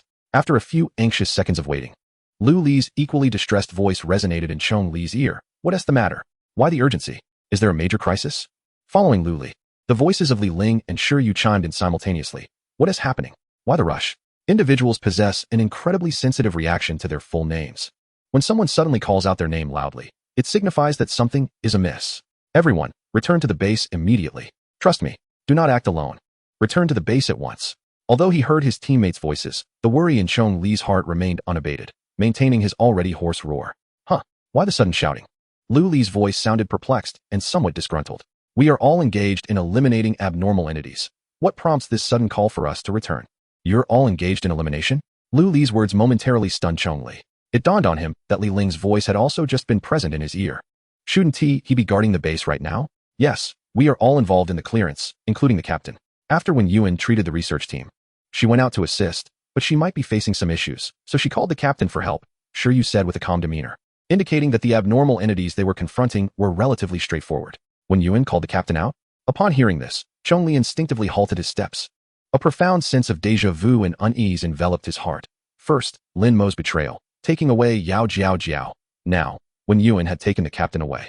For reasons unknown, the termite had not harmed Yao Jiao, but what about the captain? With this thought, Chong Li once more roared into his helmet. "Captain, Maintain your distance from Wen immediately. There is no time to explain, but trust me, if Wen has been controlled like Lin Mo, the captain's current situation will be exceedingly perilous. What on earth are you rambling about? Li Ling's words were cut off mid-sentence as the communication abruptly ceased. Captain, Li Ling, can you hear me? Yet, no matter how fervently Chong Li shouted, there was no response from Li Ling's end. Sister Lu, do you know the location of the captain and Wen? Without a moment for emotional adjustment, Chong Li immediately inquired of Lu Li. I don't know. Our clearance coordinates were provided solely by the military. What is going on? Clarify. With years of combat experience, Lu Li had also sensed something amiss. There was no way for Captain Li Ling to suddenly lose communication. It could either be a malfunction of the helmet, or...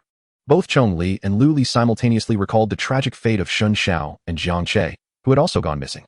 I have uncovered the true identity of the mastermind behind the frequent attacks against us. It is an individual named Termite, who possesses some form of mind control ability.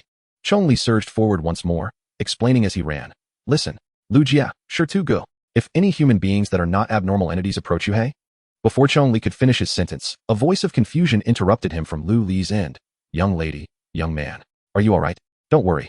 I'm a power user from the Broken Spine team, here to rescue you. It was as if Lu Li had found two trapped victims on the battlefield. Young lady? Young man?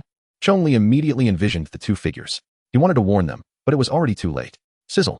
A faint sound akin to a spray bottle came through the helmet, followed by the sound of Lu Li collapsing to the ground with a thud. Sister Lu. Chong Li let out a heart-wrenching roar. Undoubtedly, that sizzle was the sound of Yang Xiu releasing her toxic gas.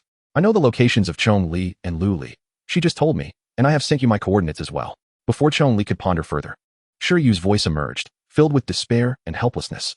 They are coming for our team. Chong Li, from here on, it's up to you. Bang. Before Shiryu could finish his sentence, a deafening crash echoed as his helmet shattered, severing communication between him and Chong Li. Shiryu. No matter how loudly Chong Li called, there was no response, just like with Li Ling earlier. How could this happen?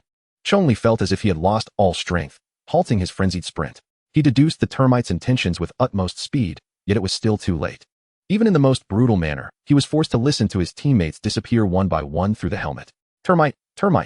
Chong Li roared the name in his heart, though he had never encountered termite. From this moment forth, termite had become the first target he vowed to eradicate. Beep beep.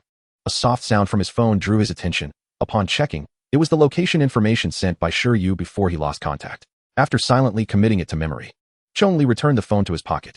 Yao Jiao Jiao, I will slowly remove my helmet. They are all missing, and I must go rescue them. You are merely a temporary coach invited by Li Ling. You need not follow me. No, I will go too. Yao Jiao Jiao's voice resonated with unwavering determination.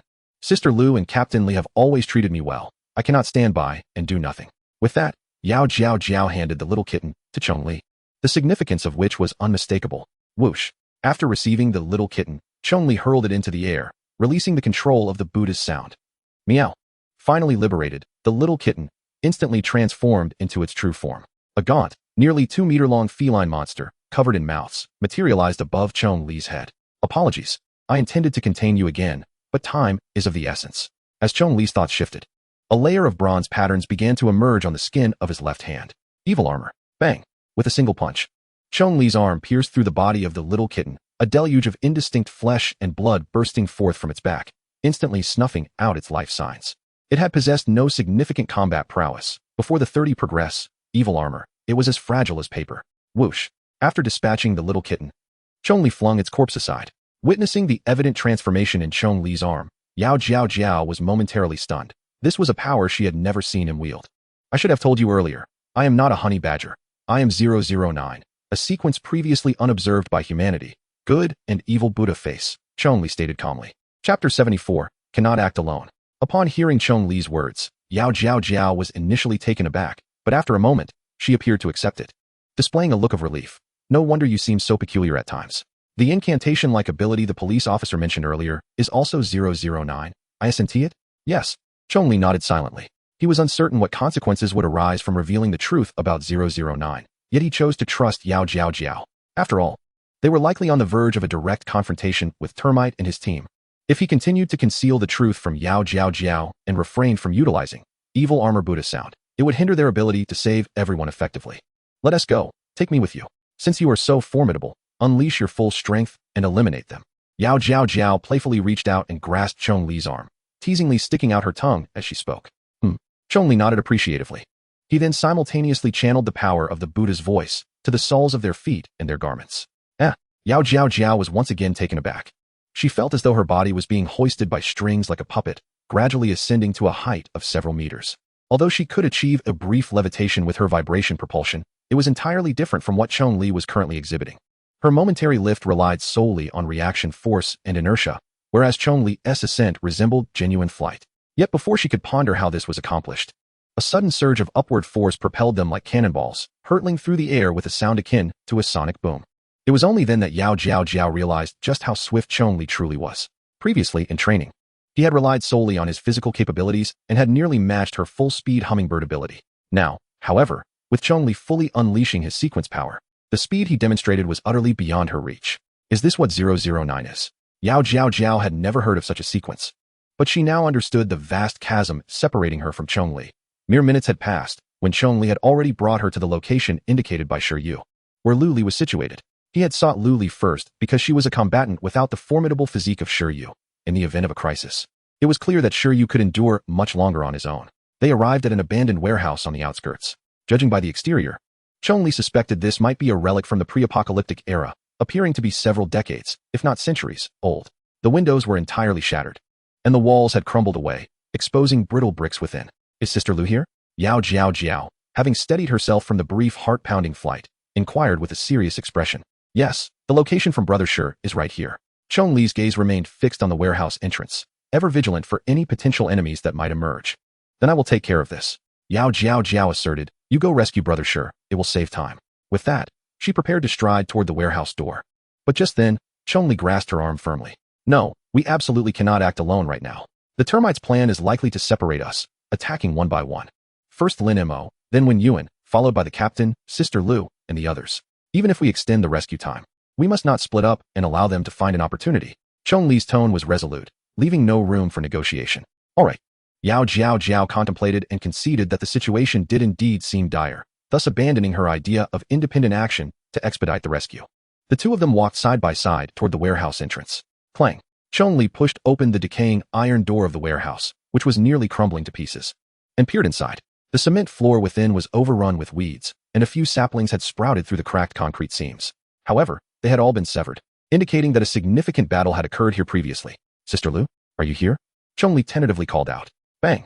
Before his words could fade, a thunderous crash echoed from deep within the warehouse as a heavy object fell to the ground. Both of them were startled, turning their gazes simultaneously. The lighting inside the warehouse was not overly dim, allowing them to see clearly ahead. On the other side of the weed-choked clearing stood several containers, nearly as decayed as the warehouse door. Atop one of the containers stood 3 figures. Chong Li squinted slightly upon seeing the attire of these individuals, a surge of murderous intent swelling in his gaze. They all wore oversized tactical jackets akin to those of the earlier polar bear, their large hoods obscuring their faces, rendering their features indistinguishable even in the decent light. Hee, you finally arrived? We've been waiting for you here for quite some time. The person in the center spoke first, his voice strikingly familiar to Chong Li. White-tailed deer. How could it be you? A tempest of fury surged within Chong Li. Oh, you recognized me? White-tailed deer responded, unfazed by Chong Li's recognition, and lifted his hood. Senior, should I commend your intelligence or question your foolishness? The gaze of white-tailed deer was like that of a maddened serpent, fixated on Chong Li from several meters away. What do you mean? Chong Li inquired. He yearned to charge forward and tear the 3 of them into shreds, but white-tailed deer's words suggested there was more beneath the surface. Ha ha ha. White-tailed deer suddenly erupted into laughter, dripping with derision. Have you never questioned why she was able to return to your side unscathed? White-tailed deer slowly raised his hand, pointing at Yao Jiao Jiao, who stood beside Chong Li. Hearing these words, Chong Li instinctively turned to look at Yao Jiao Jiao. Indeed, both Lin Mo and Wen Yuan had been silently subdued by the termite. Yet Yao Jiao Jiao, who had vanished for such an extended period, had shown no signs of being affected. A cold sweat instantly trickled down Chong Li's back. Ha ha ha. Hummingbird, oh hummingbird, white-tailed deer sneered. Descending from the container with the other 2, advancing step by step toward Chong Li and Yao Jiao Jiao. I have no idea why you stubbornly defy the termite's orders to assist those you once vowed to eradicate, this so-called camphor tree. But now that we have reached this point, there is no need for you to keep up the charade anymore. Help us, kill him. The termite is very interested in the sequence within him. Chapter 75, Yao Jiao Jiao's identity. In your dreams. Before Chong Li could respond to white-tailed deer, Yao Jiao Jiao interjected fiercely. What termite? I don't know him at all. Her tone was resolute as never before. If you think to use such a clumsy pretext to sow discord between us, I advise you to cease at once. It's utterly tedious. Yao Jiao Jiao stepped forward, positioning herself protectively in front of Chong Li, her gaze ablaze as she confronted the encroaching white-tailed deer. Oh. White-tailed deer displayed a disdainful expression. So this is how you perceive it? You think I am trying to incite discord between you? Ha ha ha. As he scoffed, he pulled out a stack of photographs from his pocket and scattered them before Yao Jiao Jiao. If you truly hold such beliefs, I suggest you examine these before you speak. At this moment, white-tailed deer and his companions had approached within 5 meters of Chong Li and Yao Jiao Jiao. Yet they did not rush to attack. Chong Li instinctively lowered his gaze, glancing at the scattered photographs strewn across the ground. Without needing to scrutinize closely, he could see Yao Jiao Jiao's smiling face, front and center, clad in a tactical jacket. Behind her stood a multitude of individuals similarly dressed. The backgrounds of the photos varied widely, some taken in restaurants, others in pitch-black settings. Among them, one particular background was surprisingly familiar to Chong Li. It was that barbecue restaurant. All the individuals in tactical jackets were seated around a table at the restaurant's entrance. The table laden with an array of skewered delicacies and beers. The atmosphere resembled that of a corporate team-building event. What are these things? Yao Jiao Jiao stared in astonishment at the multitude of photographs scattered across the ground, as none of them existed in her recollections. If there were only one or two, she might have reason to suspect that these images were fabricated. However, given the sheer volume, and the fact that each appeared to be a selfie taken from her own perspective, it became increasingly difficult to attribute this to mere deception. As Yao Jiao Jiao's mind momentarily faltered in disbelief, Chong Li crouched down, gathering most of the photographs into a pile. One by one, he flipped them over, only to discover that they contained not just group photos of Yao Jiao Jiao with others during team-building exercises, but an alarming number of selfies taken at various murder scenes. Unlike the cheerful group shots, her expression at these crime scenes was devoid of any smile, replaced instead with a chilling numbness that sent shivers down one's spine. In these photographs, Yao Jiao Jiao undeniably appeared to be a professional assassin, capturing these images likely to document the completion of her grim tasks. As Chong Li pondered over the images, Yao Jiao Jiao also crouched down to collect the remaining photographs. Much like Chong Li, she found either pictures with members of the tactical team or her own selfies at murder scenes. With her voice trembling, she realized she could not recall any memories of having participated in such acts. So what now? Chong Li did not answer Yao Jiao Jiao, but instead tossed the photographs back to the ground. Coldly addressing the white-tailed deer, what is the significance of showing us these things? Haha, significance? The white-tailed deer laughed, appearing momentarily taken aback. Isn't it obvious? I merely wish for you to see clearly what manner of woman you call your wife. Chong Li scoffed dismissively. Are you implying she was once part of your group? I have reason to believe that the purpose of the termite taking her away was to draw her back to your side, yet it ultimately failed, did it not? As Chong Li examined the photographs, he had already begun to realize that these circumstances were entirely at odds with Yao Jiao Jiao's own memories. Furthermore, he leaned towards the notion that the events depicted in these images were indeed real. This suggested that, most likely, Yao Jiao Jiao had her memories altered by some external entity, causing her to forget everything that had transpired in those photographs. The extent and depth of the modifications were so profound that even the termite's previously esteemed control abilities proved futile against them. This also clarified Yao Jiao Jiao's inexplicable disappearance, only to reappear before him unscathed. The termite's failure to maintain control had led to the current strategy employed by the white-tailed deer, attempting to undermine the trust that remained between the two survivors of the Broken Spine Squad. Reflecting on the alterations to memory, Chong Li recalled the initial sequence review conducted at the hospital, where the results had been modified to resemble a scene from 1998. If even the key props used during the camphor tree review could be easily altered without revealing any flaws, then modifying Yao Jiao Jiao's memories, rendering them impervious to the termite's influence, would be a trivial endeavor. A confident smile crept onto Chong Li's lips, although he was unaware of when it had occurred. The fact that Yao Jiao Jiao's memories had been personally modified by 009 left him with little cause for concern. He was well aware of who she was. And now he also understood what kind of wretched creature the white-tailed deer was. Chong Li waved his hand dismissively at the white-tailed deer. I know that the contents of these photographs are genuine, but what of it? What can you do? Use a handful of images to turn her against me? Chong Li locked eyes with the white-tailed deer, his grip gently tightening around Yao Jiao Jiao's hand. This gesture, though wordless, conveyed an immense sense of security to her, as if he was silently assuring her, do not think of anything else. I trust you. The white-tailed deer's gaze darkened, revealing a hint of frustration. Yet he masked it quickly. How could one know without trying? He recognized that his plan to turn her was faltering. He had learned from the termite that Yao Jiao Jiao was under the influence of a far superior form of psychological manipulation. Yet, he had not anticipated that not only was Yao Jiao Jiao passively compliant, but Chong Li also firmly believed in her identity. However, this momentary setback dissipated swiftly, replaced by a steely resolve. It was no surprise that Chong Li would react in such a way.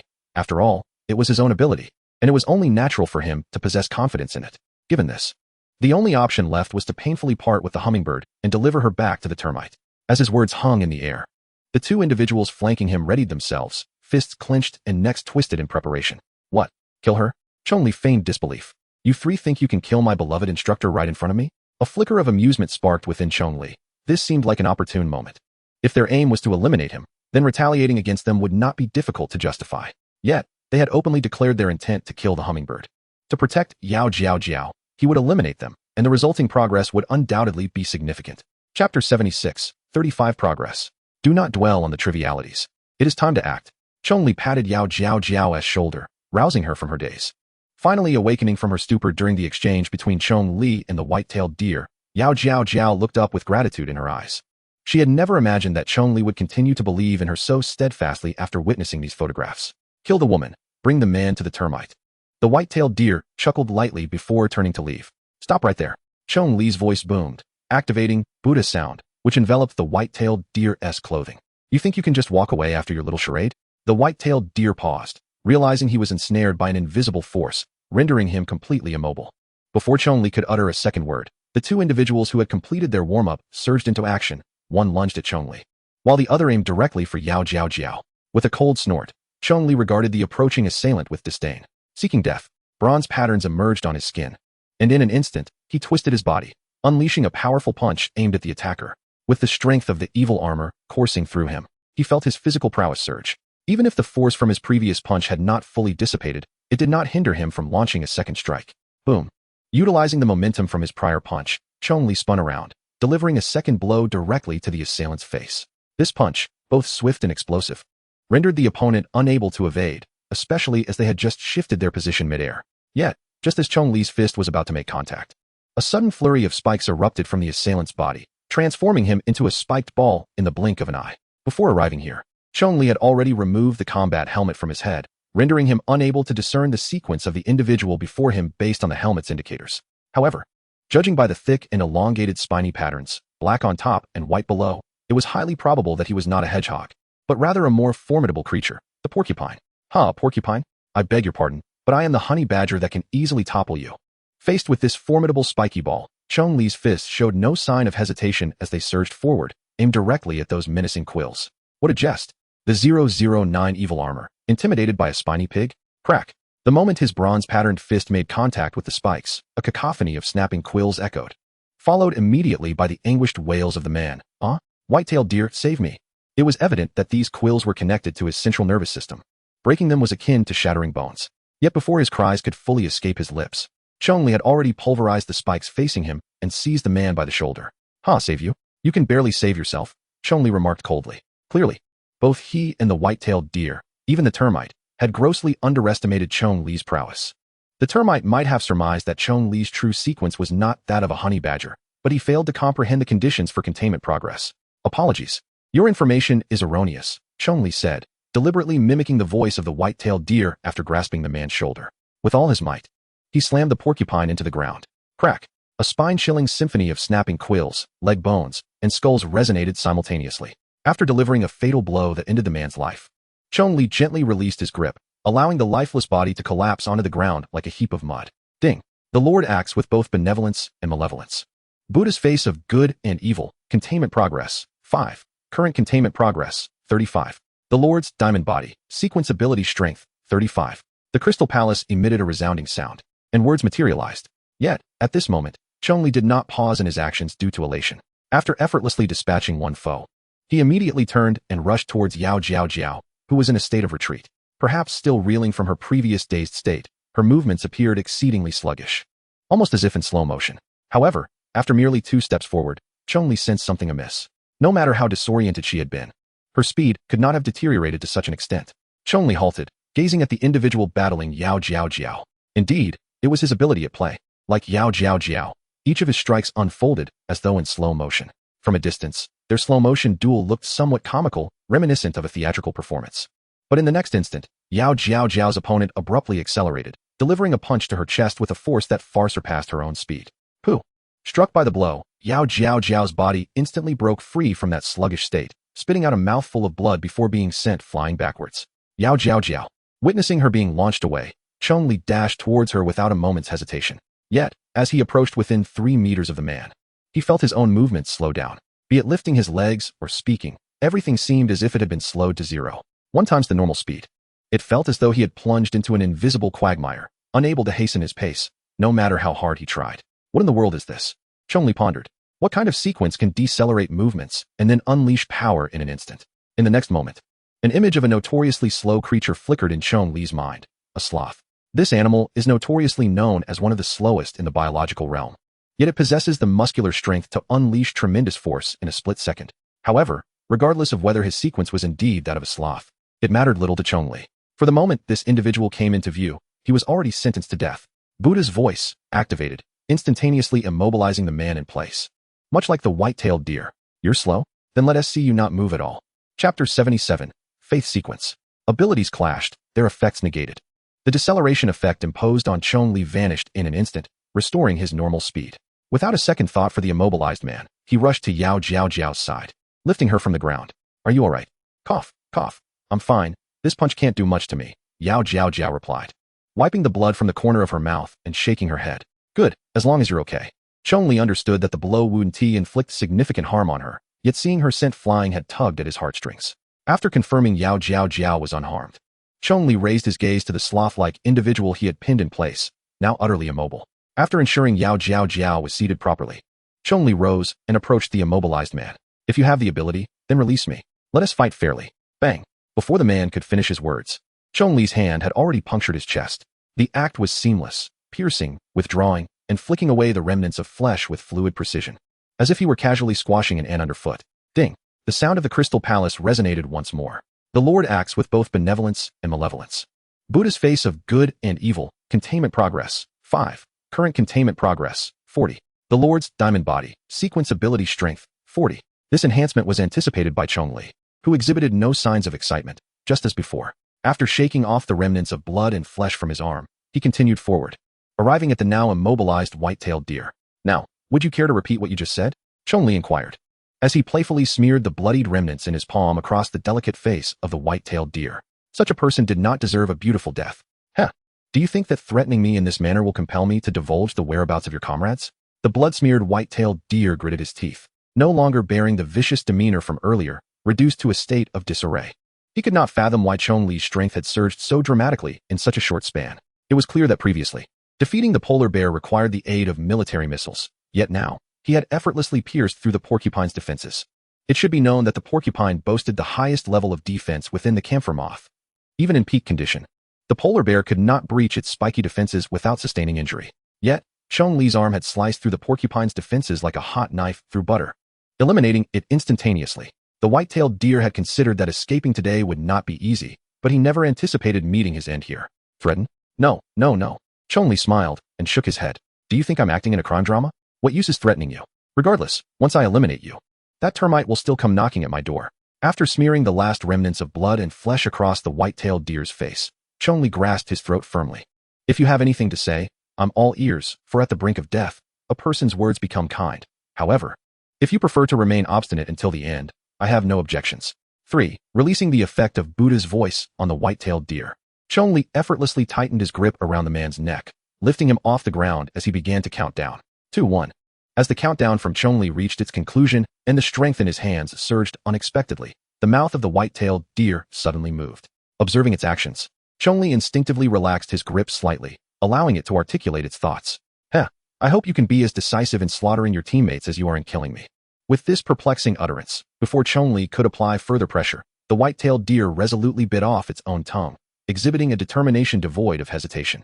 A torrent of blood, entwined with the severed tip of its tongue, erupted from its mouth, staining Chong Li's arm and its own chest crimson. As the blood gushed forth, the deer's limbs fell limply, akin to a torn sack, devoid of life. Kill my teammates? Despite the deer's demise, its final words left Chong Li frozen in place, pondering their meaning. Did they already? A sense of foreboding unlike any he had ever experienced began to swell within him. The crystalline palace's voice resonated once more. The master embodies both good and evil. Good and evil Buddha's face, containment progress, 5. Current containment progress, 45. Master, Vajra body, sequence capability strength, 45.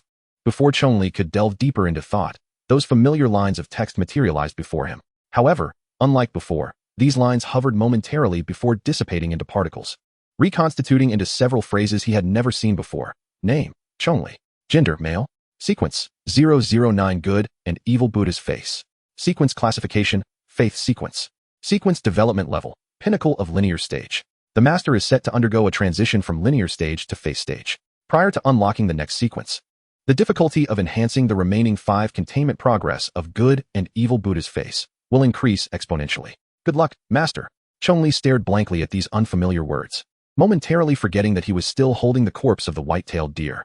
The concepts of pinnacle of linear stage and exponential difficulty increase were relatively comprehensible. Yet the meaning of faith sequence eluded him. Was good and evil Buddha's face a sequence that existed based on faith? After a brief moment, his gaze fixated on the final statement. How difficult could the exponential increase in difficulty be? For now, it remained a mystery. After all, the enemies here had been entirely annihilated, and he would have to wait until he encountered foes again to ascertain the extent of the challenge. With a resigned shake of his head, Chong Li discarded the white-tailed deer's body and turned to Yao Jiao. Can you walk? We need to head over to Brother Shirihue. He was not denying Yao Jiao a moment of respite. Rather, time was of the essence, and he could not afford to squander it on rest. All right, no problem. Let us go. Yao Jiao nodded and rose to her feet. The brief span of a minute had sufficed for her to regain her energy. With the incantation of Buddha's sound, he lifted the two of them into the air, preparing to set off in the direction of Shirihue. Yet in the next moment, as they began to soar, Chong Li was taken aback. The speed was astonishing, so fast that the instant he exerted force, they had already reached the speed of sound. The sonic boom at low altitude nearly obliterated the decrepit warehouse. Chapter 78, The Belonging of Shirihue. At such a breakneck pace, both Yao Jiao and Chong Li found themselves slightly dizzy from the overwhelming acceleration. Fortunately, both were capable beings, their physical resilience far surpassing that of ordinary individuals, and they quickly acclimated to the disorienting sensation. Yao Jiao, buoyed by the power of Buddha's sound, sensed that Chong Li's strength had transformed since their last encounter. She realized that something significant must have transpired within him, yet she felt too bashful to inquire further. For Chong Li to unconditionally choose to trust her after witnessing all that he had was already a form of absolution. Under such circumstances, she felt it would be inappropriate to pry into his secrets. Within mere seconds, they arrived at Shirihue's location. It was a diminutive amusement park on the outskirts, so small it barely qualified as such, resembling more of a fitness area for the elderly within a residential community. Before they could even touch down, they spotted Shirihue seated on the central lawn. Brother Shirihue. Chong Li hastily descended and rushed to his side. Upon seeing him, Chong Li's heart leapt into his throat. He was still here, but instead of contacting him via the helmet, he had merely sent a location signal. This could mean, crouching beside Shirihue, Chong Li lacked the courage to reach out, fearing he might encounter a lifeless body. Just then, Shirihue suddenly opened his mouth and emitted a pained groan. Brother Shirihue, are you alright? Thank goodness. Hearing Shirihue's voice, Chong Li finally exhaled in relief. It seemed he might have merely lost consciousness during battle. Regardless, the fact that he was still alive, though injured and unable to fight, was infinitely preferable to him vanishing completely. However, unbeknownst to Chong Li, a strange smirk crept across the corner of Shirihue's mouth. Yao Jiao, stay here with Brother Shirihue. I'll go find Captain and the others. After confirming Shirihue was alive, Chong Li turned to Yao Jiao. All right, she nodded, but in the next instant, her pupils dilated as if she had seen something shocking. Chong Li, be careful. Despite Yao Jiao's quick reflexes, it was too late. Clang. Shirihue's fist, fueled by all his might, struck towards the back of Chong Li's head. The force exceeded that which he would typically exert during practice. This blow was aimed at killing Chong Li. He had been taken over by the termite. Unfortunately for the termite, the plan had commenced before Chong Li's progress had advanced, and now, Chong Li's progress had just surged by a full 10. Even with all his strength, Shirihue's strike failed to budge Chong Li in the slightest. As the impact approached, the area where Chong Li was struck instinctively manifested the evil armor's bronze patterns, completely neutralizing the force of Shirihue's punch. At this current unlocking progress, evil armor was no longer merely activated during Chong Li's offensive. It would automatically generate even when he was under attack. It had evidently evolved into a form of absolute defense, and for Chong Li, the capabilities of evil armor were gradually approaching those of the 009 sequence ability. After delivering the punch, Shirihue observed Chong Li, who remained unscathed, tilting his head slightly as if puzzled by the lack of damage from his blow. Not only Shirihue, but even Yao Jiao, who was watching from the side, was left wide-eyed in astonishment. She had witnessed Shirihue's full-force strike during practice, which had even left a faint dent in a solid steel dummy used for strength training. But Chong Li, Brother Shirihue, can you hear me? After being struck in the back of the head, Chong Li felt no anger. Instead, he turned and grasped Shirihue's arm firmly. He understood that Shirihue's punch was the result of the termite's control, not his own volition. Thus he refrained from retaliating. Shiryu, with his wrist restrained, smiled faintly, revealing a sinister expression Chong Li had never seen on his face before. You've really improved quickly, huh?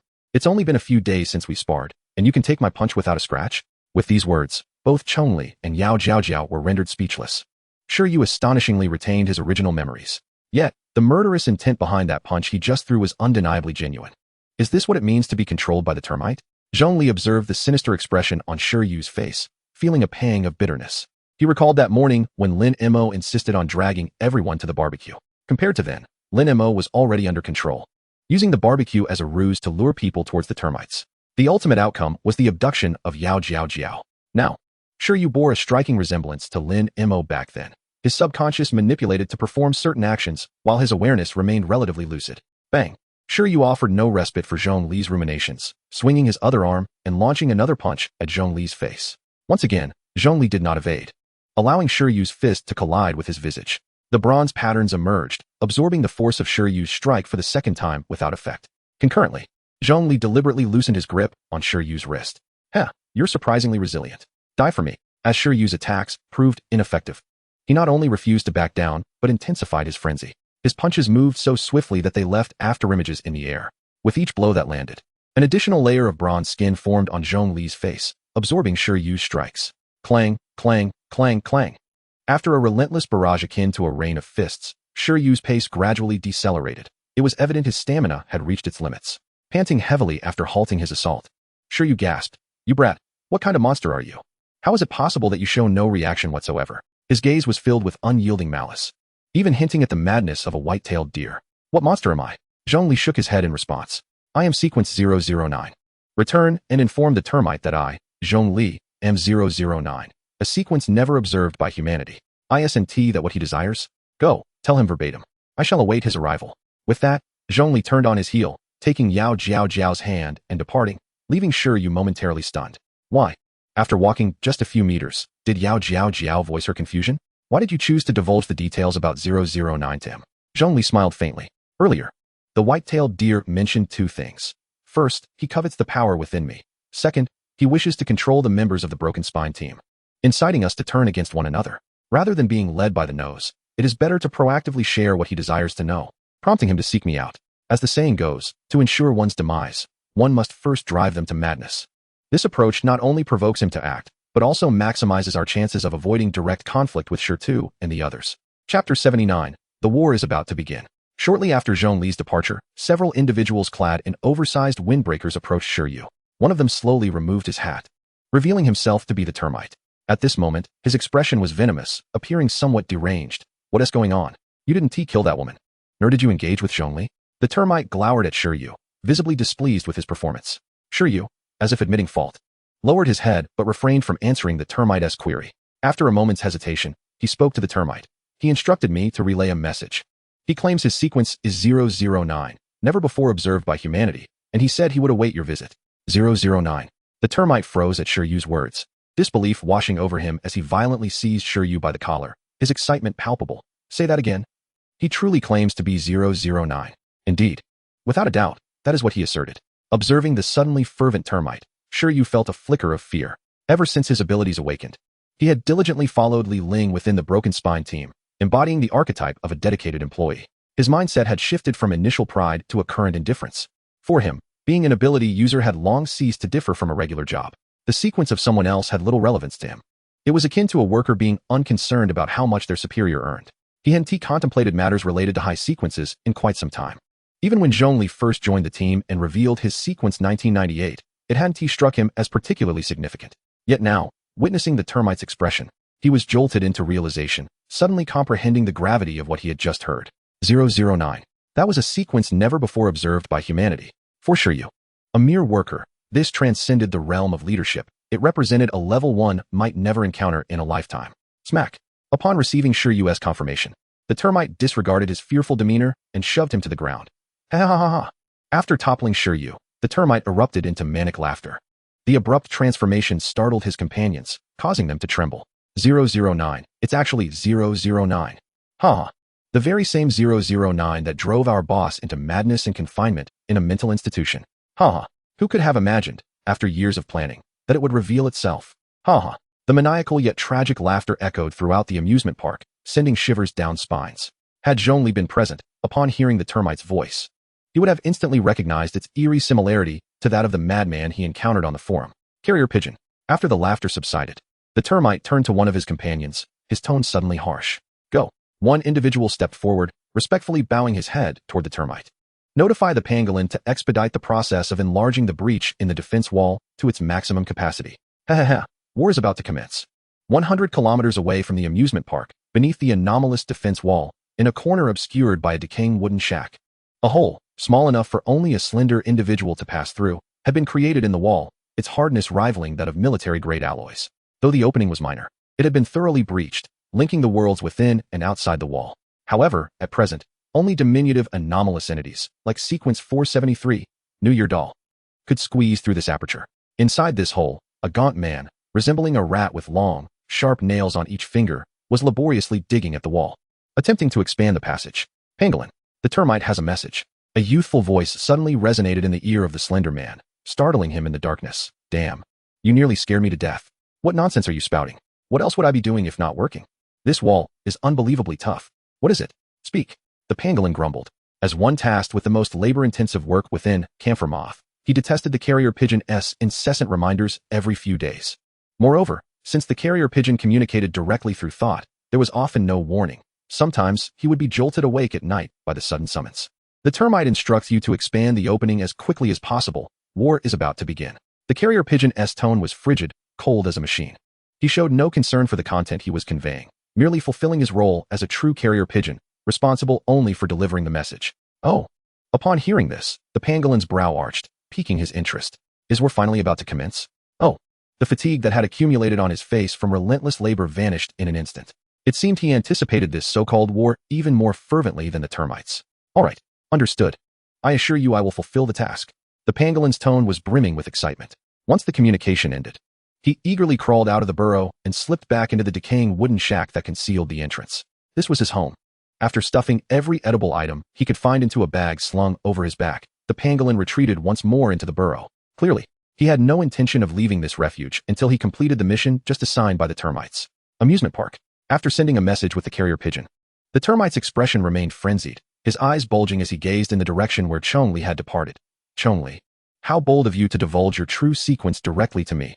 I admire your audacity. But do you truly believe that upon learning this, I would proactively seek you out? Am I to be regarded as a fool? Ha ha ha. At this point, Shuriwe found himself abruptly subdued by the termite's gaze. Who continued, Go find Li Ling and Lu Li. Your current mission is to kill.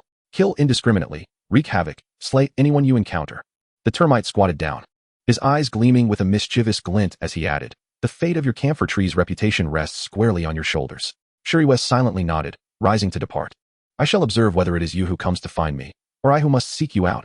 Ha ha ha. The termite's gaze shifted once more towards the direction of Chong Li's exit, an unmistakable greed flickering in his eyes. Chapter 80. Despair? No, Dokaikai. Although Chong Li had revealed his true sequence to the termite through Shuriwe and had clearly provoked him to pursue him, his expression remained grave after leaving the amusement park. Shuriwe had confirmed that the termite had gained control over him. Thus, the hope of rescuing Li Ling, Lu Li, Wen Yuan, and the others had become increasingly bleak. Where can we possibly search for them now? Yao Jiao Jiao sensed the heavy aura emanating from Chong Li, her own expression mirroring his gravity. Finding them relying solely on our own efforts seems exceedingly difficult, Chong Li lamented, shaking his head in resignation. The H05 district was neither particularly large nor small, akin in size to a modest county before the apocalypse.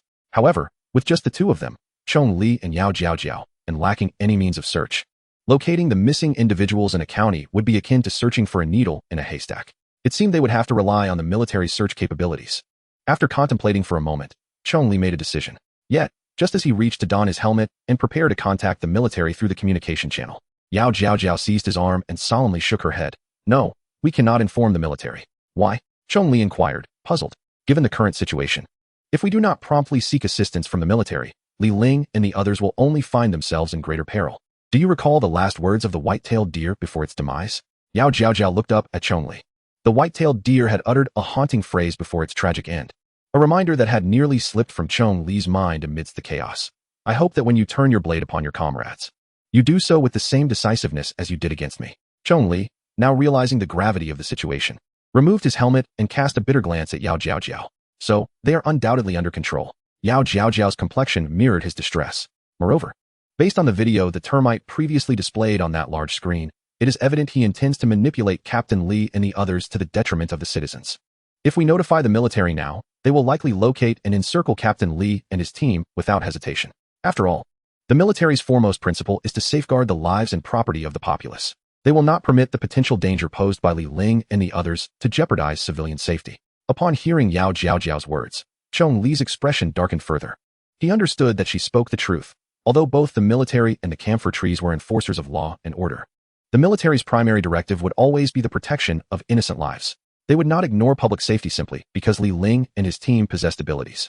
It was highly likely they would resort to employing overwhelming force to eliminate the threat once Li Ling and the others engaged in actions endangering civilians. What are we to do now? Chong Li felt as though he had reached a dead end.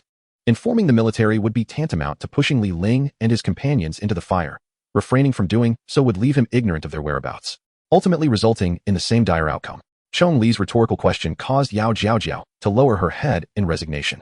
She too recognized that whatever course of action they might take now seemed to lead to inevitable doom. Just as both were on the brink of despair, a sudden thought struck Chong Li.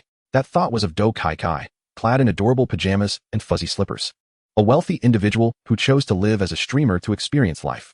If the military was unable to assist, then they must contact the strongest human force, the Heavenly Dry Armor Team. While it was true that a Heavenly Dry Squad known as Event Horizon was present in the H05 district, their assigned task was to track the termite and eliminate the 473 sequence creature. The significance of Li Ling's disappearance paled in comparison to these two missions. Moreover, even if Chong Li wished to seek help, he possessed no means to do so. What is it? Yao Jiaojiao looked up at Chong Li. Have you thought of a solution? Yes, I've thought of someone. She can undoubtedly aid us. As memories of Do Kai Kai flooded back, the gravity on Chong Li's face dissipated in an instant. Not only do I have 009 by my side, but I also possess connections to Li Ling's extensive network. Do you have Little Broken Station on your phone? Chong Li grasped Yao Jiaojiao's shoulders, shaking her with excitement. Little Broken Station? Yao Jiaojiao hesitated, uncertain, and began rummaging through her phone. Ah yes, here it is, what's up? After locating the app, she inquired, puzzled. At such a critical moment. You aren't suggesting we watch a stream to ease our minds, are you? Yao Jiaojiao thought to herself, handing her phone over to Chong Li. To her astonishment, Chong Li indeed opened the live stream section and began searching. You really want to watch a stream? Yao Jiaojiao could hardly believe her eyes. Oh no, that's not it. Chong Li explained as he scoured the live stream list for keywords related to Do Kai Kai, recounting the events of that day when he had encountered her at the Camphor Tree headquarters in Jiangnan Province. Heavenly Dry Armor. After hearing Chong Li's explanation, Yao Jiaojiao gasped in disbelief, nearly dropping her jaw to the ground. Are you certain that Captain Li knows someone from the Heavenly Dry Armor team, and that they're live streaming on Little Broken Station? Absolutely, Chong Li affirmed without looking away from the screen. Finding Do Tsai-Tsai's live stream and informing her of the current situation was the only solution Chong Li could conceive. Let me handle it. After a moment of shock, Yao Jiaojiao accepted the reality of Li Ling's connections to the Heavenly Dry team, snatching the phone from Chong Li's hands. If you keep searching like this, we might not find her until next year. Based on Chong Li's description of Do Kai Kai, Yao Jiaojiao swiftly deduced the likely live stream section where she could be found. A few minutes later, a stream titled The Boss Loves Sour Cabbage came into view for the two. This is it, Chong Li exclaimed excitedly. She has a cat named the Boss. Welcome user 6402. Welcome to Tsai-Tsai's live stream. As Yao Jiaojiao entered the stream, the speakers burst forth with the sweet and endearing voice of Do Kai Kai, while the screen displayed an adorable cat-eared outfit, bobbing its head in rhythm with the music. It was her. In a swift motion, Chong Li snatched the phone and immediately sent a barrage of comments. Kai Kai? I'm the one you rescued from those old men. There's a grave situation here. Help. Help.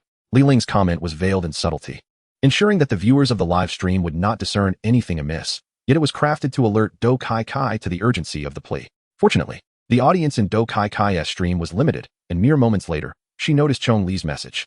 However, her subsequent response took both Chong Li and Yao Jiaojiao completely by surprise. She seemed entirely indifferent to the matter at hand. If you need help, contact the police or an ability user. What does that have to do with me, a mere streamer?